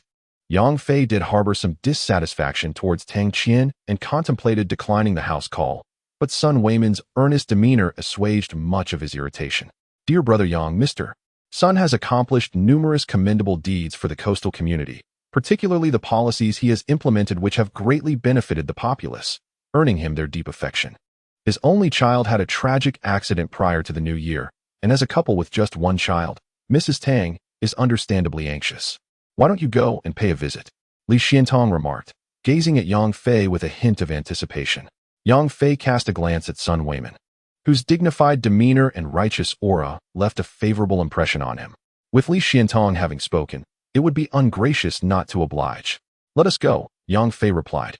Sun Weiman smiled at Li Xiantong and invited, Dr. Li, would you join us as well? Yang Fei inwardly chuckled. It was evident that Sun Weiman harbored some doubts about his medical skills, hence the inclusion of Li Xiantong. As expected, Mrs. Tang nodded earnestly, looking at Li Xiantong with hope. Indeed, Dr. Li, please accompany us. Your esteemed reputation precedes you, and we have long wished to pay our respects. Although Li Xiantong was deeply engrossed in medicine, his age of over 70 made him perceptive to the couple's sentiments. He smiled gently and replied, Very well. I shall accompany my young friend Yang, and perhaps glean some medical wisdom along the way. Mrs. Tang and Ning Xiaodong exchanged amused glances, clearly skeptical. However, Sun Weiman couldn't help but scrutinize Yang Fei anew, pondering whether he might have misjudged, questioning if this young man truly possessed superior medical skills compared to Li Xiantong. Sun Weiman resided in a spacious flat within a cadre community, with a middle-aged housekeeper who appeared to be a relative from Mrs. Tang's side. Hongjia, could you please brew a few cups of tea? Sun Weiman instructed the housekeeper. Yang Fei interjected, There is no need for that. Let us first attend to your child. During the drive, He had inquired about the child's condition while seated alongside Li Xiantong in Sun Weiman's car. Upon entering a room, they found an 8 or 9-year-old boy lying quietly on the bed, surrounded by a set of medical equipment that displayed various readings. The child, named Sun Lei, was the son of Sun Weiman and Tang Qian. Last October, he had been struck by a vehicle while crossing the street, resulting in him being thrown several meters. Although his life was spared, he remained paralyzed, and apart from occasional moments of consciousness, he resembled a vegetative state. Nearly a year had passed, and during this time, Sun Weiman and his wife had endured immense emotional turmoil. Mrs. Tang had even taken their child abroad for treatment, yet the results were disheartening. Experts overseas had informed her that the child's condition would remain unchanged unless a miracle occurred. Initially, the couple was on the brink of despair, but just yesterday, they encountered Ning Xiaodong, who spoke of the miraculous recovery of El Shouwang. Upon hearing this, Sun Weiman sought information and learned that El Shouwang, who had suffered a stroke and paralysis over 3 years ago, was now able to walk again, igniting a flicker of hope within them. As the sole child of the couple, their affection for him was profound, and they naturally wished for him to regain his ability to stand. Dr. Yang, Lei is the only son of brother Sun and sister Tang. You must help him stand again, Ning Xiaodong implored, gazing earnestly at Yang Fei. Yang Fei cast a mild glance at him, fully aware of the ulterior motives behind his words. However, he paid no heed to the gesture, walking straight over to lift the blanket covering Sun Lei, meticulously examining him. Sun Weiman and Tang Qian stood anxiously by his side. Even though Tang Qian harbored doubts about this young man Yang Fei's ability to heal her son, she could not suppress a flicker of hope, her tension palpable. The room was so silent that one could hear a pin drop. Even Li Xiantong stood quietly to the side, showing no intention of intervening with the examination. After approximately 3 minutes, Yang Fei rose and gently covered Sun Lei with the blanket once more. Although only a brief span of time had passed, Sun Weiman and Tang Qian felt as if an eternity had elapsed, their hearts heavy with unease. As Yang Fei completed his inspection, Tang Qian could no longer contain herself and implored, "Dr. Yang, is there still hope for my Lei?" Sun Weiman, too, gazed at Yang Fei, his eyes, accustomed to facing great storms, now revealing profound anticipation. Yang Fei furrowed his brow deeply, remaining silent. Ning Xiaodong, observing this, could not suppress a sneer inwardly. What a farce. If even the American experts could not resolve the issue, what could this young man possibly do? With this thought in mind, Ning Xiaodong feigned urgency, addressing Yang Fei. "Master Yang, you are a miracle worker. If you could heal Professor Liu, who has been paralyzed for over 3 years, surely you can aid young Lei, who has only suffered for less than a year. You are aware of Sun Ji's status. He manages countless affairs yet personally sought your expertise. If you cannot heal him, why even bother coming? This is not only a waste of time, but also heightens the disappointment for Sun Gu and Tang Jia." Upon hearing this, Tang Qian's face fell, her emotions swayed by Ning Xiaodong's words, feeling indeed that Yang Fei had wasted their time and amplified their despair. Sun Weiman frowned slightly, casting a discontented glance at Ning Xiaodong. How presumptuous to draw conclusions when the examination had just concluded and no results were shared. Although he had grievances against Ning Xiaodong, Sun Weiman could not help but feel a pang of disappointment at Yang Fei's furrowed brow, fearing that their hopes might be in vain. He shifted his gaze toward Li Xiantong, perhaps their final hope. "Do you think you can do better?" Yang Fei coldly remarked, observing Ning Xiaodong's agitated demeanor. Ning Xiaodong was taken aback and quickly retorted, "Of course, I cannot. I am not an expert in this field. But you can, can't you? Aren't you the miracle worker who healed Professor Liu? How can you now claim otherwise?" The more he spoke, the more fervent he became, oblivious to the fact that Sun Weiman's face had already darkened. Ning Xiaodong continued, "The fact that Professor Liu could stand again must be credited to Elder Li. Yet you shamelessly attempt to claim that credit for yourself." Li Xiantong, confused, looked at Ning Xiaodong and said, "It was indeed Yang Fei who healed Professor Liu. When did he ever claim my credit?" Ning Xiaodong was astonished, not expecting Li Xiantong to defend Yang Fei at such a moment. He quickly retorted, "Elder Li, while I cannot fathom how this fellow has bewitched you into such blind admiration, he lacks genuine skill and will inevitably be exposed." Li Xiantong furrowed his brow, regarding Ning Xiaodong with scrutiny. "Do you harbor a grudge against Brother Yang? Why are you so intent on undermining him?" Ning Xiaodong hastily shook his head. "That is not the case." "Enough, Sun Weiman. With a stern expression, reprimanded, Xiao Ning, thank you for recommending the doctor. You may return to your duties now. Ning Xiaodong's expression changed, and he hurriedly clarified, Brother Sun, Yang Fei interrupted with a chuckle, gazing at him and saying, Is it because your pursuit of my wife was in vain that you harbor resentment towards me, resorting to such childish tactics to belittle me and make me appear foolish? Ning Xiaodong retorted angrily, You speak nonsense. I am not that kind of person. Yang Fei scoffed, But you seem rather hasty. Did I ever claim I couldn't treat Sun Lei? Upon hearing this, Li Xuantong's eyes brightened. Sun Weimin also grew excited, although he had scolded Ning Xiaodong. It was merely because he sensed Ning's ulterior motives. Deep down, he shared Ning Xiaodong's belief that Yang Fei could not cure his son's ailment. Even if Yang Fei possessed some medical knowledge, his youth suggested he could not be particularly skilled. However, upon Yang Fei's assertion, Sun Weimin became animated, asking, Are you implying that you can heal him? Tang Qian stepped forward, her excitement palpable as she fixed her gaze on Yang Fei, asking, Can you truly cure Lei Lei? Witnessing the couple's hopeful expressions, Yang Fei sighed. The love parents have for their children is unparalleled. He could not bear to let them continue in worry, so he nodded, saying, It is treatable, albeit somewhat complicated. Ha ha ha. I knew you could manage this situation. Li Xiantong laughed heartily at Yang Fei's words. Though he had not personally examined Sun Lei, his lifelong experience in medicine provided him with keen insight. Coupled with the information Sun Weimin and his wife had shared earlier, he was convinced that Yang Fei might indeed be capable of curing Sun Lei. Sun Weimin and his wife trembled with excitement. Yet disbelief clouded their faces as they regarded Yang Fei, hesitant to fully trust his words. Impossible, you must be boasting. Ning Xiaodong exclaimed loudly at Yang Fei. Is it so difficult to acknowledge someone else's superiority? Yang Fei observed Ning Xiaodong's unhinged demeanor and could not help but chuckle, dismissing him entirely. Such a person was hardly worthy of being his adversary. Ning Xiaodong's face contorted in rage as he retorted, I am an associate professor at Binhai University Medical School, while you are merely an apprentice at a small clinic. How can you compare with me? Yang Fei merely smiled and chose not to respond. Sun Weimin, however, had turned pale with anger once more, coldly fixing his gaze on Ning Xiaodong.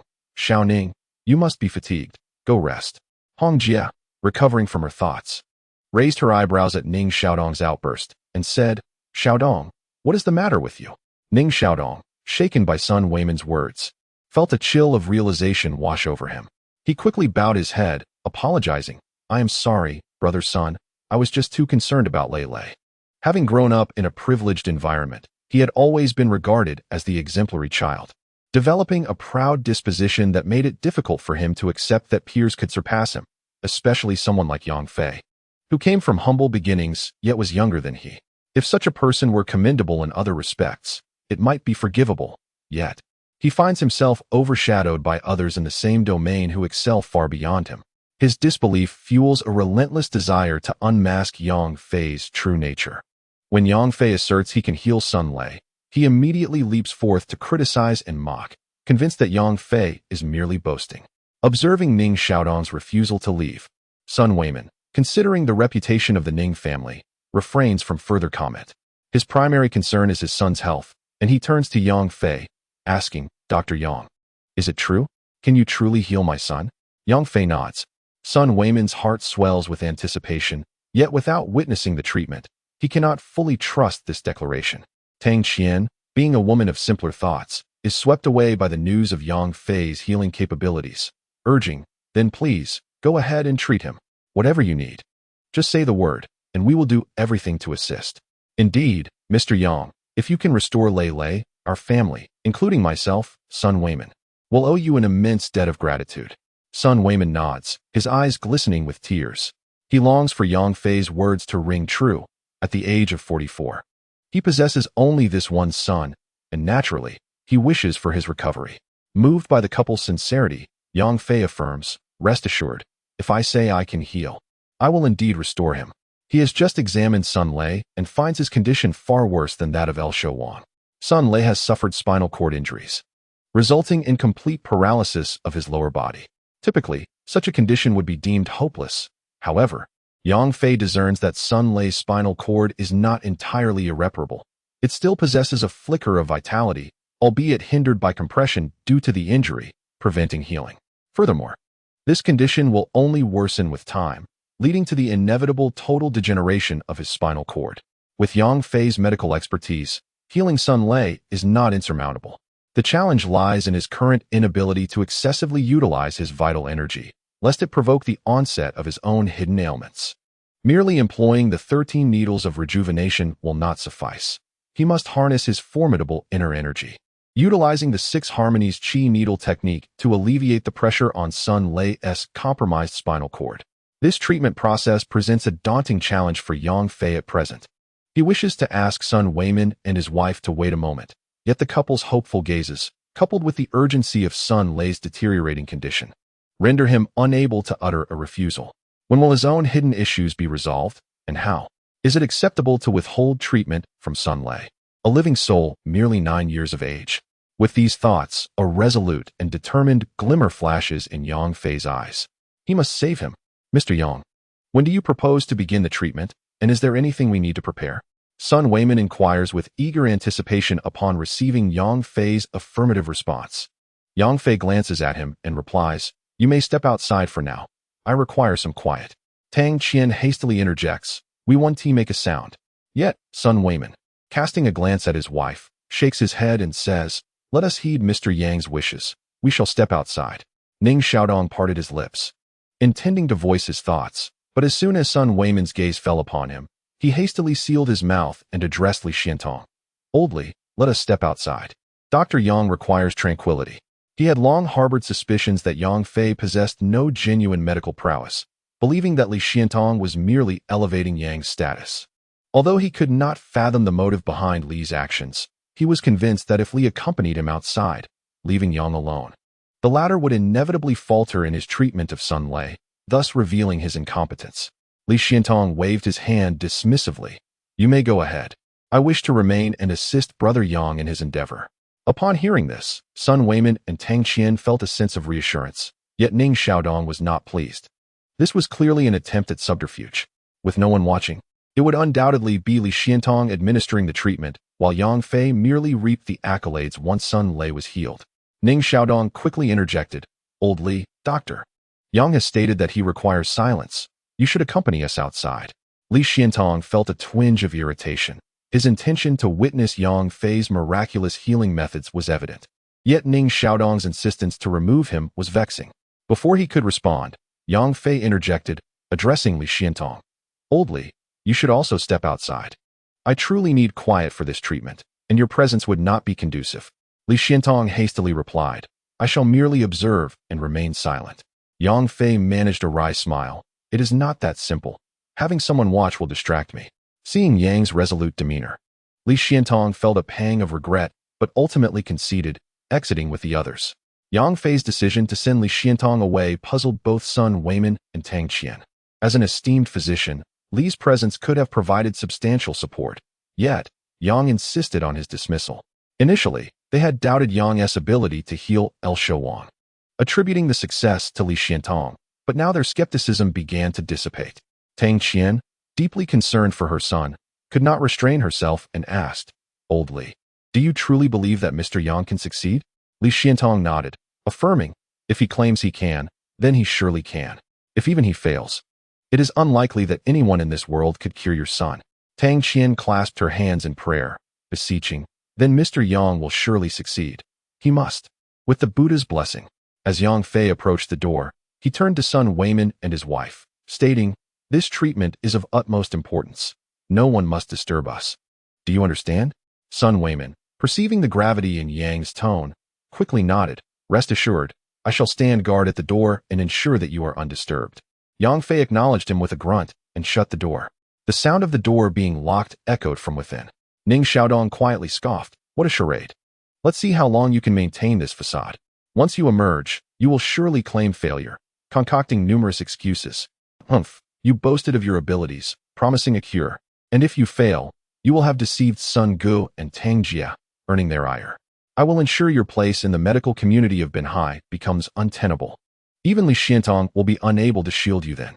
In the room, Yang Fei retrieved the silver needles he had brought with him. He turned Sun Lei onto his stomach, carefully removing his clothing. Subsequently, he silently activated his internal cultivation method, allowing his vital energy to circulate, flowing to the tips of his fingers and transferring into the silver needles.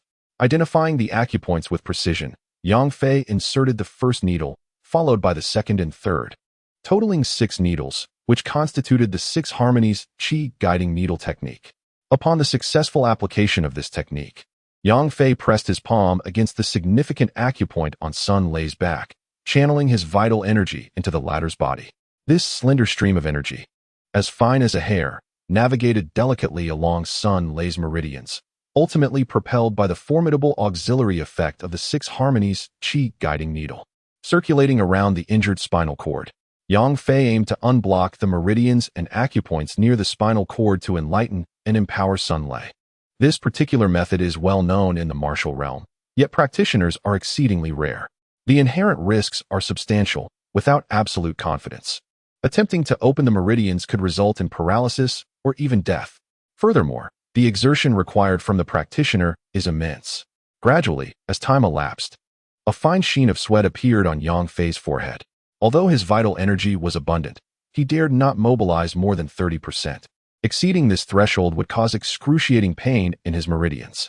If he lost control, the meridians could indeed rupture, leading to the potential loss of all abilities or even life itself.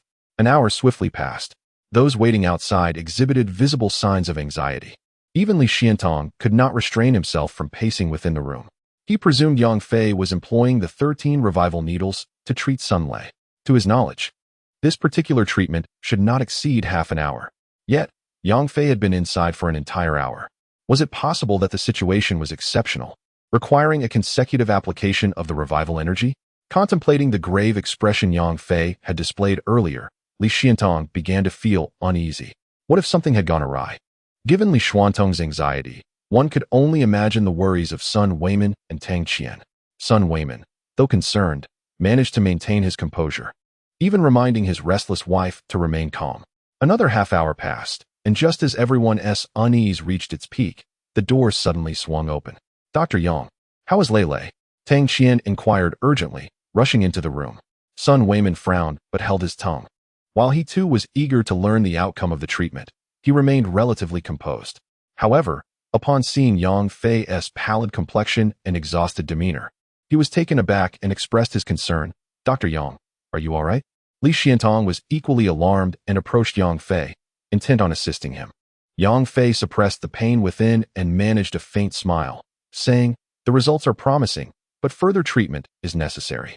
Hearing this, Sun Weimin let out a deep sigh of relief. He understood that even if Yang Fei possessed a method to heal his son, it could not be accomplished in a single session. As long as there were positive results, there was hope. "Thank you for your hard work, Mr. Yang. Please take a moment to rest," Sun Weimin said sincerely. Yang Fei waved his hand, replying, "You should stay with your child. I will leave with elderly now." Li Xian suggested, "Let us take a brief respite. Your complexion appears quite pale, and your lips are tinged with a hint of purple." Yang Fei shook his head and replied, "Please take me home first." A shiver ran through Li Xian as he finally sensed something amiss with Yang Fei. Unable to speak freely in front of others, he decided to leave with Yang Fei immediately. Once in the car, Li Xian inquired about Yang Fei's condition. Yang Fei sat with his eyes closed, responding in a deep voice, "Mr. Li, I am fine. I merely expended too much internal energy earlier. Just take me home to rest."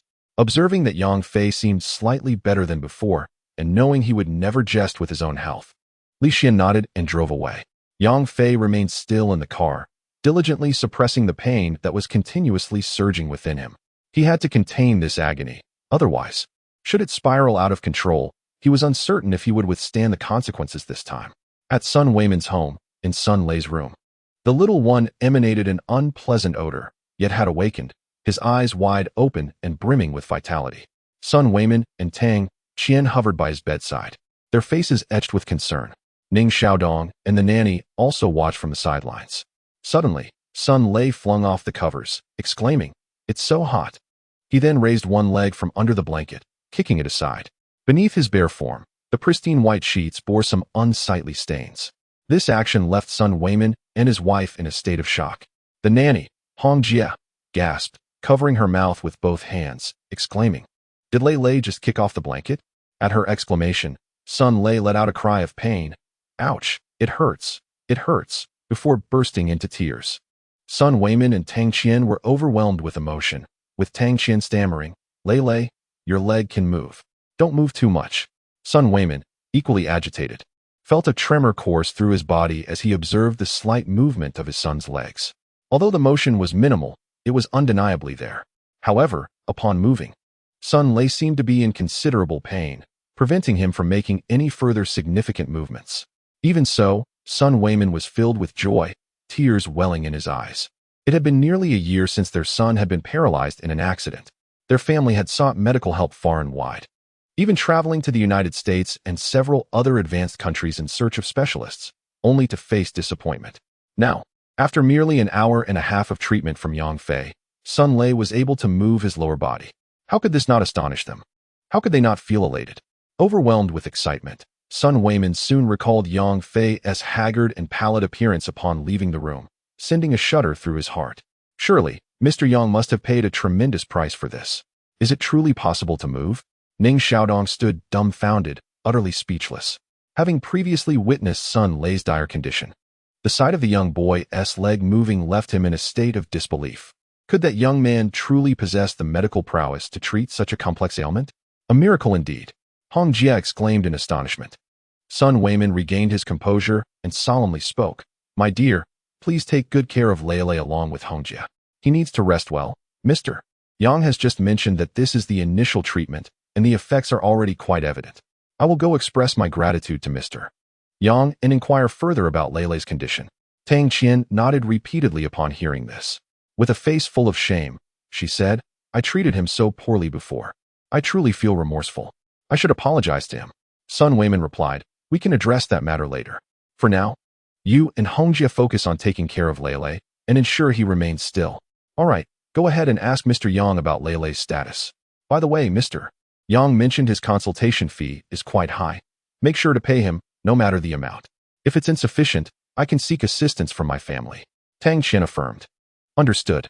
Sun Weimin nodded in acknowledgement and glanced at Ning Xiaodong.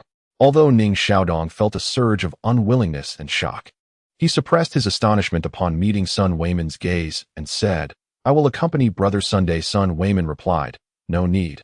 I can manage alone. There is nothing more to attend to here, and Lei needs his rest. You may leave now.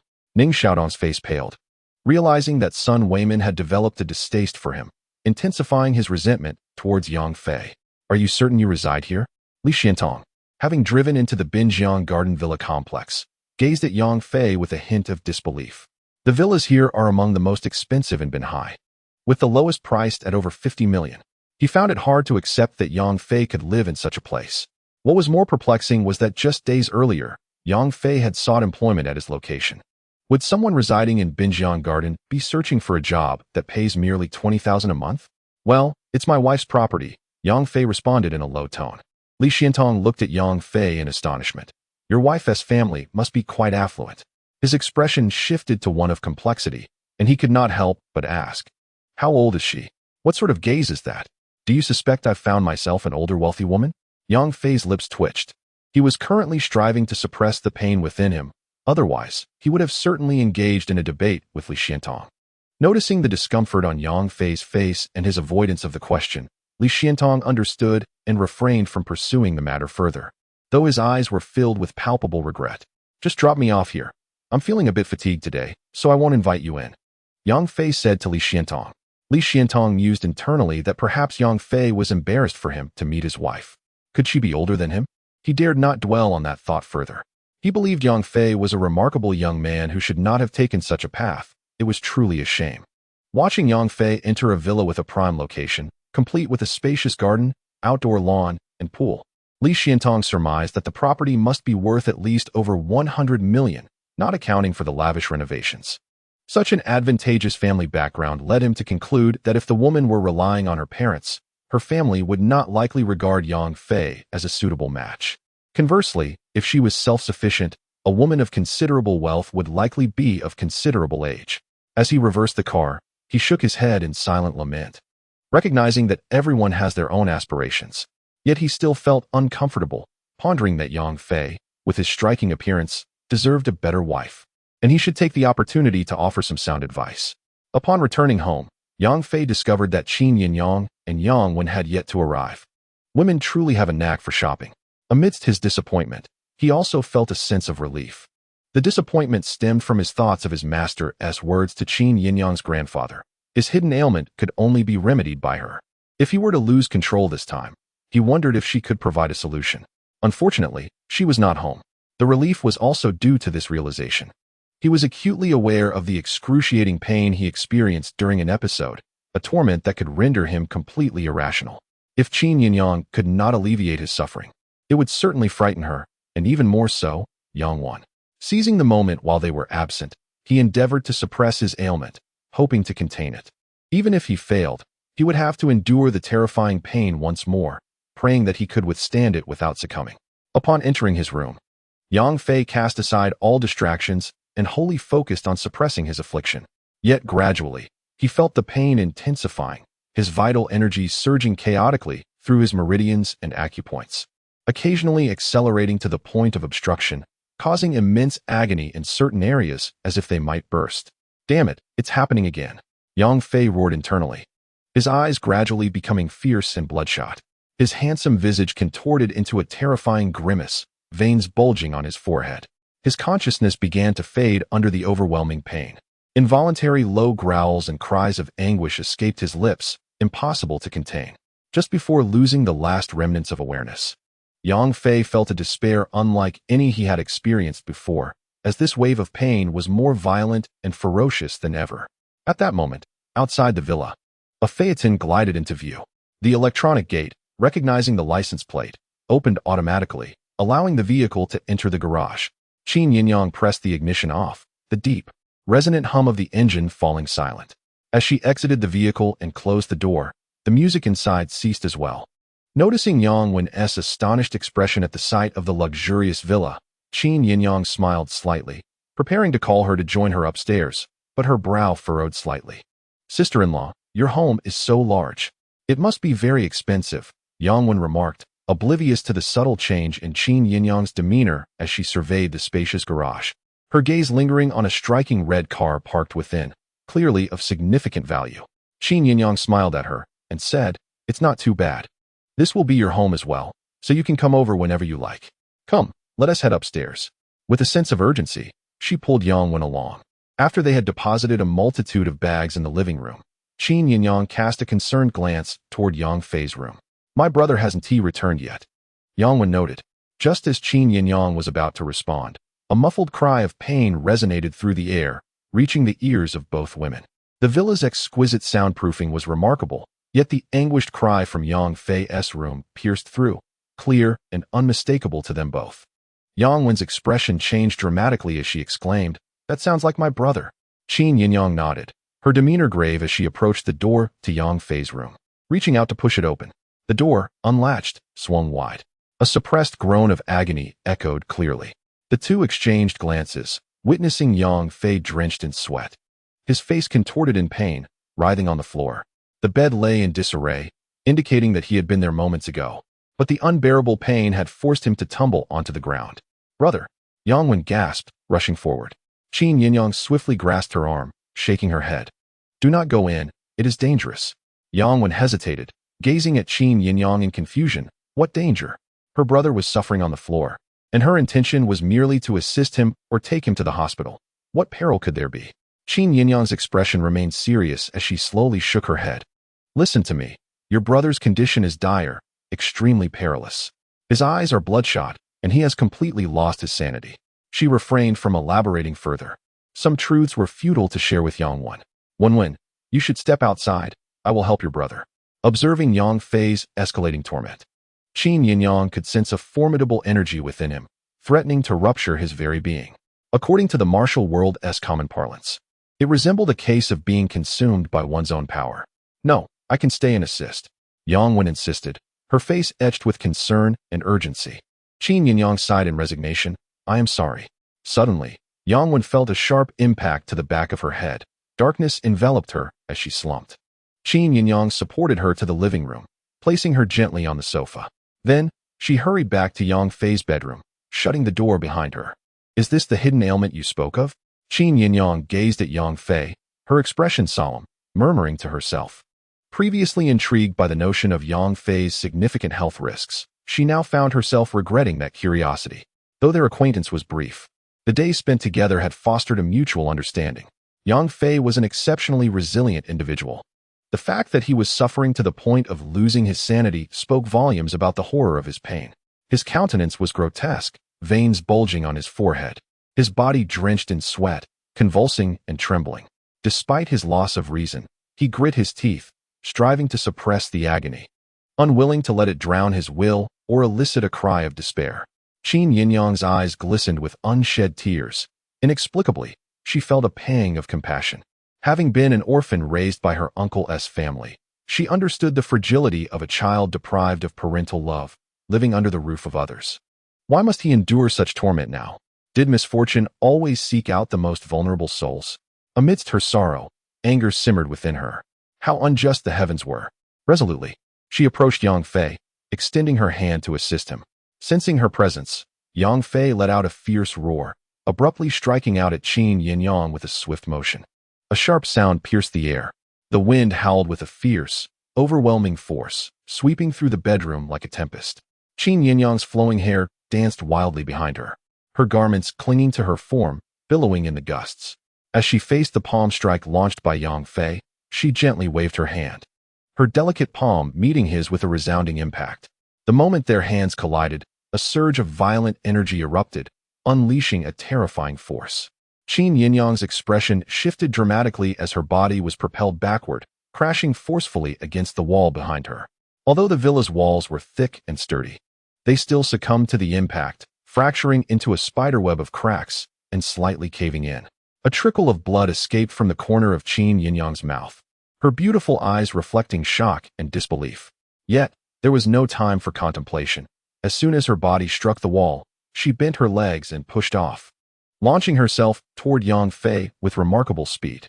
Uncontrolled as he was, Yang Fei possessed a keen sense of perception, instinctively striking out with another palm. Anticipating his move, Qin Yinyang deftly evaded his hand, slipping behind him and pressing down on his shoulder. Yang Fei, quick to react, instinctively prepared to counterattack. At that moment, the hand that rested on Yang Fei's shoulder emitted a robust flow of true energy, which coursed into his body through the pressure points. As this energy entered him, the chaotic turbulence of his internal energy seemed to receive an immense, soothing balm, gradually calming. Qin Yinyang's eyes brightened, despite her profound confusion and astonishment. She hesitated not a moment longer, placing her other hand on Yang Fei's back. With the gentle infusion of energy, Yang Fei fell into tranquility. At the Li Xiantong Medical Clinic, after returning Yang Fei, Dr. Li rested in his office, his mind still preoccupied with thoughts of Yang Fei's wife. He resolved to find an opportunity to counsel Yang Fei, ensuring the young man did not tread a path of despair. Just then, Sun Weiman arrived. "Dr. Li, where is Mr. Yang?" he inquired, his tone indicating a newfound familiarity. Dr. Li paused, taken aback. "What brings you here? Please, have a seat." As Sun Weiman saw him preparing to brew tea, he hastily interjected, "No need for that, Dr. Li. I came to find Mr. Yang to express my gratitude. My son's condition has improved significantly. I also wish to convey his medical fee and inquire about the subsequent treatment." Dr. Li chuckled lightly. "I trust your son is faring well." Sun Weiman, brimming with excitement, exclaimed, "Indeed. He has regained sensation in his lower body, and he can move. Though not yet fully healed, this is a monumental advancement. Mr. Yang's skills are nothing short of miraculous." Dr. Li beamed with pride. "I told you. If Brother Yang says he can heal, then he certainly can. Absolutely, Mr. Yang's medical expertise is astonishing, completely reshaping my understanding." Sun Weiman gradually composed himself. Being a person of stature, he gazed at Dr. Li. "Is Mr. Yang not here? Could you provide me with his address? I must pay him a visit to express my gratitude." Noticing Sun Weiman's intention to visit Yang Fei's home, a complex expression crossed Dr. Li's face. He quickly shook his head, saying, "There is no need for such formality. I am well aware of Yang Zhao's temperament. Once he takes action, he shall not abandon it lightly. In fact, after treating young Masterling today, he ought to have conveyed the effects of the treatment and the subsequent precautions to your family." However, he appeared utterly exhausted and pallid, undoubtedly having endured significant strain. Upon hearing this, Sun Weiman reflected on Yang Fei's condition at the time and nodded repeatedly, feeling a sense of guilt as he remarked, at that moment, "My wife and I were solely focused on our son, neglecting the efforts of Mr. Yang." Li Xiantong waved his hand and said, "A healer possesses a parent's heart. I trust that Brother Yang Fei would not hold such matters against us. However, his hasty departure surely harbors reasons unknown to us. After I escorted him home, he insisted that I leave, claiming he needed to rest properly, so we should refrain from disturbing him." Sun Weiman expressed a hint of regret, but understood, nodding in agreement. "Since Mr. Yang requires rest, I certainly cannot intrude upon him. As for the follow-up treatment, please inquire again when he returns to work tomorrow." Li Xiantong replied, "It must be so. I apologize for the inconvenience, Dr. Li." With a smile, Li Xiantong shook his head. To heal young Master Ling and restore a vibrant life is the very essence of our vocation as healers. Both Brother Yang and I find great joy in this." Sun Weiman regarded him with profound respect, recognizing that mere words of gratitude would be insufficient. Such a monumental kindness must be etched in his heart. After bidding farewell to Sun Weiman, Li Xiantong returned to the medical hall, pondering, given Yang Fei's unique family circumstances and considering our relatively amicable relationship, he felt too embarrassed to allow me to meet his wife. "You, being a person of stature and not well acquainted with him, how could I possibly take you there? Indeed, I must earnestly counsel Brother Yang. Worst case, I shall introduce my granddaughter to him. Such an exemplary young man should not be marred by this affair." In Binjiang Garden, when Yang Wen awoke languidly, she noticed Qin Yinyang by her side. Rubbing the back of her head, she widened her eyes at Qin Yinyang and exclaimed, "Sister-in-law, why did you knock me out?" Initially prepared with an excuse, Qin Yinyang was caught off guard. "How did you know it was me?" Yang Wen, exasperated, replied, "You were the only one with me. I was suddenly attacked from behind. Who else could it have been but you?" Qin Yinyang chuckled awkwardly. "Haha, are you that perceptive? Where's my brother?" Yang Wen refrained from further questioning the incident and instead inquired about Yang Fei with concern. Qin Yinyang replied, "He has been comforted and is currently sleeping." Yang Wen approached the door and gently pushed it open, indeed finding her elder brother peacefully resting on the bed. His complexion remained somewhat pale, and recalling his earlier fearsome visage, she felt a lingering trepidation, coupled with a pang of sympathy. She softly closed the door and returned to Qin Yinyang, only to realize her sister-in-law also bore a pale countenance, with a trace of blood at the corner of her mouth. "Sister-in-law, what happened to you? You have blood at the corner of your mouth," Yang Wen exclaimed, her face a mask of concern. Qin Yinyang inquired, "Do I?" She had only just calmed Yang Fei down before emerging, and had not yet had the opportunity to tidy herself up. Little did she expect to be discovered by Yang Wen. Yang Wen nodded, her expression a blend of curiosity and bewilderment as she gazed at her sister-in-law. "What on earth transpired with my brother? How is it that you so easily rendered me unconscious? Are you concealing something from me?" Qin Yinyang hastily shook her head, insisting, "Of course not. How could I possibly hide anything? But what about that wall?" Before she could finish her sentence, Yang Wen's startled exclamation interrupted her. Following the direction Yang Wen pointed, Qin Yinyang was immediately struck by a wave of disbelief. There, on the exterior wall of Yang Fei's room, more than 2 meters above the ground, a section bulged outward slightly, the white paint cracked and peeling, with fragments scattered on the ground below. Qin Yinyang pressed her forehead in exasperation. All her carefully prepared words had become futile. She exchanged a helpless glance with Yang Wen, pondering the unfortunate coincidence. Today, she had just brought Yang Wen home, only for Yang Fei's hidden ailment to flare up, and Yang Wen, being sharp-witted, had swiftly uncovered various inconsistencies. There was no choice but to come clean. Pulling Yang Wen onto the sofa, Qin Yinyang spoke softly. Wen, since you have discovered the truth, I shall not hide it from you any longer. In fact, both your brother and I are practitioners of martial arts." Yang Wen's eyes widened in astonishment. "Practitioners of martial arts?" "Indeed," Qin Yinyang affirmed. Recalling the events that transpired at Xiantiendi, Yang Wen suddenly comprehended. "No wonder my brother is so formidable in fights. It turns out he knows martial arts." Qin Yinyang's eyes sparkled with curiosity. What makes him formidable? Immediately, Yang Wen recounted the incident at Xiantiendi. After hearing her account, Qin Yinyang felt a twinge of disappointment. She had hoped Yang Wen had witnessed a more impressive side of Yang Fei, not merely a street brawl of that nature. "In the future, if you encounter any bullying, immediately inform me. I shall protect you," Qin Yinyang said, her heart aching at the thought of Yang Wen almost being victimized. Yang Wen felt a warm glow of appreciation, responding, "Sister-in-law, you are truly kind." Qin Yinyang smiled gently. "Your brother has merely encountered a mishap in his training, but it is nothing serious. I have already soothed him. Please do not mention this to your parents or second brother, so as to spare them worry, understood?" Since Yang Wen was unaware of Yang Fei's hidden condition, Qin Yinyang decided to help him keep it from their family. Yang Wen nodded. "I understand." Curiously, she asked, "Sister-in-law, do you also practice martial arts? Who is stronger, you or my brother?" Her youthful perspective led her to focus on such comparisons. Qin Yinyang felt a sense of relief and chuckled. "I am unsure. We have only known each other for a short time. Besides, it is unlikely that we would ever engage in combat." Yang Wen giggled. "If you two were to fight, it would surely be terrifying. You might end up demolishing the house." Qin Yinyang glanced at the cracked wall with a slight smile. Previously, Yang Fei's casual strike had been tempered by her own restraint, yet it still bore such destructive power. If Yang Fei were to truly spar with her, it was likely that their home would not withstand the encounter. "By the way, Yang Wen, you must help me keep the fact that I also know martial arts a secret from your brother. I would prefer that his perception of me remains unchanged." Qin Yinyang instructed Yang Wen. After pondering for a moment, Yang Wen nodded, saying, "Sister-in-law, I understand completely, hee. Men are often enamored with gentle and demure women, particularly those who possess a soft and delicate demeanor, as they tend to evoke a strong protective instinct." Yang Wen remarked. Qin Yinyang chuckled softly. "The little girl seems quite knowledgeable. Remember, this is our little secret." Yang Wen nodded in assurance. "Rest assured, my lips are sealed. No wonder my sister-in-law dotes on you. Come, let us prepare dinner and allow your brother to rest a while longer," Qin Yinyang said, pulling Yang Wen to her feet. Yang Wen inquired, "Can sister-in-law cook?" Qin Yinyang replied with a smile, "You underestimate me.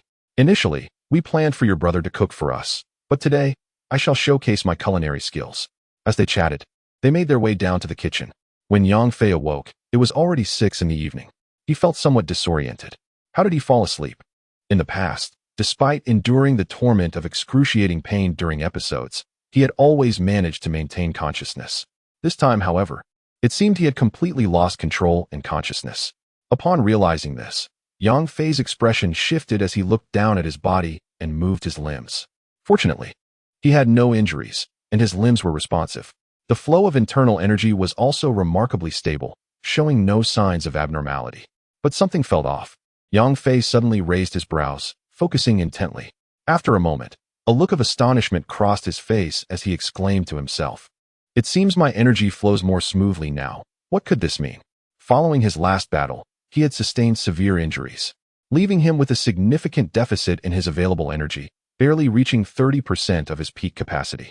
Yet now, as he quietly practiced his technique, the volume of stable energy circulating within him had slightly increased, nearing 40%.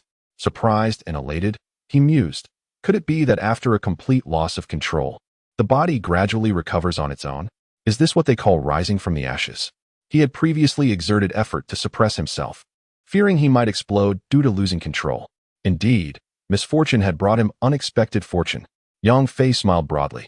Even someone who had weathered many storms could not help but feel a bit unsteady at this moment.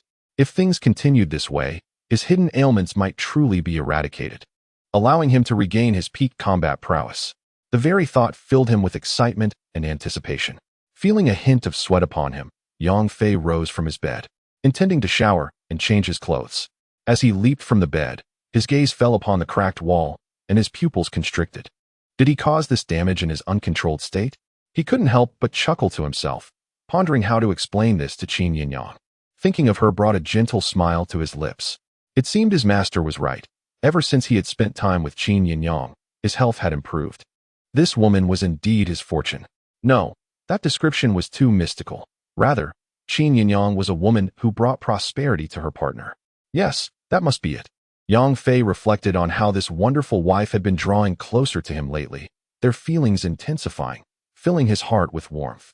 Though love was not yet fully realized, he encouraged himself to strive onward. With renewed determination, he stepped into the bathroom to bathe. After taking a shower and changing his clothes, Yang Fei gazed at the wall, contemplating his explanation, and then pushed open the door. "Brother, you're finally awake," Yang Wen exclaimed joyfully, jumping up from the sofa in the living room upon seeing Yang Fei emerge. Yang Fei was taken aback. What are you doing here? No, when did you return?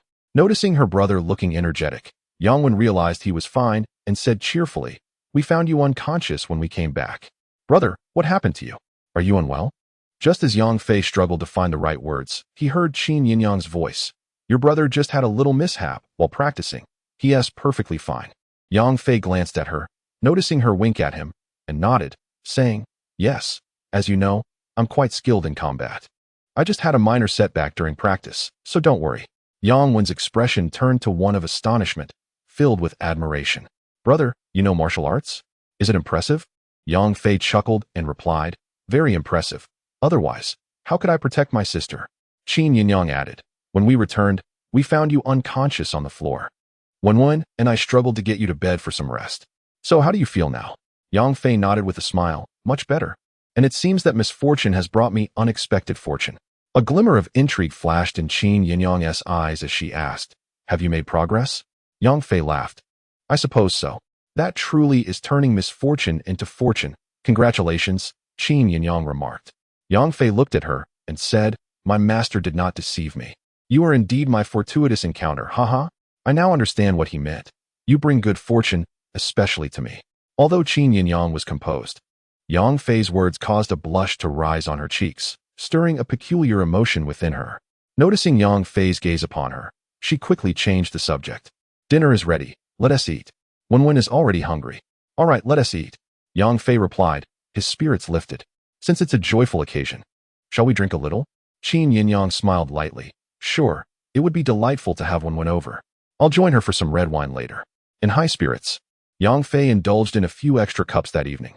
Qin Yinyang seemed to understand his mood, sharing 2 glasses of white wine with him, and later, along with Yang Wen, they enjoyed a bottle of red wine. That night, Yang Wen stayed over at the villa. Yang Fei and Qin Yinyang slept separately, a fact that Qin Yinyang had already explained to Yang Wen previously, when Qin Yinyang mentioned that she and Yang Fei had met through a blind date and married on the same day, moving in together as a trial marriage. Yang Wen was nearly speechless. Now, seeing that they had not yet shared a bed, she still regarded Qin Yinyang as her sister-in-law, especially since Qin Yinyang had mentioned she did not harbor any dislike for her brother. Moreover, to help Yang Fei manage his internal turmoil, Qin Yinyang had even sustained an injury but had forbidden Yang Wen from informing Yang Fei. Yang Wen felt that her sister-in-law must genuinely care for her brother, perhaps even harboring feelings for him. Such a sister-in-law was a rare find, and she resolved to have a serious conversation with Yang Fei, urging him to treat her sister-in-law well and to strive towards winning her heart sooner rather than later. The following morning, after breakfast, Yang Wen accompanied Qin Yinyang in her car to school. Yang Fei had initially intended to go to work, but upon gazing at the wall of his room, he resolved to undertake some repairs that day. He called Li Xiantong to request a day off, who, mistaking it for a health issue, inquired with concern. Upon learning that Yang Fei had other matters to attend to, he readily acquiesced. After mending the damaged areas of the wall, Yang Fei drove to purchase putty powder and personally applied it both inside and out. Once completed, he admired his handiwork, feeling a great sense of accomplishment. Just as he had finished showering and changed his clothes, his phone rang with an unfamiliar number. Hello, is this Mr. Yang? This is Sun Weiman, came a deep male voice. Yang Fei instantly understood the purpose of the call and replied, yes. Are you at the clinic now? Sun Weiman responded affirmatively, stating, yes. I've taken a break during lunch to invite you to a meal, to express my gratitude for saving my son, Lele. Yang Fei chuckled, let us skip the meal. I am aware you are quite busy. As for Lele's condition, further treatment will be necessary, but it can wait a few days. Otherwise, it would be too frequent for his health. Understood. I appreciate your attention to his treatment, Mr. Yang. It happens to be lunchtime now. I've reserved a table, and it will just be the 2 of us, along with you and Dr. Li, for a simple meal. I hope you can join us, Sun Weiman insisted earnestly, his tone full of respect. Given his status, the manner in which he spoke to Yang Fei reflected his deep gratitude. Unable to decline the warm invitation, and recognizing the couple's heartfelt appreciation, Yang Fei agreed. Upon arriving at the restaurant, Yang Fei found Sun Weiman and his wife waiting at the entrance. They greeted him with great enthusiasm, particularly Tang Qian, who, her face flushed with gratitude, apologized. I'm sorry, Mr. Yang, for my poor attitude yesterday. Yang Fei, seeing her sincerity, waved his hand dismissively. There's no need for that. I didn't take it to heart. Sun Weiman chuckled, addressing Yang Fei, Mr. Yang. Your magnanimity is commendable. Surely you wouldn't hold a grudge against a woman. Tang Qian shot a glance at her husband, but refrained from comment. At that moment, the couple invited Yang Fei into the restaurant, leading him to a small private room on the second floor. Li Xiantong had already been waiting inside. Upon their entrance, he stood and remarked, Young brother Yang, to have Secretary Sun and his wife waiting for you at the door, your reputation is quite impressive. Yang Fei laughed. Are you envious of me, old Li, or merely teasing? Envious? I, Li Xiantong, have many prominent figures who are grateful to me as well, he retorted, puffing up his cheeks in jest. The couple shared a laugh, surprised by the camaraderie between the two men, despite their 50-year age difference. Once seated, they exchanged a few pleasantries before the dishes arrived. Sun Weiman expressed a hint of regret to Li Xiantong and Yang Fei. I apologize, but I must return to work this afternoon and cannot indulge in alcohol. Please allow my wife to drink with you instead. Li Xiantong waved his hand and said, Neither Yang Fei nor I drink alcohol at noon. Yang Fei, aware of Sun Weiman's distinguished status, couldn't help but nod in admiration at how such a high-ranking official could still adhere to strict self-discipline. Sharing a spirited disposition, Sun Weiman did not insist otherwise. The four of them shared a simple lunch, during which Sun Weiman and his wife expressed their gratitude to Yang Fei with tea in place of wine. At last, Tang Qian retrieved a bank card from her bag and handed it to Yang Fei, saying, Mr. Yang, this is the deposit we have prepared, 2 million. I hope it suffices. If it falls short, we can find another way. In truth, both the Sun and Tang families wield considerable influence, particularly the Tang family, known for their immense wealth. However, Sun Weiman was a man of principles. Since their marriage, he and his wife rarely asked their families for financial assistance. Although they initially had some savings and were living comfortably, last year, after their son's incident, they traveled abroad several times, spending a significant amount of money without achieving the desired outcome. The 2 million Tang Qian could offer had nearly exhausted their family's savings. Yang Fei gazed at the bank card but did not reach for it immediately, causing Tang Qian to grow somewhat anxious. Sun Weiman reassured Yang Fei, Mr. Yang, rest assured, this money is entirely legitimate. I, Sun Weiman, would never engage in corruption or bribery. If I were to do so, I would not be presenting you with 2 million today. It would be an amount with an extra zero, or even more. After all, my son's life is beyond the value of this sum. Seeing Yang Fei hesitate to take the card, Li Xiantong assumed he thought the amount insufficient. He looked at Yang Fei and encouraged, Young brother Yang, they inquired about this before your arrival. It is the maximum they can offer at present. Perhaps you should accept it? Yang Fei smiled faintly and replied, Then I shall accept it. A sense of relief washed over the three. After Yang Fei accepted the card, Tang Qian promptly shared the password. Yang Fei nodded, smiling. Rest assured, I will continue to devote myself wholeheartedly to the subsequent treatment. Sun Weiman and his wife felt a surge of joy. They feared that if Yang Fei felt the compensation was inadequate, he might harbor discontent and subsequently neglect their son's treatment. Tang Qian was even contemplating seeking additional funds from her family. For Yang Fei, however, the 2 million offered by the Sun couple was indeed insufficient. He had risked his life to save Sun Lei the previous day. Though a physician's heart is compassionate, it is customary for doctors to charge according to the circumstances. Given Sun Lei's condition, the cost of his treatment was exorbitant. Had he not known that Sun Weiman was an honorable man, he would not have acted so swiftly. Even if he wished to save the 9-year-old child, he would have waited until he regained some strength, ensuring his own safety before attempting to intervene. After saving the child yesterday, he indeed triggered a latent ailment, nearly losing his life. Fortunately, perhaps due to a twist of fate, he not only survived but emerged stronger than before. Thus, he could accept the 2 million. Tang Qian, being a woman, had a more delicate sensibility. Fearing that Yang Fei might not be wholly committed to her son's treatment due to insufficient funds, she said, Mr. Yang, rest assured, I will ask my family for additional support, providing you with another 3 million. Sun Weiman cast a glance at his wife, but ultimately chose not to object. At worst, they could repay the favor slowly over time. Yang Fei waved his hand dismissively, saying, No need for that. I will accept this 2 million. I shall ensure your son's recovery, and that is that. Tang Qian, overwhelmed with gratitude, raised her teacup and declared, Mr. Yang, I truly do not know how to express my thanks. Allow me to toast to you. Yang Fei chuckled heartily and joined her in sipping the tea. I must excuse myself to the restroom, Li Xiantong announced, rising from his seat. As one ages, frequent visits to the lavatory become inevitable after drinking tea. You young folks have it easy. The trio erupted into laughter. Once Li Xiantong departed, Sun Weimin turned to Yang Fei, expressing, Mr. Yang, my wife and I are profoundly grateful to you. This immense kindness is beyond mere monetary compensation. We owe you a monumental debt of gratitude. Yang Fei waved his hand dismissively, replying, no need for such formality. I am a doctor. I cannot stand by and watch someone in peril. By the way, there is something I intended to discuss only once Sun Lei is fully healed, but since you are both here, I shall inform you now. Upon hearing this, Sun Weimin and Tang Qian immediately displayed serious and anxious expressions. Sun Weimin urged, Mr. Yang, please speak freely. Whatever is required of us, we shall endeavor to comply. Observing their tense demeanor, Yang Fei could not help but chuckle. Ha! Do not be so anxious. It is good news. The couple immediately relaxed at his words. Sun Weimin felt a pang of self-reproach. Having weathered many storms in life, why was he unable to maintain his composure when it came to matters concerning his son? Tang Qian, still somewhat apprehensive, cautiously gazed at Yang Fei and inquired, Mr. Yang, will my Lei, even if cured, suffer any lasting effects or sequelae? Just tell me. As long as he does not become a vegetable, I can accept it. Yang Fei, exasperated, responded, I already mentioned it is good news. Moreover, since I am intervening, I shall ensure that he does not suffer any after effects.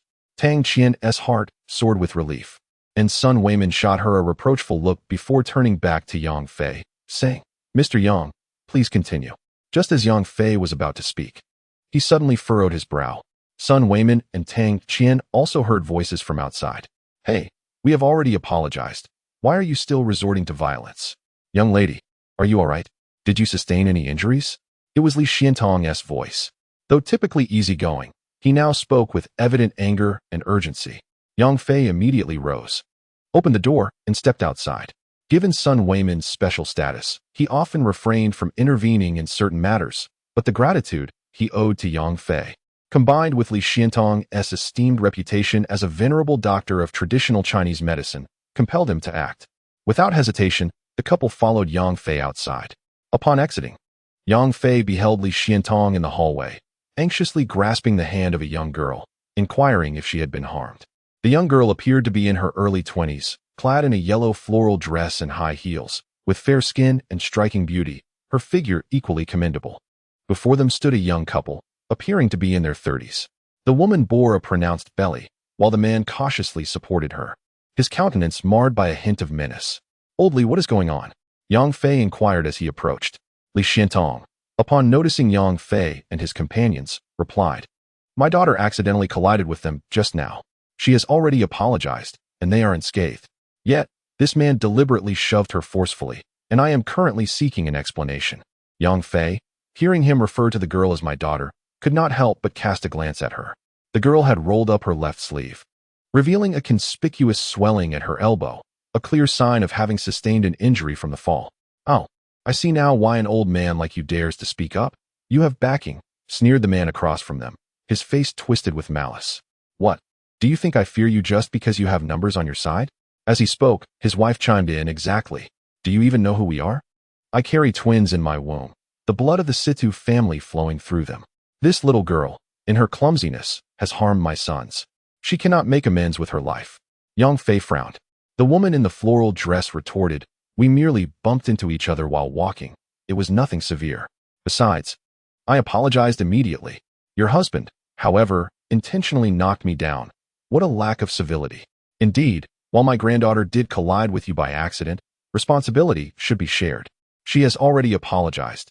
You should offer an apology in return for pushing her, Li Xiantong asserted, usually not one to make a fuss, but feeling compelled to demand an apology given the egregiousness of their behavior. Ha ha ha, you want me, Situ Yong, to apologize? Are you even worthy? The man laughed mockingly, his face a mask of derision. Old fool, little girl, I advise you to keep quiet.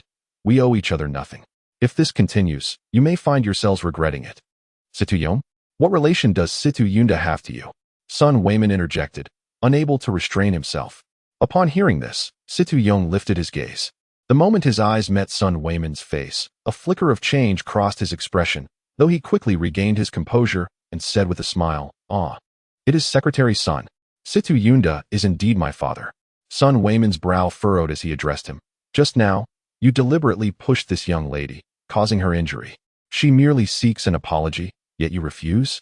Situ Yang's expression fluctuated, seemingly weighing his options. Before he could respond, his wife imperiously declared, "She bumped into me first. My husband pushing her was merely evening the score. Why should he apologize?" At this moment, a crowd had gathered around them, drawn by the commotion. Situ Yang, seeing his wife's stance and considering the matter's implications for his own pride, especially given the enmity between his father and Sun Weiman, decided against granting any concession, nodding in agreement. "My wife is right. We are even now. Why should I apologize?" Sun Weiman's frown deepened. This matter, though seemingly trivial, is not to be underestimated. Despite his elevated status, he cannot coerce others into offering an apology. Moreover, Situ Yang's stance is quite clear. He is unwilling to concede any ground. Upon hearing Situ Yang's refusal of Sun Weiman's suggestion, Li Xiantong felt a sudden constriction in his chest. How audacious of the other party to disregard Sun Weiman's dignity over such a minor issue. After living for over 70 years, he understood that his granddaughter's grievances were irretrievable. Thus, he opted for a path of least resistance, sighing, "Let it be, let it be." Yet, his granddaughter was not so easily appeased. With a look of indignation, she exclaimed, "Grandfather, how can we simply let this go? They are clearly in the wrong. And the earlier collision was merely an accidental brush as we passed by each other. We both share some responsibility. But he shoved me with intent and force. Surely I deserve an apology." Those around them nodded in agreement, recognizing that her request was not excessive. It was evident that the couple in question was excessively arrogant and overbearing. "Indeed, Mr. Li, while we strive for magnanimity, we must also consider the recipient of our generosity, lest we allow ourselves to be wronged." Yang Fei, having listened to Li Xuantong's granddaughter, nodded in approval. "We do not seek trouble, yet we must not shy away from it when it arises. We must uphold reason in all matters. Who are you, young man?" Situ Yang's gaze turned icy as he fixed a fierce stare upon Yang Fei. "If I have not afforded Sun Weiman any respect, what makes you think you can meddle in my affairs?" Yang Fei replied with a smile, "Mr. Li is a cherished friend of mine, and as his granddaughter, she is akin to family. I am compelled to seek justice on her behalf." Li Yaqing chuckled softly. Recently, she had heard her grandfather extolling the virtues of a young man named Yang Fei, speaking of his exceptional qualities to the point where she felt her ears might wear thin from the repetition. Now, encountering Yang Fei in person, she found him rather handsome, and his willingness to stand up for her and her grandfather in such a situation indicated his commendable character. Tang Qian also nodded subtly, unable to resist saying, "Mr. Yang is right. Reason must prevail. Miss Li's request for an apology is already quite lenient." Hearing this, Situ Yang's expression darkened as he coldly retorted, "To expect an apology from me is a foolish dream. Come, dear, we shall take our leave." Typically, in the face of such brazen obstinacy, the other party would have little recourse when the matter was not severe. However, since Yang Fei had already intervened, he could not allow Situ Yang to depart so easily. Striding forward, he blocked the path of the Situ couple and declared, "You may leave, but first, you must apologize. You insolent wretch. It seems you are tired of living." Although Situ Yang was indeed arrogant, he recognized his own culpability in front of so many witnesses and hesitated to escalate the matter further, deciding to walk away. Yet, he had not anticipated that Yang Fei would dare to obstruct him. In a fit of fury, Situ Yang charged forward and aimed a kick at Yang Fei's abdomen. Yang Fei's expression darkened as he mirrored the action, delivering a kick of his own. A resounding thud echoed through the air. Situ Yang let out a pained cry, beads of sweat forming on his forehead. At the moment when Yang Fei executed his kick, Situ Yang's expression shifted dramatically.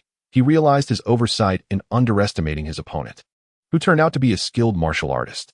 However, before he could adjust his strategy, Yang Fei's kick came with astonishing speed, striking directly at his right calf. "I misjudged, never expected a practitioner," Situ Yang thought, anger bubbling within him as his body surged forward like a fierce tiger pouncing on its prey.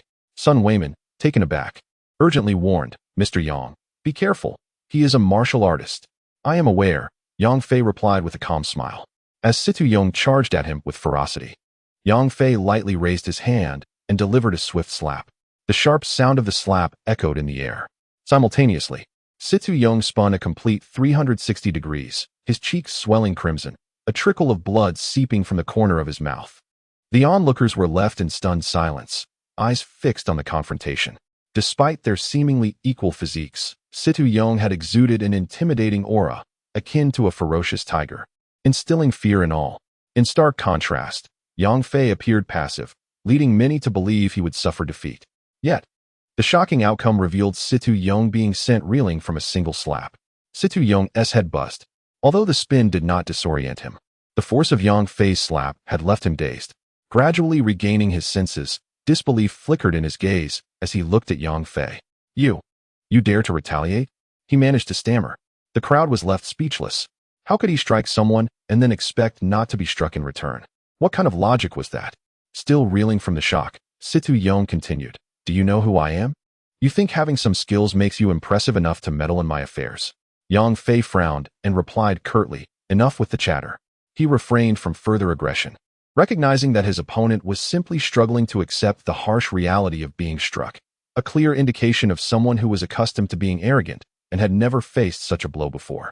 A delicate flower in a greenhouse. Can you now apologize? Yang Fei inquired, observing him. Just then, Situ Yong's wife approached. Concern etched on her face as she supported her husband. With a venomous glare directed at Yang Fei, she shouted, "How dare you lay a hand on him? With so many witnesses and surveillance, you are finished. I will ensure you pay a heavy price." Fully regaining his composure, Situ Yong waved his hand dismissively, asserting, "No need to involve the authorities. I will handle this privately. Boy, I will make you pay." With a cold glint in his eye, Yang Fei delivered another resounding slap, causing the other side of Situ Yong's face to swell as he spun in the opposite direction, his head still ringing.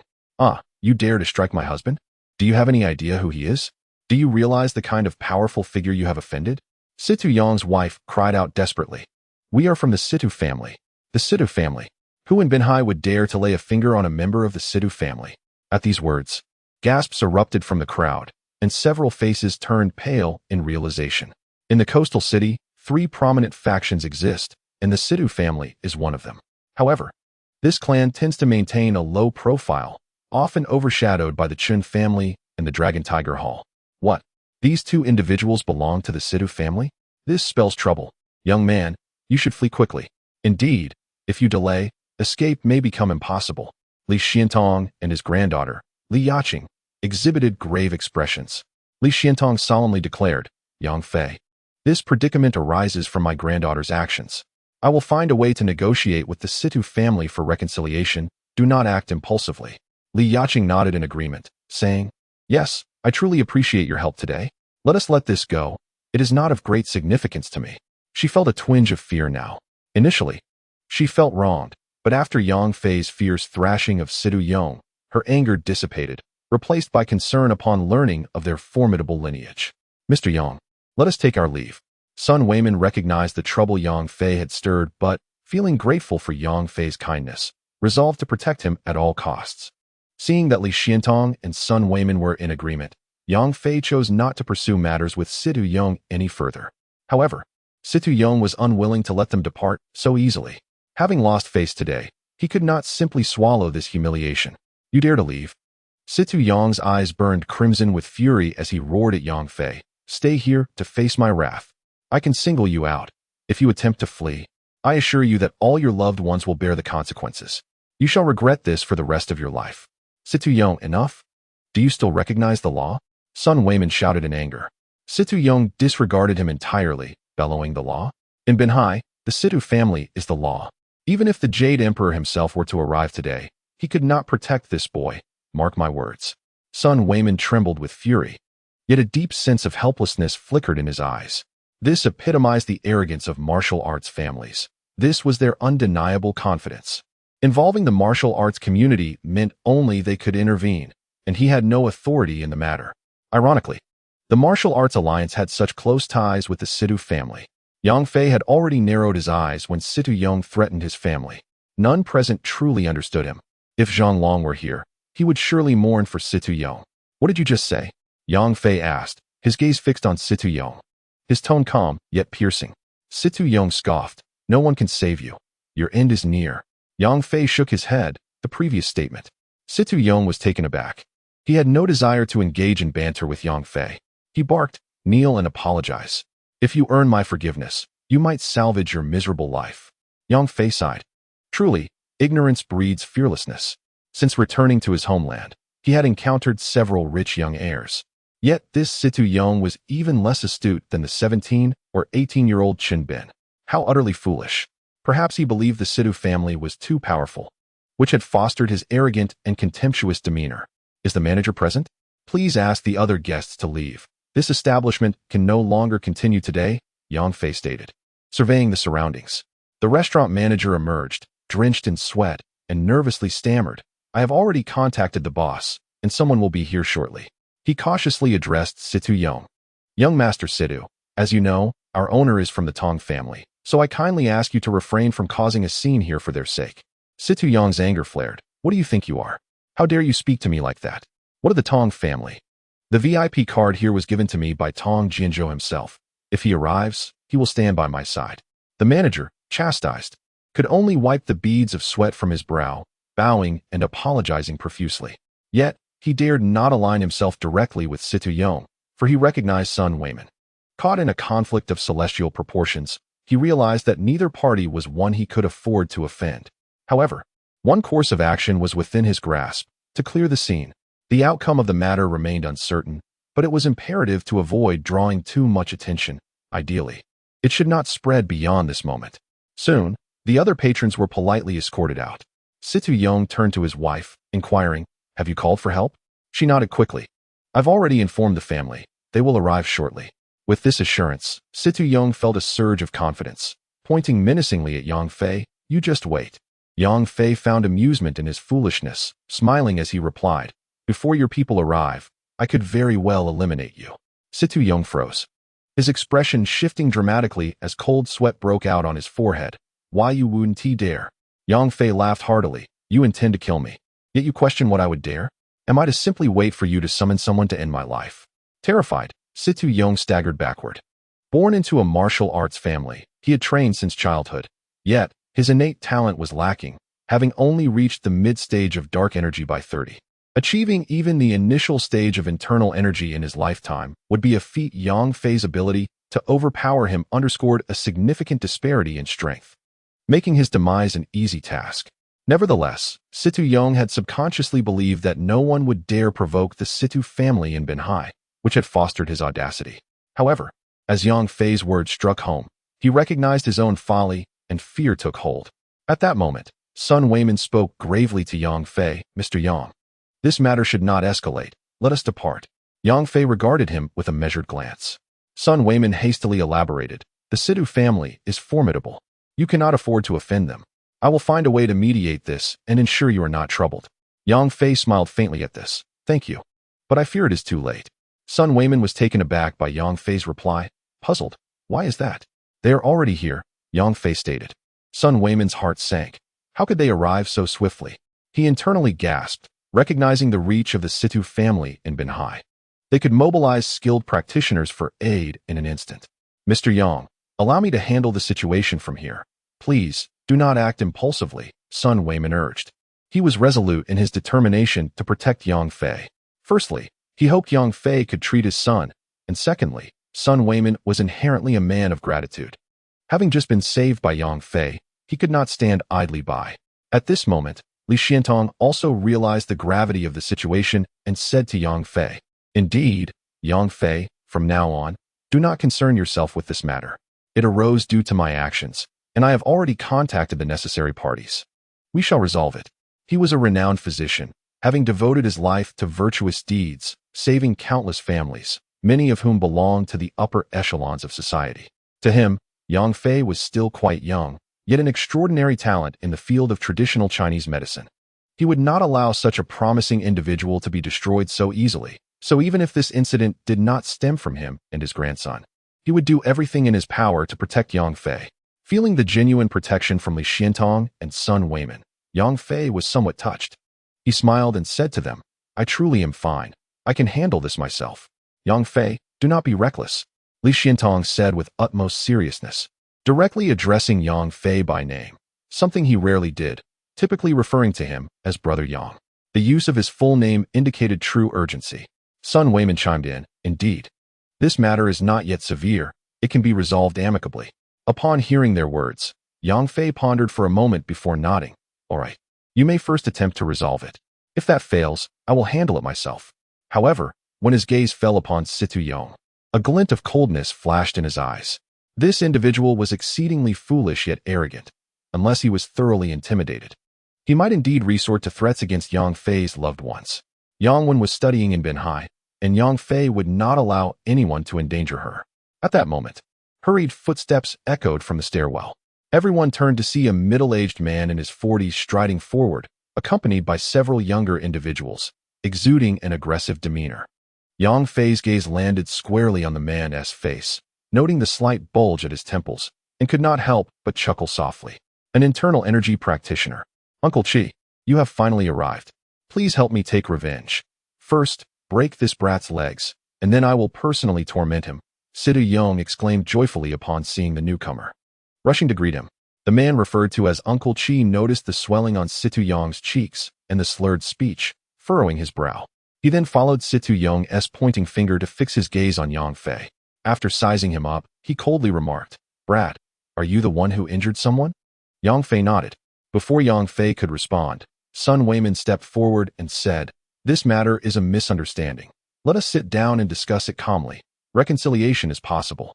Li Xiantong also nodded, adding, "Indeed, this arose from a trivial incident, and we are willing to settle it privately." Upon saying this, he felt a sense of helplessness. Initially, they held the moral high ground, but now that Yang Fei had caused such injuries, compensation for medical expenses was likely. Seeking reconciliation now seemed improbable. "No way," Situ Yong shouted immediately. The middle-aged man, noticing Sun Weiman and Li Xiantong, slightly altered his expression and clasped his hands in greeting, "Mr. Sun, elderly." For the true upper-middle class of Binhai, both Sun Weiman and Li Xiantong were well-known figures. Recognizing them brought a sense of relief to both Sun Weiman and Li Xiantong. This attitude suggests that reconciliation may not be difficult. "I am Situ Yunshin, and I am unaware of the misunderstanding that has just transpired." The middle-aged man's gaze remained fixed on Li Xiantong and Sun Weiman, particularly lingering on Sun Weiman's face. Sun Weiman proceeded to elaborate on the events, concluding with, "My friend here is unfamiliar with the Situ family and acted impulsively, albeit understandably. I am willing to apologize on his behalf. I can also offer compensation." Hoping to mitigate this misunderstanding, Li Xiantong promptly echoed his sentiments. "Uncle, I refuse to accept the apology or the compensation. I merely want this brat to let me vent my frustration," Situ Yong exclaimed. Situ Yunshin narrowed his eyes and shot him a sharp glare, commanding, "Silence." Situ Yong was taken aback, surprised that his usually indulgent uncle would speak to him in such a manner. Although his uncle was also a member of the Situ family, his status differed vastly from that of his father. Typically, his uncle treated him with utmost courtesy. How dare he raise his voice now? Situ Yunshin recognized that Situ Yong had been spoiled, still acting like a mama's boy at 30 years old, lacking wisdom. Ignoring his foolish nephew, he turned to Sun Weiman and Li Xiantong, stating, "Since both of you are here to mediate, this matter can indeed be resolved amicably." Aside from Situ Yong and his wife, the others breathed a sigh of relief.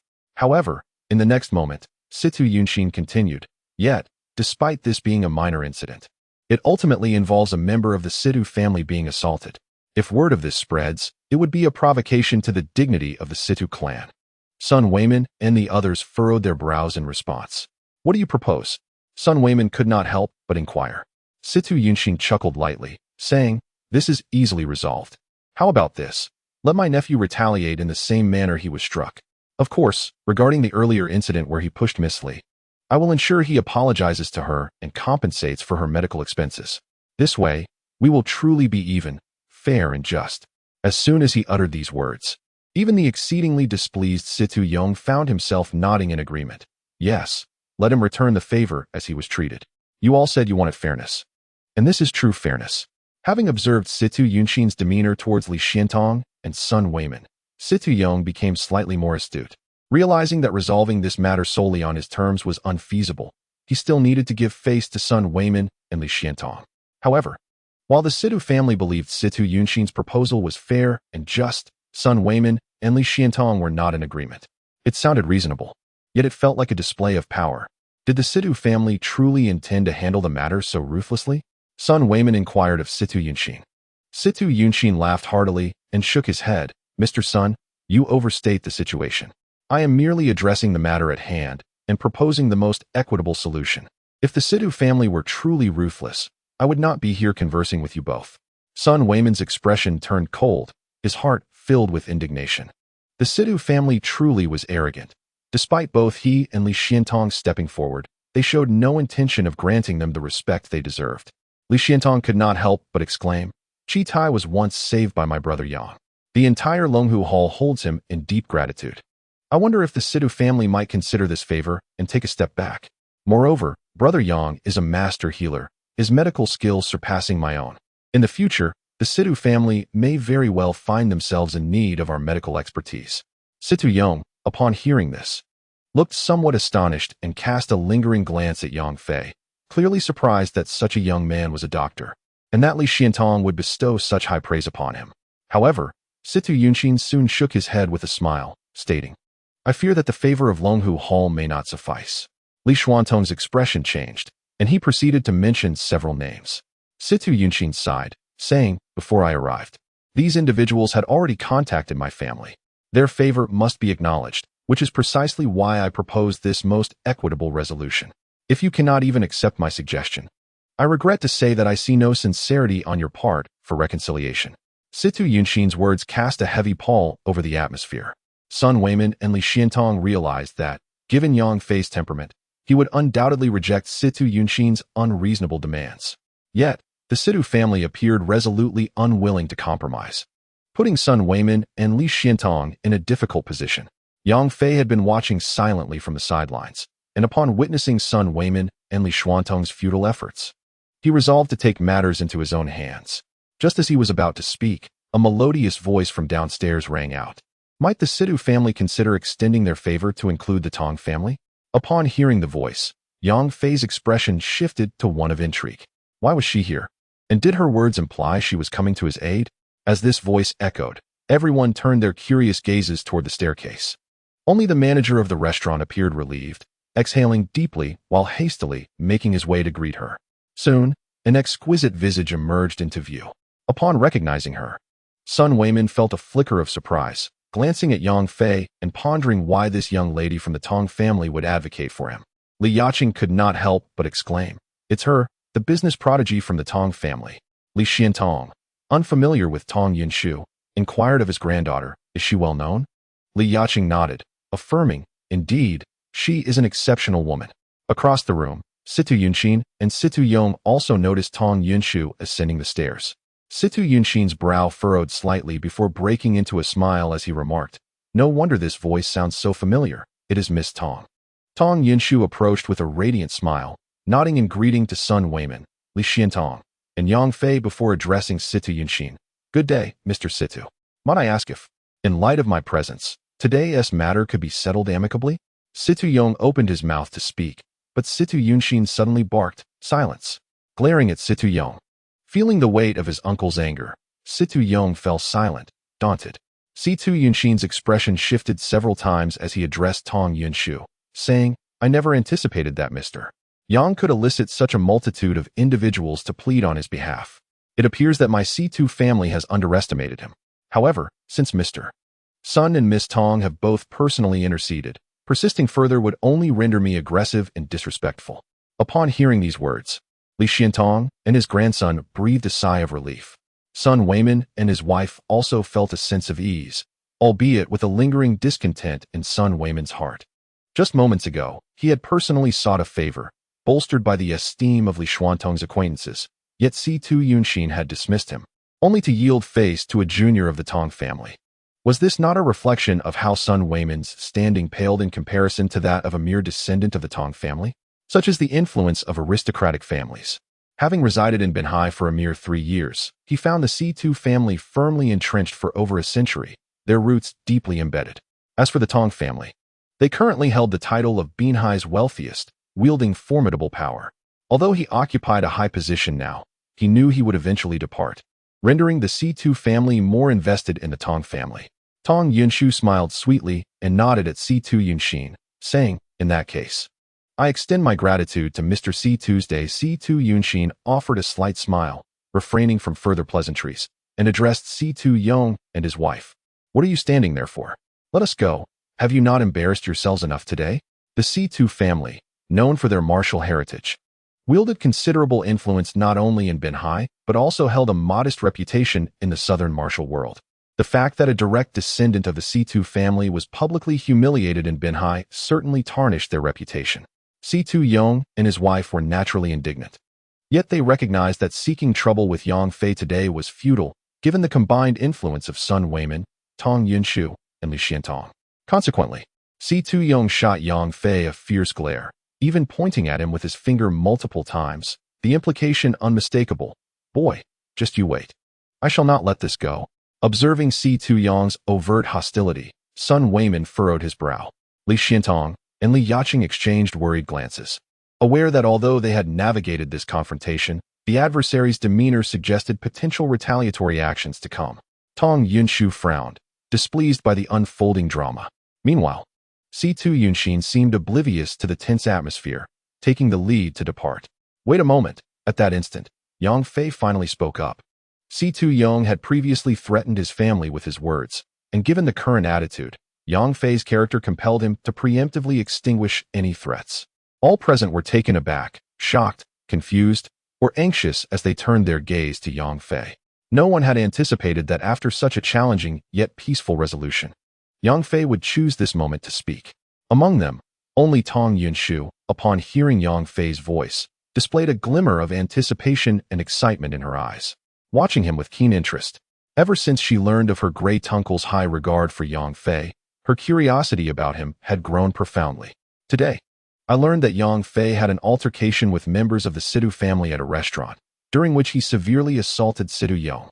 She immediately rushed over and took Yang Fei's side, rendering him a favor in the process. I assumed that the matter would end there, but to my astonishment, Situ Yong ultimately resorted to a provocative gesture.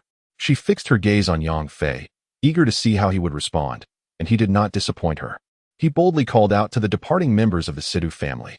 Situ Yunshin halted, his expression a mix of surprise and disbelief as he incredulously asked, "Are you speaking to me?" Yang Fei shook his head and pointed at Situ Yong, declaring, "You may leave, but he must stay. He knows his grievances well. Whoever provokes him, he will retaliate against." Ha ha. Situ Yunshin, filled with rage, let out a laugh. He glanced at Tong Yunshu and Sun Weimin before exclaiming, "Mr. Sun, Miss Tong, my Sidu family is not one to pursue vengeance without cause. We have already shown you leniency. This matter can be settled, but it seems someone is unwilling to accept our goodwill. The ensuing events, I trust, will be of no concern to you?" Sun Weimin, visibly anxious, was about to speak when he noticed a charming smile grace Tong Yunshu's lips as she turned to Yang Fei, asking playfully, "Do you intend to handle this on your own?" Yang Fei nodded. Tong Yunshu laughed lightly and retreated a few steps, taking a seat at a nearby table, inviting Sun Weimin and the Li couple to join her, saying, "Mr. Sun, elderly, why not come sit with us and let Mr. Yang resolve this matter himself?" Li Xiantong, looking worried, suggested to Yang Fei, "Perhaps we should wait for Chi Tai and Zhang Long to arrive before proceeding." Yang Fei shook his head with a smile, replying, "Elderly, please watch from the sidelines and allow me to handle this." Just as Li Xiantong was about to protest further, Sun Weimin pulled him aside. Sun Weimin had begun to grasp that this Mr. Yang had consistently regarded the Situ family with indifference. Coupled with Tong Yunshu's demeanor, he discerned some underlying truths, realizing he had underestimated Yang Fei's capabilities. Consequently, Sun Weimin and the others retreated to a distance. Situ Yunshin cast a surprised glance at Tong Yunshu, feeling a sense of caution while simultaneously harboring a newfound curiosity and respect for Yang Fei. This young man had garnered the staunch support of Sun Weimin and Li Xiantong, and now even the protection of Tong Yunshu, indicating his exceptional qualities. Despite being acutely aware of the Situ family's significance, he remained undeterred, leaving Situ Yunshin to ponder the source of Yang Fei's audacity. As his thoughts raced, Situ Yunshin scrutinized Yang Fei, attempting to discern what set him apart from others. However, he sensed no fluctuations of internal energy emanating from Yang Fei, which prompted a disdainful laugh. Heh, this young man has merely scratched the surface of martial arts and believes himself invincible? Yang Fei glanced at him and stated, I only require him to stay. The others may leave. Are you certain you wish to involve yourself in this matter? Situ Yunshin erupted in laughter. He is my nephew. We are all members of the Situ family. Do you truly believe I would disregard his well-being? Yang Fei furrowed his brow and remarked, So? You mean to say that if one of the Situ family is harmed, the entire family will not let it go unpunished? Situ Yunshin nodded, precisely. A glimmer of cold light flashed in Yang Fei's eyes as he coldly declared, Then I shall first deal with the minor threat before extinguishing the C2 family, ensuring no future troubles arise. Upon the conclusion of Yang Fei's words, an almost palpable silence enveloped the vast tavern, as all present gazed at him in disbelief, akin to witnessing the ravings of a madman. Sun Weiman could not help but furrow his brow, feeling that Mr. Yang's words were excessively grandiose and arrogant. After all, he was still young. With a resigned sigh, he pondered whether he should reach out to his family or his father-in-law for assistance, for the sake of preserving Yang Fei's safety. Yet, after so many years without seeking help from his family, he found it ironic that he would need to bow to them for the sake of an outsider. Li Xiantong could only feel an inner turmoil of anxiety. Conversely, Li Yaqing's eyes sparkled with intrigue, perceiving a formidable energy emanating from this man of similar age. Tong Yunshu's gaze glimmered with a hint of brilliance as she smiled at him, lost in her own thoughts. Across the room, the members of the C2 family were momentarily taken aback. C2 Yong suddenly erupted in laughter, exclaiming, Ha ha ha, did I hear that correctly? This young man just declared he would annihilate the C2 family? Indeed, young Master Yong, he did say that. Such audacious words. He must be weary of life itself, unaware of the true nature of the C2 family. Ignorance breeds fearlessness. C2 Yunshin could not suppress a chuckle, shaking his head in disbelief. He had previously regarded Yang Fei with caution due to Tong Yunshu's attitude towards him. But now he realized that the young man was merely an arrogant fool with some talent, not unlike C2 Yong. To claim he would obliterate the C2 family and eliminate future threats? C2 Yunshin involuntarily laughed, as if he had heard the most ludicrous joke in existence. He looked at Yang Fei and said, Young man, calamity often springs from one's own words. Regardless of your mentors, with this statement alone, no one will be able to shield you. Yang Fei frowned and replied, I, Yang Fei, take full responsibility for my actions and do not require anyone to safeguard me. Your nephew's arrogance threatens me, and I intend to have a word with him. If I can persuade him, this matter shall be settled. If not, I will have to resort to force. Such grandiose claims. With me, C2 Yunshin, present, you shall not harm him in the slightest.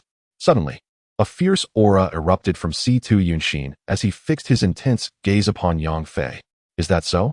Yang Fei coolly responded, his form flickering away in an instant. Beside Tong Yunshu, a middle-aged man in his 30s or 40s felt a surge of panic, his face contorting in horror as he exclaimed, What incredible speed! C2 Yunshin's vision blurred. He believed he had locked onto Yang Fei's movements. Yet the young man vanished from his sight. Terror gripped his heart as he swiftly turned to scan the surroundings for Yang Fei, only to hear a scream of fright. The crowd turned to see that Yang Fei had somehow appeared beside C2 Yong, gripping his neck and lifting him high. When C2 Yunshin finally caught sight of Yang Fei, he found the young man's cold gaze fixated upon him, asking, You claimed that with you here. I could not harm him. Inside, C2 Yunshin was already tumultuous, no longer daring to underestimate Yang Fei in the slightest. With a grave tone, he remarked, It appears I have misjudged. Your skills are indeed profound and unfathomable. May I inquire who your master is? Yang Fei replied indifferently, Spare me the pleasantries. I shall ask once more.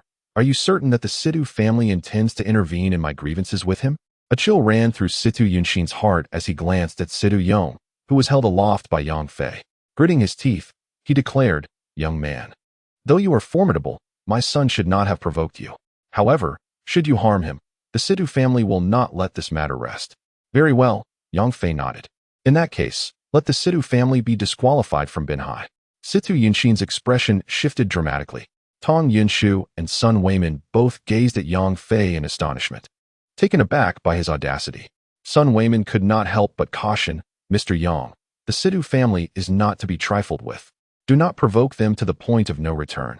Tong Yunshu also nodded in agreement, stating, Indeed, the Situ family is deeply entrenched in Binhai, their influence intricately intertwined, with profound ties to the martial alliance. Mr. Yang, please exercise restraint. Yang Fei was well aware of the good intentions behind Tong Yunshu and Sun Weiman's words. Yet he held the Situ family in utter disregard. He released his grip, allowing Situ Yong, nearly suffocated, to collapse to the ground. Yang Fei, towering above, coldly scrutinized Situ Yong, asking, "Do you accept today's events, or do you harbor intentions of revenge against me?" Situ Yong gasped for breath, regaining his composure.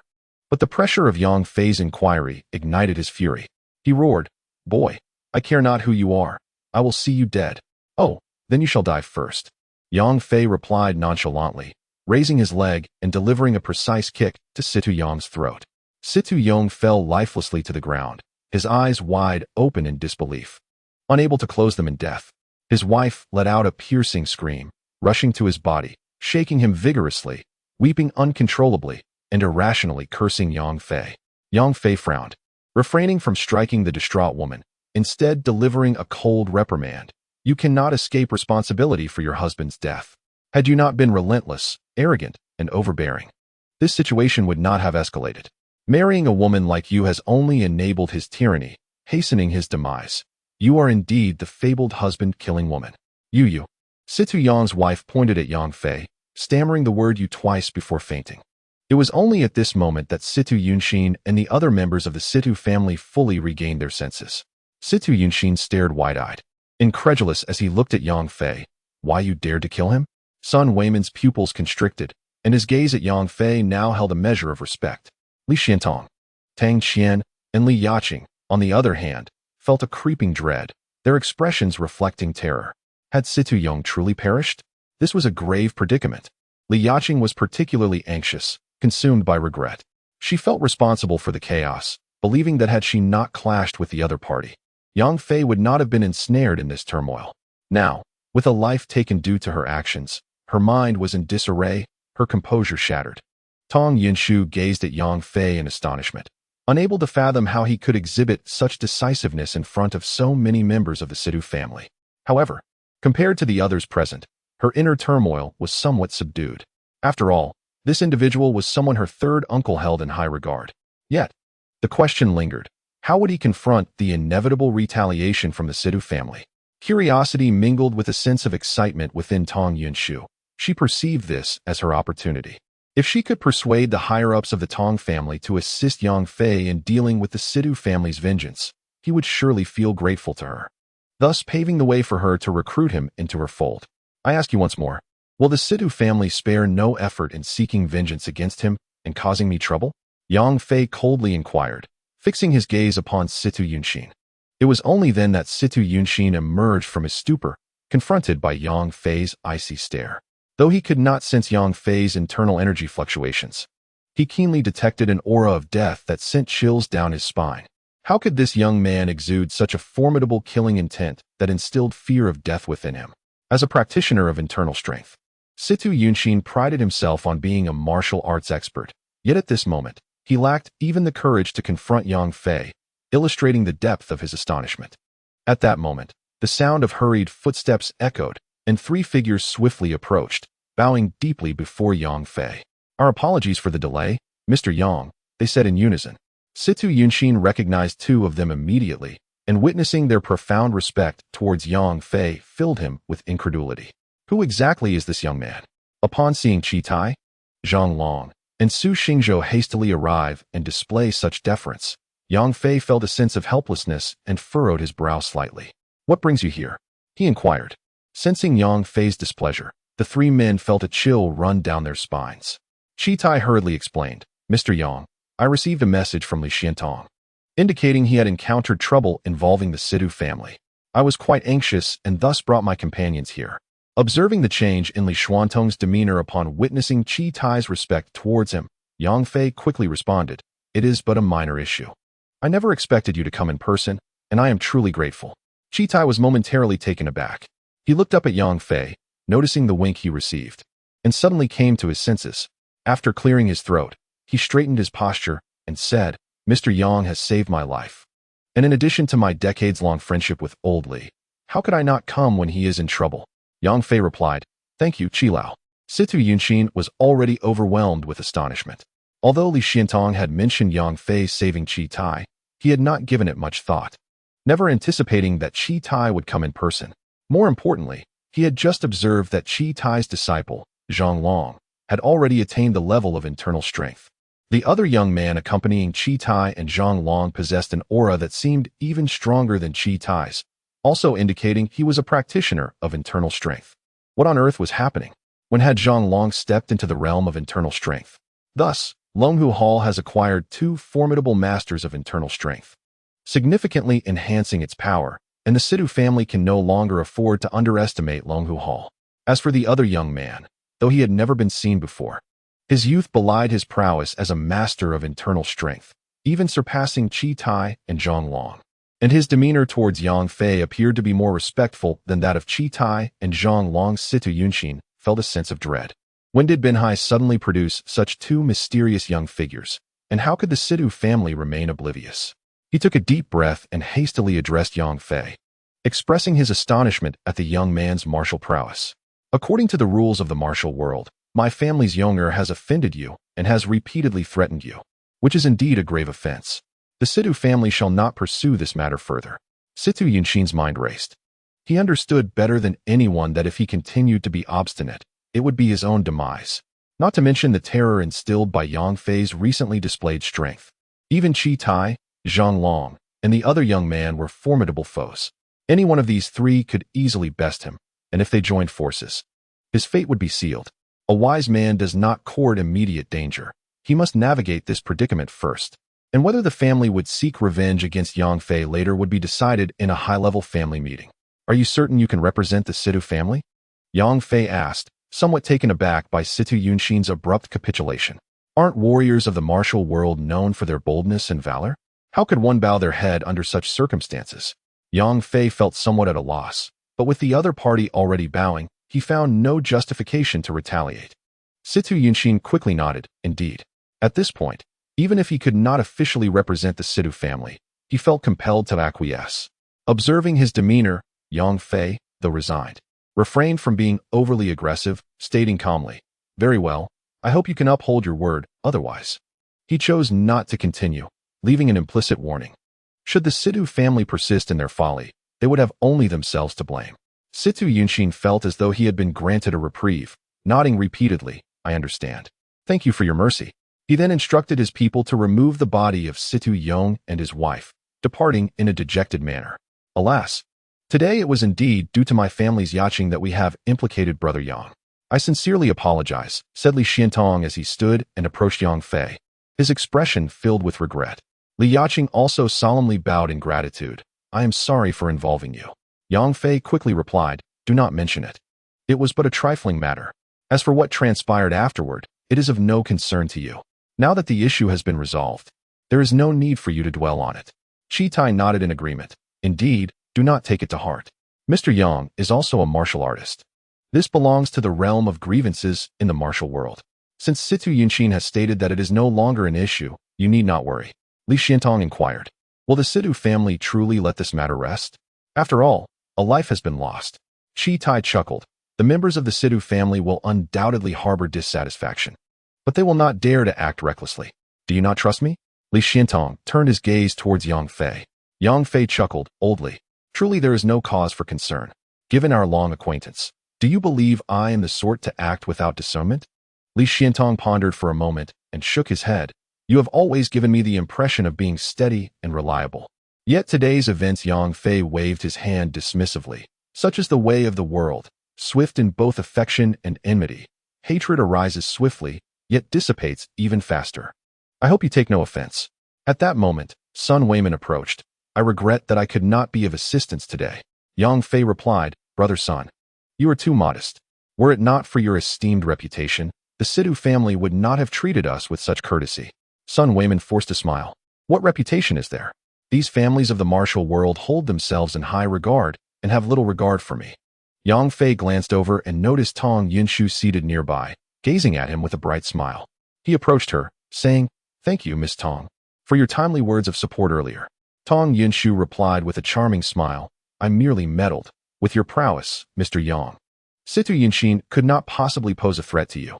Furthermore, there are several experts from the Longhu Hall assisting you." Yang Fei laughed. "You overestimate me, Miss Tong." Tong Yunshu's eyes sparkled as she focused on him. If that is the case, then consider yourself indebted to me. Yang Fei was taken aback. Did you not just say that you would not assist, and that I could resolve it myself? Why now do you seek to make me indebted? Zhang Wuji's mother was indeed correct. Women are prone to deception, especially the beautiful ones. He pondered whether his own wife had ever deceived him. Noticing Yang Fei's momentary silence, Tong Yunshu laughed lightly. I was merely jesting. I have not truly aided you. How could I make you owe me a favor?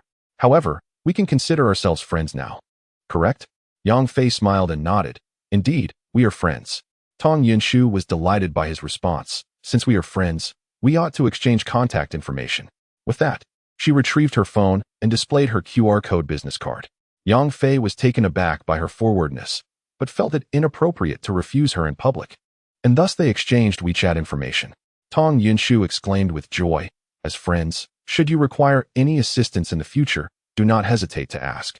I, Tong Yunshu, shall do my utmost to help. I presume you have matters to attend to, so I shall take my leave. With that, she nodded to Sun Weiman, Chi Tai, Zhang Long, and Li Xiantong before departing.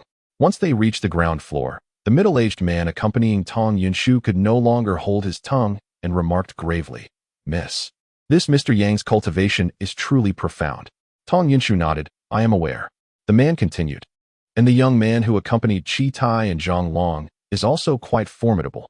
What is most notable is his evident respect for Mr. Yang. Tong Yunshu's eyes brightened. Oh, it seems that this coastal city is indeed a place where dragons lie hidden and tigers crouch. How intriguing. Her curiosity about Yang Fei deepened. Who exactly are you? And what capabilities do you possess? Young brother Yang, are you truly unscathed? After leaving the tavern, Li Xiantong sat beside Yang Fei in Sun Weiman's car. His granddaughter, Li Yaqing, had matters to attend to and left earlier. As for Chi Tai, Zhang Long, and Su Xingzhou, they bid farewell and departed after leaving the tavern. I am truly fine, Yang Fei replied with a wry smile. Sun Weiman could discern that Yang Feijing was not overly concerned about the events of the day. With a certain understanding of the martial world, he addressed Li Xiantong, saying, Old Li, Mr. Yang does not strike me as an impulsive individual. You may rest assured in his actions.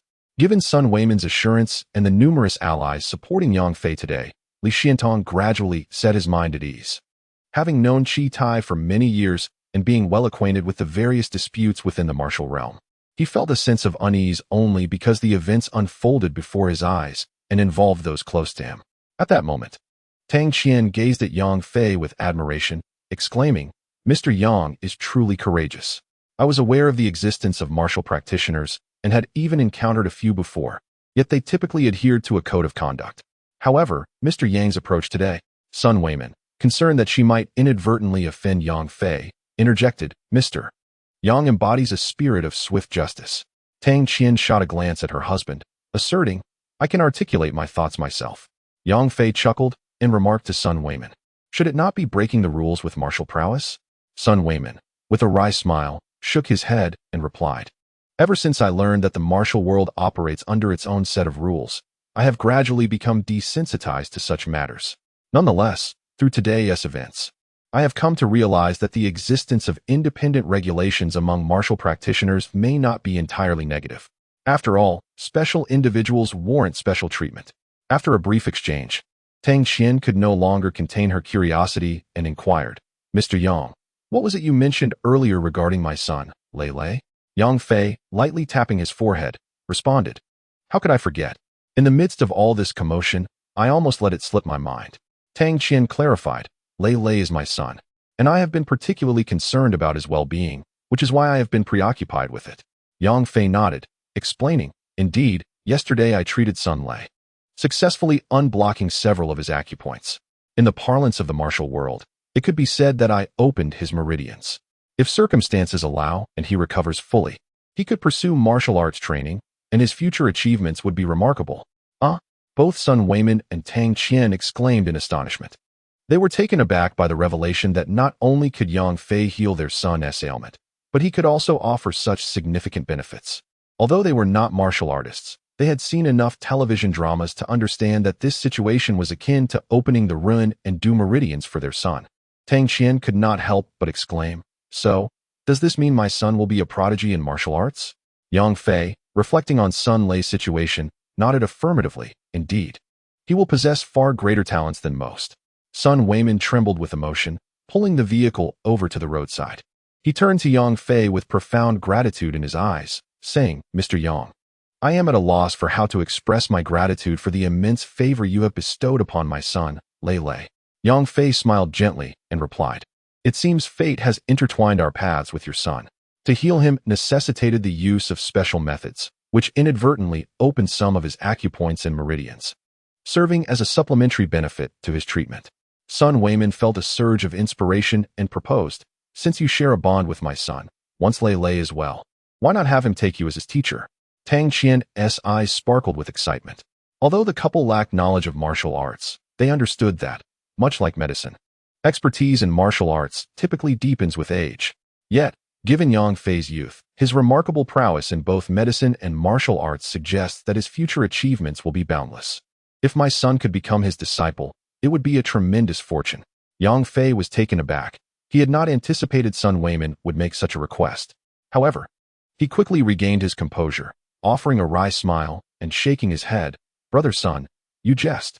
I am still a disciple myself, lacking the qualifications to take on students. Not at all, Mr. Yang. Your medical skills are unparalleled, and your martial arts are formidable. You would be more than capable of teaching my son. Tang Qian interjected eagerly. Sun Weimin continued to press the matter. The couple was quite earnest about this request. Yet, Yang Fei was resolute in his refusal. It was not a matter of lacking qualifications, but rather his own lingering ailments and numerous unresolved matters left him with neither the time nor the patience to mentor others. Seeing Yang Fei's steadfastness, Sun Weimin and his wife did not press further, but they remained determined to revisit the topic when the opportunity arose. At the old residence of the Situ family, the body of Situ Yong was carried back and placed in the open space outside the main gate. Situ Yong's father, Situ Yunda, wore an expression of profound grief and fury, the veins on his forehead bulging, and his fierce gaze seemed to ignite with rage. My poor son, you are of the Situ lineage, yet you were slain by outsiders. The Situ family shall avenge you, ensuring your enemies suffer a fate of 1,000 cuts, skinning and tearing them apart. A woman wept uncontrollably over Situ Yong's body. Moments later, a voice rang out, the old master has arrived. The crowd turned to see an elderly man, his hair and beard completely white, striding forward. Despite his advanced age, he bore a vibrant complexion, and his deep-set eyes radiated a piercing brilliance.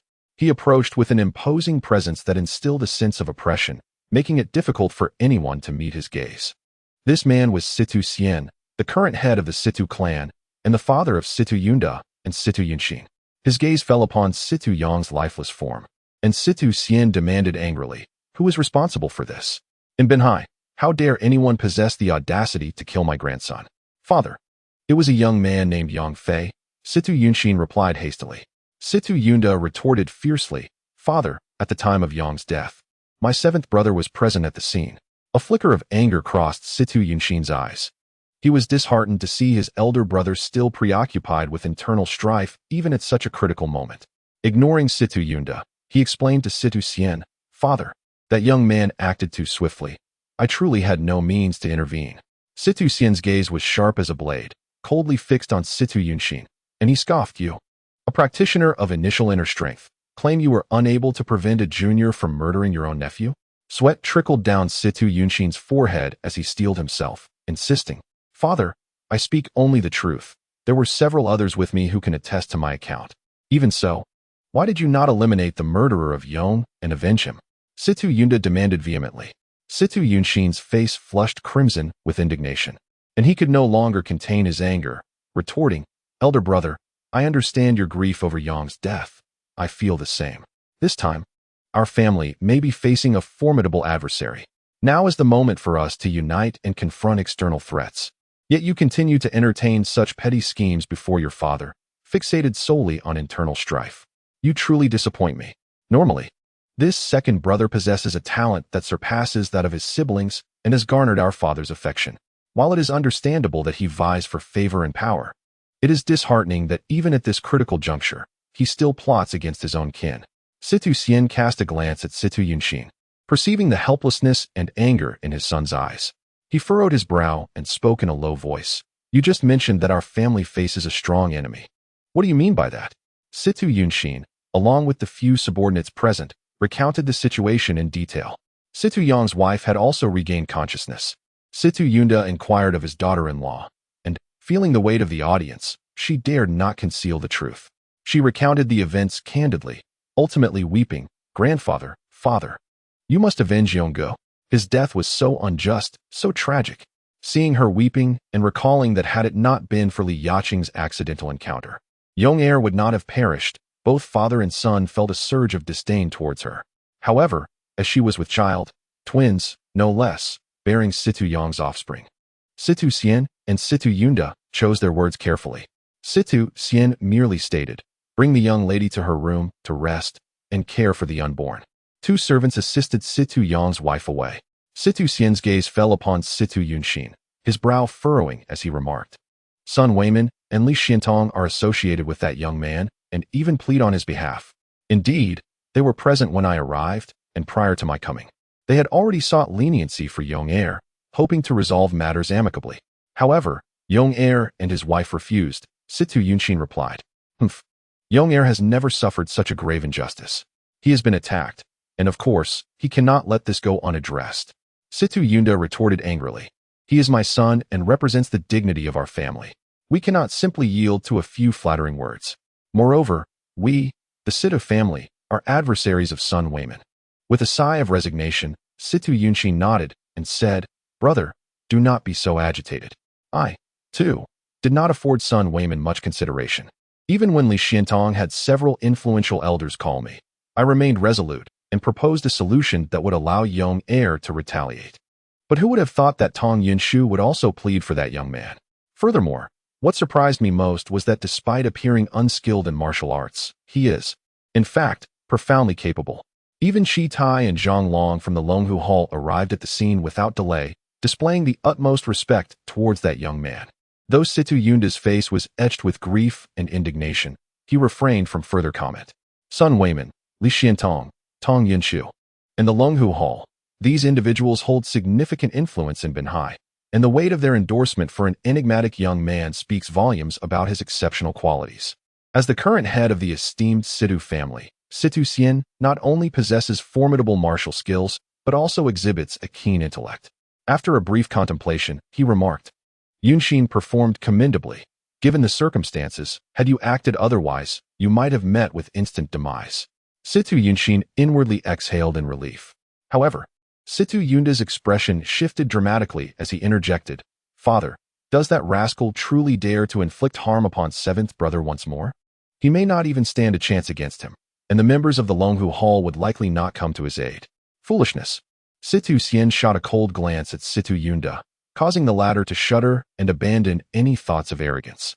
Situ Xian coldly stated, "If Yonger has indeed inherited your haughty and imperious disposition, do you truly believe there exists no one in Binhai capable of challenging the Situ family? I have cautioned you repeatedly. As a family of our stature, we are not invincible, and even if we were, we must remain discreet. The martial world is perilous. It is through humility that one can endure. And yet, your son, whom you have raised so well, has become lawless, believing that being a member of the Situ family grants him the right to act with impunity in Binhai." Situ Yunda quickly lowered his head, acknowledging his missteps. "I apologize. Father, it is my failure in raising my son that has caused you distress and brought trouble upon our family." Situ Yunshin's lips twitched. This was his second brother, adept at charming their father, yet the moment there was a fault, he could swiftly bow his head, reading the situation with unparalleled finesse. But was Yonger to perish in vain? After admitting his mistake, Situ Yunda looked at Situ Xian with a face full of reluctance, saying, "Although today's incident did not spread, many were present, representing various factions in Binhai. If our family chooses to endure in silence, we risk losing all respect." Situ Xian snorted coldly, a glint of coldness flashing in his eyes. "Of course, we cannot let this matter rest. However, that young man is undoubtedly more complex than he appears. Conduct a thorough investigation to uncover all his information. Once we have clarity, we shall decide on our course of action." He then fixed his gaze upon Situ Yunda, warning, "Until we ascertain the facts, do not act rashly. Should you invite calamity upon our family, I will not spare you." Hearing this, Situ Yunda felt a chill run down his spine. cold sweat trickling down his back as he hurriedly affirmed, "Yes, I shall heed Father's guidance." Situ Xian huffed and turned to leave. Situ Yunda quietly sighed in relief.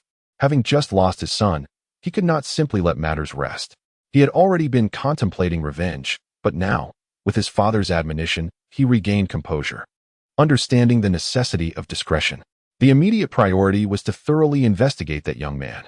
In the following days, the atmosphere remained tranquil. Yang Fei exercised great caution, instructing Zhang Long to station individuals near Binhai University to safeguard Yangwen. He feared that the Situ family might not dare to act directly against him, but would instead target Yangwen. Yet, as days passed without any sign of action from the Situ family, Yang Fei began to harbor doubts. Could they truly bear such a loss in silence? As a martial arts family, would they simply let it go after losing a clan member? Though perplexed, he soon reassured himself, recalling Tong Yunshu and Sun Weiman's unique identities, coupled with the presence of Longhu Hall, thus finding solace in the uncertainty. Although the Situ family possesses considerable strength in the coastal region, facing numerous adversaries simultaneously may compel them to exercise caution. On this weekend, Yang Fei visited Sun Weiman's home to provide continued treatment for Sun Lei. After employing the 6 Harmonies Qi needle to alleviate the pressure on several crucial acupoints during their last session, Sun Lei's condition had significantly improved. However, a complete recovery was still a distant goal. This time, Yang Fei intended to utilize the revitalizing 13 needles to effect a comprehensive cure. An hour had elapsed when Yang Fei emerged from the room. Compared to his previous visit, although a fine sheen of sweat adorned his forehead, he appeared less fatigued. The fortunate turn of events had bolstered his strength considerably, and today, the application of the revitalizing 13 needles was markedly less strenuous than on prior occasions. The perspiration was a result of his determination to heal Sun Lei in one session, thereby enhancing the efficacy of his treatment with additional vital energy. "Mr. Yang, you must be tired. Please, have a seat and rest for a moment. I have prepared a meal for you," Tang Qian said warmly to Yang Fei. He smiled and nodded. "Sure, I would love to savor Sister Tang's culinary skills." Knowing that Yang Fei smoked, Sun Weiman offered him a cigarette, and the two settled onto the sofa in the living room to indulge. Yang Fei remarked, "Lei Lei has been treated successfully. He can now walk, albeit not very smoothly. However, being a child, he is in a phase of rapid growth, and he will recover quickly. Within 10 days to 2 weeks, he should be back to normal, or even sooner." Although Sun Weiman had mentally prepared himself for the news, he was still overwhelmed with emotion upon hearing Yang Fei's words, gazing at him with deep gratitude. "I cannot express my thanks enough. I am at a loss for words." Yang Fei chuckled. No need for such formality. Sun Weiman, a straightforward man, gestured towards his chest and said, "Everything is here." At that moment, joyful exclamations erupted from Sun Lei's room, as Tang Qian exclaimed, "Oh, this is wonderful. Lei Lei, you can get out of bed and move around. Darling, come see. Our son is better. He is better." Filled with excitement, Sun Weiman was eager to check on his son, but hesitated, fearing he might neglect Yang Fei.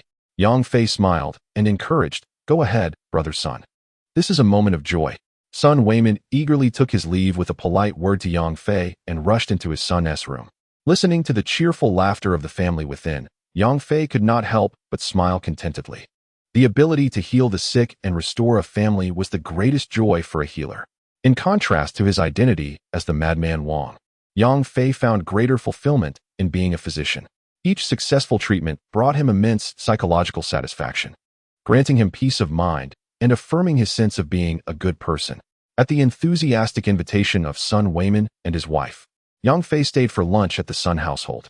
Sun Lei, now able to walk, was a lively 9-year-old boy who could hardly remain in bed, eagerly clamoring to join them at the dining table.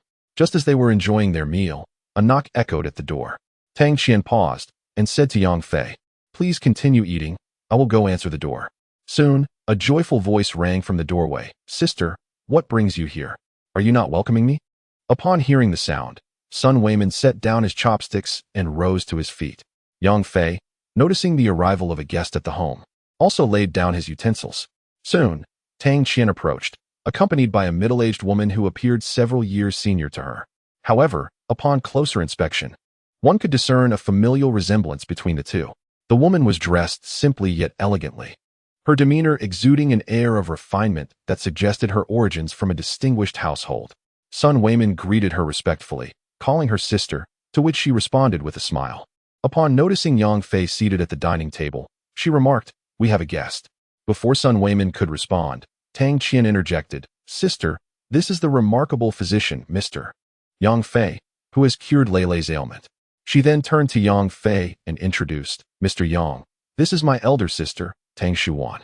Tang Shuan exchanged polite nods with Yang Fei, acknowledging the introduction. Her composure was unruffled, revealing no trace of disdain towards others. Yet it was evident that her innate pride rendered her discerning towards whom she regarded with respect.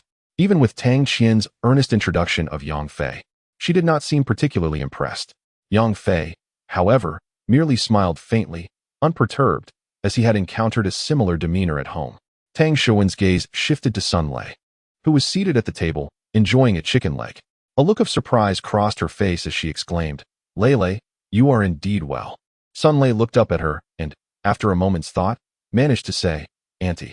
Tang Shuan knelt beside him, taking his small hands in hers and gently stroking his legs. Filled with excitement, she said, "Lei Lei, you truly are better."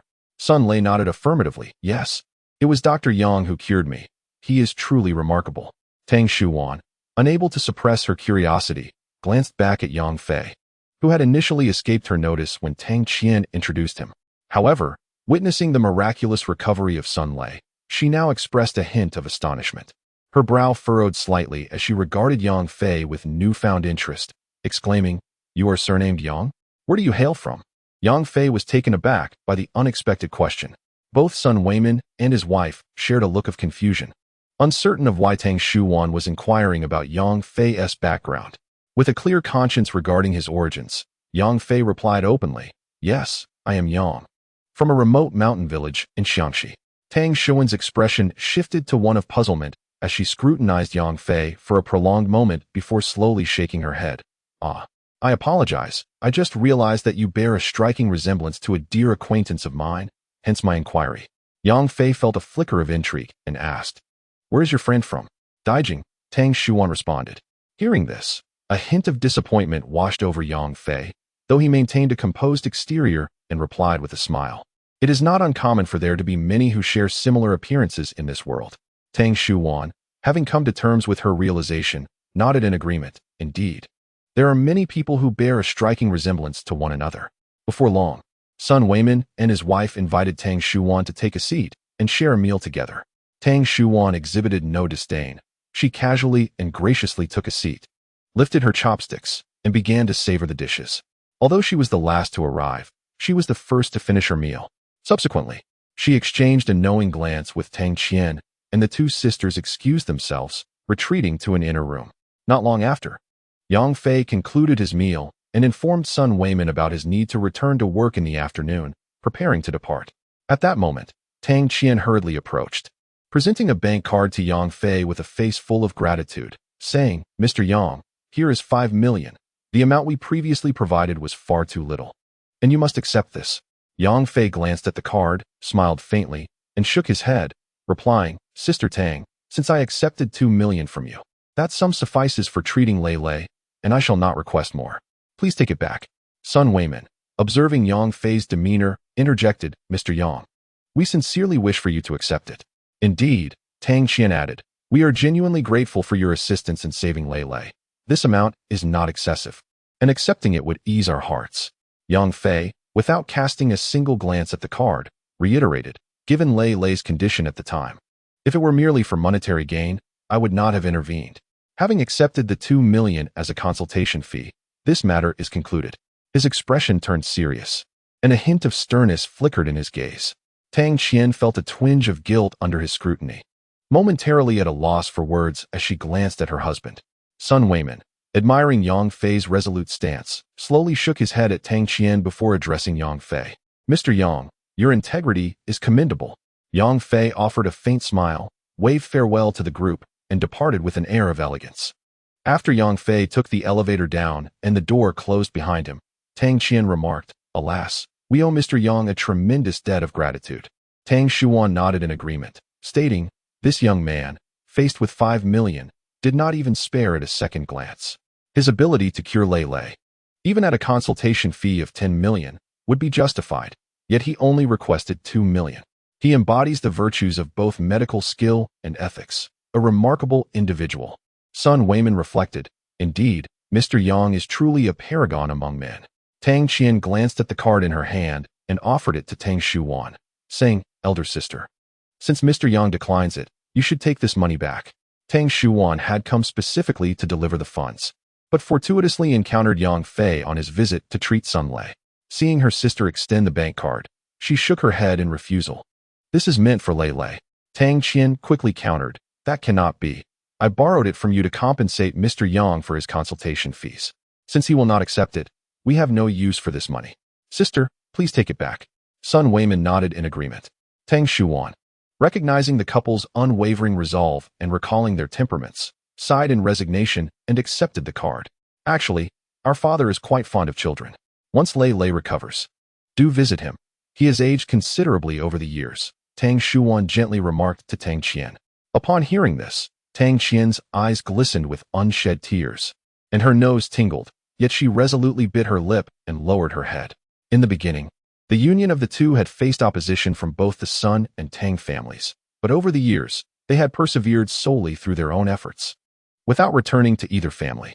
Upon hearing the news of her father's aging, Tang Qian, despite her usual stubbornness, felt an overwhelming sense of guilt that was difficult to suppress. After leaving Sun Weiman's residence, Yang Fei did not hail a taxi immediately. Instead, he chose to walk along the way, smoking a cigarette. He recalled the perplexed and astonished expression on Tang Shuwan's face as she gazed at him, stirring a subtle turmoil within him. After smoking 3 cigarettes, Yang Fei's mood returned to its normal state. He smiled wryly to himself, muttering, there are countless individuals in the world who bear striking resemblances to one another. It is nothing remarkable. He waved down a taxi and headed back to the medical clinic. At Binhai University, Qin Yinyang sat in her office, her eyes fixed on her phone. A message read, someone is investigating you. She texted back, inquiring, what have they discovered? Who are they, and why are they investigating me? The response revealed, it is from the Situ family in Binhai. Given their capabilities, they certainly cannot uncover your true identity. Their inquiry into you seems to be related to your husband. Qin Yinyang's expression shifted to one of intrigue as she absorbed this information. Ever since marrying Yang Fei, she had been anxious that others might investigate him because of her, or that he might face harm.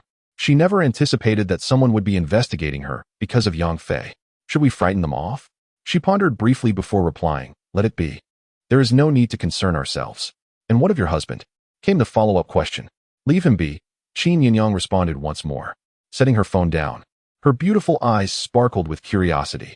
Have you entangled yourself with the Situ family again? It seems my husband truly has a penchant for attracting trouble. However, if he can stir up trouble, he should also be capable of resolving it.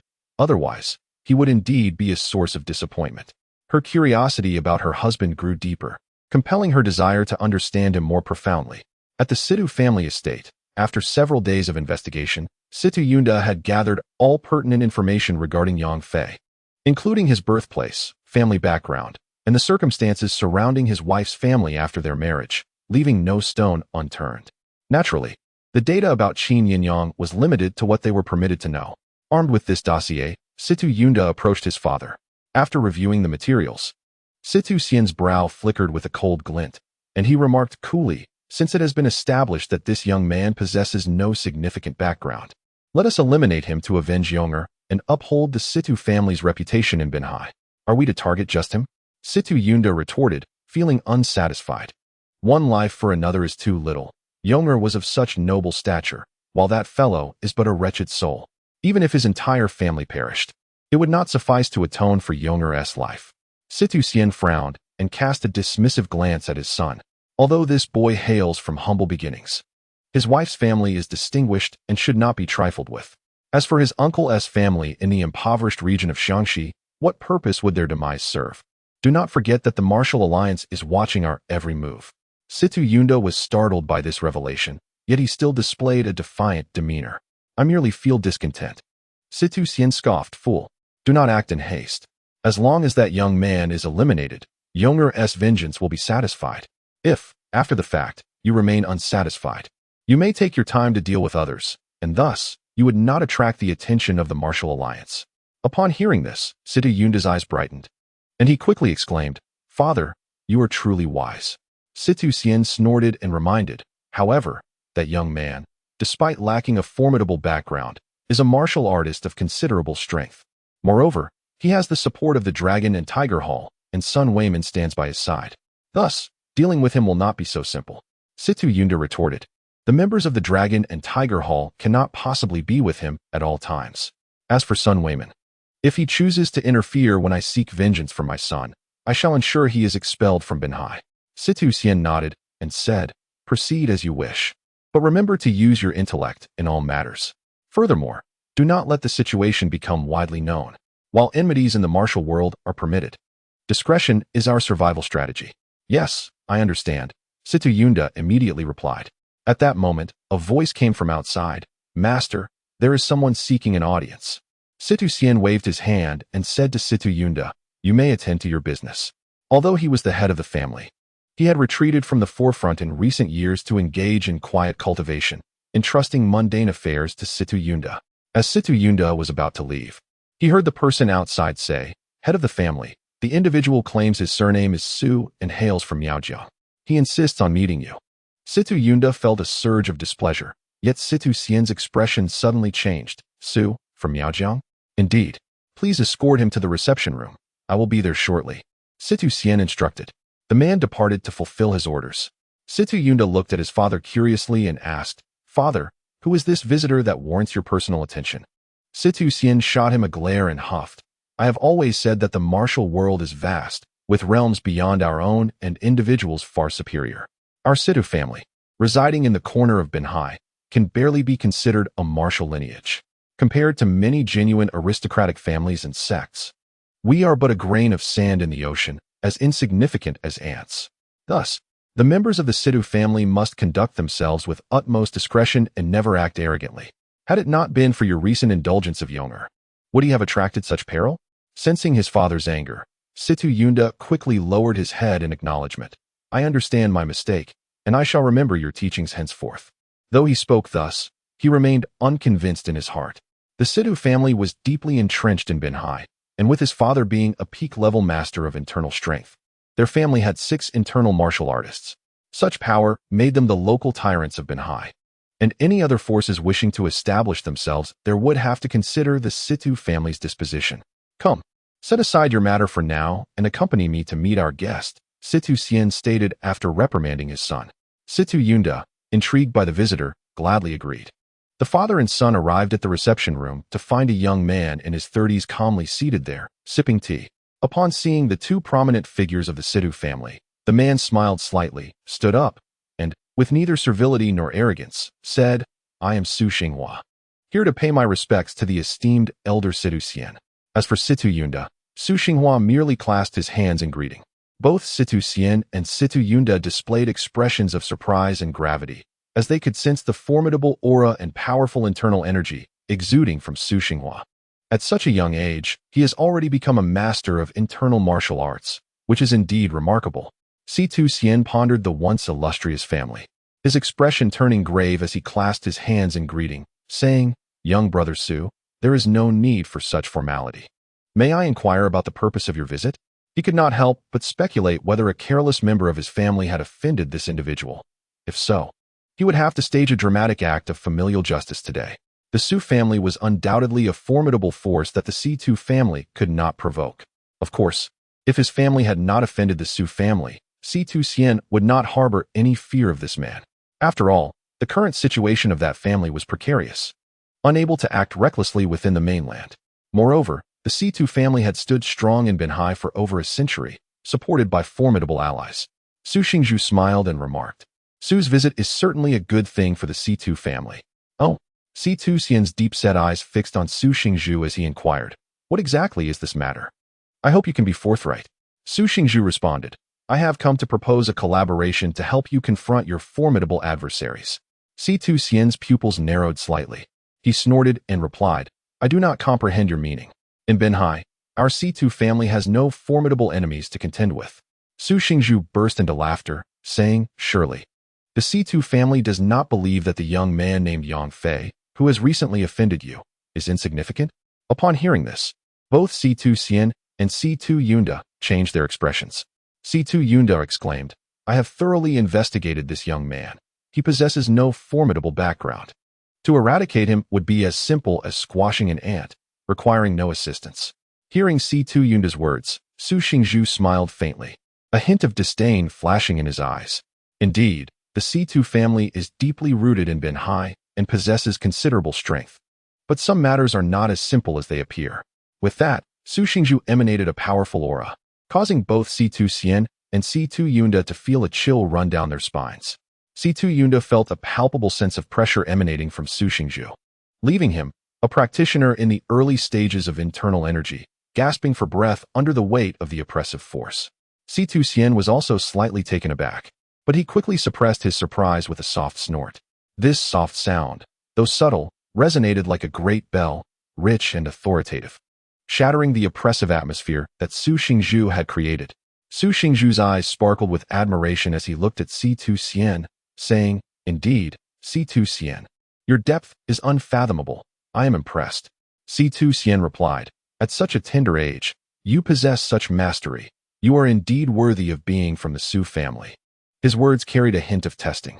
Su Xingzhu, recognizing the implication, smiled slightly and acknowledged, In my family, I am not the most exceptional. Furthermore, your son has already encountered another of my peers. C2 Yunda, taken aback, asked, Who? C2 Xian's heart stirred as he recalled a mysterious young man mentioned by C2 Yunxin, who had been seen alongside Qi Tai and Zhang Long a few days prior. His expression shifted as he gazed at Su Xingzhu and said, Are you referring to that enigmatic young man who suddenly appeared at the Longhu Hall? Su Xingzhu clapped his hands and laughed. Indeed. You are the head of the C2 family. Nothing escapes your notice. Indeed, the individual I refer to is Su Xingzhou, my cousin. C2 Xian's pupils narrowed slightly. C2 Yunda frowned and inquired, Are you suggesting that your cousin intends to assist Yang Fei? Su Xingzhou nodded. Isn't it quite apparent? If he had no intention of aiding Yang Fei, why would he have brought Qi Tai and Zhang Long to support him? I suspect my cousin has recognized the potential in this young man, named Yang Fei, and wishes to win him over for his own purposes. C2 Yunda, lacking sufficient knowledge about the Su family, scoffed disdainfully, Then your cousin is courting death. To challenge the Sidu family for the sake of an insignificant figure with no connections is sheer folly. Su Xingzhou chuckled derisively. C2 Xian reprimanded, Yunda, silence yourself. He then turned to Su Xingzhou and asked, Are you truly a member of the Su family? What proof do you possess? Su Xingzhou smiled faintly and flicked his palm. At that moment, a chilling aura emanated from him, causing Situ and his son to gaze at his right hand, which had turned a purplish-black hue, with an ominous energy swirling around it. While Situ Xian maintained his composure, Situ Yunda's face reflected shock and terror as he exclaimed, Poison has seeped into his body. That is the poison palm. What a formidable technique. Su Xingzhou was quite pleased with Situ Yunda's reaction. Once he retracted his power, his hand returned to its normal color, and he addressed Situ Xian, Do you still harbor doubts, esteemed elder? Situ Xian shook his head and sighed. It is indeed the Su family's technique. There can be no mistake. Su Xingzhou continued, My cousin is merely 27 years old, for years my junior, yet he has already attained mid-stage inner strength, surpassing my own talent. Coupled with the Su family's poison techniques, I fear even you, esteemed elder, may not be able to subdue him. Situ Xian smiled lightly in response. Without engaging in combat, one cannot ascertain victory or defeat. However, I do not fear him. Su Xingzhou nodded. Esteemed elder, you have reached the pinnacle of late-stage inner strength, standing at the threshold of transforming your power. Even with his poison skills, as long as you remain vigilant, he cannot harm you. Yet, beyond you, I dare say no one in the Situ family could restrain my cousin. Situ Xian's expression grew grave as he acknowledged this with a nod, refraining from contradiction. In truth, even he would not claim he could reliably suppress Su Xingzhou, given that the Su family's poison techniques were renowned for their potency 50 years ago. Situ Yunda, observing his father's somber demeanor, recognized the gravity of the situation and remarked, I never anticipated that such a young man would have such formidable assistance. Clearly, my investigation was insufficient. Su Xingzhou shook his head. If not for being a member of the Su family, outsiders would remain oblivious to this matter. Hence, The Sidu family's intelligence has not erred. However, it is now clear that dealing with Yang Fei will not be a simple task. Sidu Xian regarded him. You recently spoke of collaboration. What did you mean by that? Su Xingzhou did not shy away and stated candidly, to be frank, both my cousin and I are among the most outstanding members of our generation, potential successors to lead the next generation of the Su family. Situ Xian could not help but regard Su Xingzhou with newfound respect, realizing his significant standing within the Su family. At the same time, he comprehended the implications of the other party's words and spoke. You are rivals. Thus you wish to leverage the strength of the Situ family to suppress and even eliminate me? Su Xingzhou smiled faintly and replied, collaborating with intelligent individuals is simply more efficient. Sidu Xian furrowed his brows, hesitating to acquiesce to Su Xingzhou's proposal for cooperation. Noticing his indecision, Su Xingzhou chuckled. Does Senior Sidu harbor any reservations? Situ Xian candidly expressed. Indeed, partnering with the Su family is not a prudent choice. They are excessively sensitive. Su Xingzhou laughed heartily. That matter occurred over 50 years ago and has long since become a relic of the past. The martial alliance did not annihilate the Su family entirely, partly due to their trepidation of mutual destruction and also because the Su family had not acted unjustly. Thus, at that time, they merely punished one of my ancestors and expelled the Su family from the martial world. Now, after so many years, who dares to claim the Su family is guilty? Situ Xian remained silent. A glimmer of brilliance flashed in Su Xingzhou's eyes as he said calmly, if you choose not to collaborate with me, you will merely watch as that young man named Yang falls under the influence of my cousin. Once my cousin controls the Longhu Hall, do you believe the Situ family can still reign supreme in this coastal region? Situ Xian's expression shifted dramatically. Situ Yunda also recognized the gravity of the situation and addressed Situ Xian. Father, what he says is indeed worthy of caution. Situ Xian pondered for a moment, then regarded Su Xingzhou and stated, in this collaboration, we only seek the life of Yang Fei. As for the grievances between your brothers, they do not concern us. The Situ family will not interfere in the internal disputes of the Su family. A smile crept upon Su Xingzhou's lips as he replied, of course. As I mentioned, we are merely allies. We each possess our own adversaries, fortuitously united against a common foe, thus enhancing our chances of success. However, to believe that the Situ family can withdraw unscathed after the task is complete is sheer folly. If your family intends to leverage this coastline as a stepping stone to re-establish itself in the martial world, then the Longhu Hall and the Situ family are indistinguishable. Once Su Xingzhou falters, the Situ family will find themselves on the same vessel to avoid being subjugated by the Su family's experts. They will have no choice but to submit and seek refuge. It seems you have long had a plan? Situ Xian inquired, gazing at Su Xingzhou. Su Xingzhou smiled enigmatically. It is quite simple. Strike them down one by one. The others of the Situ family can deal with that fellow named Yang Fei. Meanwhile, I ask that you accompany me. Let us visit the Longhu Hall together. If we can merely stall my cousin and a few from the Longhu Hall, that young man named Yang will be entirely at the mercy of the Situ family. Situ Xian raised an eyebrow. Just the two of us can handle your cousin and that pair from the Longhu Hall? Su Xingzhou smiled mysteriously. I have my arrangements. Rest assured, Senior. At 3:30 in the afternoon, at the Lixiantong Medical Clinic. The arrival of a young physician whose skills rivaled those of Lixiantong had recently spread among nearby patients seeking treatment, resulting in a significant boost in the clinic's business. The key was the heightened efficiency in patient care, nearly doubling the number of patients they could accommodate daily, leading to a natural increase in revenue. Nevertheless, with Yang Fei's assistance, by around 3 in the afternoon, the clinic was able to efficiently send off the patients who had queued for consultations.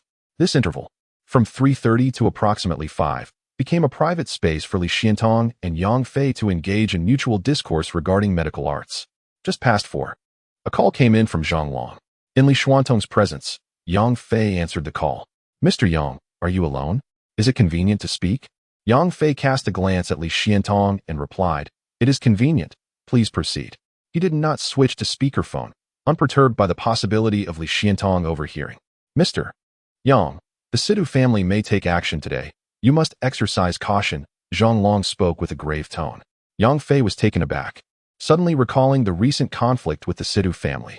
The past few days had been peaceful, and he had nearly forgotten about the matter. He had assumed that they had relinquished their vendetta against him due to various pressures. Little did he know they were quietly plotting, biding their time. Yang Fei smiled slightly and said, "No worries." Noting Yang Fei's nonchalant demeanor, which suggested he was not overly concerned about the Situ family's retaliation, Zhang Long felt compelled to remind him, "Mr. Yang, I understand your exceptional skill and bravery, but the Situ family is not to be underestimated.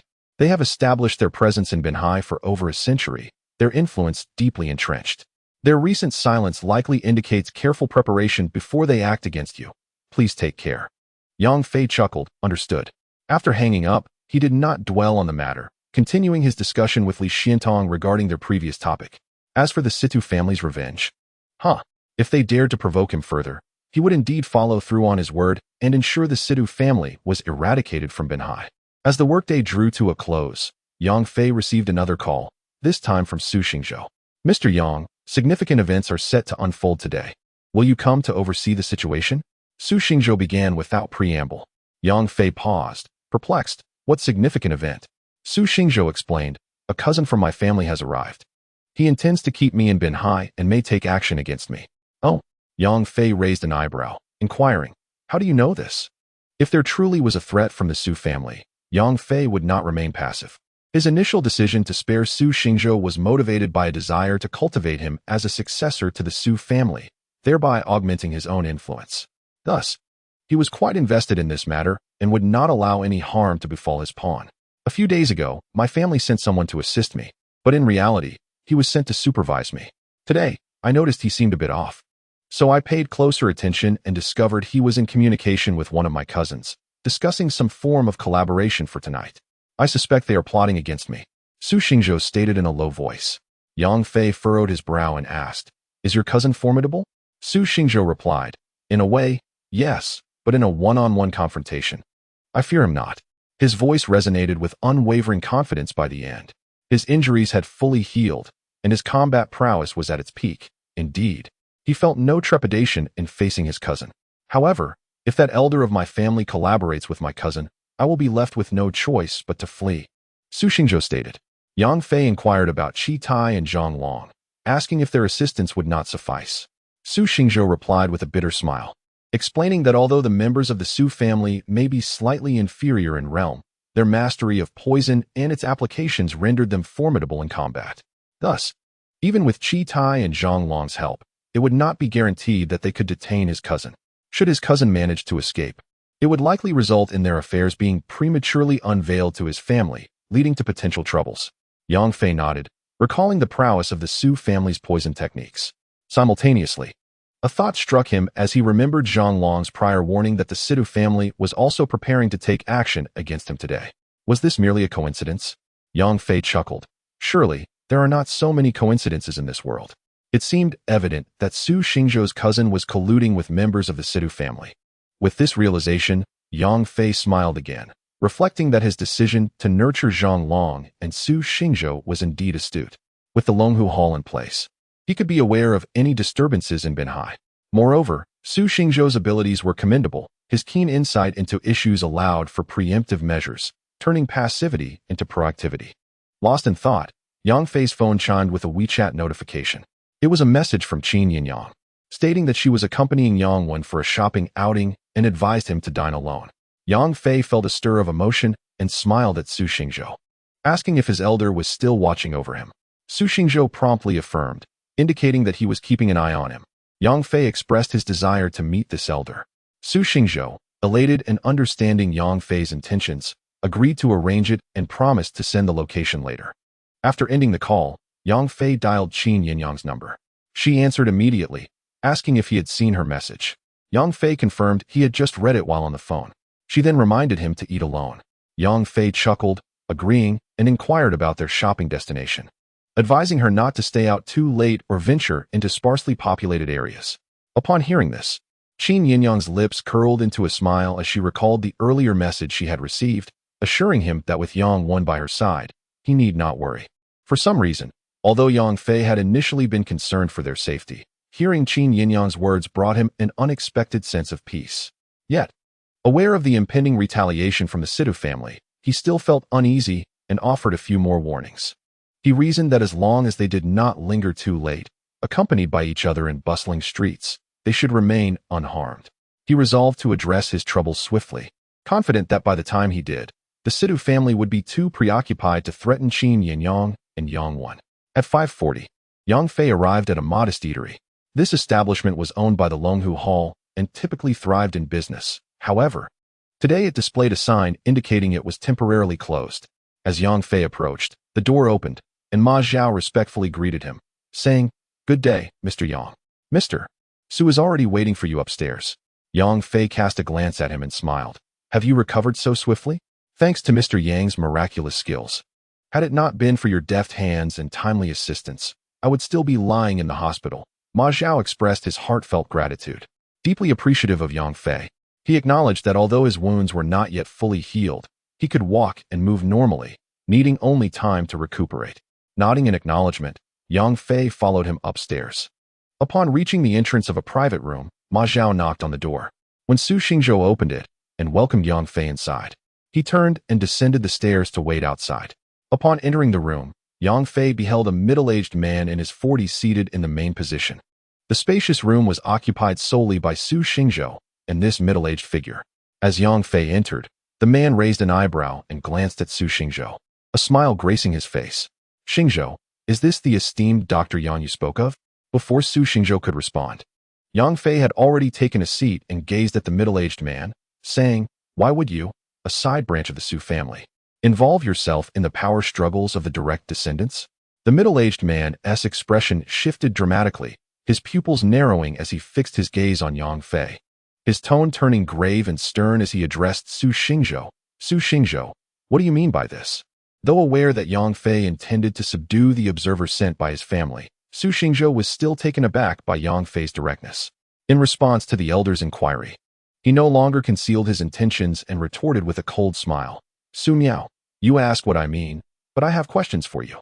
Do you think I am unaware of your communications with Su Xingzai?" Su Miao's countenance changed drastically, surprise evident as he exclaimed, "What do you know?" Simultaneously, he grew exceedingly vigilant, intently watching both Yang Fei and Su Xingzhou. Having been in Binhai for several days, his task was to monitor Su Xingzhou and ascertain whether he truly had control over the Longhu Hall, as reported to the family. Through his observations, Su Miao had found nothing amiss. Su Xingzhou had treated him exceedingly well, providing ample food and drink, along with several exquisite companions. However, his closer ties to the Su Xingzai family led him to agree to assist Su Xingzai after hearing his plans, without much consideration. Now, realizing the situation had been exposed, a palpable murderous intent ignited in Su Miao's eyes. Interfering in the competition among the next generation of the family was a grave violation of their rules, and if this were to reach the family, the consequences would be dire. Thus, he resolved that Su Xingzhou must die. Once he was eliminated, Su Xingzai's plan could be fulfilled, ensuring Su Miao's secure future. "Su Miao, by seniority, I should still address you as uncle, since I am a brother to Su Xingzai. Your support for either of us would yield the same outcome. Why then do you choose to collaborate with him against me?" Su Xingzhou questioned, a hint of reluctance in his voice. Su Miao let out a cold snort, replying, "Each has their own aspirations. While your talents may slightly surpass Su Xingzai's, do not forget that his grandfather holds a higher status within the clan." Su Xingzhou scoffed, "How much longer can he possibly live?" Su Miao's expression shifted several times before he gritted his teeth and replied, "As long as he remains alive for another 8 to 10 years, it suffices. By then, the matters concerning the next clan leader will have been settled." Su Xingzhou chuckled softly, a hint of defiance appearing on his handsome face. "The universe is still in flux. Who can truly determine the outcome? Uncle Mao, to draw such conclusions now is rather premature." Yang Fei, listening to their exchange, frowned slightly and cast a sidelong glance at Su Xingzhou. "Am I here to listen to your idle chatter?" Su Xingzhou appeared visibly embarrassed. Su Miao raised an eyebrow, fixing his gaze on Yang Fei. "What do you think you are, boy? This is a conversation between my nephew and me. You have no right to interject." Su Xingzhou coughed. "Uncle Mao, you must not be disrespectful to Mr. Yang." Su Miao sneered, "Merely a physician, even if he has some martial arts training, so what? Such talents can be found aplenty across various clans. Why must you demean yourself to win him over? Does this not tarnish the reputation of the Su family?" Su Xingzhou broke into a cold sweat, hastily replying, "Su Miao, you must not speak recklessly. I have no standing to curry favor with Mr. Yang. I am but his junior." Internally, he felt a sense of indignation, silently adding that he was still in the probationary period. When did Su Xingzhou become someone's junior? Requiring validation? Such an insult. Su Mao looked utterly bewildered, staring at Su Xingzhou as if he were a fool. What did you just say? Su Xingzhou respectfully approached Yang Fei, addressing him as Mr. Yang, and then stood silently behind him. Explanations were futile. Actions would speak volumes. Su Mao was utterly stunned by Su Xingzhou's actions. In a fit of rage, he slammed his palm down, shattering the dining table, and stood up, rebuking Su Xingzhou. Wretch, you have brought disgrace upon the Su family. I previously felt some guilt for meddling in your brotherly disputes, but now, seeing you so willingly debase yourself before an outsider is a profound insult to our clan. How dare someone like you aspire to lead the Su family? They hadn't even finished their meal, and the table lay in ruins, the lavish dishes scattered across the floor. Yang Fei furrowed his brow and stood, approaching Su Mao. You have two choices. 1. Pledge your allegiance to Su Xingzhou and vow to serve him faithfully from this day forth. 2. Die. Su Mao, consumed by fury, radiated an overwhelming aura of rage. You have quite the audacity, boy. You overestimate yourself. I will end you. With that, Su Mao lunged like a tiger pouncing on its prey, his palm aimed squarely at Yang Fei's chest. Yang Fei's eyes glimmered with cold light as he replied icily. You chose poorly. In an instant, he struck, deftly seizing Su Mao's wrist and twisting it. Su Mao's pupils constricted, his expression shifting dramatically as he turned his body to dissipate the force of the twist. Yang Fei was slightly surprised, silently acknowledging his opponent's experience. He truly was a master of the late inner strength stage. In the next moment, Yang Fei unleashed a kick, still holding Su Mao's wrist. There was no time for him to evade, and he could only brace himself. As Yang Fei's foot approached, Su Mao retaliated with a kick of his own. Thud! Their feet collided with a resounding impact. Su Miao's expression changed dramatically as he felt an overwhelming force sweep towards him, propelling his entire body backward. Yang Fei timely released the grip he had on him. Su Miao flew several meters before crashing violently against the wall behind him. The wall cracked, creating a deep indentation, and Su Miao's body pierced through the hollow, landing directly in another private room, shattering a chair upon impact. Stunned, Su Miao rose to his feet. However, as he stood, a sharp pain surged through his right leg, causing him to stagger precariously. Looking down, Su Miao's face turned pale with horror. His right shoe was torn, and his foot was drenched in blood, with the sole having split open. Beside him, Su Xingzhou watched in disbelief as this late-stage internal energy master from his family was injured by Yang Fei in a single move. Despite having mentally prepared himself, he couldn't help but gasp in shock. Who on earth is this person? Is he determined to make life unbearable? Just how formidable is his strength? Especially at such a young age, Su Xingzhou felt as though he had suffered a grievous blow to his confidence. Every time he witnessed Yang Fei's prowess, it was another strike against his self-assurance. Su Miao was equally astounded. This was his first encounter with Yang Fei, and the sheer power he had just experienced left him utterly disoriented. He stared at Yang Fei in disbelief, unable to accept this harsh reality. Had he truly been defeated by someone in their 20s? Moreover, it was almost instantaneous. He even suspected that his opponent hadn't exerted his full strength. Otherwise, Su Miao dared not contemplate further. The shock deepened within him, rendering him more incredulous. How is it possible that you could injure me? Su Miao fixed his gaze on Yang Fei, finally managing to utter those words after a long silence. Yang Fei smiled faintly, pleased with his own strength. Su Miao was the most formidable martial artist he had encountered since returning to his homeland. Yet he felt no hint of danger from the internal energy stirring within him after having injured Su Miao. Indeed, his power had significantly increased since the last time he had lost control. Ultimately, Su Xingzhou, being a member of the Su family, quickly recognized Su Miao's dazed state after being struck by Yang Fei. He hurriedly cautioned, Uncle Miao, Mr. Yang possesses extraordinary strength. He is a true dragon among men. Do you really intend to pursue this path to the bitter end, leaving no avenue for retreat? Su Miao snapped back to reality at Su Xingzhou's admonition. The shock within him was swiftly replaced by fear. He realized that this was not the time for astonishment, but rather a matter of life and death. Yang Fei had originally intended to eliminate Su Miao, but upon hearing Su Xingzhou's words, he understood the young man was trying to broker a truce, thus granting Su Miao another chance. Very well, since Su Xingzhou has spoken, I shall give you one more opportunity to choose. Su Miao, clutching his bleeding right leg, watched as the young man approached him, an inexplicable sense of powerlessness enveloping him. He was far too strong. This young man was so formidable that Su Miao lacked even the courage to flee. In the past, when faced with opponents stronger than himself, he had always relied on his poison skills to escape. Yet now, he found himself devoid of the will to run. The disparity in their demonstrated strengths was simply too vast following that last encounter. Who is this young man, and from which sect does he hail? Su Miao's heart was filled with terror and confusion. Yang Fei, noticing his prolonged silence, furrowed his brow slightly. Abruptly, Su Miao came to his senses and hurriedly said, "I choose to submit. I wish to live. This world is too beautiful, and those who do not wish to live are ultimately a mere handful."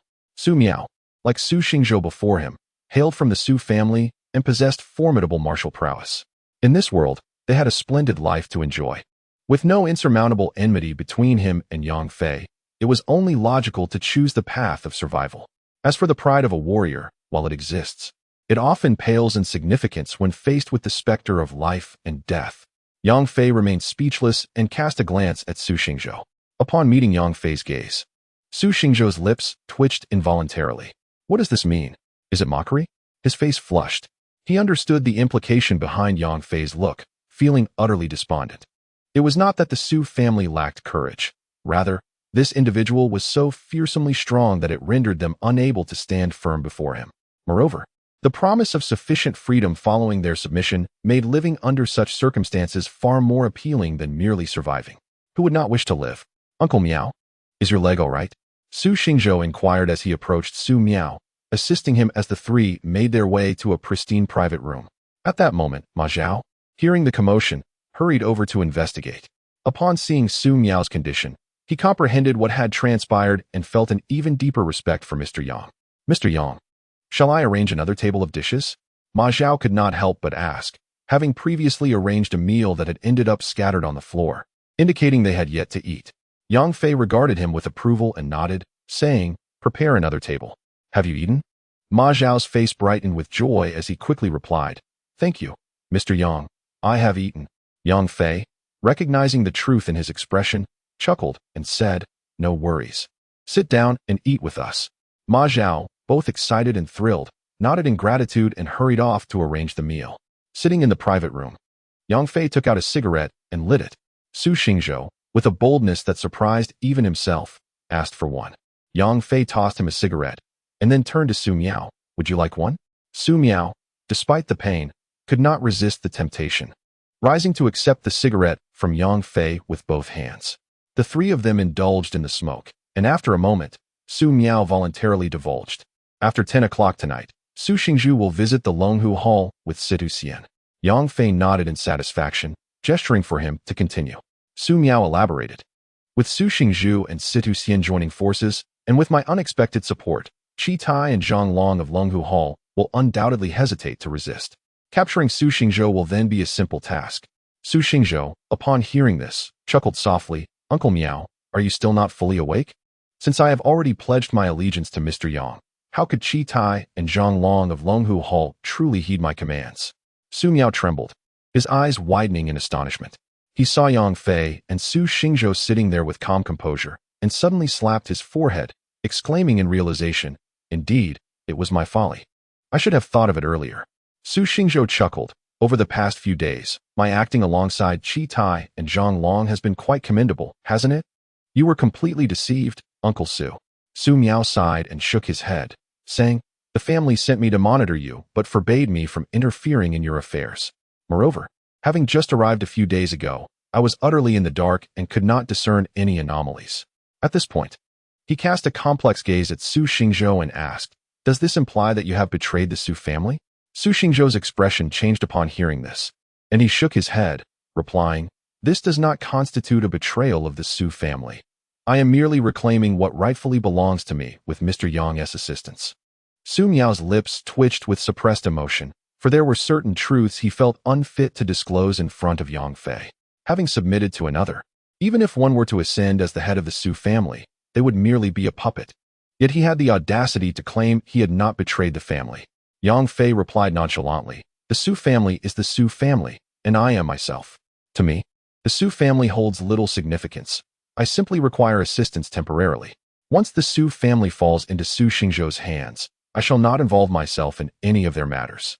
Su Miao cleared his throat, sporting a smile, yet remained silent, clearly unconvinced. However, Su Xingzhou found a measure of belief in Yang Fei's words. The more time he spent with this enigmatic young man, the more he recognized his formidable presence. Perhaps such a person truly looked down upon the Su family, even if it was indeed a colossal entity. Now, let us discuss your plans for tonight. Yang Fei redirected the conversation. Su Miao responded, I have already mentioned that they will visit the Longhu Hall after 10 o'clock, seizing this opportunity to usurp Su Xingzhou as control over it. Are there no other arrangements? Yang Fei inquired. Su Miao shook his head. Yang Fei regarded him, and Su Xingzhou could not help but interject. Is there no plan regarding Mr. Yang? Su Miao suddenly realized and promptly shook his head, stating, there are none. Su Xingzhai likely knows as little about Mr. Yang as I do. Hence he has not regarded him as a concern. As for any clandestine plans targeting you, I am indeed unaware. Yang Fei nodded silently. For Su Xingzhou was the greatest adversary, while the true threat against himself lay with the Sidu family. Yet it was evident that both Su Xingzhai and the Sidu family severely underestimated his capabilities. Their principal rivals remained the Longhu Hall and Su Xingzhou. With this thought, Yang Fei's lips curled into a subtle smile as he said, then let us dine. After our meal, we shall pay a visit to the Sidu family. Su Xingzhou perked up at this and asked, Mr. Yang, do you intend to annihilate the Sidu family? I can call Qi Tai and Zhang Long to prepare. Yang Fei cast a glance at him and slowly shook his head. Such a trivial family as the Situ. Why bother mobilizing forces? Su Xingzhou felt a shiver at this remark, unable to resist cautioning. Mr. Yang, the Sidu family is deeply entrenched in Binhai with formidable foundations. It is not that I fear them, but it would be prudent for us to tread carefully, as firearms still pose a significant threat to us. Yang Fei replied indifferently. It matters not. Seeing his unwavering confidence, Su Xingzhou refrained from expressing further concerns, silently resolving to exercise caution when he arrived at the Situ family residence. After dinner, Yang Fei inquired of Su Miao, can you endure the pain in your foot? Su Miao, discerning Yang Fei's implication, quickly shook his head. It is merely a surface injury. I can endure it, even serve as the vanguard for Mr. Yang. Having just aligned himself with Yang Fei, he felt compelled to demonstrate his worth. Let us proceed to confront the local power in Binhai. Yang Fei's lips curled into a charming smile as he strode purposefully out. In the heart of Binhai City, at a window-side table in a Chinese restaurant, Qin Yinyang and Yang Wen were enjoying dinner. Sister-in-law, you've been with my brother for quite a while now. Have you developed feelings for him? Yang Wen playfully asked. Qin Yinyang responded with poise. I am uncertain how to define such feelings between men and women. However, I do not harbor any dislike for him, and I find our interactions quite comfortable. Yang Wen's eyes sparkled at her words. Not disliking him equates to liking him. Qin Yinyang smiled gently, choosing not to contradict. If you say so, then let it be considered as liking. Yet, it seems we are still distant from that deeper affection. Distance can be nurtured over time. As long as you both enjoy each other's company, feelings are bound to develop. Isn't there a saying that love grows over time? Yang Wen said with a grin. I think you two are quite compatible. Qin Yinyang chuckled. Did you not previously say he was unworthy of me? Yang Wen paused, then awkwardly replied, in terms of conditions, it is true my brother does not measure up to you, but I now believe he is not lacking. He is rather handsome. Isn't he? Recalling his visage, Qin Yinyang nodded. He is indeed quite handsome. My brother possesses exceptional medical skills and a strong sense of justice. Yang Wen continued to extol Yang Fei's virtues. Qin Yinyang smiled and nodded in agreement. Yang Wen's voice suddenly softened. Although he may not be as affluent as you, he is still young and capable of earning a substantial income in the future, able to support you. Coming from a humble background, she was lavish in her praises for Yang Fei in other respects, yet when it came to finances, a sense of insecurity washed over her. Anyone who had witnessed Qin Yinyang's financial prowess would inevitably feel a measure of self-doubt. In Yang Wen's eyes, the economic disparity between Yang Fei and Qin Yinyang was indeed vast. My wealth is already ample. Any excess is merely a numerical figure devoid of meaning. I am not fixated on financial strength. Qin Yinyang discerned the fragile side of Yang Wen's spirit and responded with a smile. Yang Wen felt a wave of relief. Gazing at Qin Yinyang, sister-in-law, you are truly remarkable, not only hailing from a prestigious family, but also possessing a kind heart and sound values. Qin Yinyang laughed. With such praise, should I not become your sister-in-law in the future? Might you regret it? Yang Wen shook her head vigorously. How could that be? You are genuinely outstanding. And my compliments are heartfelt, irrespective of whether you become my sister-in-law. Qin Yinyang chuckled softly, shifting the topic. All right, let us eat. Afterwards, we shall go shopping. As Yangwen focused on her meal, Qin Yinyang picked up her chopsticks, at which point her phone buzzed with a new message. Hearing the notification, she discreetly retrieved her phone to check the message. She did not deliberately conceal her actions from Yangwen. They were quite casual. However, the information contained above assured that Yangwen would not see it. Your husband has gone to the Situ family. Upon reading this message, a glimmer of brilliance flashed in Qin Yinyang's bright eyes. She fixed her gaze on the Situ family, pondering the underlying grievances between them and her husband. Qin Yinyang promptly replied to the message. A response quickly followed. Did you not forbid us from monitoring your husband and insist that his affairs should not be investigated? Stop dilly-dallying and do as I say. Qin Yinyang was at a loss for words and swiftly typed her reply. 5 days ago, your husband killed the grandson of Situ Xian.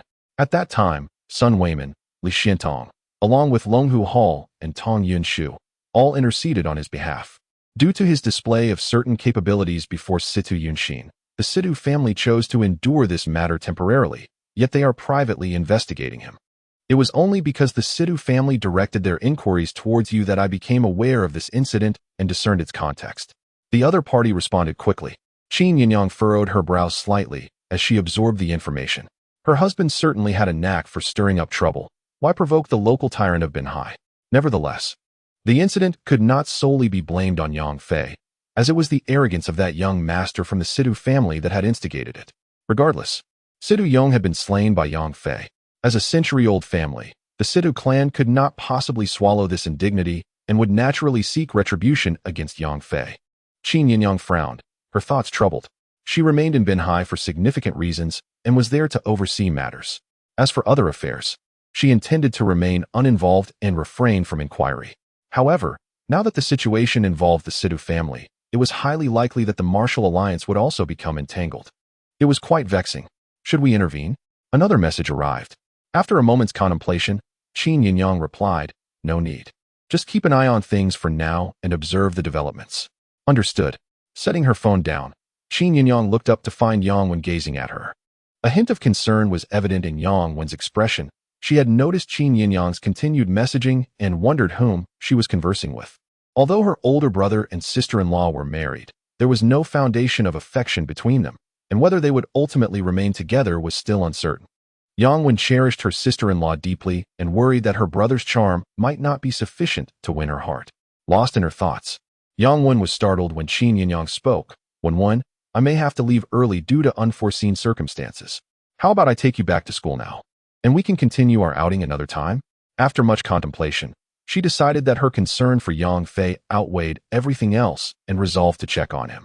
Although Yang Fei had displayed remarkable strength in his moment of rage, today he was heading to the Situ family, a clan with considerable influence and possibly armed members. To charge in alone would indeed be recklessly bold. "What? You have to leave unexpectedly?" Yangwen exclaimed, astonished at Qin Yinyang. Could it be that she was going to meet the person who had just messaged her? Yangwen's curiosity deepened. With an apologetic expression, Qin Yinyang replied, "I'm sorry for our outing. I have to attend to something urgent. I promise I will make it up to you next time." Yangwen quickly shook her head, saying, "It's all right, sister-in-law, you may attend to your matters first. I can return to school by myself." Qin Yinyang, reflecting on the grievances between the Situ family and Yang Fei, and realizing that the Situ family was already investigating him, feared that Yangwen was also being watched. Thus, he replied, "I happen to be heading back to school as well. Let me escort you before I attend to my affairs." "All right then." In a lavishly decorated office on the top floor of Xintiandi, Tong Yunshu's expression shifted slightly upon hearing Qin Hu's report. "Are you certain the information is accurate?" Qin Hu nodded affirmatively, stating, "There is no mistake. My people witnessed Mr. Yang entering the Situ family's ancestral home." Tong Yunshu murmured to herself, "What audacity! Does he truly believe he is invincible, daring to intrude upon the Situ family's estate?" Qin Hu inquired, "Miss, what shall we do? Should we continue to court Mr. Yang?" He seemed to be cautioning Tong Yunshu that recruiting someone like Yang Fei, who had already offended the Situ family, could be disadvantageous despite his formidable abilities. Tong Yunshu remained silent, contemplating Yang Fei's visage and recalling the events that had transpired at the tavern days prior. She then remembered the video call with her two grandfathers. After a moment of indecision, Tang Yinshu suddenly gritted her teeth, making a pivotal decision. You drive, accompany me to the Sidhu family. Additionally, call Uncle Zhou and ask him to visit the Binhai branch of the Martial Alliance, and request Elder Li to make an appearance. Qin, whose expression changed dramatically. Uncle Zhou was the middle-aged expert who had always protected Tang Yinshu, possessing mid-level internal strength. He never anticipated that simply accompanying her would not suffice. The young lady was determined to enlist the help of Elder Li from the Martial Alliance. This indicated her resolute intention to safeguard Yang Fei.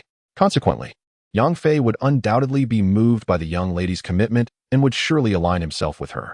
At the Sidhu family's ancestral home, Sidhu Xian personally hosted a banquet for Su Xingzai. Rest assured, Elder Sidhu, I have already communicated with that clan uncle.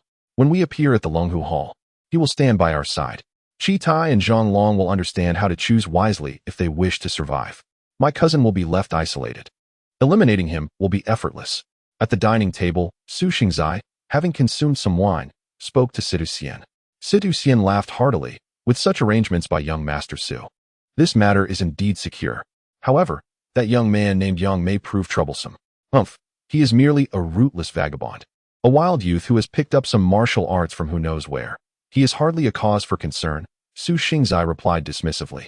Situ Yunshin could not help but interject, Young Master Su, do not underestimate him.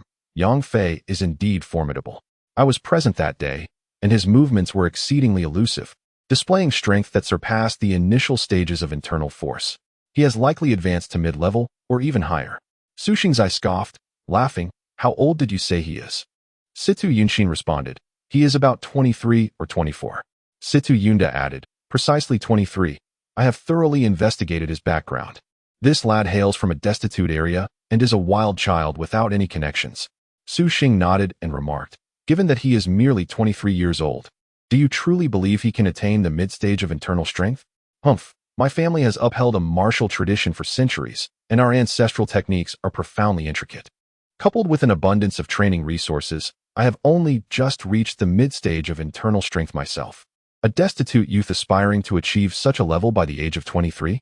Only you would entertain that notion. Situ Yunshin's face flushed with indignation, eager to argue.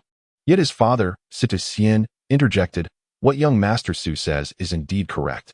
Historically, the affluent have excelled in martial pursuits while the impoverished have been relegated. Without a favorable family background, one lacks the qualifications to practice martial arts. The cost of materials and sustenance necessary to forge one's bones and muscles is not insignificant. Therefore, despite this young man's remarkable skills, it is utterly impossible for him to reach the later stages of internal strength at such a tender age. Situ Yunda nodded in agreement. Precisely. Let us regard him as merely at the mid-stage of internal strength. Today, my father and young Master Su will accompany us to the Longhu Hall. Our Sidhu family boasts 5 masters of internal strength, and I myself am at the mid-stage. Capturing him will be as effortless as child's play. Situ Yunshin recalled the formidable and suffocating aura that Yang Fei had displayed that day, unable to suppress his concern. Father, second brother, young Master Su. That Yang Fei is truly enigmatic. His strength is undoubtedly beyond our expectations. Situ Xian frowned, his patience wearing thin, no matter how powerful he may be. Can the 5 of you not subdue him? Su Xing laughed heartily. Even if you cannot overpower him, simply detain him.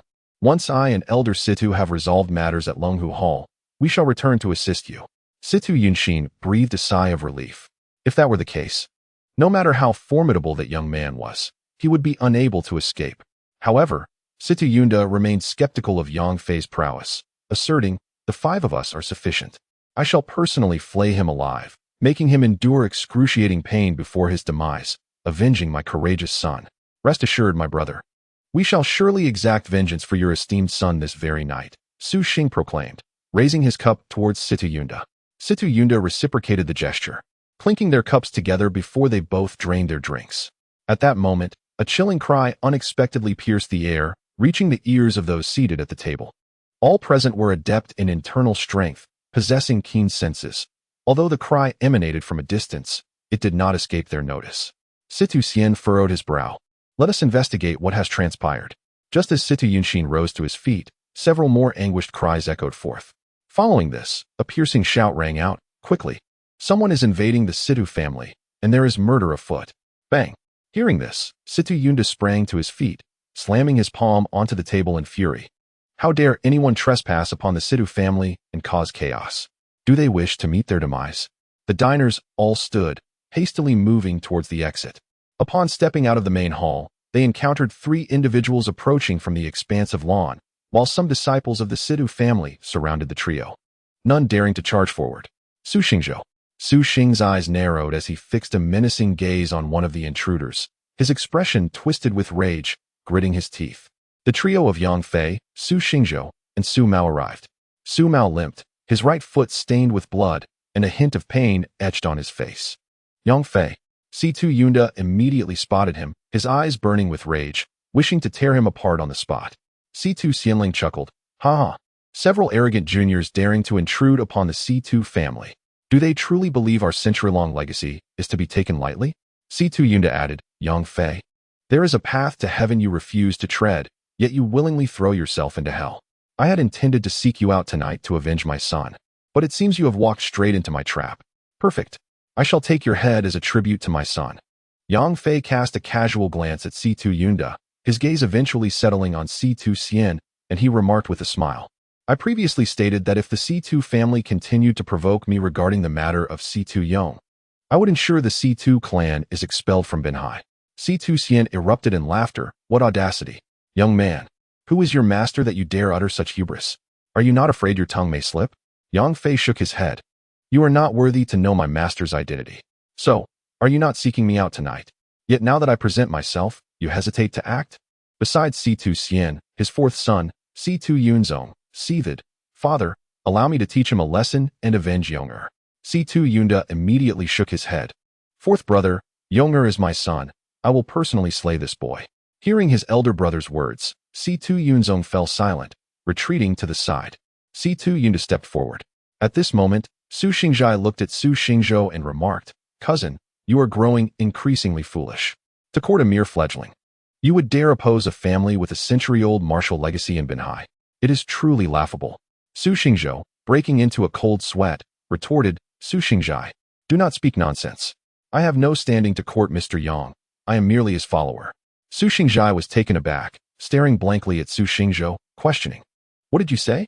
Su Xingzhou, without further explanation, replied with a serious demeanor, Su Xingzhai, I have come to Binhai on family orders, yet you have secretly infiltrated, attempting to collude with the Situ family to suppress me, even conspiring with Su Mao to eliminate me and take my place.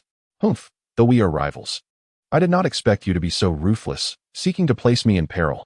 Su Xingzhai, having sensed the potential exposure of their scheme upon seeing Su Mao's arrival, could not help but fix his gaze on Su Mao at that moment. Su Mao, seemingly understanding Su Xingzhai's implication, spoke, Su Xingzhai. As a member of the family's law enforcement hall, my duty in Binhai is to ensure Su Xingzhou fulfills his family obligations. Yet you dare to plot against him. You have violated the family code. Today, I shall apprehend you.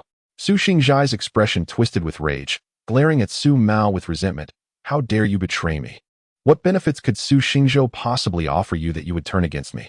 His furious outcry echoed through the halls of the Situ family estate. Su Miao let out a sigh, gazing at Su Xingzhou, shaking his head as he spoke. Su Xingzhou, you have transgressed the clan rules and are already a sinner. If you surrender now and return with me to face the consequences, you may receive a lighter punishment. Su Xingzhou, upon hearing this, burst into laughter, exclaiming, such audacity. Do you truly believe you can impose judgment upon me? With a menacing glare directed at Su Xingzhou, he continued, Su Xingzhou, as a member of the illustrious Su family, how dare you bow to outsiders? You bring shame upon our clan. Today, I shall slay you to cleanse this disgrace. Su Xingzhou, with an air of disdain, coldly retorted, Kill me?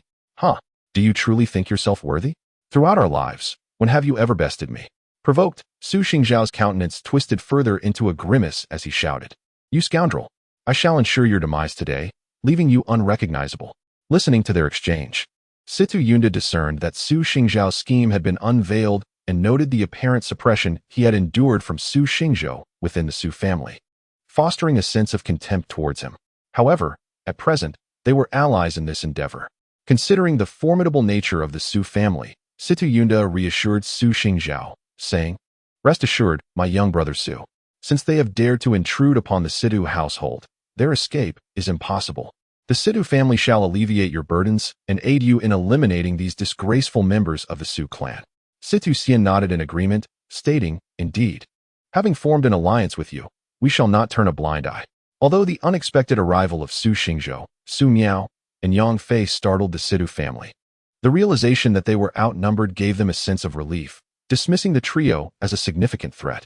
The decision to eliminate Yang Fei was already made by the Sidhu family. As for Su Xingzhou and Su Miao, while they did not dare to directly slay them, they felt confident in assisting Su Xingzhou to subdue them, allowing him to deal with the two. By aligning with Su Xingzhou, the Sidhu family would gain a powerful ally, achieving a dual benefit. Upon hearing the Sidhu family's assurances, Su Xingzhou felt a surge of confidence and declared, splendid. I shall remember this favor granted by the Sidhu family. He then regarded Su Xingzhou and Su Miao, saying, since you are aware of my plans, why did you not lay a trap at the Longhu Hall and await our arrival? Had Su Miao turned the tables, perhaps our strategy might have faltered. Yet now, you foolishly venture into the heart of the Sidhu family, courting death. The members of the Sidhu family joined in laughter, viewing Yang Fei and his companions as mere simpletons. Indeed, even if they chose to attack, they could at least have rallied the forces of the Longhu Hall. Coming as just the three of them was akin to inviting their own demise. Situ Yunda roared with laughter.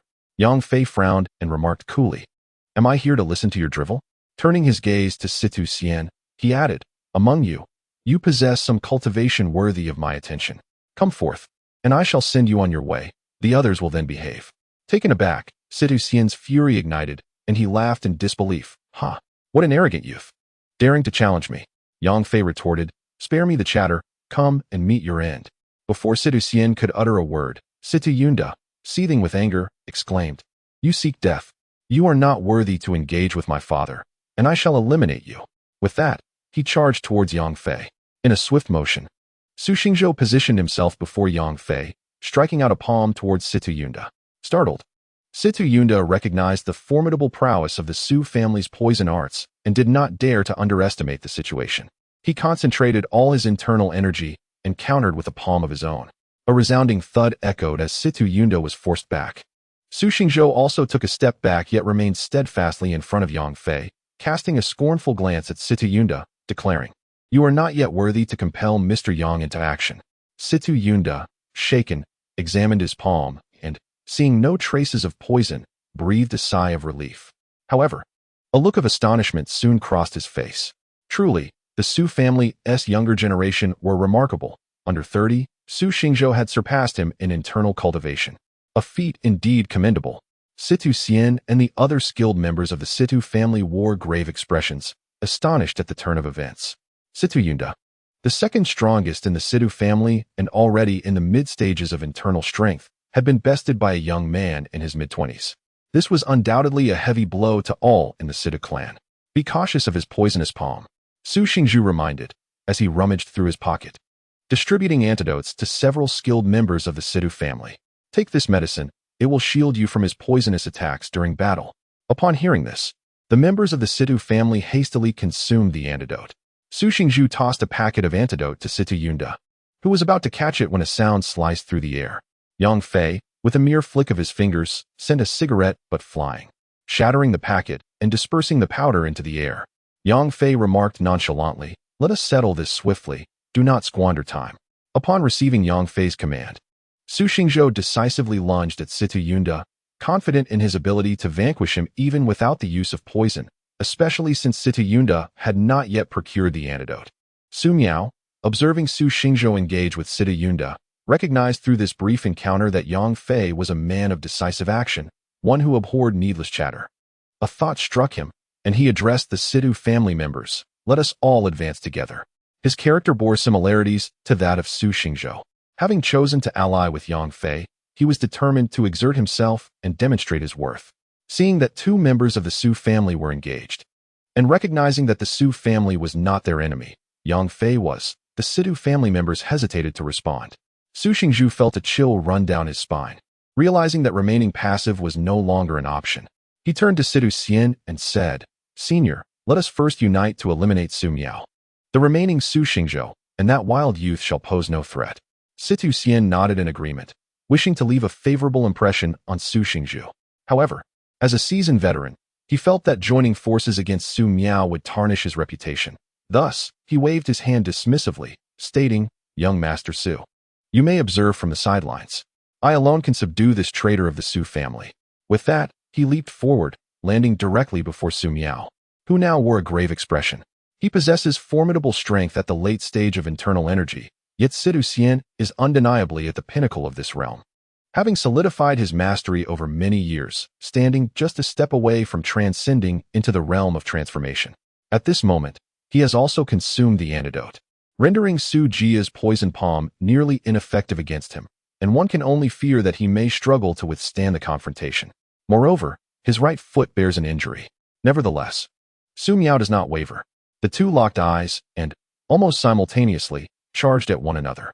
The air was filled with the sounds of muffled impacts as their palms and fists collided, each strike infused with potent internal energy. Waves of fierce wind surged forth from their exchanges, causing the very atmosphere to tremble, exuding an aura of lethal intent that deterred any onlookers from approaching. Yang Fei observed the battle among the four with a slight nod. Both Su Xingzhou and Su Miao are formidable practitioners of internal energy, well versed in combat. With a bit of nurturing, they could alleviate many of his future troubles. Moments later, a cry of agony pierced the air as Situ Yunda spat blood, having been struck in the chest by Su Xingzhou, sent flying across the arena. Witnessing his beloved son injured, Situ Xian exclaimed in fury, "You must assist your second brother," and seized that young fellow,